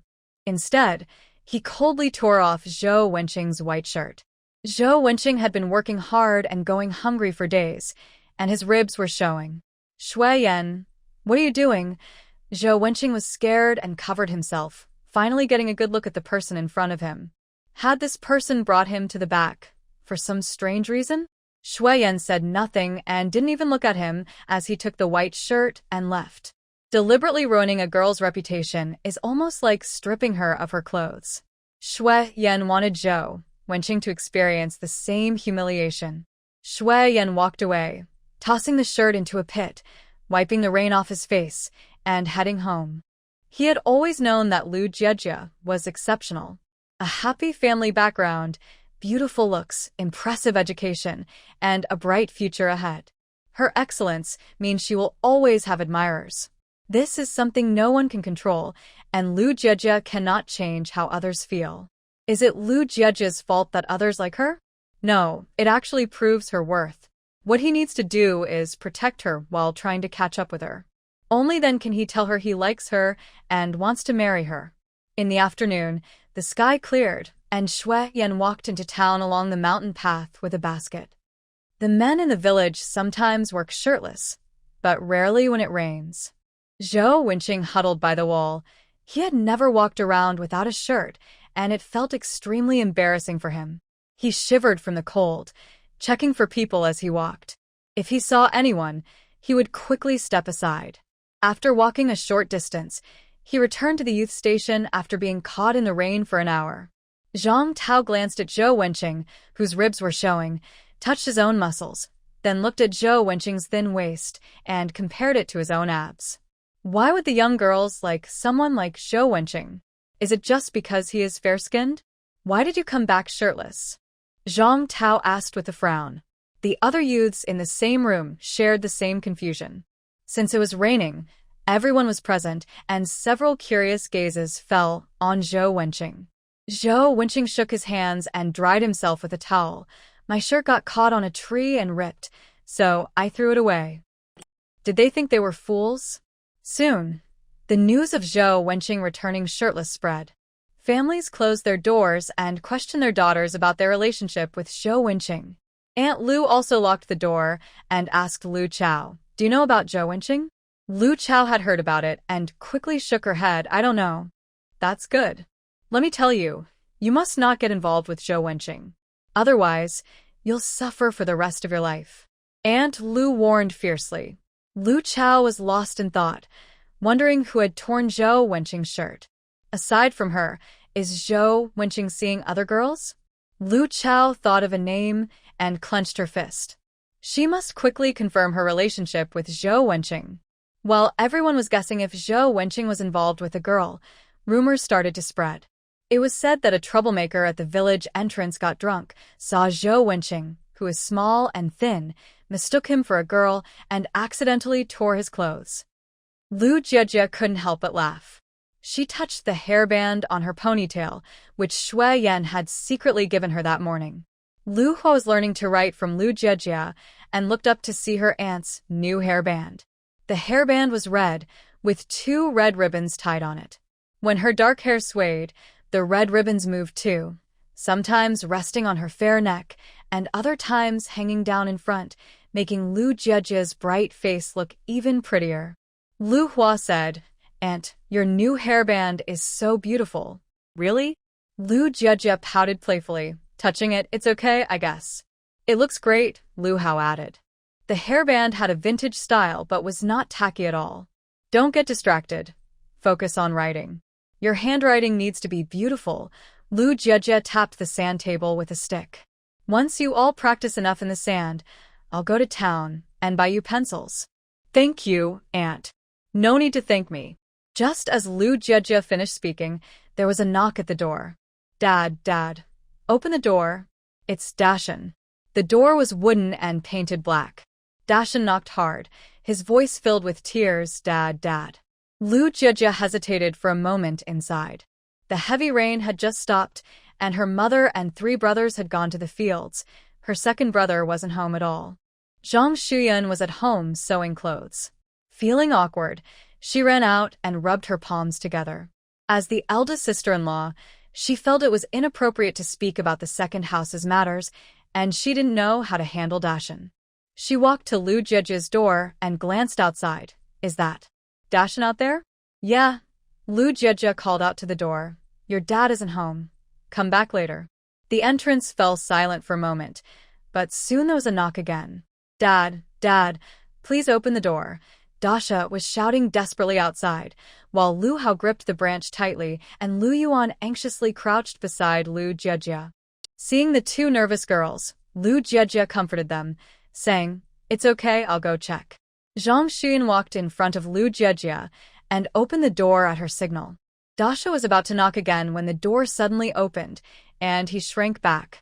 Dasha looked disheveled, his shirt torn, missing a shoe, barefoot, and his pants covered in mud. Lu Jiejie frowned, thinking of Tian Jinhua. She expected Dasha to look like this, but she didn't think he would return so quickly. Dasha sniffled and said pitifully, "Auntie, where's my dad?" "Your dad went to work in the fields. He should be at the east side." "You can go find him," Lu Jiejie replied sincerely. Tears suddenly fell from Dasha's eyes, and he wiped them away, clearly surprised that Lu Jiejie was indifferent to him. He pouted, "Annie, Grandma hit me, and she's not nice to me at all." Lu Jiejie thought, is he expecting me to stand up for him? What does that have to do with me? Lu Jiejie tilted her head. "I heard your mother registered you under the Tian family's household. From now on, you're one of them."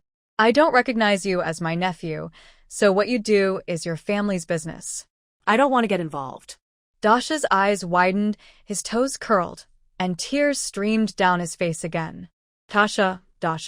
Tian Jinhua suddenly stumbled over from a distance, rushing to hug Dasha tightly. You silly child. Why did you run away? Your grandma and I were so worried about you. After saying that, she glared fiercely at Lu Jejia. Don't think you can take my son away from me. None of you can. Lu Jejia replied, What would I want with your son? Dasha was at an age where he ate a lot, was about to start school, and couldn't help with farm work, so she would have to use her wages to support him. Moreover, she had to constantly face the risk of betrayal. Why would she come back to experience such hardship and the ups and downs of life? Stay out of our family's business. Tian Jinhua glared at Lu Jejia and said to Dashan, Come back with me. I don't want to go back. Grandma makes me work and hits me, saying I'm the Fae's servant. Dashan struggled, twisting his body. What do you know? Your grandma doesn't mean it that way, Tian Jinhua said, frustrated. She just doesn't know how to express herself. If she really didn't care about you, would she treat you so well? Besides, hasn't that old lady hit you before? It's fine when she does it, but not when your grandma does? Who are you calling an old witch? Lu Jejia's face turned cold as she clenched her fists. She grabbed a nearby willow branch and swung it at Tian Jinhua's back, shouting, Take your son and go back to the Tian family. You little brat.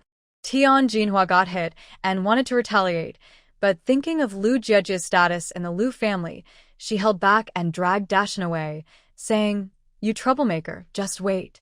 Since she was no longer her sister-in-law, she felt free to scold her. Tian Jinhua coaxed and tricked Dashan back to the Tian family. What are you afraid of? I'll protect you.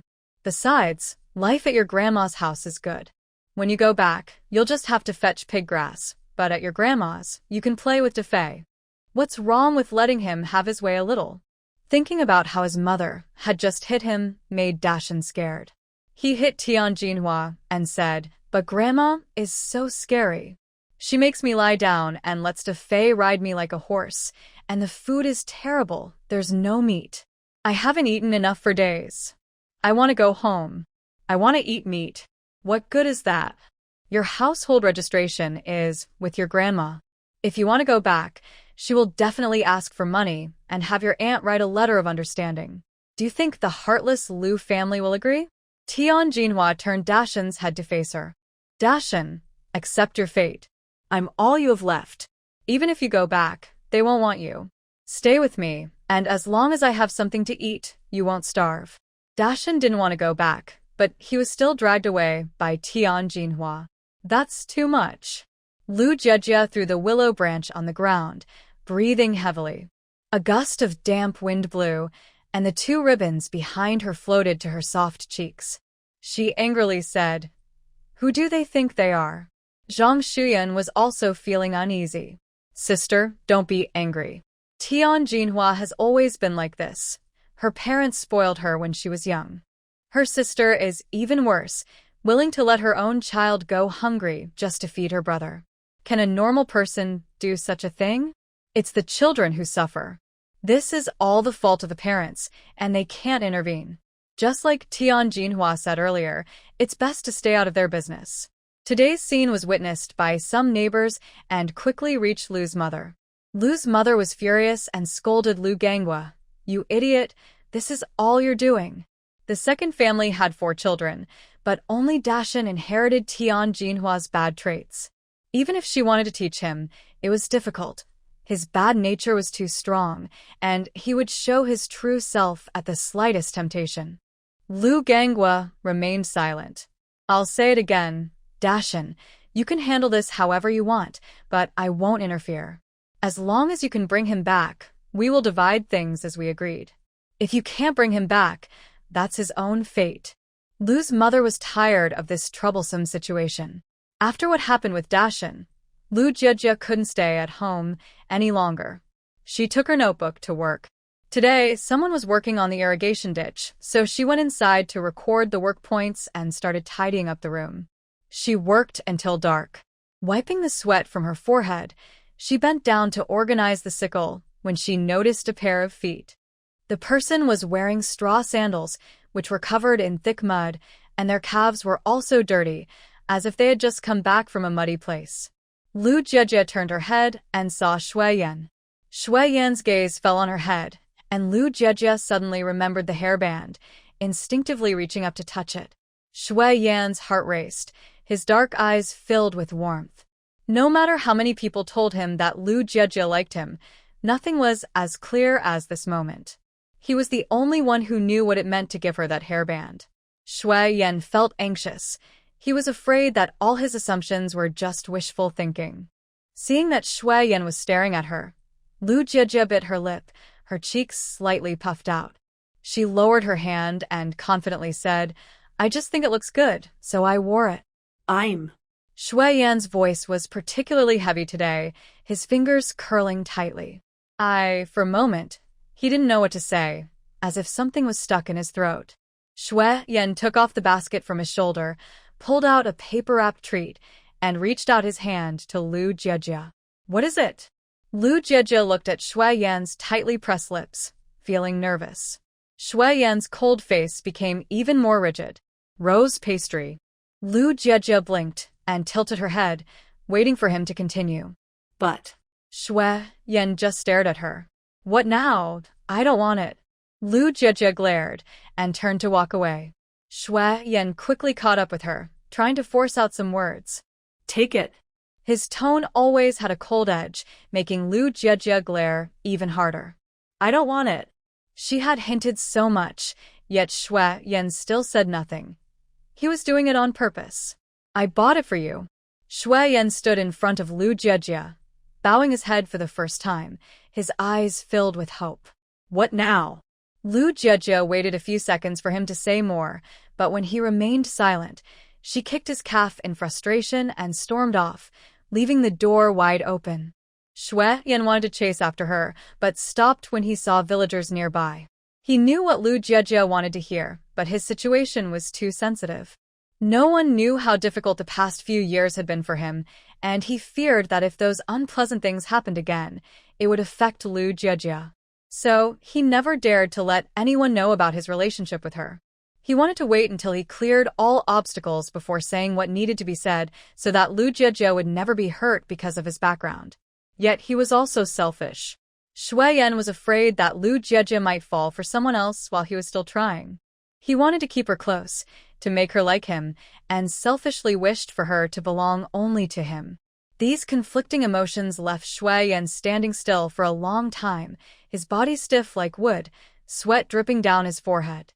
Meanwhile, Lu Jiejie returned home, roughly pulled off her headband, and considered throwing it on the floor to stomp on it, but hesitated and tossed it onto the bed instead. Her eyes were red with anger. Shu Yan is doing this on purpose. Is it fun to mess with her? That jerk. Luo Qingqing returned to the youth station in the evening. She saw there was hot water in the kitchen, so she filled a small basin to take a bath. Just after she finished washing, she heard a voice from the kitchen. "Who used my hot water?" Li Fan shouted, holding a spoon and placing her hands on her hips, looking very angry. She had prepared the water to wash her hair, but when she returned from a quick errand, it was all gone. It would have been fine if just a little had been used, but it was all gone. Li Fan stepped out of the kitchen and shouted again, "Who used my water?" Lin Xiaoxiao was sitting in the yard. She glanced at Luo Qingqing and smirked. Who else could it be? Of course, it's our precious Luo Qingqing. Li Fan, you should be more understanding. After all, Luo Qingqing is going to a much harsher place soon. I heard they can't wash for a whole year, so just pity her this once. Li Fan was about to point her finger at Lin Xiaoxia and scold her. If you speak so nicely, then let her use your water, and you can boil me another pot. Lin Xiaoxia rolled her eyes. Why should I help you? Then just be quiet. Li Fan turned her attention to Luo Qingqing. You should know the rules about using water here. I collected the water, and I gathered the firewood. Who allowed you to use my water? I was just too anxious. I was too dirty and didn't think it through. Luo Qingqing bit her lip and started to cry. Compared to Li Fan's angry face, She looked very pitiful. Li Fen didn't say much more. Since you used my water, you need to gather more, and then boil it for me. But I can't carry the water. It's dark now, and I can't gather firewood for you either. Li Fen was so angry, she almost laughed. Then you can pay me back. If you don't, I'll hit you. Go ahead and make a scene. Let's see how many people will help you. Luo Qingqing's expression changed as she looked around. All the other young women were looking at her with disgust. She immediately stopped crying. Are you going to pay or not? Li Fen stepped forward and grabbed the collar of Luo Qingqing's shirt, ready to pull her. Luo Qingqing struggled to breathe, her body trembling with humiliation. I will give. After discussing, Luo Qingqing gave Li Fen 3 dimes, and only then did Li Fen excitedly boil a pot of water. Luo Qingqing lay on the bed, tears soaking her pillow. She clutched the blanket tightly, determined to win over Lu Yegua. Lu Jiejie hid her hairband in the deepest part of the cabinet. She decided to cut ties with Shu Yan. Lu Jiejie, with great resolve, ignored Shu Yan for 2 whole days, and when she saw him, she walked past as if nothing had happened. However, she kept running into Shu Yan more often than usual. While Lu Jiejie was writing at her desk, a shadow suddenly fell over her. She looked up with wide eyes, but her expression quickly froze. You. Lu Jiejie tried to speak, but couldn't make a sound. She recognized the person in front of her, but couldn't remember his name. Zhang Tao was surprised that Lu Jiejie had forgotten him and reminded her. Zhang Tao. Oh, I'm sorry. I have a bit of a poor memory, Lu Jiejie said, looking slightly guilty. Zhang Tao smiled. It's okay. I'm here because I need help from Comrade Lu. What is it? I see that your handwriting is nice. Could you help me write a letter? Zhang Tao said, looking a bit embarrassed. Lu Jiejie was puzzled. Aren't you able to write? She remembered that Zhang Tao had once been penalized for a mistake. I can't write letters because of some issues. I get anxious and sweat whenever I try, Zhang Tao admitted, his expression showing discomfort. Before going to the countryside, his father had been publicly punished over a letter. Since then, every time Zhang Tao tried to write, he would break out in a cold sweat, feel nauseous, and his fingers would go weak.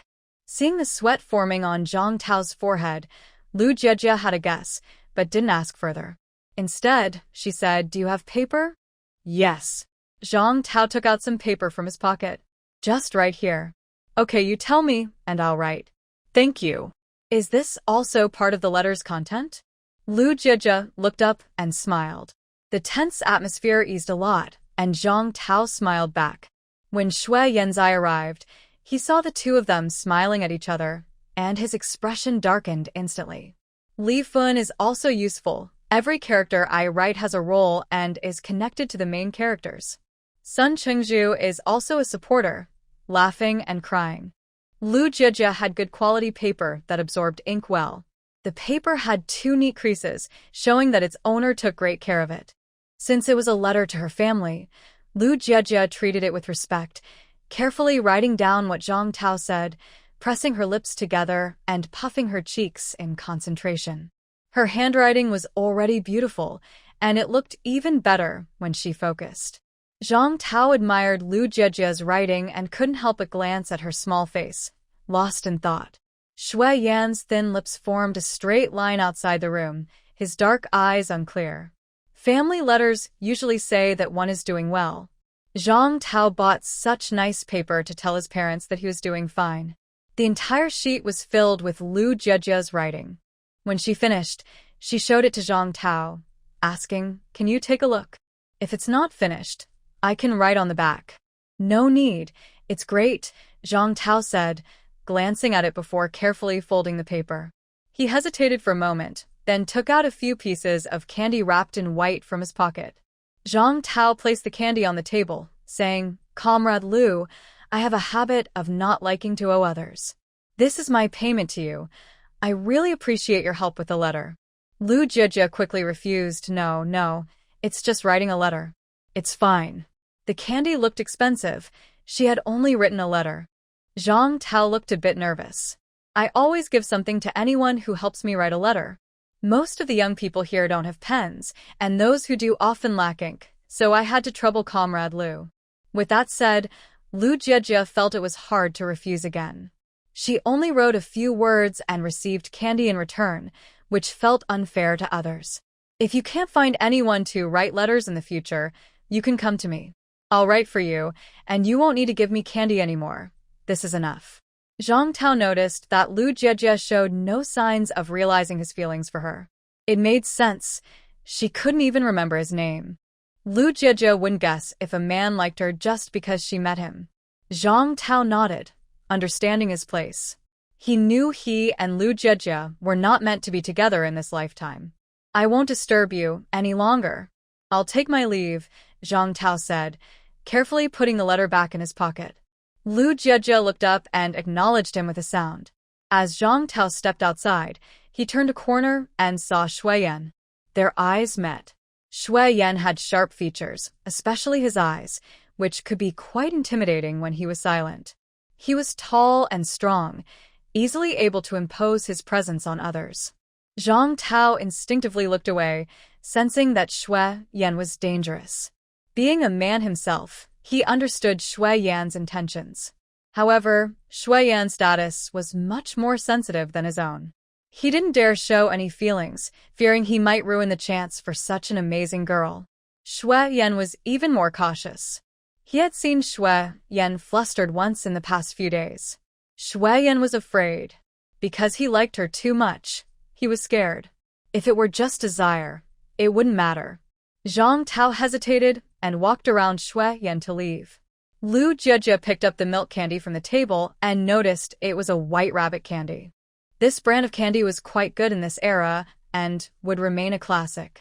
Just as she was about to unwrap one to taste, she heard footsteps at the door. Seeing it was Shu Yan, she lost her desire for the candy.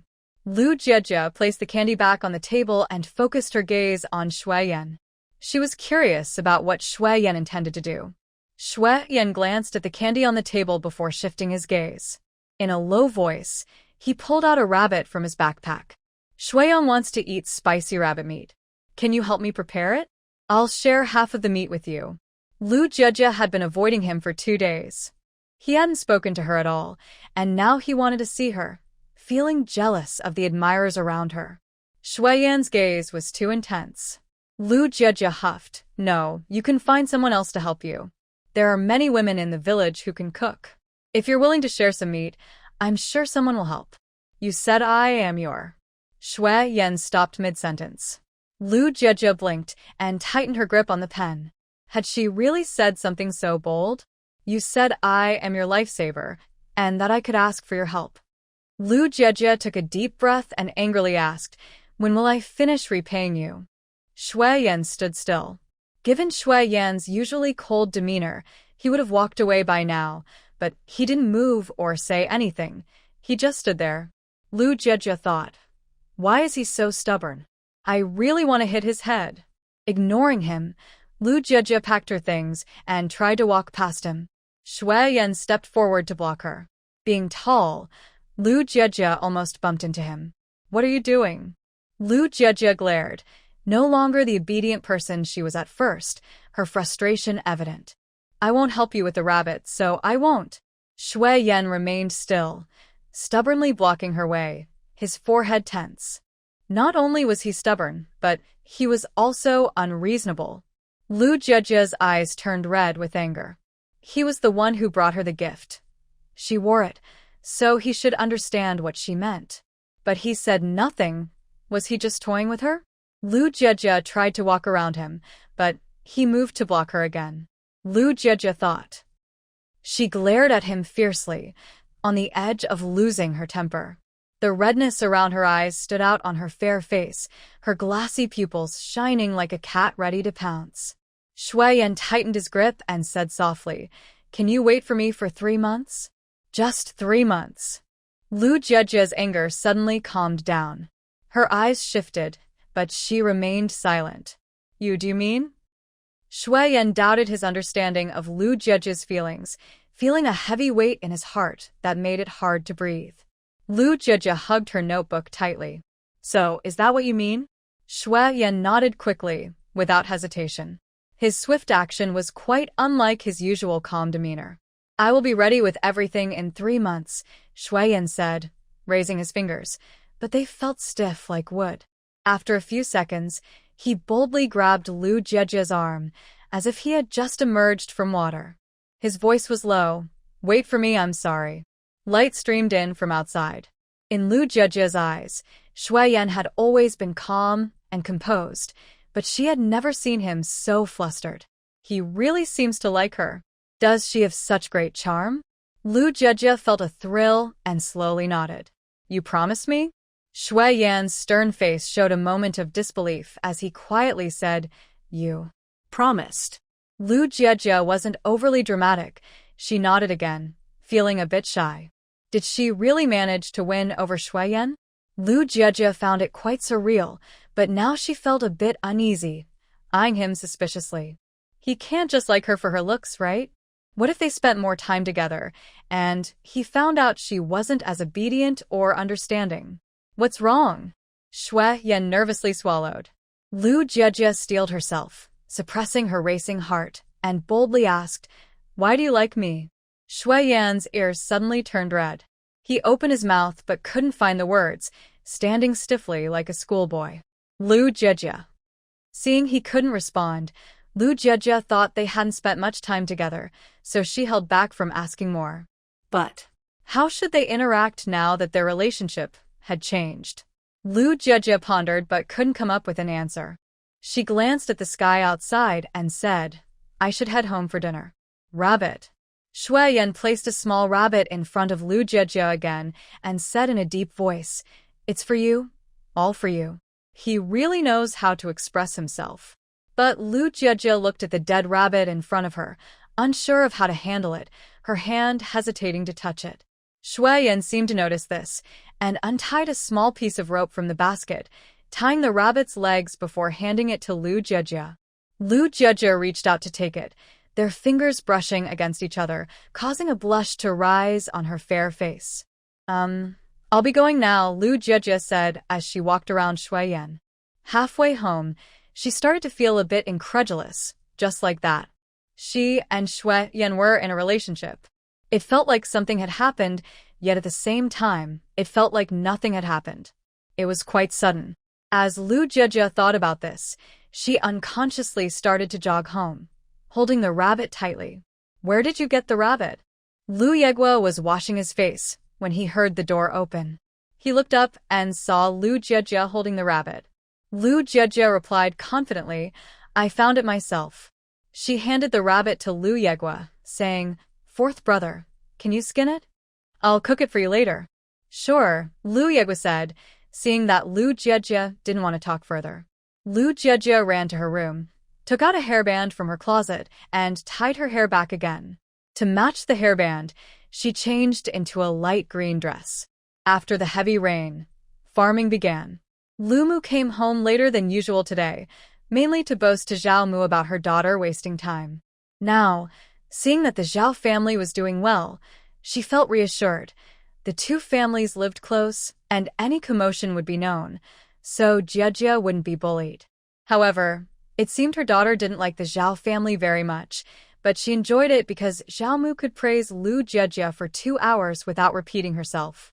Ever since they had meat to eat, Shu Yan was especially energetic while cooking. She brought out the chicken, and Lu Mu distributed the rice as usual. Everyone received 7 or 8 pieces of chicken, just the right amount. The Lu family's meals were better than most city dwellers. In fact, the Lu family could have more meat, but since others were eating simple meals, they couldn't stand out too much, or it would raise suspicion.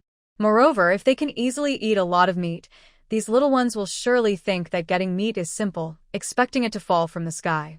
What will happen if they become dependent on it? It should be limited to a satisfying but not overly filling amount. Only then will they have the energy to work for food.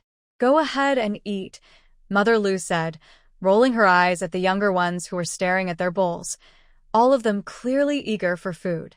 Lu Hua didn't pick up her chopsticks but excitedly said, Grandma, my aunt writes so beautifully, even better than our teacher. She knows so many characters, and understands a lot of poetry. She took out a piece of paper from her pocket. "Grandma, this is the poem my aunt asked me to memorize today. Look at it." Mother Lu proudly took the paper, and Shu Yan leaned in to look. Wow, this is really well written. Even though she couldn't read it, she could tell it looked nice. "My aunt is amazing," Lu Yuan said with wide eyes.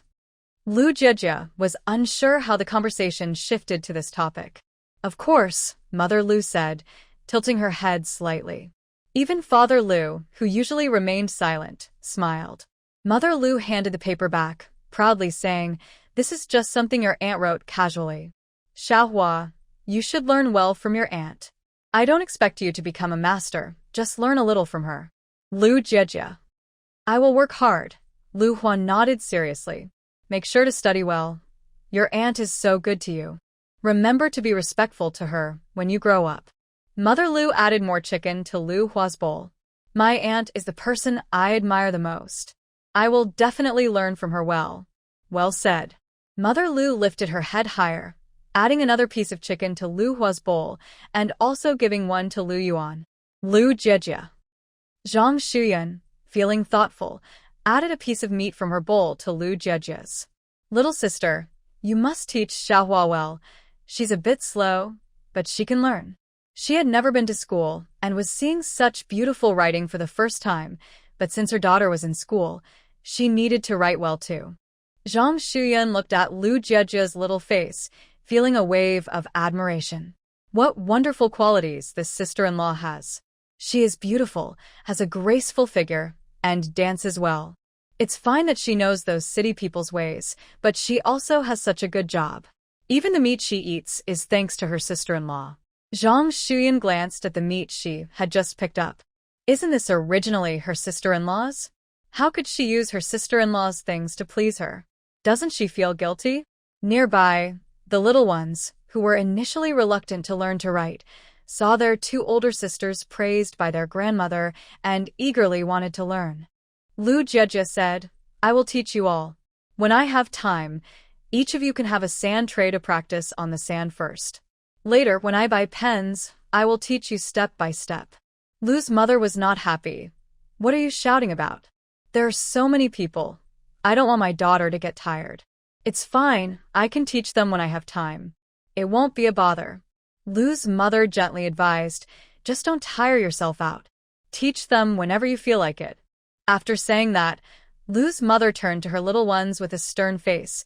"You all said you wanted to learn. If anyone slacks off, I will give you a good talking to." Zhuan, too, only 3 years old, with a round face, barely understood what that meant. He put his little hands behind him, trying to cover his bottom. "No talking to, no talking to." This made everyone laugh, and Lu's mother scolded with a smile. "You little rascal, if you don't learn properly, I will give you a talking to." After lunch, Lu Yegua finished preparing the rabbit. He put it in a bowl and said to Lu Jejia, "Little sister, I've chopped the rabbit. This one is so fat, it can last us for several days. We can't eat that much. We need to give Shu Yan half." Lu Jejia replied directly. Lu Yegua asked, "Why give it to him?" He. Lu Jejia quickly found her confidence. "He is my lifesaver." Lu Yegua was speechless. Lu Jejia took her fan and went back to her room. Just as she was about to lie down for a nap, she remembered the white rabbit candy and wanted to let her mother try it. She reached into the pocket of her changed clothes, but instead of finding the candy, she pulled out a rose pastry. "Where's the candy?" It was noon, with the windows wide open and the sunlight streamed in, making everything in the room clear. Lu Jejia glanced down at the rose pastry in her hand, set it aside, and stubbornly reached into her clothing pocket again. Still nothing. Lu Jejia didn't think of other places. She assumed she had looked in the wrong pocket and checked the other side. Still nothing.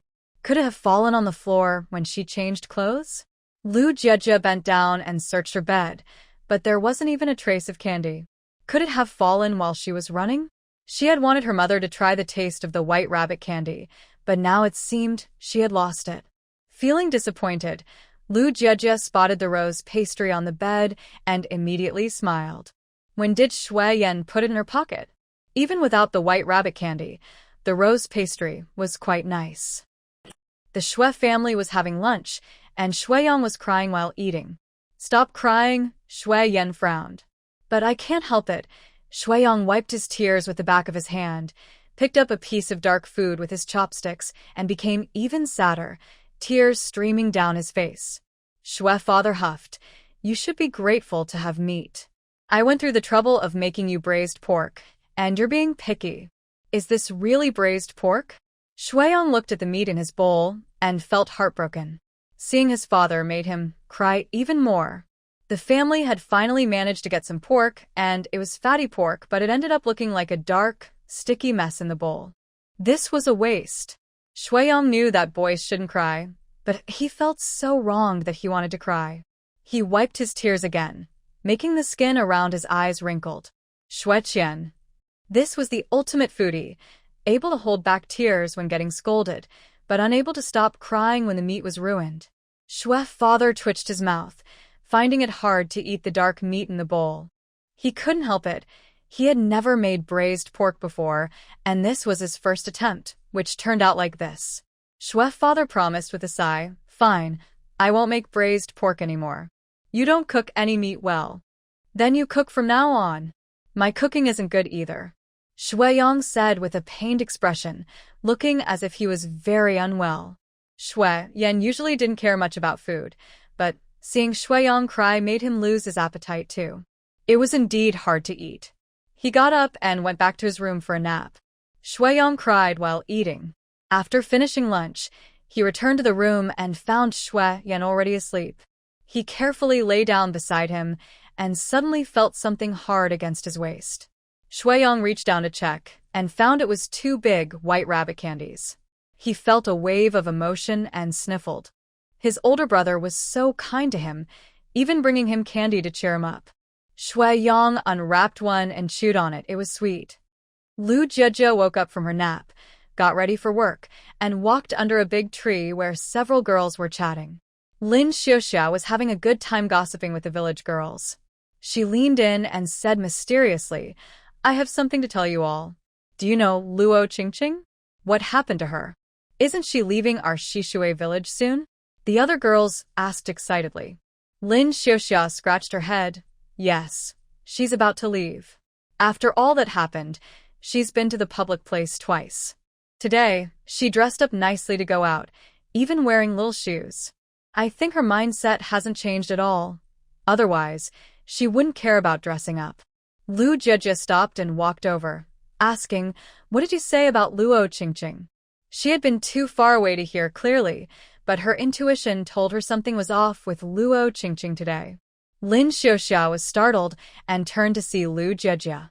Lu Jie was wearing a light green dress and had her hair in a high ponytail, her dark hair intertwined with a red ribbon. Her fair face looked as delicate as the women in the movie posters she had seen before. But while the posters were in black and white, Lu Jie was vibrant and standing right in front of her, dazzling in a way that made her feel uneasy.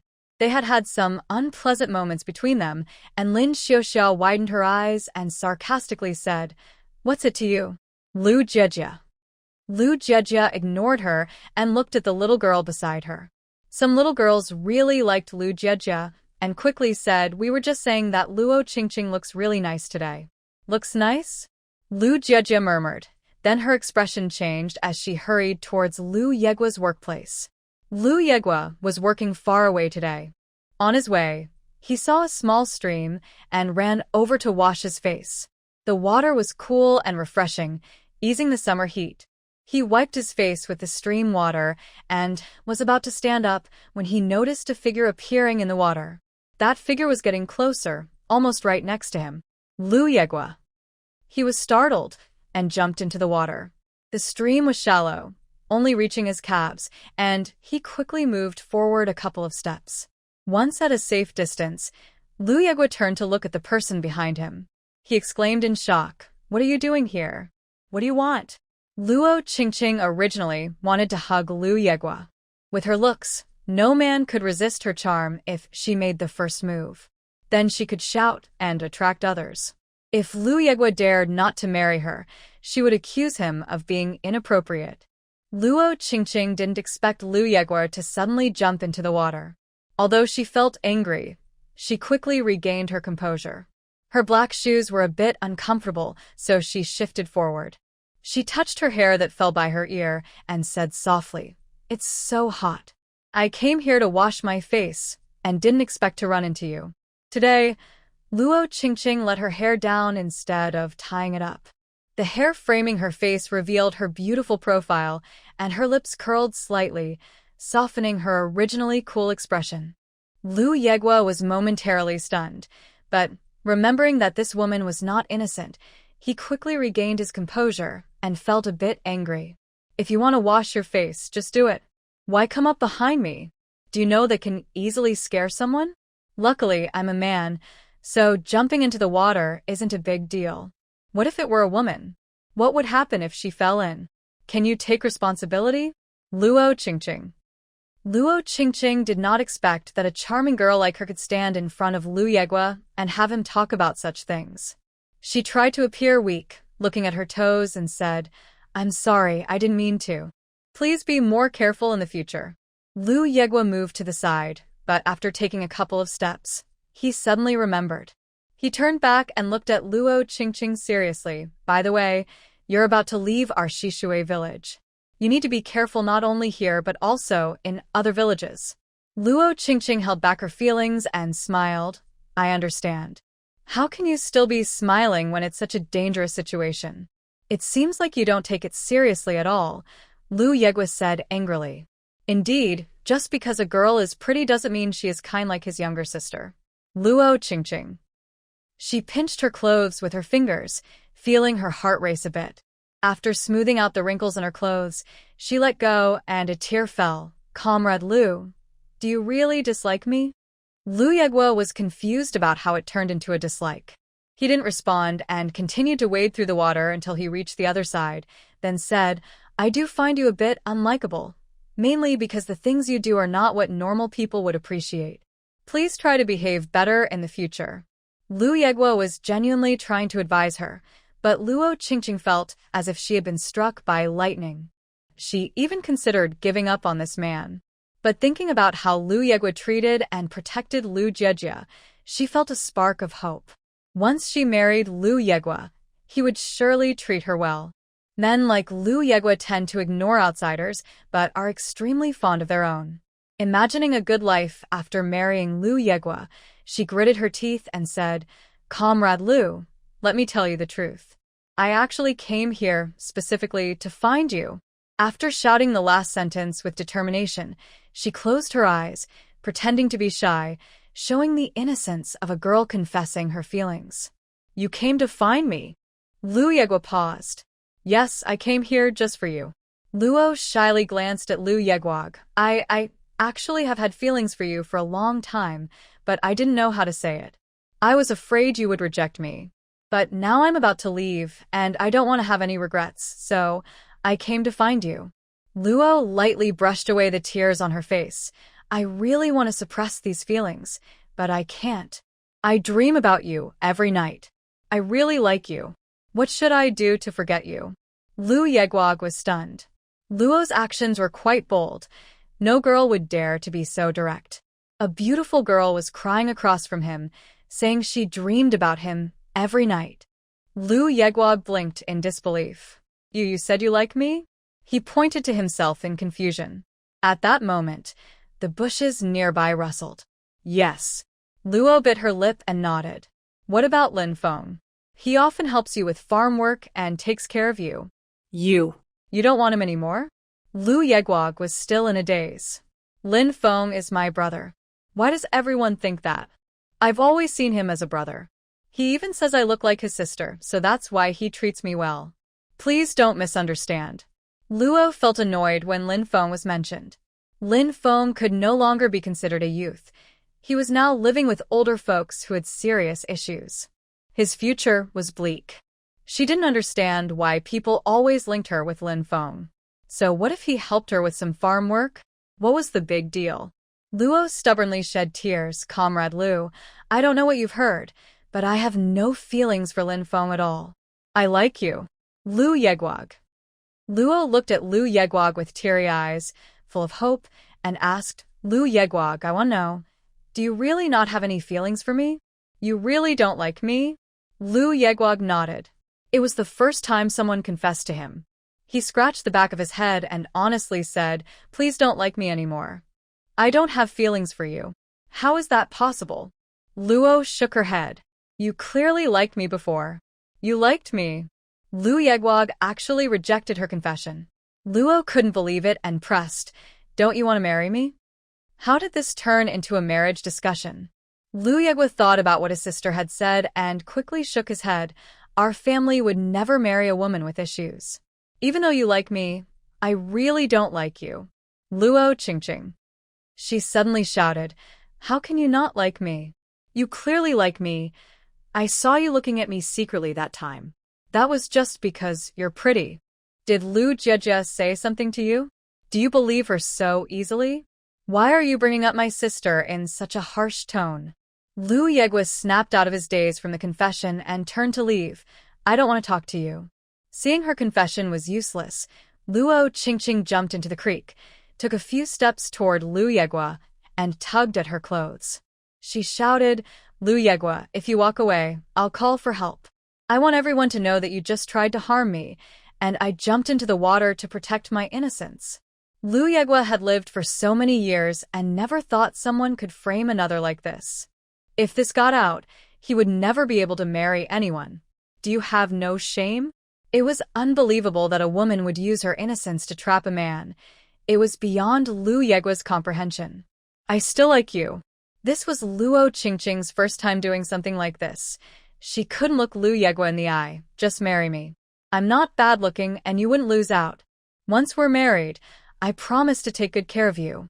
Lu Yeguag found himself at a loss for what to do. He was completely at a disadvantage. Luo Qingqing stood in the water, having lost one of her little shoes, her white dress clinging to her legs, her hair messy from pulling at it, and her top was out of shape. Who would believe that Luo Qingqing would intentionally frame a strong man, especially with no witnesses? Others would be more likely to believe a delicate woman. Lu Yeguag felt a chill run from his feet to his brain. Lu Yeguag, am I not pretty? What's wrong with marrying me? There's no one else here. No one will testify for you. Luo Qingqing had a look of regret on her face. I'm sorry for using this method, but I really like you. Please marry me. The air was quiet again. Lu Yeguag murmured, even if I agree to marry you, you'll still call out, right? Luo Qingqing's expression changed slightly. She would indeed still call out, because only then could she be seen as a victim. By marrying into the Lu family as a victim, she could gain more privileges. Even if she left later, she could do so with confidence. Seeing that Luo Qingqing did not respond, Lu Yeguag's fingers curled together. His reputation was about to be ruined by this terrible woman. From now on, whenever people mentioned Lu Yeguag, they would think of this stain. Yeguag, I'm sorry, I'm also a woman. Please have some pity on me. I can't help it, Luo Qingqing pleaded, but the corner of her mouth lifted slightly. Who says there isn't a third person? I saw it. Another girl stepped out from behind the bushes, looking at Luo Qingqing. I saw everything. Your pleading won't help. Lu Yeguag saw the girl slowly walking out from the bushes, her two braids hanging in front of her chest. She was only slightly pretty, not beautiful. However, Lu Yeguag's eyes lit up and he felt relieved. The girl fearlessly lifted her head.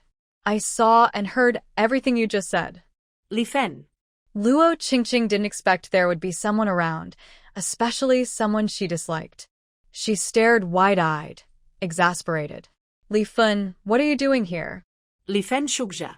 The creek water is so cool. I came here to wash my face and didn't expect to witness such a drama.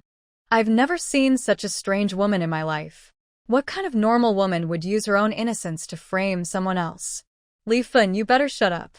Who would believe you just happened to come here to wash your face? Luo Qingqing sneered. You like Lu Yeguag too, right? I heard that once you were bitten by a snake, and Lu Yeguag saved you. Since then, you've been secretly watching him. Did you think I didn't know? Lu Yeguag was stunned again.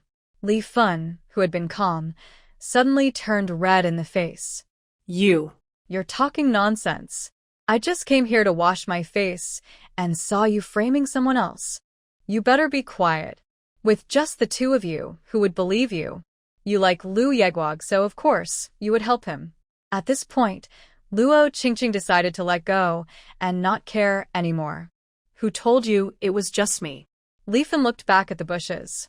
The leaves in the bushes rustled, and Luo Qingqing's heart raced, but no one came out.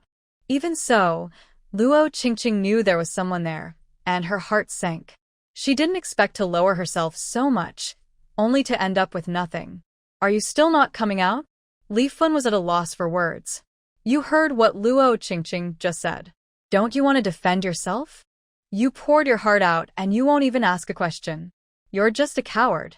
Luo Qingqing's heart skipped a beat. Who are you talking about? It's me. A person stood up from the bushes. Lin Feng slowly walked out, his gaze fixed on Luo Qingqing. He spoke softly. Did you really always lie to me? Were those moments we shared all fake? She helped him with water, wiped his sweat, and sometimes said she liked men like him. Was it all fake? Lin Feng, don't listen to their nonsense. Luo Qingqing's eyes flickered. You should understand my situation. If you think about it, you should know I have no other options. Do you really want me to go to a more difficult place?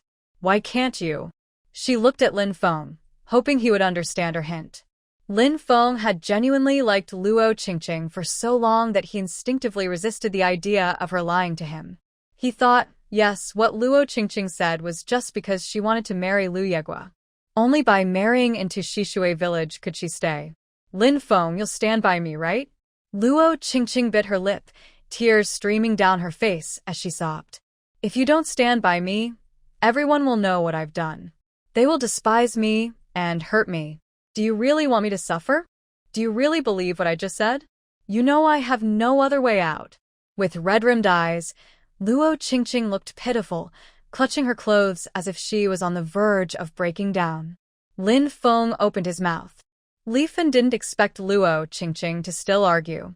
She angrily turned to Lin Feng. Are you crazy? You still have feelings for Luo Qingqing? She has already said she doesn't like you and only sees you as a brother. Why are you still being so stubborn? You don't understand. Lin Feng suddenly interrupted Li Fen, shouting at her with a dark expression. You really don't understand. Li Fen. Lin Feng paused. I just saw it. It was Lu Yegua. He pointed at Lu Yegua. It's him who wants to bully Luo Qingqing. It's him. After Lin Feng spoke, it seemed like he lost all his strength. He lowered his head and fell silent. Luo Qingqing looked up and smiled lightly at Li Fen. Now each side has a witness, and it's impossible to find out the truth. Vague statements can still ruin Lu Yegua's reputation. Lu Yegua, just marry me. You won't lose anything, Luo Qingqing insisted. In the past, she would never have considered Lu Yegua a rough country man, while she was a beautiful girl from the city. If she hadn't fallen into trouble, she would never think of marrying him. The situation became tense again, and Luo Qingqing didn't know if she should call for help. And I have a witness too. Lu Jiejie slowly stepped out from the other side. I saw everything. You are so malicious to ruin my fourth brother's reputation for your own sake. Luo Qingqing not only wanted to marry Lu Yegua, but she also wanted her fourth brother to be despised. People in this era are still quite innocent about relationships, and someone like Luo Qingqing seems a bit unusual. It's hard for some to believe what she says. It mainly has to do with the fact that Luo Qingqing is a woman. People generally think women wouldn't intentionally tarnish their own reputation. Just like how people believe children don't lie. Luo Qingqing was startled. She didn't expect Lu Jiejie to be here. She felt overwhelmed, suddenly fearing that everything would fall apart today. She stubbornly said, You're his sister, so you can say whatever you want. Do you really think anyone will believe you? Is that so? How about I call a few more people? Luo Qingqing. Aunt Wang, Aunt Zhao, don't just watch, Lu Jiejie called out toward the nearby bushes. As soon as she finished speaking, Luo Qingqing saw several women and 3 or 4 men standing up not far away. After asking a few young girls at first, Lu Jiejie quickly ran away. On the way, Lu Jiejie asked a few more people and soon found the direction of Lu Yegua. She jogged for about 10 minutes and saw Luo Qingqing. Just ahead was Lu Yegua. Lu Jiejie felt relieved. Her work was easy, and she had plenty of time to follow Luo Qingqing. So, Luo Qingqing secretly followed Lu Yegua, while Lu Jiejie quietly followed Luo Qingqing. When Lu Yegua went to wash his face, Luo Qingqing suddenly rushed over, making Lu Jiejie almost jump out of the bushes in surprise. Fortunately, Lu Yegua jumped into the water, allowing her to pull back her foot. Lu Jiejie thought for a moment. If she went over now, she could stop things from getting worse. But she worried that Luo Qingqing might have more schemes, so it would be better to solve everything at once, making Luo Qingqing give up on her fourth brother. Lu Jiejie turned to look into the distance and happened to see Granny Wang and Aunt Zhao. An idea popped into her head, and she tightened her skirt and ran over. Aunt Zhao was the first to notice Lu Jiejie. She stopped and tugged at Granny Wang. When Lu Jiejie reached them, she kindly asked, "Jiejie, what's wrong? Is something happening?" "Aunt Zhao, Granny Wang, there's a good show with Luo Qingqing for you to see, just over there. Let's go take a look." Lu Jiejie pointed toward the creek. She knew Granny Wang had issues with Luo Qingqing, so she intentionally mentioned her name. Sure enough, Granny Wang's eyes widened with interest. "What? Luo Qingqing, that shameless girl. What is she up to now? She still doesn't want to leave Shishui village. She's really desperate now," Lu Jiejie explained quietly as she led the two women behind the bushes. The three of them watched from a distance and heard Luo Qingqing speaking with deep feelings. "I dream about you every night. I really like you. What should I do to forget you?" Lu Jiejie felt a chill run down her spine. Especially since Luo Qingqing was deliberately speaking in a coy manner, she couldn't help but frown. The two women nearby were watching with great interest, squatting still by the side. In the countryside, there weren't many entertainment activities, so after meals, chatting was the norm. It was rare to see such an exciting scene. If they had sunflower seeds, they would be snacking on them. Lu Jiejie saw Luo Qingqing gently jump into the water and start tugging at her clothes. She held onto the bushes in front of her, her big eyes wide open. This was much more entertaining than a movie. Lu Jiejie wanted to see what would happen next. She nudged the nearby Wang Posey and whispered, "Annie, it's not fun for just the three of us to watch. Why don't you find someone else?" Wang Posey was engrossed in the scene and replied quietly, "You go, you go. It's not good for a child to watch this." Lu Jiejie pouted. She didn't want to leave, but for her brother's happiness, she forced herself to look away. "Aunt Wang, Aunt Zhao, you two keep a close watch and make sure my brother doesn't get hurt." Go on, go on." Reluctantly, Lu Jiejie left and ran to the main road. She planned to introduce anyone who passed by to the scene. She counted the people near the bushes and realized there were 11 in total. She couldn't call anyone else. There wouldn't be enough space. Lu Jiejie ran lightly over, as Wang Posey had promised to save her a spot next to her. As soon as she arrived, she saw Li Fun. She remembered Li Fun a little. The last time Luo Qingqing took her job, Li Fun had mistakenly thought she got the good position because of her father and had complained with the other girls. After everything was cleared up, Li Fun had apologized to her the first time they met on the mountain and even gave her mushrooms from her basket. Moreover, when Lin Xiuxia called Shu Yan a bad person, Li Fun defended him. Lu Jiejie had a good impression of her. "Aunt Wang, why is Li Fun here?" Lu Jiejie asked Wang Posey. Wang Posey peeked through the branches, excitedly whispering, "She's here to sneak a look like us." But Luo Qingqing said she likes your brother. I don't know if it's true. Lu Jiejie. Oh, Lin Feng is here too. Now it's quite a gathering." Old Wang's eyes sparkled with excitement. Lu Jiejie heard Lin Feng and eagerly looked over at a distance. This was a moment of confrontation. Lin Feng should be giving up on Luo Qingqing now, right? He wouldn't get so angry as to confront her directly, would he? 11 people stood in a row, all gazing with excitement. After a while, Lu Jiejie commented, "Aunt Wang, is Lin Feng really that foolish?" It's obvious that Luo Qingqing is playing him, yet he still stands by her side. Has he lost his mind? There are always foolish people like this every year. If he were my son, I would have broken his legs. Old Wang almost spat in disgust, but held back to avoid being noticed. Aunt Zhao ground her teeth. How can there be such a coward? Just confront him. I can't stand people like that. If he were in our family, I would cut ties with him. Lu Jiejie. Seeing the situation stuck again, Lu Jiejie prepared to stand up but was held back by Old Wang. Don't go out yet. Wait until Luo Qingqing calls out, then we'll all stand up together. He. Lu Jiejie. I should go out first. Otherwise, there won't be much of a show left. I'll call you one by one to stand up and scare her, Lu Jiejie said, trying to smile but quickly closed her mouth. She was in a relationship now and needed to maintain her image. Right, Aunt Zhao nodded. You go ahead and stand up first and then we'll follow one by one. Luo Qingqing stared at the sudden appearance of 6 or 7 people, frozen in place. She was still in the water, the cold water brushing against her calves, bringing an overwhelming chill. Luo Qingqing shivered involuntarily, opening her mouth but unable to make a sound. Is there enough evidence now? As soon as Lu Jiejie finished speaking, a few more people stepped forward. Luo Qingqing quickly grabbed her clothes to cover her chest.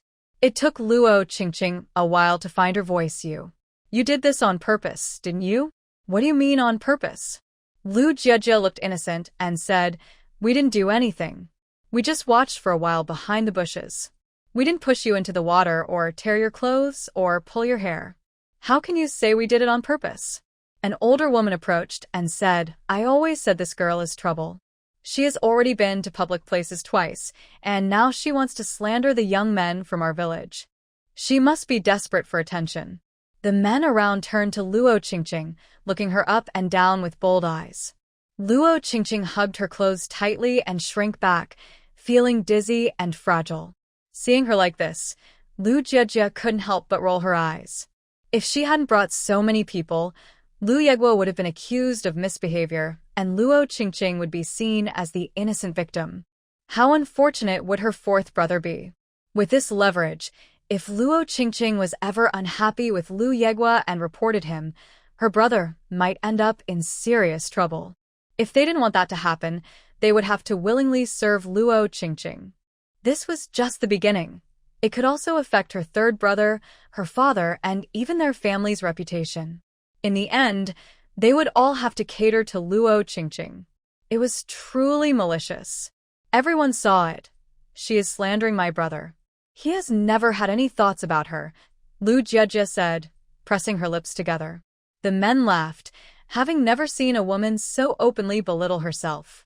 They thought she was a cold goddess, but it turned out she was quite forward in private. Luo Qingqing, why don't you like any of us? We all like you. Why not choose one today? Laughter erupted, and one man stared at Luo Qingqing with a mischievous look. Luo Qingqing looked around, hearing the mocking laughter, feeling dizzy, and suddenly fell back into the water. Wearing a white dress, it became soaked and clung to her, almost as if she were wearing nothing. Qingqing, Lin Feng's expression changed, and he quickly jumped into the water, taking off his shirt to cover her. Lin Feng gently picked up Luo Qingqing and shouted at everyone, Is this the result you wanted? Why are you so cruel? Do you really want to drive someone to despair? Lu Jiejie ignored this foolishness. However, she wasn't sure what crime Luo Qingqing could be charged with under the current laws, since she was a woman and had no relationship with Lu Yegua. Morally, there might be guilt, but Lu Jiejie didn't know if there was any legal guilt. The only good thing was that Lu Yegua would no longer be connected to Luo Qingqing.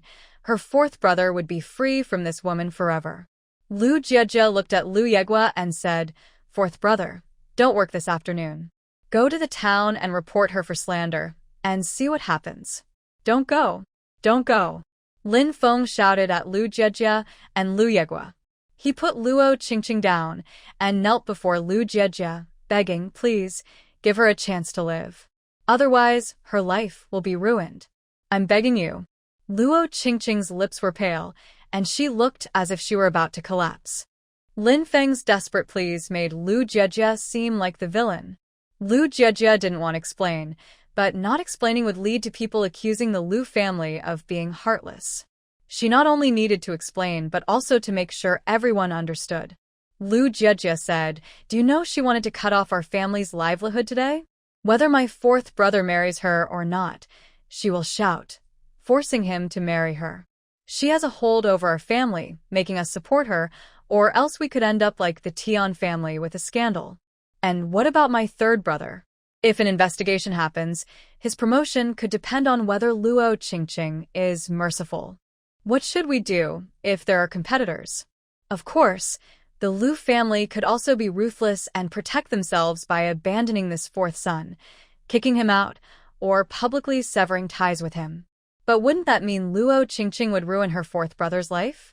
Lu Jiejie also cried, pouting with teary eyes, "We haven't mistreated her privately.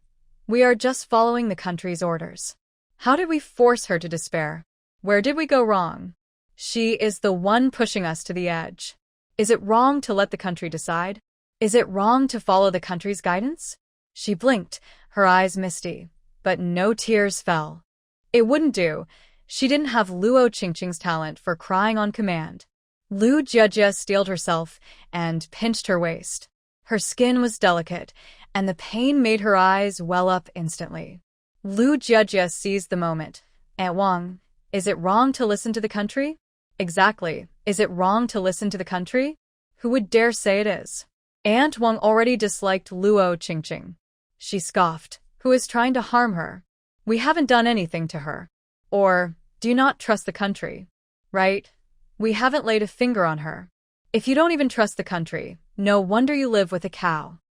Lin Feng's face turned pale. More and more people gathered around, and Lin Feng sat helplessly on the ground, realizing there was nothing he could do about Luo Qingqing's situation. Lu Yegua saw Lu Jiejie crying and hurried through the water, punching Lin Feng in the face. He angrily said, "I haven't settled the score with you yet. You and that woman tried to set me up, and I won't let you off." Lu Jiejie didn't want to wipe her tears. She had finally shed a couple, and it would be a shame to clean them away. Before she could continue her act, Lu Yegua gently wiped her tears. "Little sister, don't cry. Let your fourth brother handle the rest." Lu Jiejie. Lu Jiejie blinked, wishing she could kick Lu Yegua. Just as Lu Yegua was about to pull his hand back, he was bumped from behind. He was about to shout when he looked up and saw Shu Yan.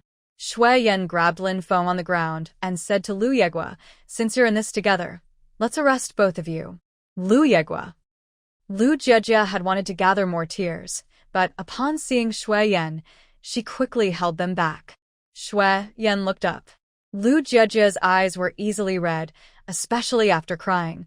Her big eyes blinked, and her pouty lips made her look very pitiful. He glanced at Lu Yegua, his gaze as cold as ice. The situation with Luo Qingqing escalated, and soon, Lu Jiejie's father, who had just returned from town, learned about it. Shu Yan glanced at the headband on Lu Jiejie's head. Taking advantage of no one being around, he pulled out a paper-wrapped package from his pocket and handed it to her, saying in a low voice, "Don't cry." "What is this?" Lu Jiejie asked as she received it. "It's something tasty." Shu Yan paused. "If you take it, you can't cry anymore." Lu Jiejie thought to herself, "He treats me like a child." She looked up at him and asked, "Did you eat any?" "It's for you," Shu Yan said with a serious face, his ears slightly reddening. "It's sweet, better than candy." Shu Yan, better than white rabbit candy. A gust of wind blew around the corner, and the light green fabric brushed gently against Shu Yan's calf, tickling him. "Is it sweeter than candy?" Lu Jiejie suddenly became curious and wanted to see what was inside. Before she could open it, she heard her mother calling her. Lu Jiejie quickly stuffed the paper package into her green backpack. She stood on one side of the alley, while Shu Yan stood on the other side. She reached out and pushed against Shu Yan's chest, urging him, "You should go quickly. Come to my house this afternoon to get the rabbit meat." Shu Yan suddenly stopped, and no matter how much Lu Jiejie pushed, he wouldn't budge. Hearing her mother's voice getting closer, Lu Jiejie anxiously widened her eyes at him. You need to hurry. Shu Yan pressed his lips together, looking down at the fingers Lu Jiejia had placed on her chest. Her fingers were slender and strong, urging him to leave quickly. Seeing Shu Yan's eyes droop, looking a bit pitiful, Lu Jiejia felt confused. Wasn't he the one who didn't want anyone to know? She withdrew her hand. Aren't you leaving? She wasn't scared at all. Shu Yan opened his mouth to say something, but upon hearing footsteps nearby, he immediately turned and left. Lu Jiejia. Lu Jiejia also turned and walked out of the alley. As soon as her mother saw her, she grabbed her arm and looked her up and down. Lu Jiejia quickly said, Mom, I'm fine. I was just with several other ladies. You scared me to death. Lu's mother sighed in relief, then slapped her thigh angrily. Thank goodness you were there today, or else fourth brother would have been in trouble, and our family's reputation would have been ruined. When we get home, I'm going to give Lu fourth brother a good talking to. If he doesn't cry out, then I'm not his mother. Lu Jiejia didn't plead for him. He should learn a lesson, Lu Jiejia thought. He won't get any rabbit meat. What rabbit meat? Lu's mother looked over. Lu Jiejia's eyes shifted. I mean the rabbit meat we made this afternoon. I want to eat rabbit meat. That's true, eating chicken every day isn't good. Lu's mother ignored Lu Yegua and took her daughter home to cook. If you want rabbit meat, I'll make it for you today. You know it's your favorite. Lu's mother was an excellent cook, especially when it came to spicy and flavorful dishes. Lu Jiejia swallowed hard and asked, What about fourth brother? Who cares about him? Lu's mother rolled her eyes. He got caught. If he still doesn't know what to do, then he must be clueless. Lu Jiejia thought for a moment. I thought you would go after Luo Qingqing. I don't have time for her. Lu's mother shrugged. She would rather spend that time cooking for her daughter. As they walked home, they encountered Tian's mother scolding Dashan. You little rascal, you've only gathered this little pigweed all day. What do you think I'm raising you for? What do you think I'm raising you for? Dashan shrank his neck and cried. It was Dafei. He insisted I play with him. That doesn't matter. You still need to gather the pigweed. Tian's mother glared, looking fierce. Do you think you're special? You're part of the Tian family now, not the Lu family. I'm telling you, tomorrow you'll work in the fields. You must earn 6 coins a day, or else I'll be very upset with you. Work in the fields? Dashan was taken aback. At home, my grandma only let me gather pigweed. She never made me work in the fields. You think you're still in the Lu family? I'm telling you now. Just as Tian's mother was feeling proud, she looked up and saw Lu's mother. Seeing that Tian's mother had stopped talking, Dashan also turned to look aside. He saw Grandma Lu and Lu Jiejia, his face full of surprise, and he immediately ran towards them, saying, Grandma, Auntie. Lu Jiejia looked at Dashan. Dashan's clothes were dirty, with unstitched holes, and he had lost weight. His face was sunken, and his bare arms were thin. He looked completely different from when he was at the Lu family. When Mama Tian saw Dashan about to run, she grabbed his neck with one hand and pressed down on his shoulder with the other. She forced a smile at Grandma Lu, saying, Dashan is now part of our family. Is it okay if I discipline him? Though she said this, she felt uneasy. After all, Dashan had Lu family blood in him, and if she angered them, Grandma Lu might send her 4 sons after her. Grandma Lu said nothing and left with Lu Jiejia. Grandma, Annie, Dashan struggled to free himself from Mama Tian's grip, shouting. Mama Tian pinched Dashan's waist hard, saying, What are you shouting for? At that moment, Grandma Lu turned around, and Mama Tian immediately stopped her actions out of fear. Grandma Lu looked at Dashan and said, You can call your parents or your sisters, but don't call me Grandma. I am not your grandma. Let's go. Grandma Lu pulled Lu Jiejia away. Lu Jiejia noticed that Grandma Lu was not as calm as she appeared. Just as she was about to speak, Grandma Lu said, Our Lu family has never been bullied. I didn't expect to raise someone like this. Feeling embarrassed, Grandma Lu hurried home with Lu Jiejia. The rabbit meat had been prepared by Lu Yegua by noon, making it easy for Grandma Lu to cook. Soon, a spicy aroma wafted from the kitchen. To avoid being discussed by others, Grandma Lu tightly closed the kitchen door and even covered the small window with a cloth. Cough, cough, cough. Lu Jejia was choked by the spicy smell, and tears came to her eyes. Grandma Lu, with a cloth wrapped around her nose, saw Lu Jejia enter and hurriedly pushed her back outside, saying, "What are you doing in here? Hurry up and go outside." Eating meat occasionally was fine, but the smell shouldn't linger in the house every day. Shu Yan walked to his workplace. Once the farming season was over, his working hours would be shorter, and he could go to town to sell things. He felt a bit uncomfortable thinking about how Lu Jejia had just pushed him away. Even though he was the one who wanted to keep their relationship private, he still felt a bit suffocated. Zhou Wenqing was in a hurry to see Luo Qingqing when he unexpectedly ran into Shu Yan and quickly stepped aside in fright.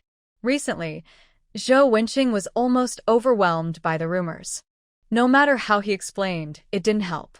He knew these rumors were definitely related to Shu Yan. Zhou Wenqing watched as Shu Yan walked past him, his dark eyes gloomy, similar to when he had lost control and grabbed his shirt that day. He was truly a strange person. The room was empty, and Lu Jejia secretly opened the oil paper bag. Inside were small crispy cookies sprinkled with peanuts and sesame seeds, all coated with fine sugar. There were about a dozen pieces in total. Lu Jejia took a bite. It was both crunchy and sweet. She didn't finish the piece in her hand and wrapped up the rest. Shu Yan gave her so many. What would he eat? Maybe she should give him some back. The rabbit meat was ready, and Lu Jejia quietly took 2 small cookies to give to her mother. "When did you buy these?" Her mother could tell they weren't cheap. She pushed them back to Lu Jejia, saying, "Mom won't eat these. You keep them for yourself." "I specially got these for you," Lu Jejia insisted, placing them in her mother's hand. Her mother was suddenly moved to tears. "My daughter is so filial." Lu Jejia lifted her fair little face and said seriously, "Mom treats me the best, so I will take care of you." "You don't need to take care of me," her mother replied confidently. "You have 4 older brothers. It's not your turn." She raised 4 sons and spent so much money on their weddings and houses. Why should her daughter take care of her? Lu Jejia took half of the rabbit meat from the bowl and poured out a little broth. Her mother was puzzled. "What are you doing?" Lu Jejia suddenly felt a bit guilty. This is for Shu Yan. But thinking about how Shu Yan had saved her so many times, Lu Jejia straightened her back and thought, "I must repay Shu Yan for saving my life." Lu's mother felt that the snack in her hand was no longer tasty. She looked at Lu Jejia's small face and thought about Shu Yan, who was always watching her daughter closely, and suddenly felt a bit uneasy. Lu Jejia didn't dare to look up and kept her head down, staring at the meat in the small bowl without saying a word. Fortunately, Lu's mother didn't ask anything. She just stared intently at the axe. Lu Jejia. In the afternoon, Shu Yan arrived while Lu's mother was sewing clothes and Lu Jejia was writing a letter to her 3rd brother. Since regaining her memory, Lu Jejia realized that her 3rd brother was the smartest among her 4 brothers. In fact, it could be said that the intelligence of all 4 brothers was mostly reflected in Lu Jinghua. Lu Jinghua noticed something unusual shortly after her body was taken and informed their parents. When she wasn't in this body, Lu Jinghua cleverly persuaded this fake sister to cherish her life and protect this body well. Even 3 years ago, when the Great Famine had just begun, her 3rd brother, knowing she could dance, intentionally took her to the town. She didn't know how Lu Jinghua found out that the art troupe was short on performers. He had her dance in front of the troupe leader and mentioned their family's background. Somehow, it struck the right chord, and she successfully joined the art troupe. That wasn't all. Before Lu Jinghua enlisted, he told her he had gathered some information from the fake sister and knew their family's situation wasn't good. He wanted to enlist, not only to save food but also to become the strongest weapon for the Lu family's turnaround. While sewing, Lu's mother said, "Ask him if he is eating well. Tell him not to worry about home. I've saved all the money he sends back. We hardly need it except during tough times." "I understand." Lu Jejia nodded obediently. The first line she wrote on the paper was, "3rd brother, Mom and Dad miss you very much and I'm back." Lu Jejia wrote half a page enthusiastically and looked up to see Shu Yan at the door. Shu Yan was tall, and she looked up at him with her hands resting on the chair. Lu Mu glanced at Shu Yan and pointed to the firewood beside her. Go, chop the wood. She had a stern expression, which usually meant she was about to get angry. Lu Jejia didn't understand what Shu Yan had done to upset Lu Mu this time. In the past, she would have pleaded for Shu Yan, seeing him as her savior. But now that they had developed a private relationship, it was reasonable for Lu Mu to give him orders. She opened her mouth, holding her pen, but stayed silent. Shu Yan nodded, picked up the axe, and began chopping the wood. He worked quickly, and his strong arm muscles were occasionally visible. Lu Mu's expression gradually softened. He really had a lot of strength. No, she couldn't give in so easily. Lu Mu's expression tightened again as she glanced at the dazed Lu Jejia. Aren't you going to write the letter quickly? Oh. Lu Jejia lowered her head to continue writing, but the pen didn't move. She stared at the words on the paper, unable to help but look at Shu Yan. As she watched, she rested her chin on her hand, lost in thought. It was still warm outside, and as Shu Yan worked hard, sweat began to trickle down his forehead, some even running down his throat. Seeing his throat, Lu Jejia studied it for a moment. When Shu Yan swallowed, his throat moved noticeably, giving off a strong impression. Lu Jejia had learned to draw in modern times, and she appreciated all kinds of beauty. It was hard for her to feel anything inappropriate. She simply liked him and never thought of anything else. Ahem.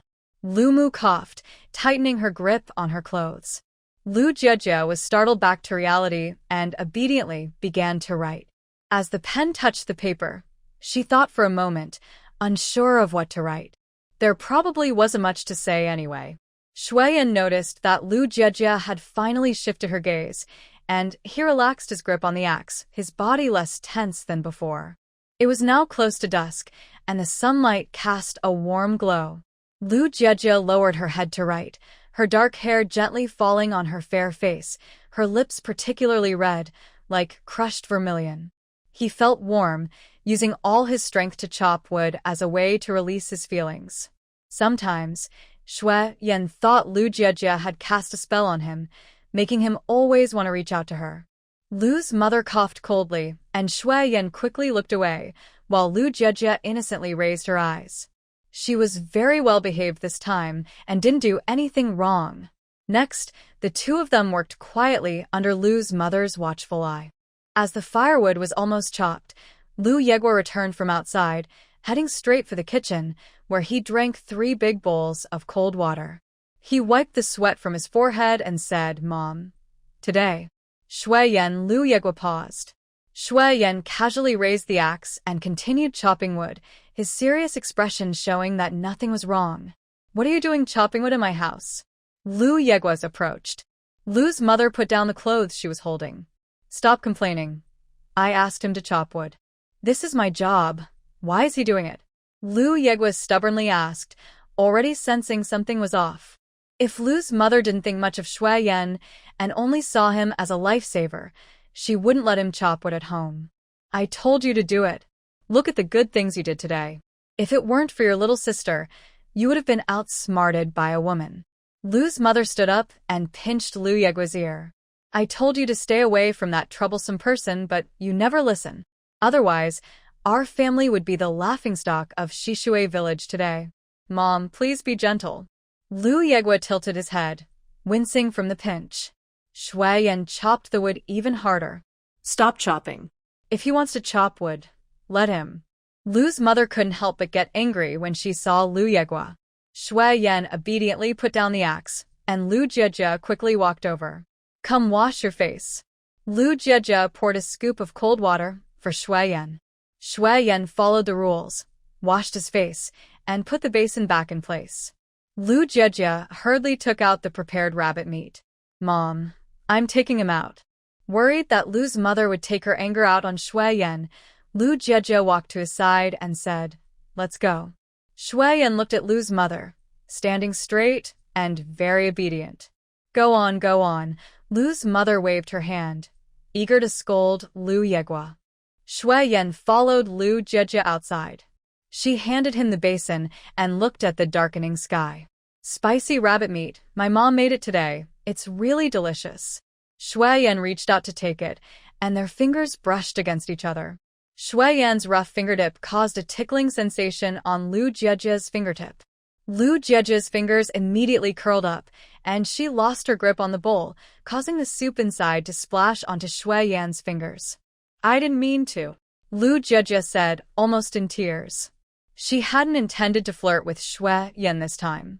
She swore she really hadn't meant to reach out. It started with a playful tease, haha. Lu Jie touched her clothes and realized she had no tissue. She whispered, how about we go to my house to wash up? Before she could finish, a loud cry from Lu Yegua echoed in the yard, prompting Lu Jie to quickly change her suggestion. Then you can wash up at home. Shu Yan looked down at Lu Jie and said in a serious tone, I have something in my pocket. Take it out. Oh. Lu Jie obediently reached into Shu Yan's outer pocket, her fingers rummaging around. Wearing light clothes for summer, Shu Yan had a jacket on, and underneath was a thin tank top. When Lu Jie reached in, her fingers accidentally brushed against Shu Yan's waist through a hole in the shirt. Shu Yan let out a soft grunt. Lu Jie thought he was reminding her she was searching in the wrong place. That made sense. If her fingers could poke through the pocket, it surely couldn't hold anything. She withdrew her hand and tried the other pocket, pulling out a clean, light blue handkerchief with a small pink peony embroidered on it. Lu Jie looked up at him. Using such a clean handkerchief to wipe off grease seemed like such a waste. It would be hard to get it clean afterward. Here, Shu Yan swallowed. It's for you. Lu Jie was taken aback. Her lips moved slightly, and a blush appeared on her cheeks. She then tightly held the handkerchief and looked down at her toes. The two stood facing each other in silence. Shu Yan held the small bowl in one hand, and when no one was watching, he reached out with his other hand to touch Lu Jie's hand, maintaining a serious expression. His large hand came into Lu Jie's view, and she blinked, suddenly wanting to playfully grab hold of it. Big brother. The call from a distance startled the two people. Lu Jie quickly withdrew her hand, and the pot that Shu Yan was dragging shook a bit, splashing some broth onto his wrist. Lu Jie calmly tucked the handkerchief into her waist tie and then looked at the person running toward them. Shu Yan excitedly approached them. When he saw Lu Jie, he tried to smile widely, Sister Jie. Lu Jie had never seen him so friendly. Shu Yan, panting, caught the delicious scent nearby. He scratched his head shyly. Big brother hasn't come back, so I came to find him. Shu Yan's expression was as cold as ice. It is quite late, so you two should go, Lu Jie nodded. Shu Yan felt a bit embarrassed, but the rabbit meat smelled too good. Ever since he learned that Lu Jie would bring rabbit meat to their house, he couldn't stop drooling. He couldn't help but run over to meet his brother. Thinking for a moment, he realized he should show some appreciation. So, Shu Yan took out a big white rabbit milk candy from his pocket, which he had saved and was reluctant to eat. Sister Jie, this is for you. Shu Yan offered it with both hands. Shu Yan's pupils instantly narrowed, and he dared not look at Lu Jie. Lu Jie found the candy in Shu Yan's hand somewhat familiar and reached out to take it. Looking at the big white rabbit milk candy in her hand and then at Shu Yan, she formed a bold guess in her mind. Lu Jie smiled sweetly and asked Shu Yan, where did you get this candy? My big brother bought it for me, Shu Yan answered honestly. He gave it to you this afternoon? Sister Jie, how did you know? Lu Jie's gaze landed on Shu Yan, and just as she was about to ask, she saw him shoot a cold glance at Shu Yan. Let's go. He walked ahead, almost as if he were fleeing. Lu Jie. Big brother, wait for me. Shu Yan's eyes were fixed on the rabbit meat in Shu Yan's hand. Once Shu Yan left, he smiled and nodded at Lu Jie before quickly chasing after him. Lu Jie lowered her head, staring blankly at the big white rabbit candy in her hand, carefully recalling her interactions with Shu Yan today. Is he jealous? Is he really that petty? It's just a few pieces of candy. Lu Jie blinked. It seemed she had found someone who gets jealous easily. Lu's father rode his bicycle back from town and saw his daughter standing silly at the door. He frowned and walked over to ask, "What's wrong?" Lu Jiejie suddenly snapped back to reality and casually let her arms drop. "Nothing." She quickly changed the subject. What happened with Luo Qingqing? 3 months in detention, Lu's father said as he pushed his bicycle into the yard. Lu Jiejie hurried after him. "Just 3 months? That's what the law states," Lu's father explained. This situation didn't cause too much harm, and Luo Qingqing repeatedly said she just liked Lao Si too much. She was afraid he wouldn't marry her, which is why she acted that way. They said it can only be considered slander, and because of the gender issue, it's not as serious as it would be for a man. However, Luo Jiqing's reputation is at rock bottom now. Having been in jail, this will go on her record. I wonder if she'll ever get married, Lu Jiejie pondered seriously. Lin Feng would definitely be willing to marry her, she added while running into the kitchen to get water. Lu's father, seeing his daughter being considerate, hurried into the kitchen to take the kettle from her, worried she might burn herself. At dinner, Lu's father took a few bites of rabbit meat, and his usually calm face relaxed a bit. Everyone enjoyed the meal, especially the children, who had greasy mouths. Lu Gangwa focused on eating. Since the divorce, he had to be both father and mother to his 3 kids. His youngest daughter was only 2 years old, and he often had to feed her. But sometimes, after working in the fields, he was too tired, and with no one to help, he struggled to find the energy when he got home. In a short time, he had become much more haggard. Thankfully, his eldest daughter helped him a lot, but he felt sorry for her too. After all, there were many things about girls that he didn't understand, and he worried he might overlook something. There were also many matters he felt uncomfortable getting involved in. Lu Jiejie glanced at Lu Gangwa, and her biggest concern had come true. The second family's home was originally where Lu Gangwa worked hard to earn points. Aside from farming, Tian Jinhua usually does little work in the fields. She mainly does laundry and takes care of the children. Now, all these tasks have fallen on Lu Gangwa alone. It's manageable for a month or 2, but over time, it will surely wear him out. Lu Jiejie is unsure how to handle this situation and thinks maybe her mother will find a good sister-in-law soon. After dinner, Lu's father called everyone together. The steel factory in town is shutting down. The higher-ups have decided to focus on developing agriculture. Lu Yegua was stunned. Does that mean Zhao Shui will be out of a job? Yes, he will return to farming, Lu's father continued. Soon, some leaders will visit our area for inspections, and they suggested that everyone should participate in farming. Everyone? Lu's mother exclaimed, "Are you saying our daughter has to farm too?" Lu's mother fixed her gaze on Lu's father, her eyes revealing her displeasure. Lu's father felt helpless. This is the directive from above. They want to see our enthusiasm. Besides, our daughter's job is good. What if the leaders see her work is less and give her more tasks? Tomorrow's meeting will cover these topics, so I wanted to prepare you all. Lu's mother scoffed and muttered a few words before falling silent, having made up her mind.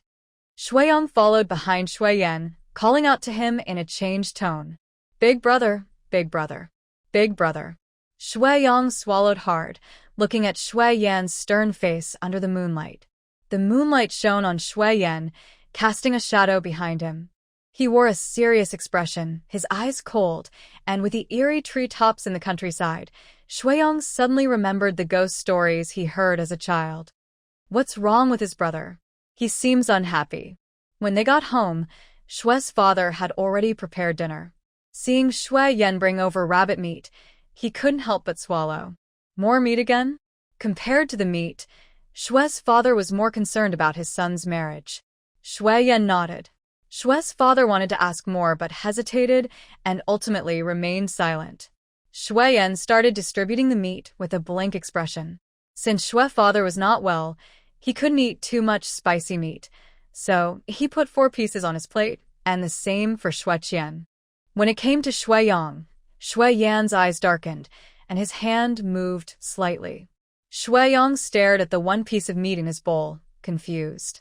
He looked up and asked, "Big brother, Why do I only get one piece of meat? You ate candy at lunch, didn't you? Shu Yan glanced at him. How many pieces did you eat? Shu Yan honestly replied, 3 pieces. 1 piece of candy equals 1 piece of meat. Shu Yan put the remaining meat in the cupboard to save for breakfast tomorrow. He turned back to his seat, and just as he picked up his chopsticks, he heard sobbing.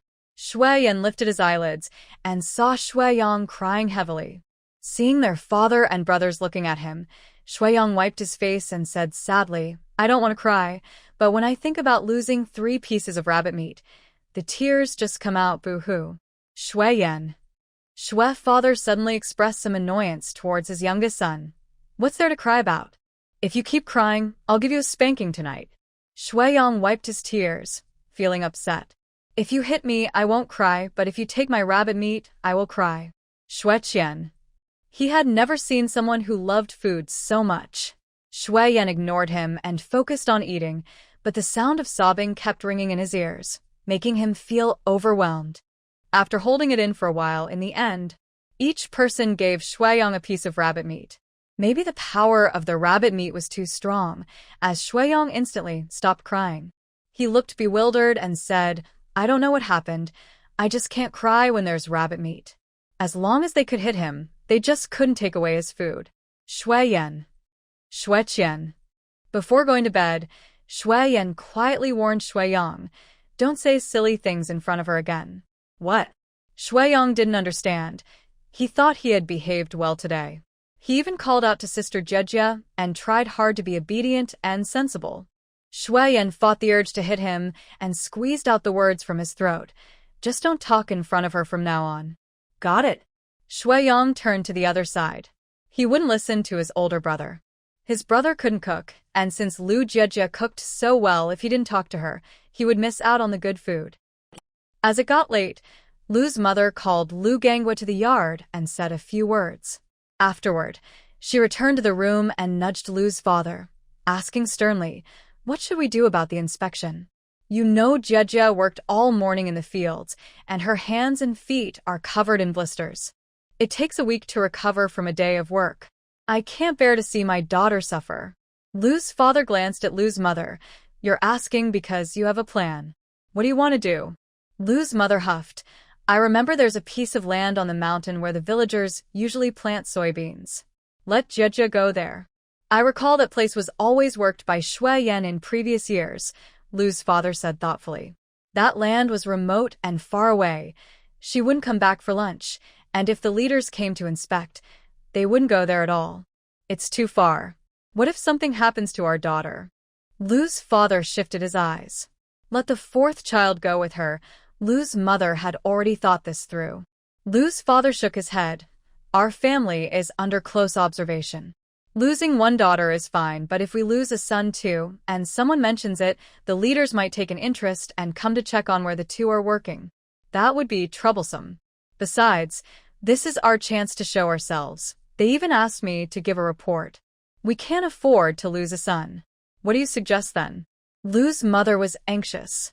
Let Shu Yan go. That place is hard to farm and has low work points, so no one wants to go. He always went in the past, and if he goes again, no one will complain. Just the 2 of them won't work. Lu's mother pursed her lips and said, let Zhao also go. No, that place has little work. 2 people can finish it in a week. If 3 go and finish early, they'll have to work in the fields before the leaders arrive.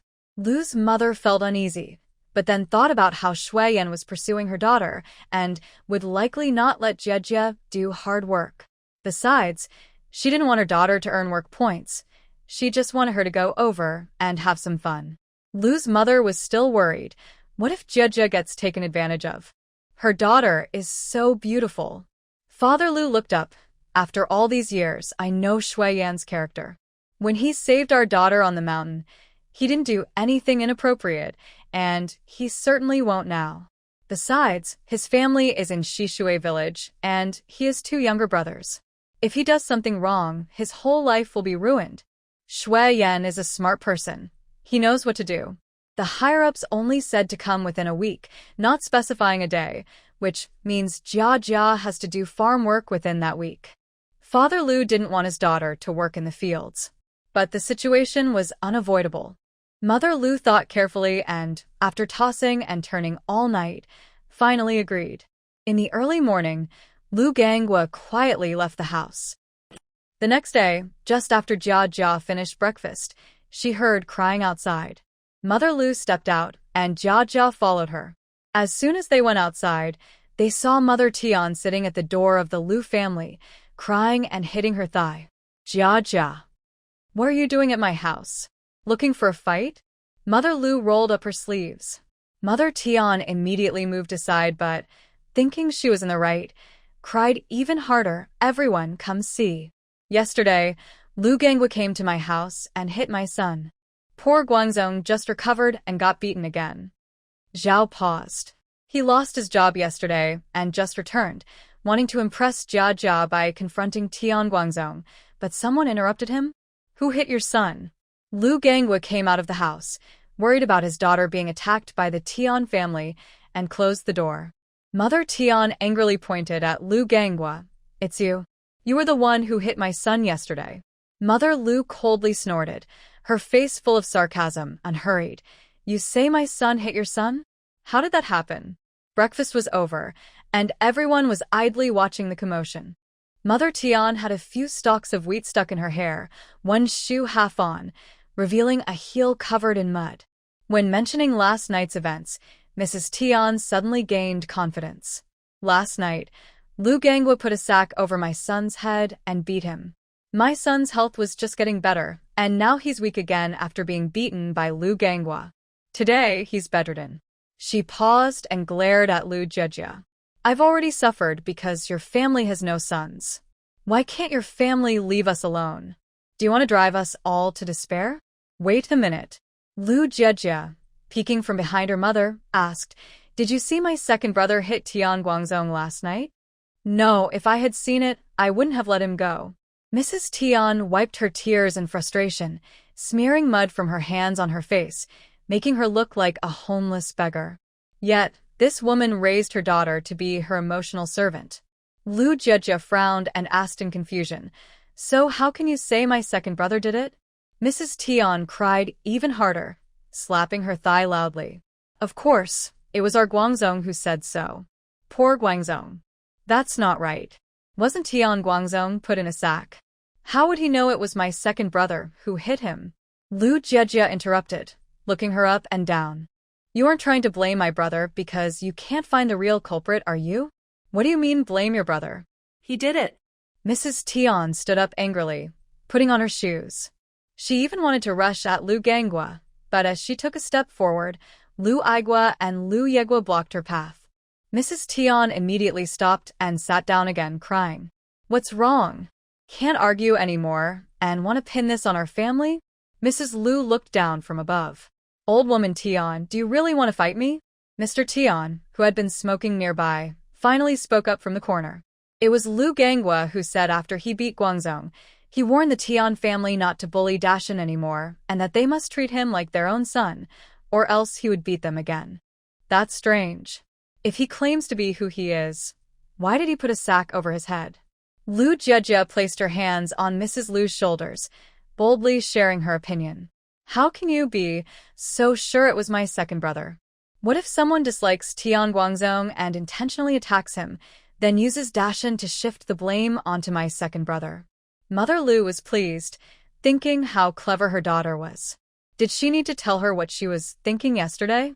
Father Tian stood up angrily. "You Lu family won't admit it, will you?"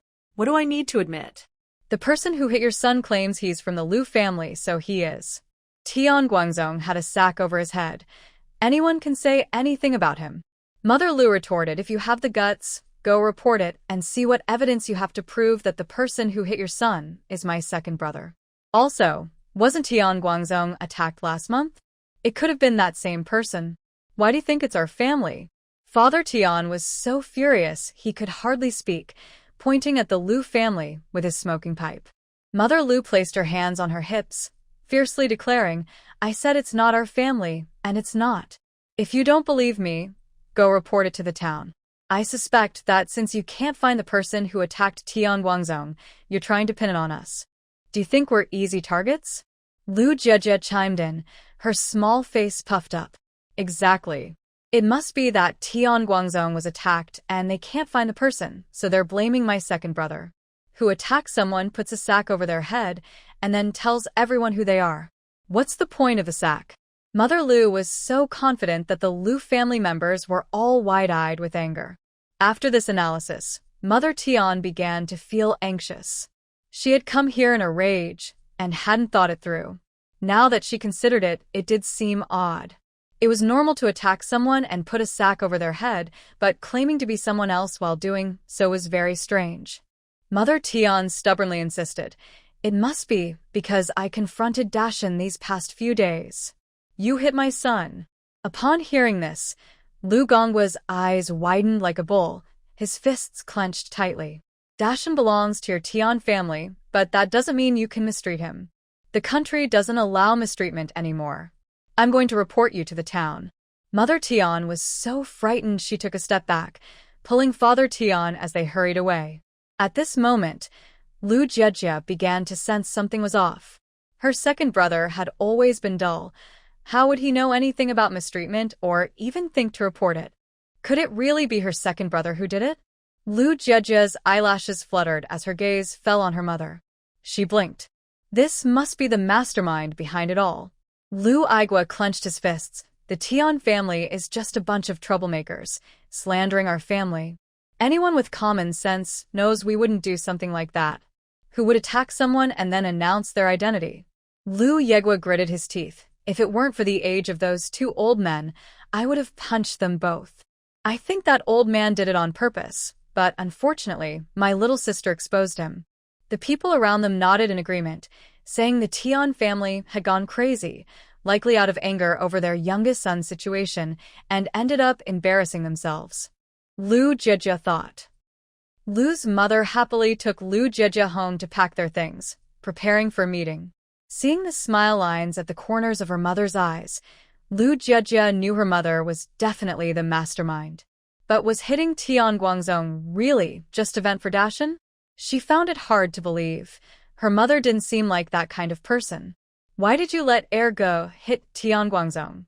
Lu Jejie whispered, glancing around. The wrinkles at the corners of her mother's eyes deepened. Her daughter was indeed clever. She pouted. What else could I do? That old man from the Tian family deliberately caused trouble in front of me, trying to embarrass me. I can't let him feel satisfied. And Lu's mother looked around and shared her thoughts with her daughter. Dashan's life can't be too hard. When people are pushed to their limits, they can do anything to survive. Eventually, they'll come back, crying for help. Your second brother may be foolish, but what father doesn't care for his child? I can't stand that little brat. If the second branch separates, how will those little girls manage? Little Hao and the others. Lu Jejie paused. Lu's mother said, "Don't you like them? I see a bit of my younger self in those two girls. If I can help them, I will." Now our family's anger has been vented, and the Tian family can't do anything to us. That old woman from the Tian family won't dare to bully Dashan too much anymore. If Dashan suffers a bit, he might change for the better. If not, that's just his parents' fate. In a couple of years, when Lu Hao grows up, she can also take care of her younger sisters. Even if Dashan comes back, things won't change much. Mainly, it's your second brother. It's natural for a father to care for his own children. I suggested he teach Tian Guangzhong a lesson, which would not only relieve our family's anger, but also make your brother owe me a favor. Mother Lu picked up a fan and gently tapped Lu Jejie on the head. Do you understand, my girl? Lu Jejie rubbed her forehead with her fingers. You explained it so clearly. Of course, I understand. It's like boiling a frog slowly, making Dashan suffer a bit. Not only will he take a while to return to the Lu family, but it also helps us vent our frustrations. exactly. If I were a bit harsher, I could just cut ties with your brother completely and let him do as he pleases. But those three little girls would have to suffer. Mother Lu fanned herself. Sigh. Your second brother is the most troublesome son I've ever had. When he got married, the bride price was 60 yuan, but the rule was that each son only gets 50. He even wrote me an IOU for 10 yuan. Now that he's divorced, I still haven't seen that money, and he still lives in my house. The more Mother Lu thought about it, the more she felt wronged. The more foolish you are, the more you waste. Anyway, she felt she had done enough for this second son. From now on, if life doesn't go well for him, it's his own problem.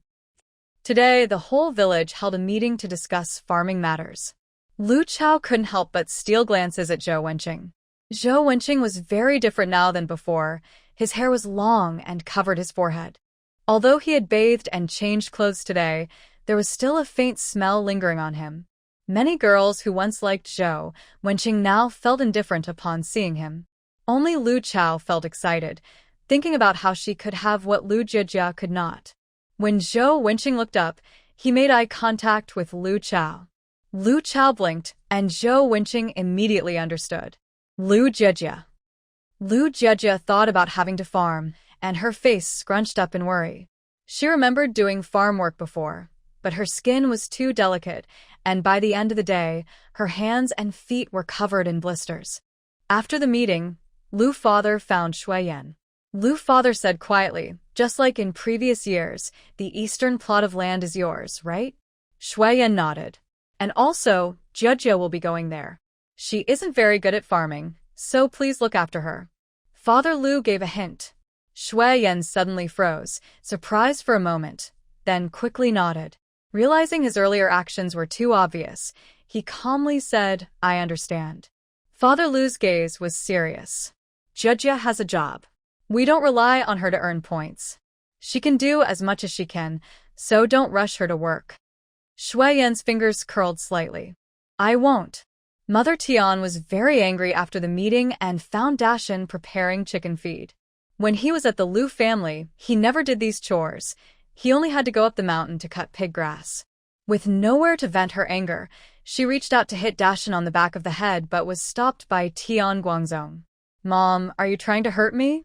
Yesterday, Lu Gangwa said that if you hit Dashin once, he would hit me back. Do you only care about your younger brother and never think of me? Tian Guangzong coughed hard, holding his sore ribs. Guangzong, I am your mother. How could I not care for you? I'm just... Mother Tian shot a glare at Dashin, but she didn't dare to hit him. Dashin shrank his neck, and at Tian Guangzong's words, his lips twitched. Tian Jinhua rushed over to hug Dashin, telling him not to be afraid.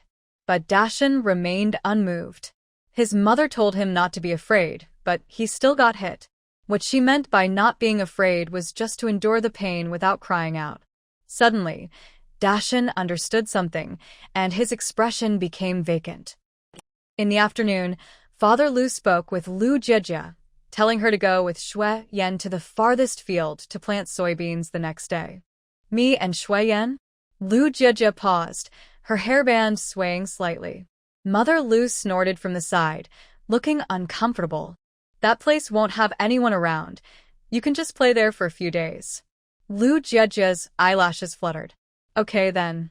The next day, Mother Lu filled Lu Jijia's military water bottle with mung bean water and packed her lunch. Mother Lu pressed the lunchbox tightly. I steamed 2 buns for you yesterday and put stir-fried vegetables and rabbit meat inside. Don't forget to eat at noon. I got it. Lu Jijia tied her twin braids and fastened the buttons on her shirt. Her hair was tied back, revealing her fair forehead. Recently, with good meals, her face looked soft, and her fair skin made her lips appear even redder. Lu's mother frowned with worry and pulled Lu Jijia closer. Once we arrive, you don't have to do anything. Just sit and rest. Come back by 5 in the afternoon, and don't do anything else. Lu Jijia nodded, but it was clear she wasn't paying much attention. Lu's mother sighed. Raising a daughter made her realize how much there was to worry about. In situations between men and women, it often seemed like the man never suffered consequences. The pressure on women was much greater than on men. Talking about equality didn't change the reality. Lu's mother felt her face flush with frustration. She warned, don't let Shu Yan touch your hands or anything else. Don't do anything you shouldn't out of curiosity, understand? Mom, what are you thinking? Shu Yan and I are both good people. Lu Jijia replied firmly. Lu's mother rolled her eyes. She knew Shu Yan was decent, otherwise, he wouldn't have agreed to let Lu Jieji go. She tapped Lu Jieji's forehead. Just remember what I said. Lu Jieji replied seriously, I understand. The family set off together and split up at the village entrance. Shu Yan was waiting under a big tree, and as soon as Lu Jieji saw him, she jogged over. Her 3 brothers watched in surprise. Lu Jieji reached Shu Yan, who had a backpack and a shovel. He nodded at her, and they walked east together. Lu Jieji's had reached Shu Yan's shoulder as they walked away from her family. Lu Yegua became anxious. Mom, what's going on? Why is my sister with Shu Yan? They're going to plant soybeans in that empty land to the east, Lu's mother replied, not wanting to say more. She felt uneasy and walked ahead with a frown. Zhao Shihui stared blankly at their departing figures. He had lost his job 2 days ago and was planning to focus on pursuing Lu Jieji, but now she was off to work in the fields with Shu Yan. Did that mean he had no chance in the coming days? Zhao Shihui felt a pang of sadness as he walked forward, when suddenly he heard a woman's voice nearby. Comrade Zhao, my hand hurts a bit. Can you help me hold the shovel? Zhao turned his head and immediately noticed Lin Xiuxia's messy hair, faintly smelling of sweat. Zhao moved aside in disgust.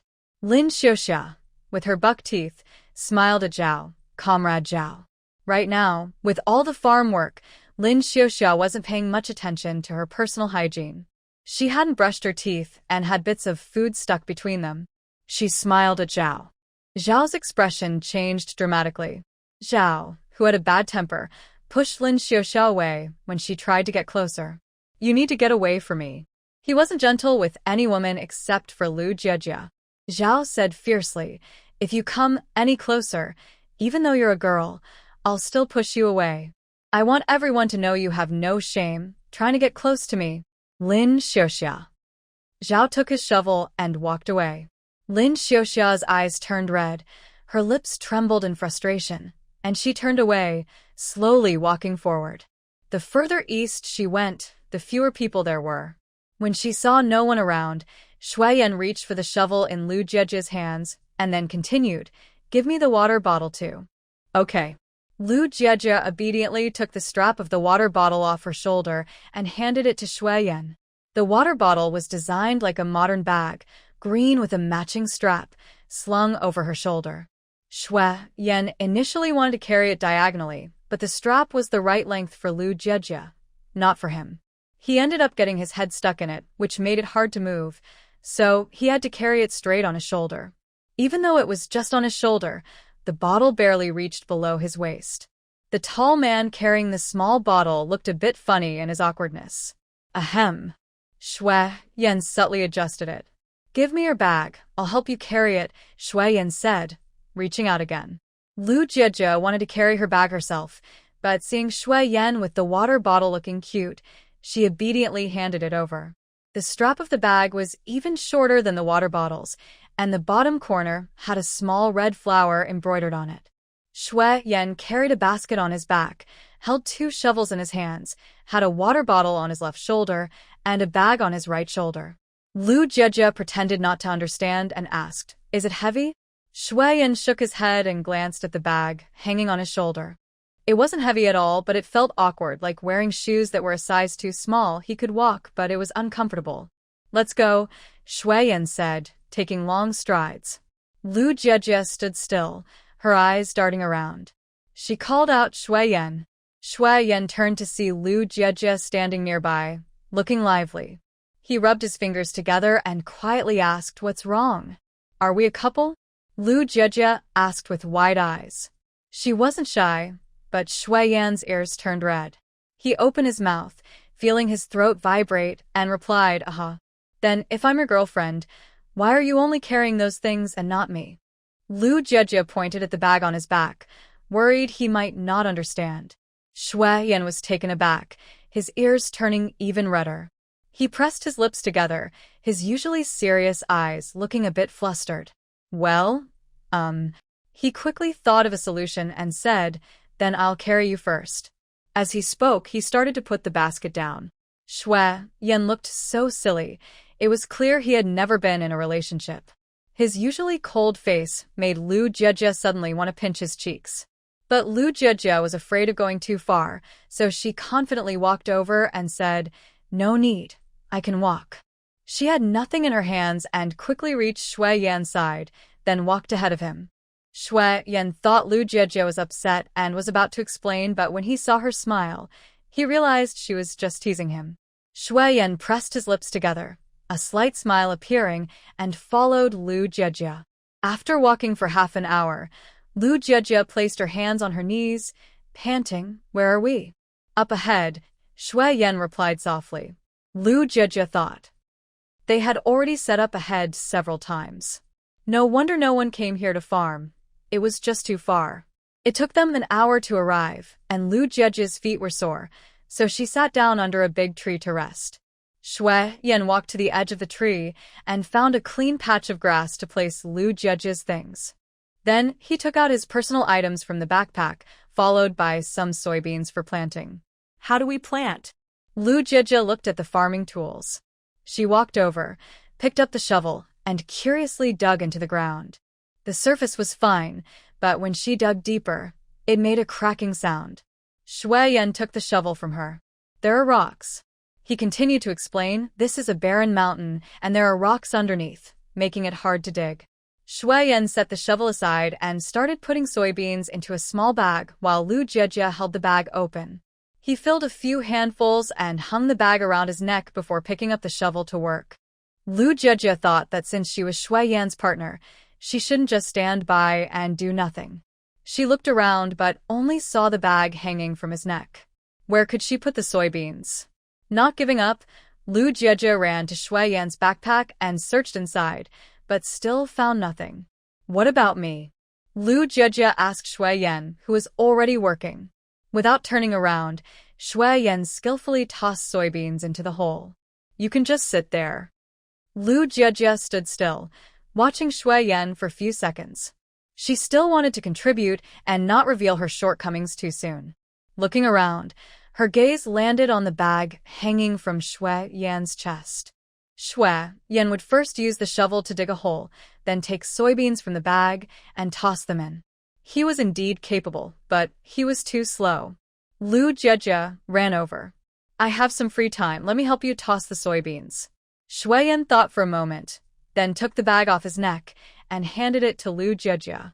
The bag was light, and Lu Jejia hung it around her neck. As Shu Yan dug each hole, Lu Jejia tossed the soybeans in.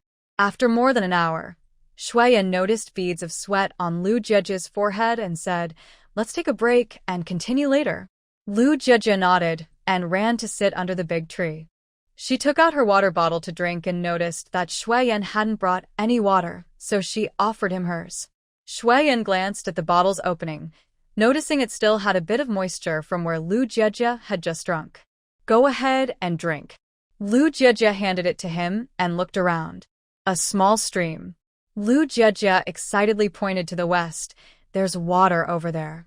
"I know," Shu Yan said as he closed Lu Jejia's water bottle, then took long strides ahead, leading her to the west. "I didn't bring water because there's water here," Shu Yan said, washing his hands. "I don't know where the source comes from, but it's very clean and has a sweet taste."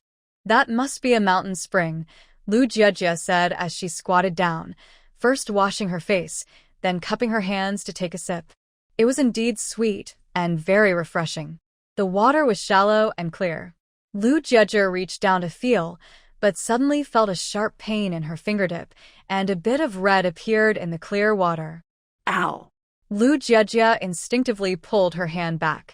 Shu Yan heard the sound and quickly rushed to her side. Lu Jejia had a small cut on her index finger, and blood began to seep out. Shu Yan frowned deeply, glanced around, and picked some leaves from a nearby plant. He returned to Lu Jejia's side, took her wrist, and applied the crushed juice to her cut. Lu Jejia's wrist was slender, and Shu Yan's hand covered her entire hand. Shu Yan was warm, and his body heat enveloped her, making Lu Jejia's hand feel very hot, as if she had stepped into his territory with no way to escape. The medicine was effective, and the bleeding quickly stopped. Shu Yan still held onto Lu Jejia's hand, saying, Don't touch things in the water. The newly rolled stones can be sharp and easily cause injury. Lu Jiejie nodded obediently and tried to pull her hand back. Shu Yan softly reminded her, "Don't move. It will be fine soon." Lu Jiejie glanced at the small cut on her fingertip and then looked up at Shu Yan's serious profile. Even without the juice, her cut would heal quickly. Lu Jiejie's hands were soft, and his palm easily enveloped hers. Shu Yan felt a stir in his heart, and his fingers unconsciously rubbed against her skin, feeling smooth and tender. Lu Jiejie felt a bit ticklish and was about to pull her hand away, but unexpectedly, Shu Yan chose that moment to let go. He walked away to wash his face, cleaning the blood from his nose. "What's wrong with you?" Lu Jiejie felt that Shu Yan's reaction was a bit strange and walked over. "Nothing, I'll get back to work." Shu Yan stood up and walked away. Lu Jiejie didn't stay behind and quickly followed him. Her hand was hurt, so Shu Yan told her to sit down and rest while he worked in the field alone. Shu Yan moved quickly, even faster than before. He had slowed down earlier because he knew Lu Jiejie was interested, but now it was getting late, and he needed to finish his work. Lu Jiejie thought. She felt she was holding Shu Yan back. At noon, Lu Jiejie opened her lunchbox, which contained 2 large buns and rabbit meat. Shu Yan also had meat in his bowl, which looked like wild boar. Lu Jiejie first picked up a piece of rabbit meat for Shu Yan, then reached for the pork in his bowl. "Don't. Cough, cough, cough." Lu Jiejie couldn't hold back her expression, and Shu Yan frowned, putting his hand near her mouth. "Spit it out." Lu Jiejie couldn't swallow it and spat it into Shu Yan's hand, coughing and rubbing her throat, her eyes slightly red. "So salty," Lu Jiejie said, her eyes glistening with tears. "Does your family not have enough money to buy salt?" Seeing Lu Jiejie's teary and pitiful look, Shu Yan suddenly remembered how she looked when she was drunk that night. After he kissed her, she had looked at him the same way. Shu Yan's gaze deepened as he swallowed the wild boar meat in his hand. Lu Jiejie was taken aback, her face slightly flushed. "That was just me." "We can't waste it," Shu Yan interrupted her and opened the water jug. "Drink more water." It was just too salty. The taste lingered, and Lu Jiejie took several sips of sweetened mung bean water to wash it down. Seeing Shu Yan eat the meat without changing his expression, she leaned in and asked, "Isn't it salty?" "I'm used to it," Shu Yan replied after swallowing. Lu Jiejie instantly felt sorry for him. She took away Shu Yan's lunchbox and handed him a bun, "One for each of us." Shu Yan shook his head. "This is for my mom," Lu Jiejie said when Shu Yan remained silent. "You don't believe me?" "Actually, I usually eat just 1 steamed bun at home, but today she brought me 2 buns and so much meat, saying it was for you." "Actually, she has another purpose." Lu Jiejie leaned closer to Shu Yan. Shu Yan lowered his eyes, staring at Lu Jiejie's lips, and asked softly, "What is it?" "It's just." Lu Jiejie widened her eyes. "Can't you guess?" Shu Yan pressed his lips together tightly and swallowed. "What?" Lu Jiejie directly stuffed a bun into Shu Yan's mouth. She had wanted to do this for a long time. When she was trying to repay him for saving her, Shu Yan always refused her and even pushed away her food. At that time, she wanted to just shove the food into his mouth openly. Being in a relationship is nice. There are many things you can do, and teasing is okay. Of course, it's about being grateful. "My mom wants you to eat my food and help me out." Lu Jiejie pulled back her hand and added a few pieces of rabbit meat to Shu Yan's lunchbox, her eyes turning crescent-shaped with a smile. "Eat up, once you finish. You'll be my helper." Lu Jiejie's smile was especially beautiful, with sunlight shining down on her, creating a soft glow on her fair cheeks, bright like the rising sun. Shu Yan's dark eyes dimmed. He took the bun out of his mouth. A thought flashed through his mind. "Can I tease her?" He struggled with his thoughts, knowing it wasn't the right time yet. Lu Jiejie had just agreed to date him. What if she got scared or discovered his darker side and ran away? Shu Yan took a bite of the bun, his gaze falling on Lu Jiejie's hand, and said softly, "Let me see how your hand is." "It's fine," Lu Jiejie replied casually. Shu Yan insisted, "Let me check." Seeing that Shu Yan cared about her, Lu Jiejie extended her hand for him to see. It's already scabbed over. Shu Yan took her hand gently, examining it closely. His fingertips were calloused, and every movement caused a bit of friction, which felt itchy. His hand was warm, and Lu Jiejie wanted to pull her hand back. It's fine. Let's eat. Shu Yan didn't respond. His gaze focused on the wound on her finger, but his fingers kept brushing against it. Lu Jiejie. Lu Chao secretly left home after lunch and went to a remote back mountain. Zhou Wenqing walked out from behind a tree. Lu Chao handed him an egg, saying, I saved this for you. It's not cooked, so you'll have to figure out how to cook it yourself. Zhou Wenqing frowned, brushing his hair out of his eyes, and said, Next time, try to cook it. I know, Lu Chao replied, a bit anxious. When are you going to propose to my family? My mom has started looking for matchmakers again, wanting to marry me off. Zhou Wenqing paused, looking at the short and chubby Lu Chao with a hint of disdain in his eyes. Just wait a bit. You know my parents are in the city. They just found out about you, and I need to explain things to them. I don't want you to be confused about our relationship. Lu Chao's face instantly turned red. She fiddled with her braid and shyly asked, Are your parents okay with me? Zhou Wenqing's expression stiffened. They don't really agree. Around noon, everyone had been working in the fields all day and was mostly napping. This place was so remote that all you could hear was the sound of birds. As the wind blew, Zhou Wenqing's murmured voice reached Lu Chao's ears. Lu Chao paused, her braid twirling. Her eyes widened in surprise, and she looked up at Zhou Wenqing, her face cold as she asked, Your parents don't agree? Why not? Although Zhou Wenqing was a city youth, he felt that a fallen phoenix was not as good as a chicken. Lu Chao's family had a good reputation, and her uncle was the village chief. What right did they have to disagree? They don't want me to marry in the countryside, Zhou Wenqing said, looking troubled and gloomy. A girl I grew up with next door is still waiting for me in the city. My parents feel guilty towards her, so they can't accept you right now. Lu Chao's alarm bells went off. There's someone in the city waiting for you. She wanted to be angry, but she was surprised that Zhou Wenqing was so sought after, with even a girl in the city waiting for him. She had to suppress her fierce expression and pretended to stomp her foot. What should we do then? You know how I feel about you, and you like me too.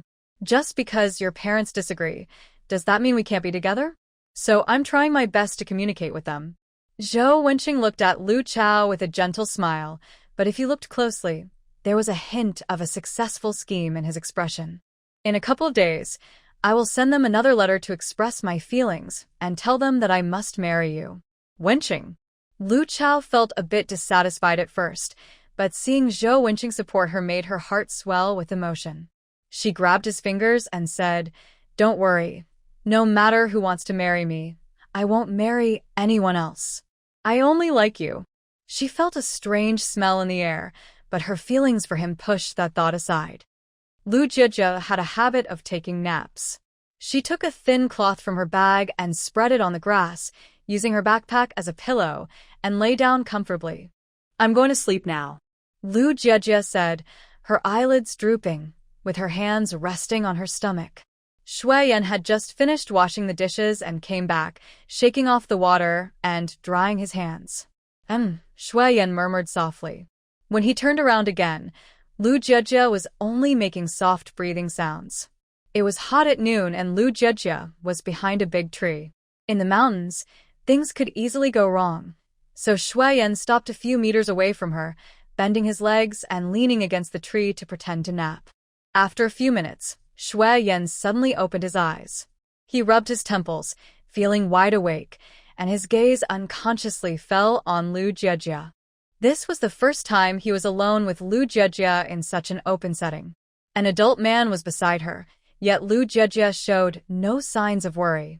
She trusted him completely, but didn't understand him.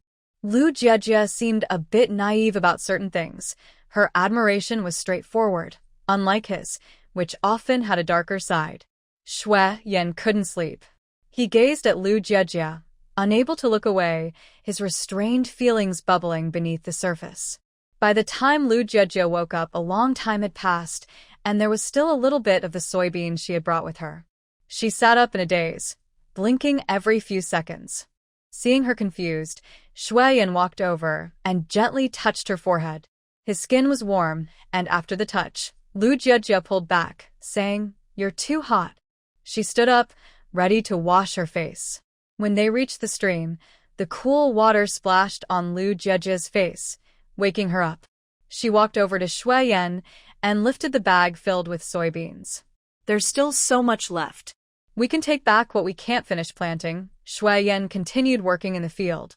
Lu Jiejie watched Shu Yan eagerly, unsure if she should help. She wasn't there to earn work points. She was just passing the time. If Lu Jiejie had no tasks, she would definitely try to work hard in the fields. But she did have work, so Lu Jiejie felt free to do as she pleased. With nothing to do, Lu Jiejie ran around fetching water for Shu Yan, even wetting the towel he brought to help him wipe his face, and she picked a leaf to fan him. Shu Yan.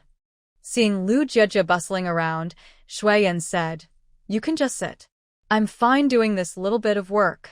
As soon as Lu Jiejie finished speaking, she handed him the wet towel. "Quick, wipe your face." Shu Yan took it and wiped his face, and Lu Jiejie eagerly took it back to wash it in the stream. By 5:30, there was still a small portion of beans left. Seeing that it was getting late and that it would take an hour and a half to get home, Shu Yan started to head back with Lu Jiejie. Lu Jiejie walked ahead. The way there was downhill, but the way back was uphill, and there were stones on the path, making her feet hurt. After running around in the afternoon, her legs felt sore after half an hour of walking, as if they were weighed down. Lu Jiejie turned her head, looking at Shu Yan with big eyes. "Can we take a break?" Shu Yan felt a stir in his heart at her gaze and nodded. They found a tree to sit under and rested for a few minutes, but afterward, Lu Jiejie's legs felt even more sore. After walking for about 10 minutes and taking another break, by 7 o'clock, they had only covered half the distance. The sunset cast a warm glow. Lu Jiejie's head drooped. If she had known the way back would be so hard, she wouldn't have run around so much. As it got completely dark, Lu Jiejie picked up a stick to support herself as she walked. Seeing that it was very late and most people had already left the fields, Shu Yan took off his backpack and handed it to Lu Jiejie. "Carry this."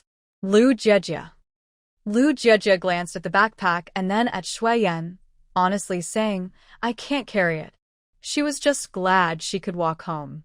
"You carry it and I'll carry you," Shu Yan said as he helped Lu Jiejie put the backpack on. Then he squatted down in front of her. "Get on." Lu Jiejie looked at his broad back, thought for a moment, and climbed on. Shu Yan lifted Lu Jiejie with one hand while holding 2 shovels with the other. Seeing he was carrying so much, Lu Jiejie wanted to take one of the shovels. Shu Yan moved aside, saying, "Stay still." "Oh." Lu Jiejie lay on Shu Yan's back and asked, feeling a bit lost, "Am I really useless?" "Whether a person is useful isn't judged by their strength," Shu Yan replied, walking steadily. "Having great strength doesn't mean much." Lu Jiejie smiled and bit her lip. She tilted her head to look at Shu Yan's cold profile, saying, "I think someone like you would make a great partner." Such a statement was a bold confession in this era.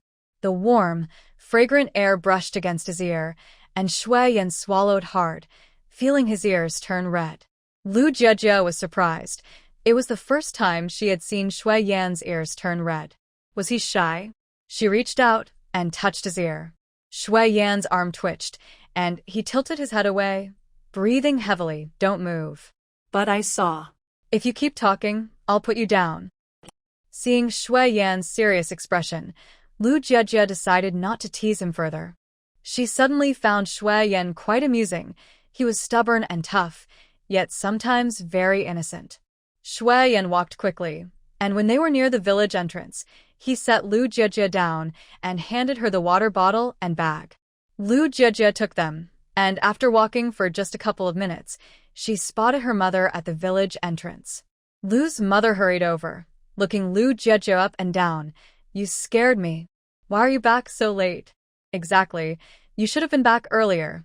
Lu Jiejie glared at Shu Yan. Shu Yan ignored him.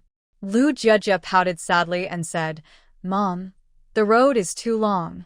I walk a bit and rest a bit. That's why I'm late." It's okay. It's okay. Lu's mother quickly supported Lu Jiejie and asked Lu Yegua to return their shovels to the storage. Don't worry about the work points. Zhang Tao will help you record today's points. Hearing Zhang Tao's name, Shu Yan's lips moved slightly, forming a straight line. Lu Jiejie didn't notice Shu Yan's expression. She just wanted to get home, soak her feet, and sleep. Mom, let's go home. I'm hungry, Lu Jiejie said, patting her stomach. Lu's mother gently touched her daughter's shoulder. All right, let's go home. As Lu Jiejie left, she signaled for Shu Yan to go home and rest. Lu Yegua grunted and took their shovels to the storage. After dinner, Lu Jiejie's legs felt more and more sore. She sighed, realizing this was the result of overexertion. Lu Jiejie soaked her feet and lay down on the bed, comfortably closing her eyes. The next day, surprising news spread through the village. It turned out that Zhang Lei from the Zhang family, who was interested in Lu Jiejie, had sent a telegram 2 days ago saying he had seriously injured his leg and was now in the hospital.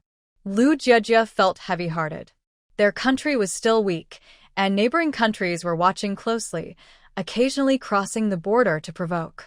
The duty of soldiers is to protect their homeland. They put their lives on the line and fight without hesitation. Zhang Lei was injured while leading the charge and fainted. Lu's mother had no smile on her face all morning after hearing the news. After breakfast, she went back to her room to tidy up. She packed the cured meat she had made a few days ago into a bag, then added several sets of clothes. When Lu Jiejie entered, she muttered, "Once the farming is done, I will send these things to your third brother. He's not foolish, but he is spirit and must have been hurt. He just doesn't report at home." "I'll go with you then," Lu Jiejie replied. "Mom, can you make that long-lasting meat sauce? If not, we can get some more meat in the next few days, seal it up, and send it to my brother." Lu's mother thought for a moment. "I can, but it's a bit troublesome and wastes salt and oil." After a while, she murmured, "I should just do it. I really owe him for having so many sons. It's exhausting to worry about them all." Lu Jiejie felt a slight pang in her heart. At that moment, Lu's mother slapped her thigh and said, "Has the salary for the third child arrived this month? I need to go collect it quickly." Lu Jiejie. In the morning, while registering supplies, Lu Jiejie looked at the work points record. Lu Jiejie couldn't believe her eyes. She had actually earned 3 work points yesterday. She quickly flipped a page to find Shu Yan, who had 7 work points. An older woman saw Lu Jiejie's work points and smiled, praising her. "Jiejie did a great job farming. With so many stones in that area, she still managed to earn 3 work points." Lu Jiejie. Lu Jiejie insisted she hadn't done any work to earn those points. She wanted to ask Zhang Tao about it, but everyone had already started working. Lu's mother also noticed the recorded work points and was even more pleased with Shu Yan. Not too much, not too little, so no one would gossip. Lu's mother said to the older woman, "She has such a good job. If she didn't have this job, she wouldn't starve while farming. She said she could work in the fields, and I thought it would be good for her to get some exercise." Who knew she ended up in the art troupe? Now that the troupe has disbanded, she got this great job, and I can't do anything about it. Lu Jiejie. Lu Jiejie followed closely behind Shu Yan and said, "I didn't write those work points. I didn't know Zhang Tao recorded 3 for me." Even though she was Shu Yan's partner, she didn't want to take advantage of him. "I asked him to write it down." Shu Yan turned to signal Lu Jiejie to walk ahead. "This way, no one will gossip." Lu Jiejie felt a bit sorry for Shu Yan. "But you worked hard to earn 10 work points yesterday." "That's not important." Shu Yan reminded Lu Jiejie to watch her step. He didn't care about those few work points. "Just walk carefully and stop overthinking." Shu Yan placed his hand on her waist. "If you don't hold on, you'll fall. Just pay attention to where you're stepping." Shu Yan's tone was quite serious, resembling the stereotypical caring boyfriend. Lu Jiejie had no choice but to walk ahead obediently. Just like yesterday, Shu Yan carried everything, while Lu Jiejie's job was to walk to the destination. When they reached the field, Lu Jiejie leaned against a big tree to catch her breath and then sat down to rest. She watched as Shu Yan prepared for work without breaking a sweat. Lu Jejia felt tired and waited until she regained her energy. By the time she was ready, Shu Yan had already been working for a while. Not wanting to be idle, she ran around and discovered a wild plum tree over 100 meters away from the creek, and the plums were ripe. Dried plums are good for health when soaked in water with some sugar. She decided to pick some to take home and try. Seeing that Shu Yan was working hard, Lu Jejia felt it would be rude to disturb him. She stretched her muscles and ran over to the plum tree, kicking the trunk lightly. The tree shook, and several plums fell down. Lu Jejia quickly gathered them from the ground. Following the same method, she collected over 50 plums, then picked some large leaves to wash them by the creek. After washing and drying them, she brought them back to where Shu Yan was working. Feeling a bit idle, Lu Jejia placed the plums down and then brought Shu Yan a bowl of water. When Shu Yan saw her bring the water, he wanted to leave but quietly asked, "What did you bring earlier?" "Wild plums." Lu Jejia stopped and pointed in the distance. "I found a plum tree and got a lot of them." "They're sour and not tasty," Shu Yan said, taking a sip of water, "and they'll just make you hungrier." Lu Jejia instantly understood. One effect of wild plums is to increase appetite, but in this time, food is scarce, so it would only make one hungrier. Lu Jejia explained, "Soaking them in water is good for health. I'm not sure if I can prepare them well, but if I do, I'll let you try." Okay. Shu Yan set down the bowl, and Lu Jejia took it. She turned to walk back, but after a few steps, she heard footsteps behind her. Lu Jejia turned around, puzzled, and asked, "Why are you following me?" "Shu Yan, my wife makes me work hard without letting me rest. I'll take a break for a while." Shu Yan looked at Lu Jejia, his eyelids slightly drooping. Lu Jejia had just been busy, and her fair forehead was glistening with sweat. Hearing Shu Yan's words, she paused for a moment, then ran to her backpack and took out the cloth from yesterday. "Sit on this to rest," Lu Jejia said as she crouched down, smoothing out the cloth before organizing the dried plums. She carefully cleaned each dried plum and placed them in her bag, planning to try making dried plums in a couple of days when she had some free time. If she did well, she could even send some to her third brother. Seeing how much Lu Jejia cherished the dried plums, Shu Yan frowned slightly and spoke again. "They are very sour and not tasty. If I make them right, they will taste good," Lu Jejia replied, looking up at Shu Yan and patiently explaining, "Low-temperature baking and then stir-frying with sugar. Once they are dried will make them delicious." Shu Yan asked, "Can you do that?" Lu Jejia shook her head. "I haven't tried it before, but I'll give it a shot at home."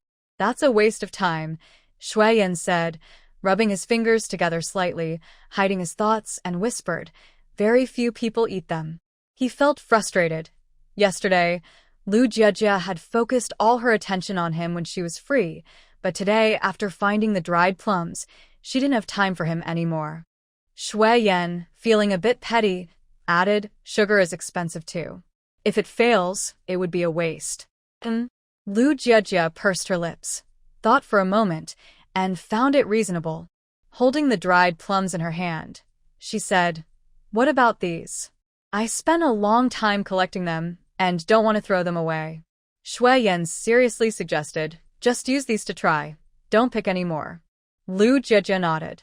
For the rest of the time, she had nothing to do and focused all her attention on Shu Yan, handing him towels, serving tea, and when she saw he was hot, she used a large leaf to fan him. At noon, Lu Jejia placed a big chicken leg in Shu Yan's bowl, watching with satisfaction as he ate. Her food, along with her thoughtful service, was more than enough for him. In the afternoon, the two of them returned early. With yesterday's experience, Lu Jejia didn't run around and saved her energy to walk back. Today, two people returned at 5 o'clock and arrived in the village by 7:30. Lu Jejia hurriedly recorded her work points and registered the farming tools before going home to rest. She rubbed her legs and sat on the bed, thinking that after walking 4 to 5 hours on mountain paths every day for a week, her legs would surely be strong.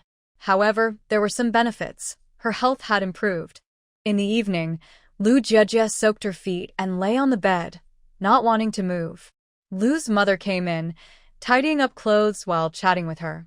Lu Jiejie was feeling drowsy when Lu's mother arranged a dress and said, "The situation with the Zhang family isn't over.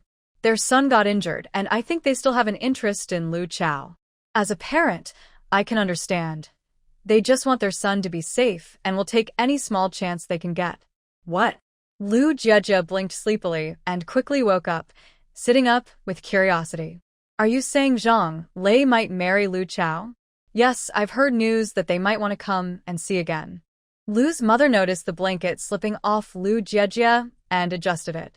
Zhang Lei's injury really scared his parents. But marriage affects Zhang Lei's future. They are being too hasty. Lu Jiejie looked a bit unhappy. Even though Lu Chao was her cousin, they were related by blood. However, Lu Chao was currently in a passionate relationship with Zhou Wenqing, while Zhang Lei was busy serving the country. Lu Jiejie felt it was unfair if they ended up together. Besides, Lu Chao wasn't exactly a perfect match, and Zhang's parents were holding their son back. Even if they have this intention, it doesn't mean it will happen. Lu's mother continued to tidy up Lu Jiejie's things. "You think it's easy for two families to agree? They need to meet and see each other, and since the man is away, it's still in the early stages." Oh. Lu Jiejie lay back down, covering her head with a blanket, and murmured, "Lu Chao probably won't be interested in Zhang Lei, but I think she might regret it later." "She won't be interested?" She. Lu's mother was momentarily at a loss for words, pouting slightly. That might not be the case. The situation with the Zhang family has changed. Zhang Lei's injury is said to be quite serious. If he ends up with a limp and can't find a good job, your aunt might not look favorably on him. Lu Jiejie also thought about this and felt a bit uneasy. The government will definitely provide subsidies. But subsidies can't last forever. When you come back, you still have to rely on yourself. Lu's mother tightened her fingers while packing clothes. She organized everything and tucked the blanket around Lu Jiejie. "Go to sleep now. We have to work in the fields tomorrow." Lu Jiejie nodded. Lu Jiejie worked alongside Shu Yan in the fields for 4 days, and it was on the 4th day that something happened. The morning started clear and sunny, but suddenly large raindrops began to fall at noon. Shu Yan led Lu Jiejie to a cave. Lu Jiejie grabbed her bag and water bottle, while Shu Yan carried the other items, and they both hurried inside. The rain was pouring heavily, soaking Lu Jiejie's hair and clinging her clothes to her body. She took out the handkerchief that Shu Yan had given her and wiped the water off her face, then looked up at the darkening sky. Why did it rain so suddenly?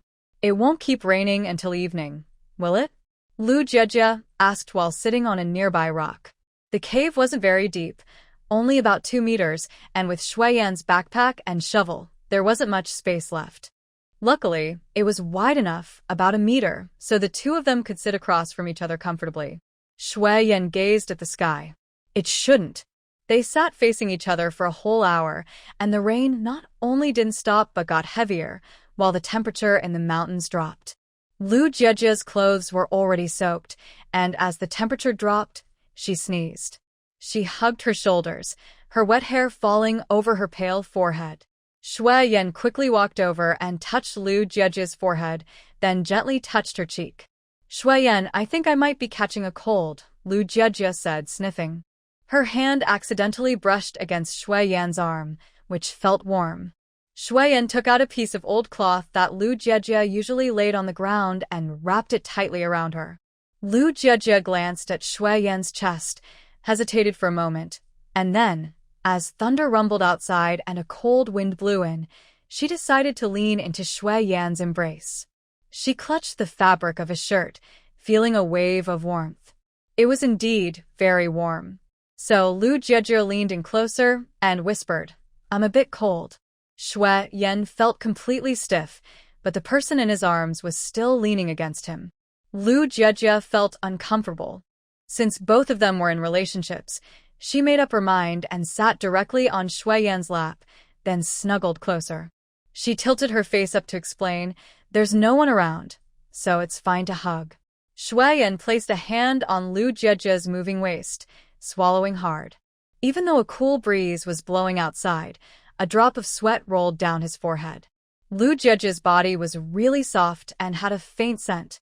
Shu Yan's hand slid up, tightening the fabric around her, and he said in a hushed voice, "Don't move." "I'm not moving," Lu Jiejie replied, feeling a bit shy. But her head felt heavy and dizzy, so she simply rested on Shu Yan's shoulder, blocking out any worries. What was there to think about? It was just a hug. Shu Yan swallowed hard again. He wrapped one arm tightly around Lu Jiejie and gently patted her back to comfort her, occasionally tapping her forehead. "You're not sick," Lu Jiejie murmured like a cat, curling up. She didn't want Shu Yan to worry, so she softly said, "I just have a cold." Shu Yan held her even closer. Lu Jiejie wasn't worried about herself at all. As long as Shu Yan was by her side, she felt fearless. He represented her sense of security. With her mind feeling heavy, she spoke freely. "Shu Yan, I really like you." Shu Yan was stunned. His eyes widened slowly, and he opened his mouth but couldn't make a sound. After a long moment, he finally managed to say, "What?" But too much time had passed, and Lu Jiejie had already fallen asleep. His breath was hot as he whispered, I like you even more. More than anyone could imagine." Half an hour later, the rain had lightened up. Shu Yan stopped working and carried Lu Jiejie back. On the way, they encountered three brothers coming in raincoats. The weather had suddenly turned cold, and Lu Jiejie, soaked from the rain and not having changed clothes for a long time, was breathing heavily and clearly had a fever. Lu Yegua took Lu Jiejie from Shu Yan and hurriedly carried her home. Lu's mother had already prepared ginger soup at home. As soon as Lu Jiejie came back, she immediately poured her a bowl of soup. Although Lu Jiejie had a fever, she was not completely unaware.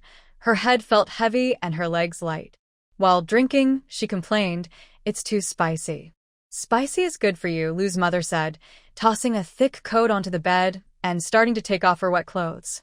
After drinking a bowl of ginger soup and changing into clean clothes, Lu Jiejie drowsily snuggled into her blanket. Just as she was about to fall asleep, she said, "Mom, don't forget to have fourth brother send a bowl of ginger soup to Shu Yan." Lu's mother. Even with a fever, she was still thinking about Shu Yan. Lu's mother went outside and had just told Lu Yegua to take a bowl of ginger soup to the Shu family when Shu Yan appeared at the door. Shu Yan was holding a large bunch of freshly picked herbs. He handed them to Lu's mother and said, "Add 3 bowls of water. Put it in a ceramic pot and simmer it on low heat for an hour before giving it to her." Lu's mother accepted the herbs and reached for the ginger soup from the kitchen. "Drink this so you don't catch a cold."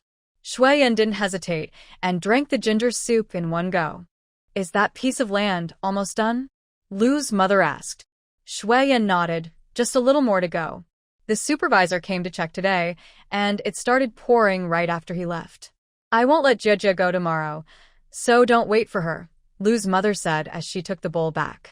If she was previously only 3 parts satisfied with Shu Yan, now it had risen to 6 parts, especially because of how he cared for her daughter.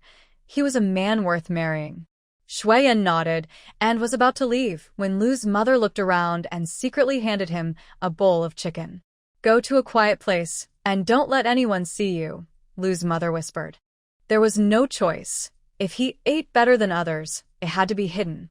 Lu Yegua stood nearby, frowning, feeling that his mother treated Shu Yan better than she treated him. Shu Yan didn't stay long and quickly left Lu's house. From the cave to here, Shu Yan felt lighthearted. It was the first time he heard Lu Jiejie say she liked him, not through guessing or from someone else, but directly from her own lips. Shu Yan couldn't help but smile slightly every few steps. When he got home, he quickly washed up, changed into dry clothes, and ran to count his hidden money. In just an hour, Shu Yan saw his older brother smile more than 30 times, and his mouth twitched. It must be Lu Jiejie. His brother had fallen for her charm and was completely captivated. Lu Jiejie's fever had gone down by evening, but her cold was still bad, with a stuffy nose and a hoarse throat. Lu's mother looked at her daughter's small face with concern. "The weather is really something. It's the last day and it's raining, making my daughter sick. What a hassle." I'd rather have a fever, Lu Jejia sniffled. It's hard to breathe, and it feels terrible. Don't say silly things. Lu's mother poured a bowl of water. I just got you some medicine. You'll be better in 2 days. Lu Jejia lazily nodded, took the medicine in one gulp, and when it was time for bed, Lu's mother came over. Lu Jejia climbed into her arms, and Lu's mother gently patted her shoulder. After a while, she couldn't help but ask, Jejia, do you have feelings for Shu Yan? Lu Jejia's relaxed body suddenly tensed up. Why ask this at bedtime? Lu Jejia pretended to be asleep and said nothing. Lu's mother looked at the top of Lu Jejia's head and pretended, actually, your dad and I don't think much of Shu Yan. His family is poor, he has many brothers, and they don't even have a house. If you have feelings for him, you should let go of that idea. I would never agree to you two being together. Lu Jejia. She lifted her head. That's not true. Then I understand.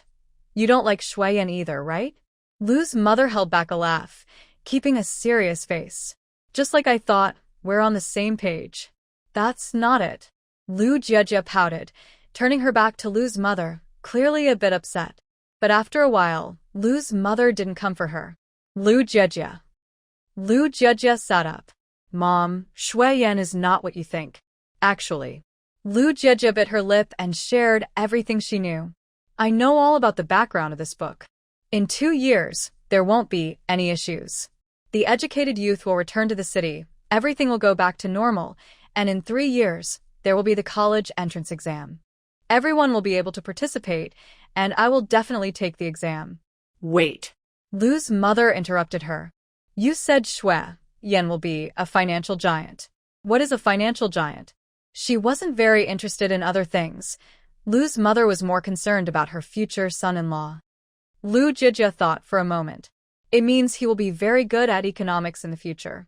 Simply put, he will be very wealthy and good at business. Lu's mother was surprised. Shu Yan will be a big figure in the future? Lu Jejia obediently nodded.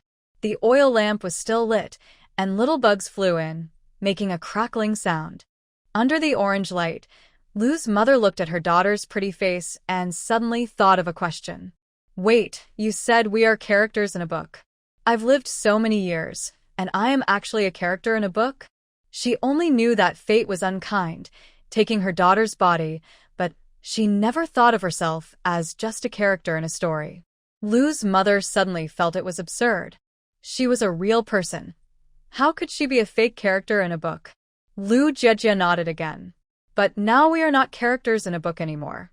This is the real world, and we are no longer controlled by the plot. That's not right. When I listen to stories, there are always characters with important roles. Shu Yan can't be the main character in this book, right? Lu's mother raised her eyebrows, curious. Sort of. What about me?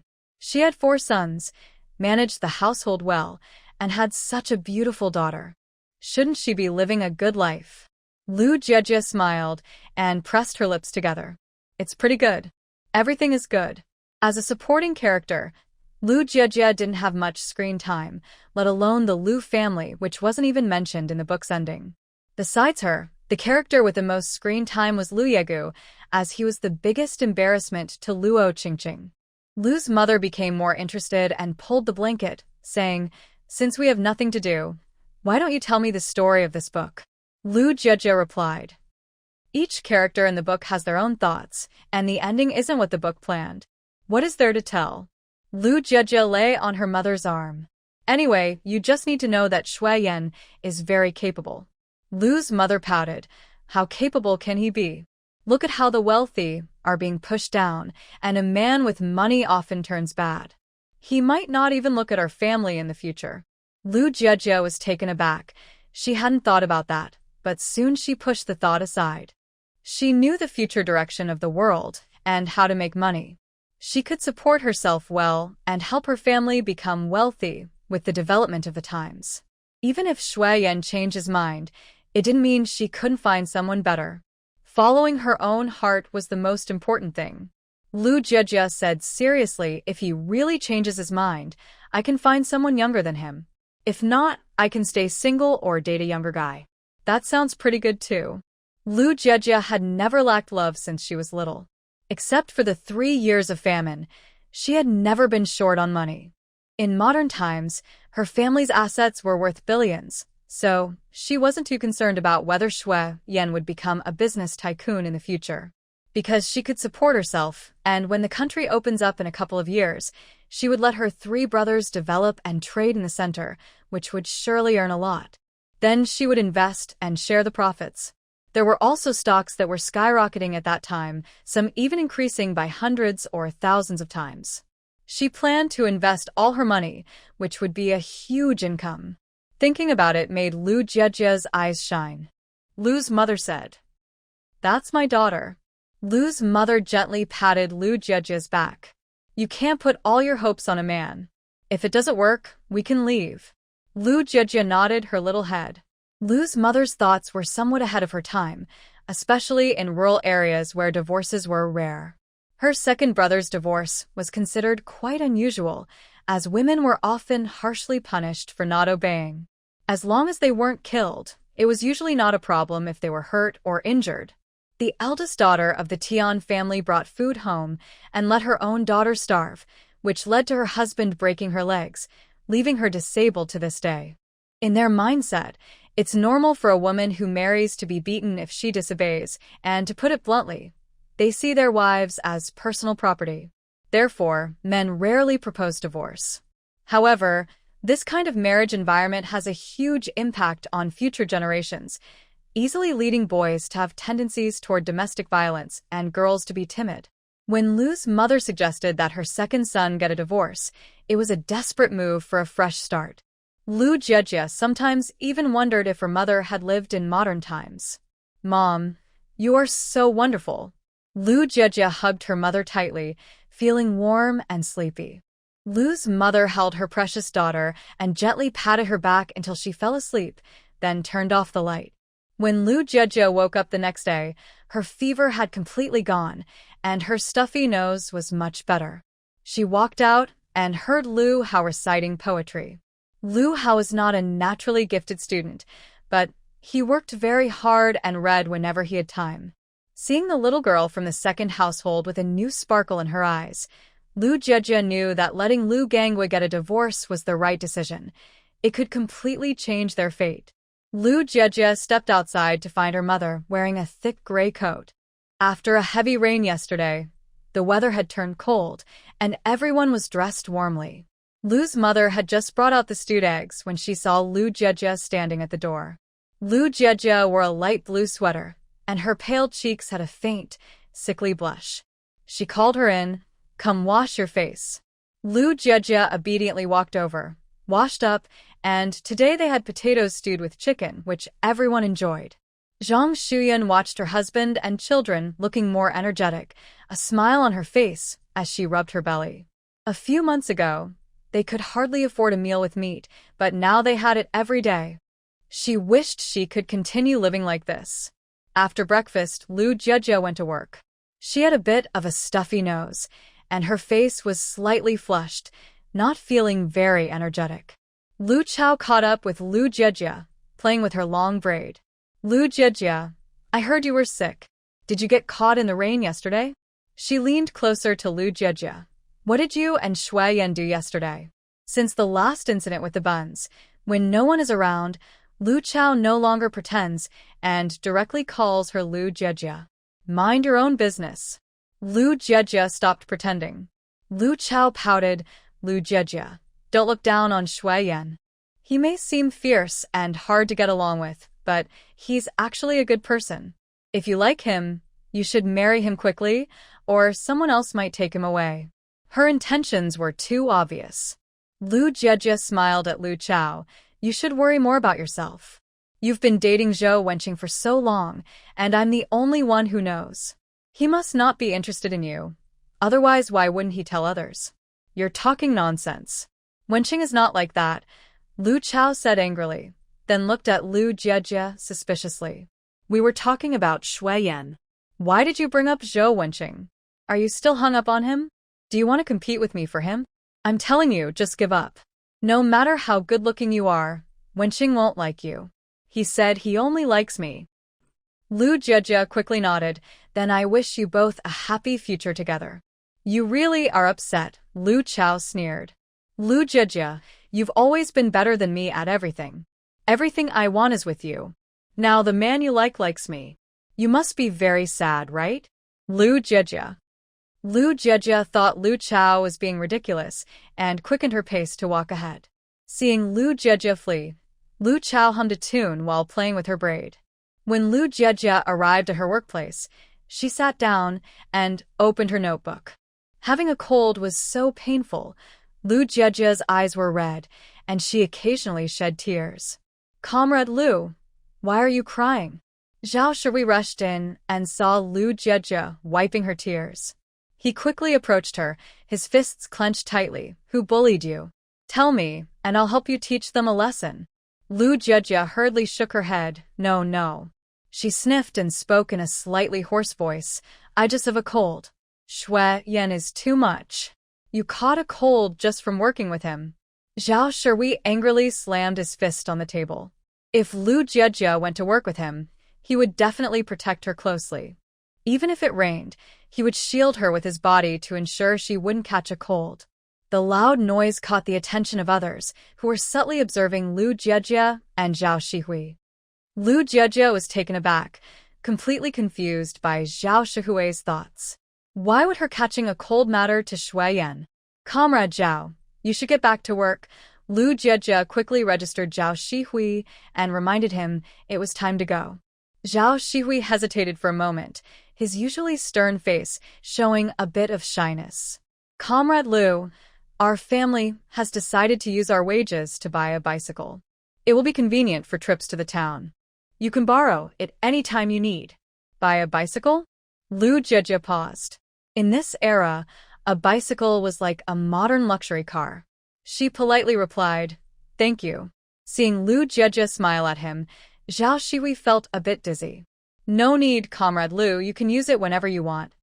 Lu Jejia wanted to clarify things with Zhao Shui, but there were villagers around and they had never been alone together, so she had no chance to tell him to stop having ideas about her. When Shu Yan walked in, he saw Zhao Shui scratching the back of his head foolishly. He narrowed his eyes and approached Zhao Shui. As soon as Zhao Shui saw Shu Yan, his expression darkened, but with so many people around, he didn't want to create a scene that would harm Lu Jejia's reputation. He scowled and picked up his tools. Seeing Shu Yan arrive, Lu Jejia continued with her registration and asked, You're not catching a cold, are you? Shu Yan shook his head. Lu Jejia kindly reminded him, I won't be going today, so take care of yourself. If you get tired, stop and rest.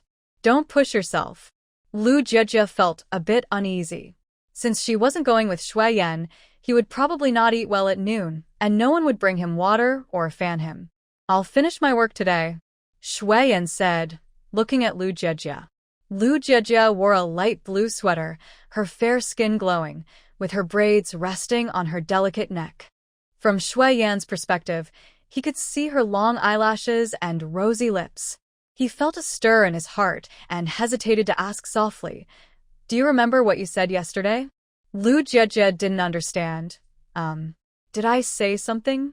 Did she promise Shu Yan something? But why couldn't she recall anything?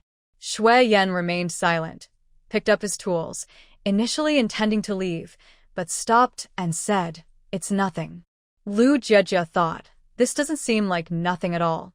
She called Lu Yegua in, and they walked to a quiet spot. She asked, Fourth brother, didn't you say you would talk to Zhao?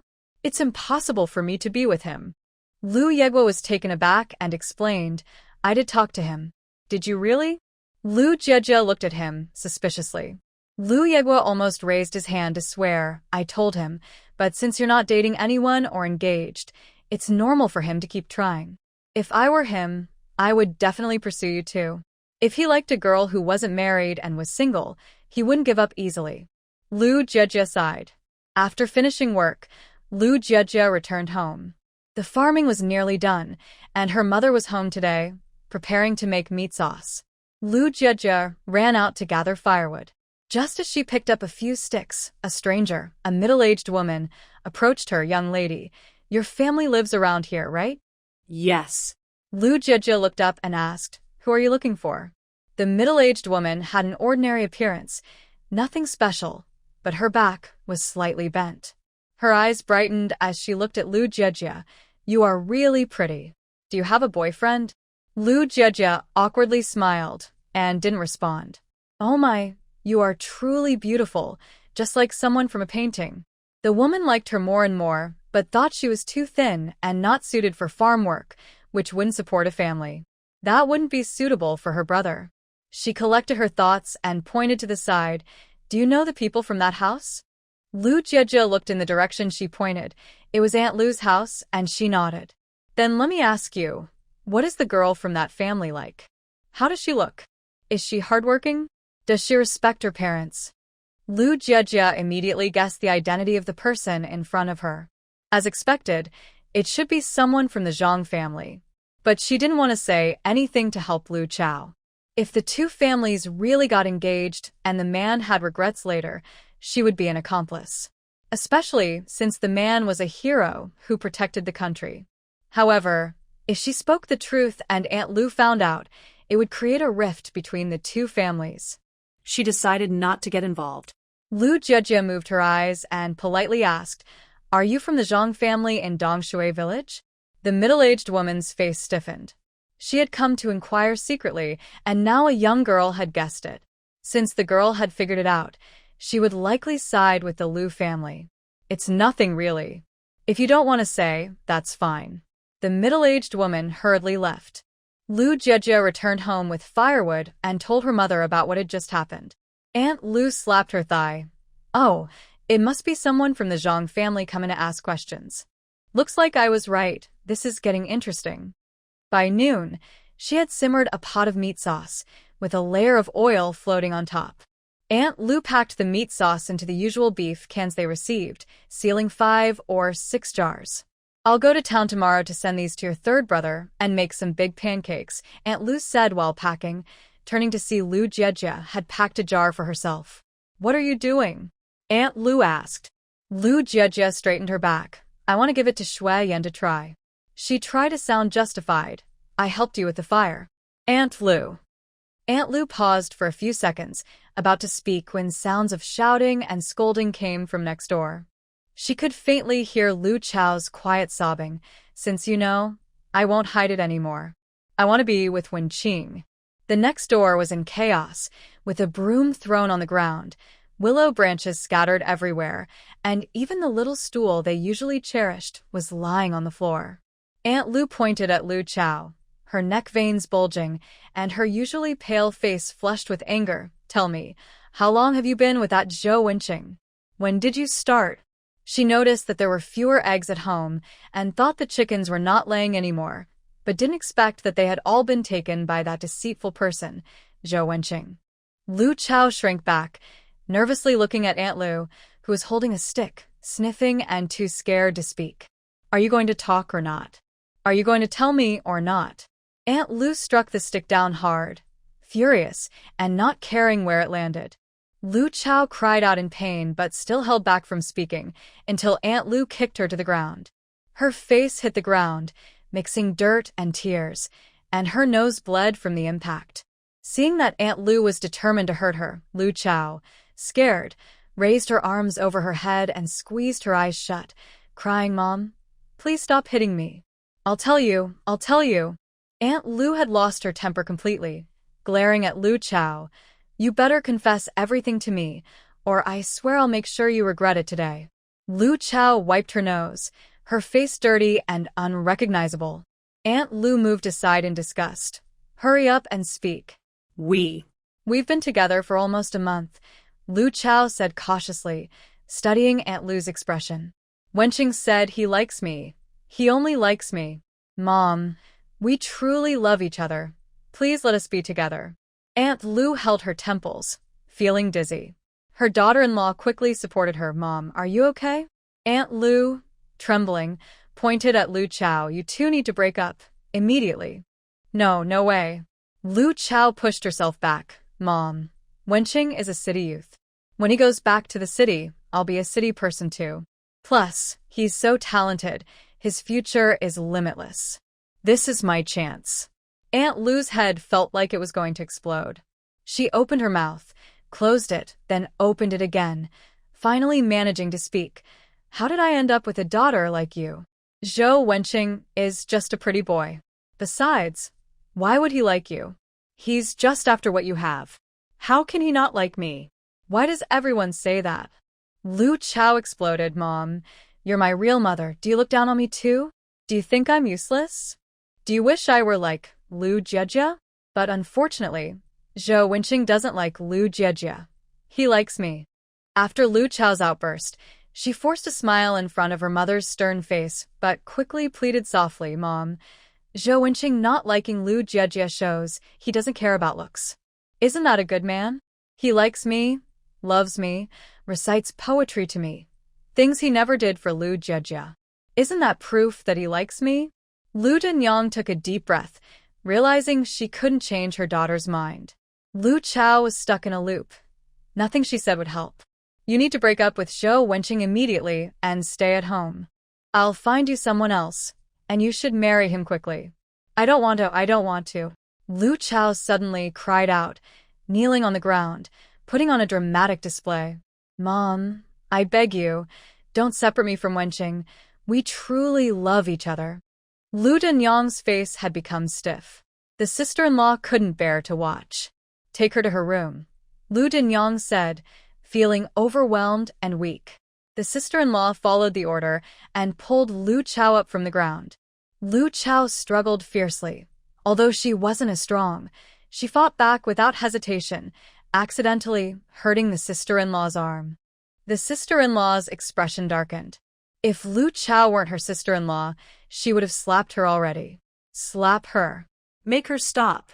Lu Dinyang was even angrier at Lu Chao's resistance. The sister-in-law hesitated to act, knowing Lu Dinyang was upset and unsure if there would be consequences later. Seeing Lu Chao still struggling, Lu Dinyang slapped her directly, her hand getting dirty with dust and blood, which she wiped off in disgust. What's going on? Lu Mu entered the room. Lu Mu could guess what had happened. She didn't want to get involved, but since the family had helped them with the Tian family, she heard the commotion next door and felt she had to check. Lu Jiejie peeked out from behind Lu Mu. How embarrassing, Lu Dinyang said, slapping her thigh and sitting down on a small stool that had fallen over. Lu Chao saw Lu Jiejie and became even more excited, saying, I want to marry Zhou Wenqing. I really want to marry Zhou Wenqing. Lu Jiejie. Marry? Nonsense. Aunt Lu exclaimed, using harsh words as she picked up a stick from the ground and chased after Lu Chao. This time, Lu Chao was so scared that she didn't need her sister-in-law to pull her back. She ran straight into her room. Sister-in-law looked at her hand, which was still raised. How did this get connected to Zhou Wenqing again? Lu's mother felt disgusted just hearing that name, especially since that person had taken advantage of her daughter. If it weren't for her daughter's well-being, she would have already thrown something at him. Sigh. Aunt Lu sighed, tears instantly streaming down her face. She wiped them away and said, I don't know if Zhou Wenqing is some kind of trickster. Jiejie just woke up and is already tangled up with my daughter. Look at her. She won't listen to anything I say. Lu's mother felt nauseous and didn't know how to advise her. She nudged Lu Jiejie. Lu Jiejie immediately came over with a small jar of meat sauce. Aunt, please calm down. This is our freshly made meat sauce. Would you like to try it? Lu Jiejie was beautiful and very well behaved when she wasn't upset, making Aunt Lu feel a bit envious. What a good child, so thoughtful. Sister-in-law, try to think positively. Look, Jiejie has figured things out. If you talk to Lu Chao nicely, she might understand too. Lu's mother handed the meat sauce to Aunt Lu. The jar wasn't sealed tightly, and a delicious aroma wafted out, causing Aunt Lu to swallow hard. Lu's mother said, We didn't bring much today. This meat sauce is mainly for the third one, so he can have something good while in the army. Jiejie heard the commotion and, fearing you might get upset, made sure to bring you an extra scoop to help you take care of yourself. You can't let the child's kindness go to waste. Look at your eldest daughter-in-law. She's worried sick. At that moment, sister-in-law was subtly eyeing the jar of meat sauce. Hearing Lu's mother's words made her feel a wave of emotion. The hardest position here was hers. Her mother-in-law could scold her sister-in-law, but she couldn't. Just earlier, Lu Chao had scratched her arm, and she felt wronged. Jia is a good child, a really good child, Aunt Lu said, holding warm meat sauce in her hands, looking at Lu Jia with even more fondness. She wondered why she didn't have such a good daughter. Not only did she not have one, but she also had a troublesome child who had caused her worry since childhood. Although Lu Jia had also made her mother worry at times, Aunt Lu had to admit that Lu Jia was a dutiful and sensible child. During the famine, she even found a way to buy food for their family. Thinking about Lu Chao, she had worried about her for half her life, only for her to grow up and cause trouble, not just small issues, but even with marriage. Just the thought of Lu Chao made Aunt Lu feel overwhelmed. After chatting for a while, Lu Mu took Lu Jia and left. Aunt Lu was frustrated. Why were other people's daughters so good?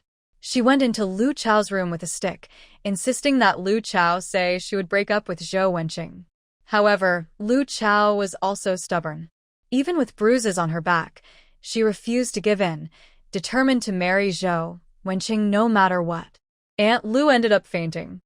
Feeling bored, Lu Jia joined Lu Hua and the others to gather pigweed in the afternoon. After walking a bit up the mountain, they ran into Dashan. Dashan looked completely different from when he had just left. He was very thin, his cheekbones showing like Tian Jinhua, his eyes sunken, and his lips dry. When he saw Lu Jia, his gaze shifted to Lu Hao. Lu Hao no longer seemed insecure. He walked with his head held high, his hair neatly styled, full of energy.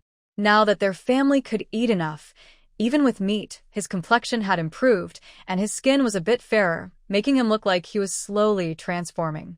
"Aunt, sister," Dashan murmured softly. Lu Jia didn't know what to say as she walked past him, and Lu Hao hesitated for a moment.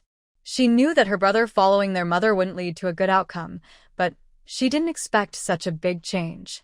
Lu Hao still couldn't understand why Dashan chose their mother. Wasn't their grandmother good to him? Now that they were so poor, their second family relied on their grandparents to eat well. Why would he insult their grandmother and even attack their aunt?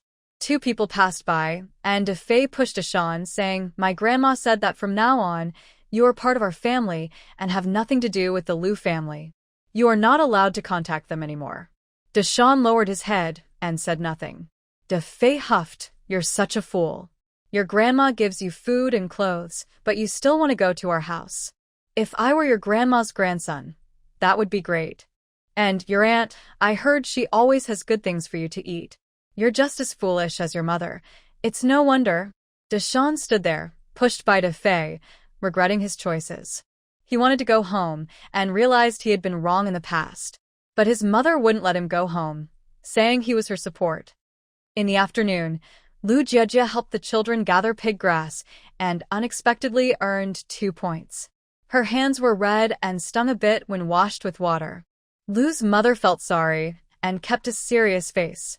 While working, Lu Jia secretly took a jar of meat sauce and slipped it into her backpack, then calmly walked out. Zhou Wenqing was still taking care of the pigs. Unlike the noisy Lu Chao from earlier, he showed no signs of worry or concern. After recording his work points, he turned and went back to the youth station.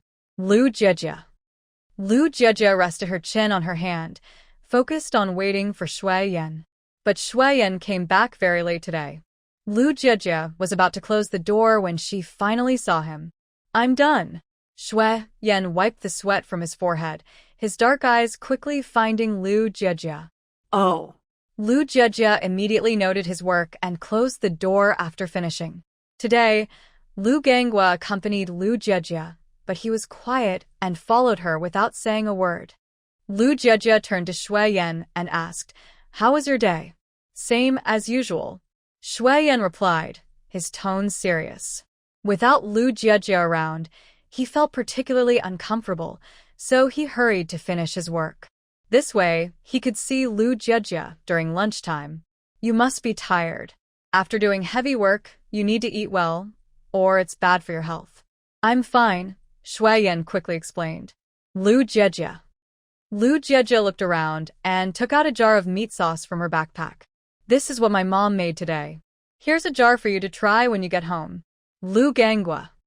Lu Gangwa stared at Shu Yan, sensing something inappropriate about his gaze towards his sister.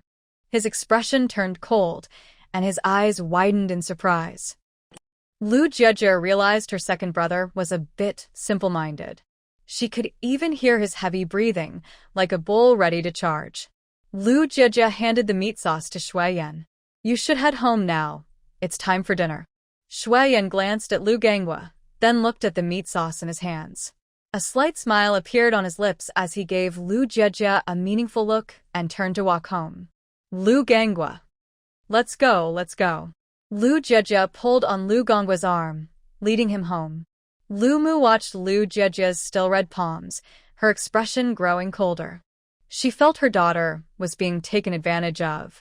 At dinner, she reminded everyone, my daughter earned 2 work points today on her own salary. Not long ago, she was earning 3 points daily, which is much more than you all. Also, this meat is from my daughter. If you all live together, you should contribute more and not complain. It's not fair for one person to provide while others do nothing. If you can't contribute, then you should work harder. Everyone should contribute something. If you benefit from others, don't take it for granted. Remember their kindness. The Lu family nodded quickly. Lu Hua said, Grandma, my little aunt has delicate skin, so she shouldn't have to go out and work hard like us. She can write instead. Writing should be enough for her to support herself. She shouldn't have to do manual labor to prove her worth. And what about her? Now that she's grown up, she has no other skills to support herself.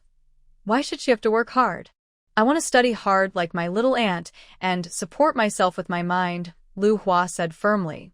Beside her, Lu Hao nodded heavily. Lu Mu liked clever girls and immediately served Lu Hua a piece of meat. That's the spirit. Our girls should be like this. Even the stone was excited, saying, I want to study hard too. Mother Lu looked at her son and daughter-in-law, then spoke to the children in the house. Yes, if any of you don't want to do farm work in the future, then study hard, gain more knowledge, and when you have skills, you can do whatever you want. Don't be like your parents, who only have strength but no other skills. If you still don't want to work, then what use are you? The Lu family nodded in agreement. Mother Lu passionately continued, Look at the weight you've gained. Your aunt worked very hard to raise you all plump and healthy. Isn't that effort like giving you her own flesh? If it weren't for her, do you think you would have grown up so well? Lu Jejia. I noticed many people were unhappy with Mother Lu praising the main character, and there seemed to be 2 main opinions. One is that the Lu family is good. Otherwise, there would have been trouble long ago. The other is that they complain about trivial matters, so let me clarify. Mother Lu's praise for the main character was a bit exaggerated, but it cannot be denied that what she said was true. Otherwise, would others really accept it just because she said so? It's not that they accepted it. Rather, they couldn't argue against it. The children relied on her support, enjoyed her care, and she even saved their lives during a famine. Isn't it just a reminder to not forget their gratitude? Is that too much to ask? And why does Mother Lu keep reminding them? On one hand, Mother Lu truly loves her daughter. On the other hand, the main character made many contributions to the family during the famine, but after taking over the body, she became lazy and did nothing, which made her sisters-in-law complain. They forgot about her past contributions. It's not that the family has a good temper, it's that the main character has a good temper. The contributions made by the main character are real.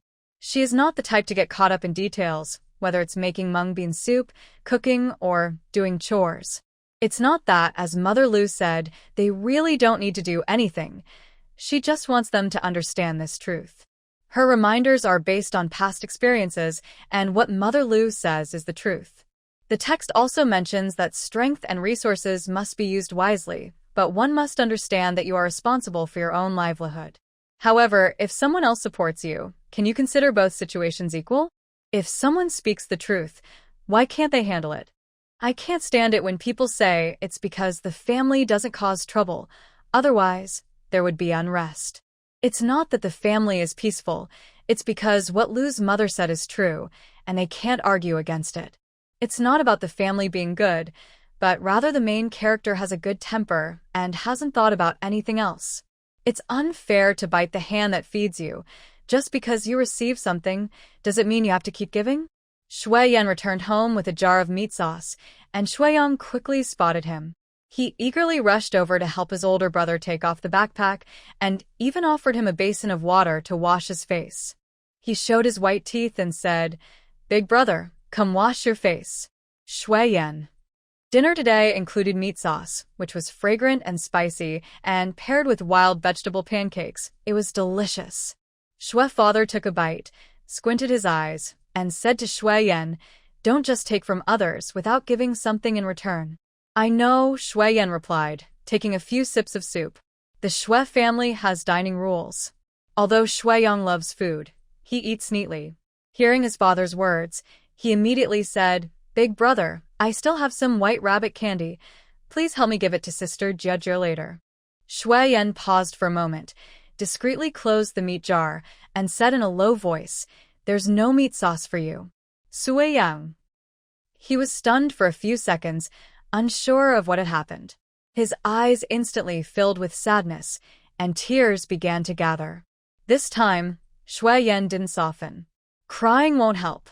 Shu Qian didn't intervene, and Shu Yang just whimpered as if listening to music, curious about what kind of tears he could shed. "I'm so sad." Tears dripped onto his hand, and he wiped them away. It fell by itself. "I didn't cry. I really didn't cry." Everyone remained unyielding, especially Shu Yan, who showed no sign of emotion. Shu Yan. "I know it must be because I called Sister Jia a bad woman before. I was wrong. Sister Jia is a good woman." Seeing Shu Yan still calmly eating with a cold expression, he felt even sadder, with 2 tear streaks on his face. "I was wrong. Sister Jia is my sister-in-law, the best sister-in-law. From now on, I will treat her like my own sister." Shu Qian. Shu father. "What nonsense are you talking about?" Shu Yan's expression darkened, his sharp eyebrows furrowed. "From now on, don't spread rumors outside and ruin her reputation." Shu Yang shrank his neck, tears in his eyes. I understand." He was in trouble. It was the first time his older brother was so fierce. At that moment, Shu Yan opened the jar of meat sauce, still speaking coldly. "I'll let it go this time, but if it happens again, I will definitely teach you a lesson." Shu Yan looked at the meat sauce, feeling grateful towards his brother. His brother not only didn't scold him, but also let him continue eating the meat sauce. His brother was really great. Shu Yang nodded repeatedly. "I understand." Shu father and Shu Qian. Shu father looked at his tearful little son, thinking to himself, "This kid won't end up being a son-in-law when he grows up, right? He looks so pitiful, quite suitable for that role." After dinner, Shu Yan counted the money. The harvest was almost done, and he planned to go to the town tomorrow to continue selling goods. The Lu family had also finished dinner, and Mother Lu announced that she would go to the town tomorrow. It's not easy for the third son to fight outside. "I made him 2 pieces of clothing, so I'll send them over." "I want to go too." Lu Jia raised her hand. "I didn't get to explore enough last time. It's a good chance to look around." She wanted to check the recycling station for treasures, as she heard many artifacts were being treated as trash, and anything she could find would be a bonus. Lu Jia looked eagerly at her mother. Her mother had more experience and would surely have better ways to bring those things back. Mother Lu couldn't refuse her daughter. "All right, we'll go together tomorrow." She turned to Lu Igua. "Eldest, you shouldn't go to work tomorrow. Sell the wild game at home to avoid it going bad. If someone else finds out, just leave the things and run." Mother Lu trusted Lu Igua's abilities. He was strong and agile, so he wouldn't get caught. Besides, the third son's package was arriving soon, and it was too heavy for her to carry alone. Might as well use her son. Lu Igua nodded. "Don't worry, Mom." Mother Lu waved her hand and said, "That's fine. Then let's go back to sleep." In the early morning, when the night was quiet, Lu Chao quietly ran out of her room. When she was discovered at noon today, She had agreed to meet Zhou Wenqing in the early morning. Lu Chao was eager to seek comfort. The moonlight was bright tonight, and when Lu Chao arrived at the small grove in the east, Zhou Wenqing was already waiting there. He was taken aback when he saw Lu Chao. Her face was swollen from several slaps, looking like a pig's head. Her eyes were squinted, and her face was dirty. Zhou Wenqing took a quick look and thought he saw a ghost. He stepped back, leaning against a big tree, and cautiously called out, "Lu Chao." "Wenqing, it's me." Lu Chao quickly ran toward Zhou Wenqing and hugged his waist. She was very strong, and Zhou Wenqing lost his balance and stumbled back. Seeing Lu Chao's condition, Zhou Wenqing's expression twisted in distress. He pushed her shoulders and tried to stay calm, saying, "Let go of me first. We need to talk about what happened. Wenqing, please let me hold you for a moment. My mother almost beat me to death today," Lu Chao said playfully, twisting a bit. Zhou Wenqing replied, "Get up first." Zhou Wenqing's voice turned cold, and he said sternly, "What time is it? You still want to waste time? Do you care about me at all? Are you trying to break up with me on purpose?" No. Lu Chao was afraid Zhou Wenqing would misunderstand, and she didn't want to let go of his waist. Zhou Wenqing quickly moved a meter away from her, his tone heavy. "Now that our relationship has been discovered, it's better to keep some distance. Even if someone sees us, it won't harm your reputation." Lu Chao felt a bit dissatisfied at first, but soon tears filled her eyes. She stomped her foot and rubbed her braid, saying, "I don't know what's wrong with my mother. She keeps misunderstanding you, and she won't listen to my explanations. We've been together for so long, and you've never taken advantage of me. The most you've done is touch my hand." Zhou Wenqing saw that Lu Chao was no longer of any use to him. He squatted down, looking dejected and in pain. "Lu Chao, let's break up." "Break up?" Lu Chao was stunned. She instantly wanted to grab Zhou Wenqing by the collar and question him, but she held back and only spoke in a sharp voice. "Zhou Wenqing, you actually want to break up with me, you? Do you think I want to break up with you?" Zhou Wenqing shouted in pain, even louder than Lu Chao, with veins popping on his forehead and neck. "Your parents don't agree, and look at what you've been through. Don't I care?" Lu Chao's anger suddenly faded. She looked at the pained Zhou Wenqing and began to cry softly. "Wenqing, I don't want to break up. I can handle it. You can handle it, but I care about you. Seeing you hurt like this breaks my heart." Zhou Wenqing pounded his chest, but he hit it too hard and coughed a few times, turning even redder. "Lu Chao, I don't want to break up either, but your family is here, and your parents don't agree with us being together. What can I do? Just watch you get hurt? I can't do that." Neither of them spoke. Only the sound of Lu Chao's crying filled the air. Seeing that his performance was almost over, Zhou Wenqing prepared to completely let Lu Chao go. Unexpectedly, Lu Chao spoke first. "Wenqing, marry me. Come to my house and ask for my hand." Zhou Wenqing ran his fingers through his hair, feeling defeated. "Your parents won't agree. I have a way to make them agree," Lu Chao said, biting her lip. Zhou Wenqing looked puzzled. "What way?" Lu Chao slowly unbuttoned her shirt and stepped closer to Zhou Wenqing. Zhou Wenqing was taken aback. His mouth opened in shock as he stepped back, feeling uneasy. "Xiao Chao, what are you doing?" "Wenqing, if we take that step, my mom will definitely agree to let me marry you. Then we can be together forever." Lu Chao was a bit scared herself, but she gathered her courage for love. Zhou Wenqing continued to step back. Lu Chao's hair was messy, her skin not fair, and Zhou Wenqing was not only unwilling to look, but was also frightened, his face turning pale. "Xiao Chao, don't do this. Listen to me, put your clothes back on. I'm telling you, I absolutely cannot do such a thing." Zhou Wenqing firmly refused, but his tone was so nervous that he stumbled over his words. "Wenqing, you don't have to worry about my feelings. I'm not scared. You can do whatever you want." Lu Chao bit her lip, looking down shyly.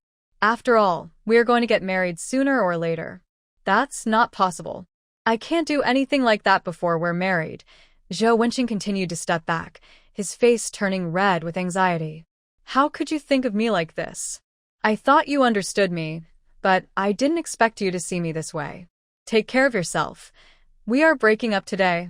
Zhou Wenqing turned and walked away quickly, even breaking into a run. Lu Chao watched him leave, feeling touched rather than angry. She didn't expect that he would refuse her even when she offered herself, worried about ruining her reputation. Lu Chao clenched her fists.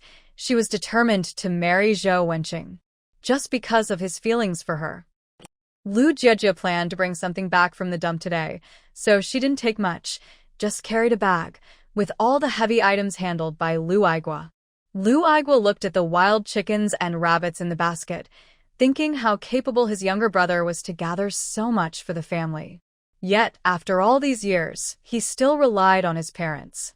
Lu Aigua felt a bit sad as he secured the items and followed Lu Mu. When Lu Jiejie reached the tractor area, she was surprised to see that Shu Yan was driving the tractor today. The tractor was only used on weekends to take villagers to town because it consumed too much fuel. At other times, villagers had to find their own way to town. Shu Yan was beside Shu Yan, as someone needed to keep an eye on the tractor the whole time. Shu Yan wanted to call out to Lu Jiejie, but when he saw Lu Mu shrink back, he remembered witnessing her getting angry before and didn't dare to speak. Shu Yan noticed Lu Jiejie, paused for a moment, then got out to help Lu Aigua with the items. Lu Aigua felt a bit uncomfortable with this man who might become his brother-in-law, keeping a stern face. I can manage by myself. Shu Yan didn't respond and just focused on his work. Lu Aigua punched the cotton, feeling frustrated, especially since neither his mother nor sister spoke up for him. Lu Aigua. After putting things down, Lu Jiejie saw her mother beside her and didn't dare to look at Shu Yan. Shu Yan was trying hard to show his best side. There weren't many villagers in town today, so there was plenty of space. An elderly lady asked, "Hey, are you going to town with your daughter today?" Mentioning Lu Jiejie made Lu Mu perk up. She held Lu Jiejie's hand and said, "I brought a lot of things today. I told her not to come because I was worried it would be tiring, but she insisted on coming with me. Since she's so caring, I let her come along. It's all about the love of children." Lu Jiejie smiled obediently. The elderly lady. Almost everyone in Shishui village knew that Lu Jiejie was Lu Mu's treasure. They had never seen such a doting mother. But Lu Jiejie was impressive too. She was beautiful, had a great job, a good temper, and was very caring. If anyone had such a wonderful daughter, they would show her off everywhere. Isn't that what life is all about? When they arrived in town, Lu Mu took Lu Jiejie to the post office while Lu Aigua followed behind with the items. This time, they were sending quite a few things to Lu Jingua. In the morning, Lu Mu generously made him 2 steamed buns, worried they would spoil on the way, so she made them extra firm. When Lu Aigua reached the sending area, he turned around and didn't see his mother. "Are you lost? Go get the money first." Lu Mu shot him a glare. Lu Aigua. Lu Mu first collected Lu Jingua's salary, which was 30 yuan.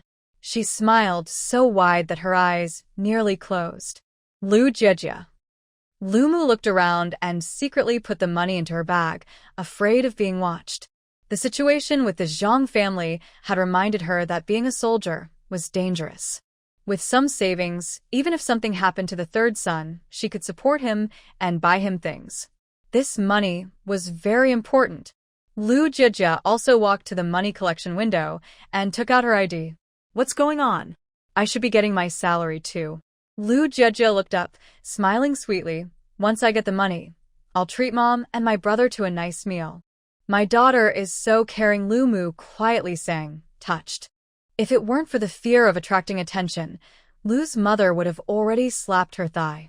"Staff member." Lu Jiejie touched her face, trying to hide her embarrassment, and handed over her ID. Soon, she received her salary. After getting her pay, Lu Jiejie gave the money to her mother. Lu's mother thought for a moment and took it. If it weren't so crowded, she would have sung a little. Seeing the touched expression on her mother's face made Lu Jiejie feel uneasy, so she quickly walked ahead. "Mom, let's send things to third brother first." Right. Lu's mother walked next door, where Lu Aigua was standing at the door. The three of them sent the items first, and then Lu's mother asked at the post office if anyone had sent her anything. Sure enough, the staff handed her a package. Lu Jieje leaned in to take a look.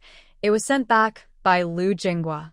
It was too crowded to open it, so Lu's mother asked Lu Aigua to take the items to the car, then followed Lu Jieje out. Lu's mother asked, "Is what you said yesterday true?" Lu Jieje replied quietly, "Mom, those antique paintings are in the trash now. I studied these things in modern times and have some ability to identify them. Besides, these items are just old paper now. If we buy them, we can not only reduce the loss of cultural relics, but also make a big profit. There should be a kiss scene in town this time."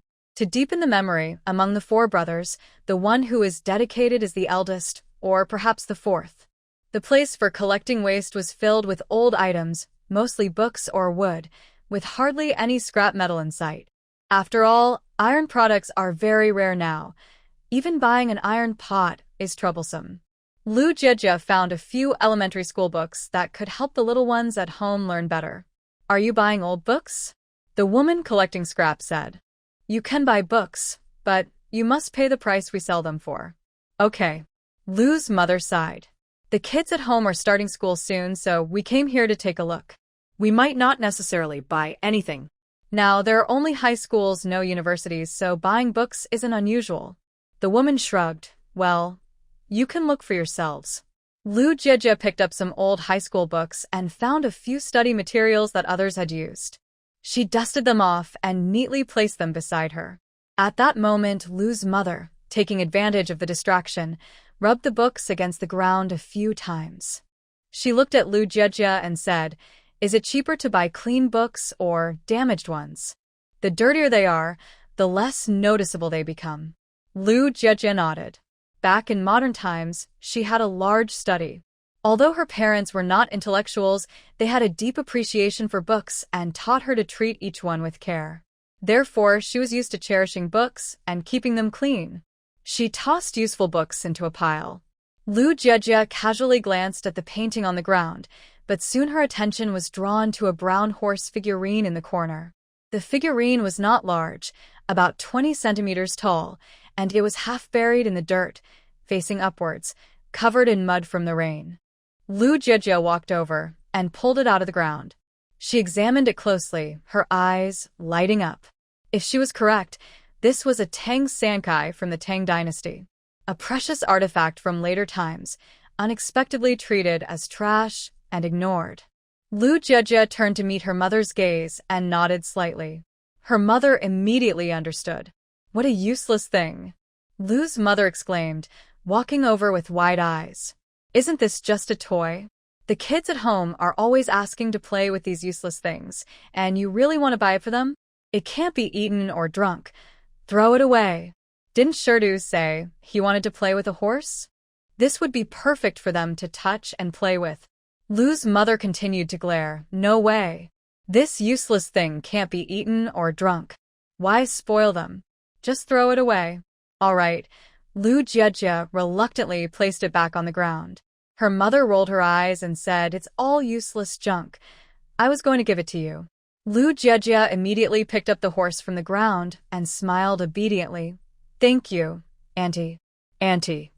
Lu Jieje then noticed a painting she liked. As she moved her eyes, she accidentally tore a large hole in the bottom edge when Auntie walked over. She hurriedly threw it on the ground, saying, "It broke by itself. I didn't tear it." Lu's mother quickly walked over and gently patted Lu Jieje's back, while Lu Jieje shrank her neck. Lu's mother said sternly, "You silly girl, you ruined this old painting. Do you think we should buy it? What use do we have for it? It's all torn and dirty. Are we going to burn it as firewood?" As she spoke, she kicked the painting and said to the woman collecting scrap, "We didn't tear this. We don't want it." The woman was just being polite earlier and didn't expect Lu Jieje to actually want the porcelain horse. Even though it was just junk, she felt uncomfortable, thinking she was being taken advantage of. But now, with this mother and daughter having damaged something, what was with their arrogant attitude? They had to buy it. The woman was furious. "Your daughter broke something, and you say you won't buy it?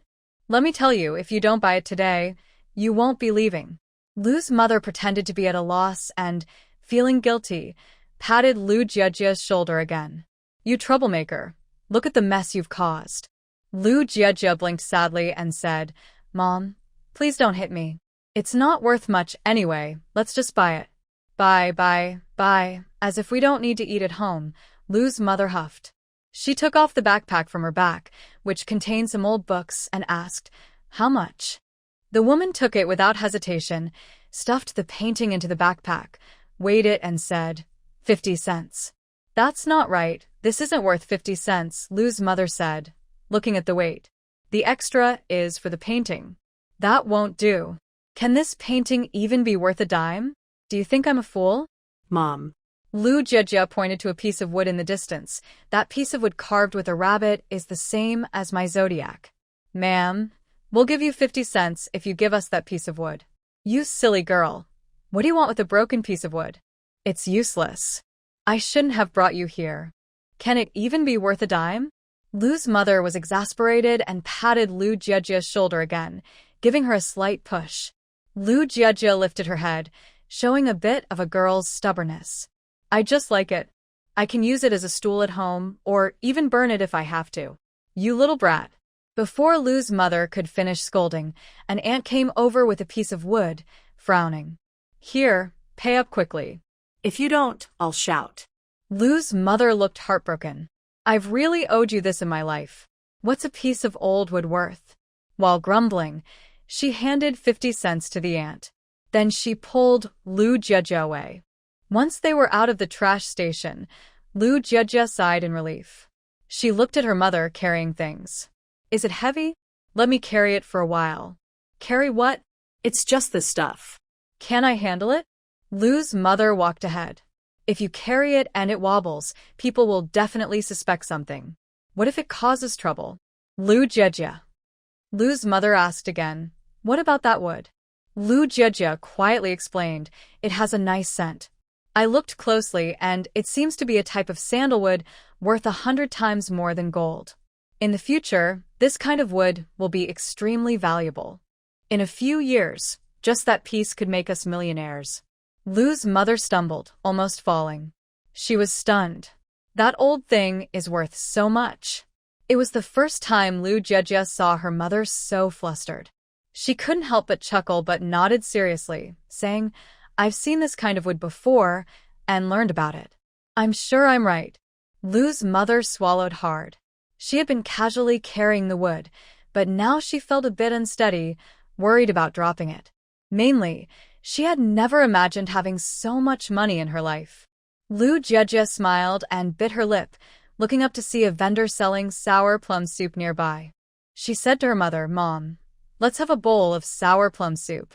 Sure, Lu's mother replied generously.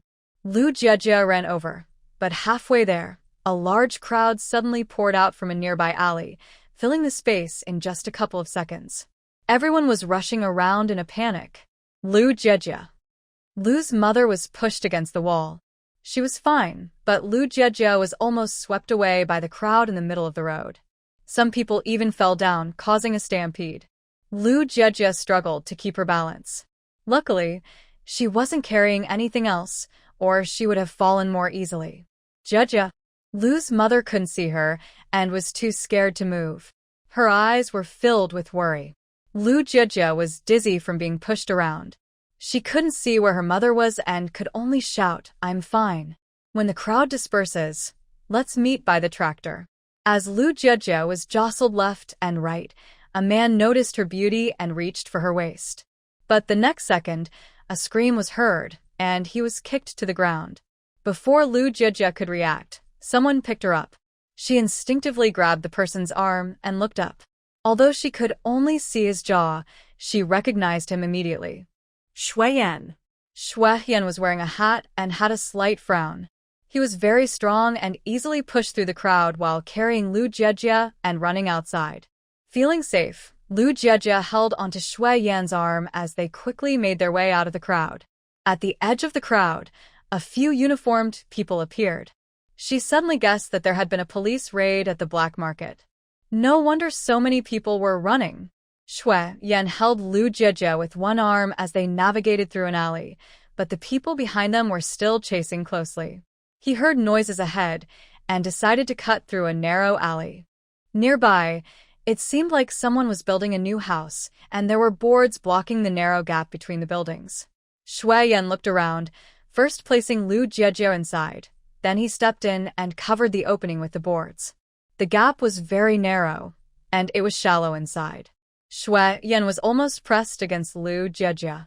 There was dirt on the wall, and as Lu Jie moved, she accidentally brushed her lips against Shu Yan's arm. Shu Yan's body stiffened instantly. The spot where she touched felt hot, as if it had been burned. Softly, Shu Yan remembered the night when Lu Jie got drunk. When he kissed her, she felt just as soft. He moved his hand at her waist restlessly, looking down at the girl in his arms. The space was already narrow, and Lu Jie didn't notice Shu Yan's hand. Her face turned slightly red as she moved away from his arm. Shu Yan's skin had touched the wall earlier and was dusty, so Lu Jie reached up to wipe her lips. Because of her earlier movement, Lu Jie's hair was a bit messy, with a few strands sticking to her fair face. Her eyes were beautiful, and she shot Shu Yan a glare with her glassy gaze. Her lips were already a bright color, and after her fingers brushed against them, they turned even more rosy, with a faint blush at the corners, as if she had been teased. Shu Yan's breath was warm as he looked at Lu Jie.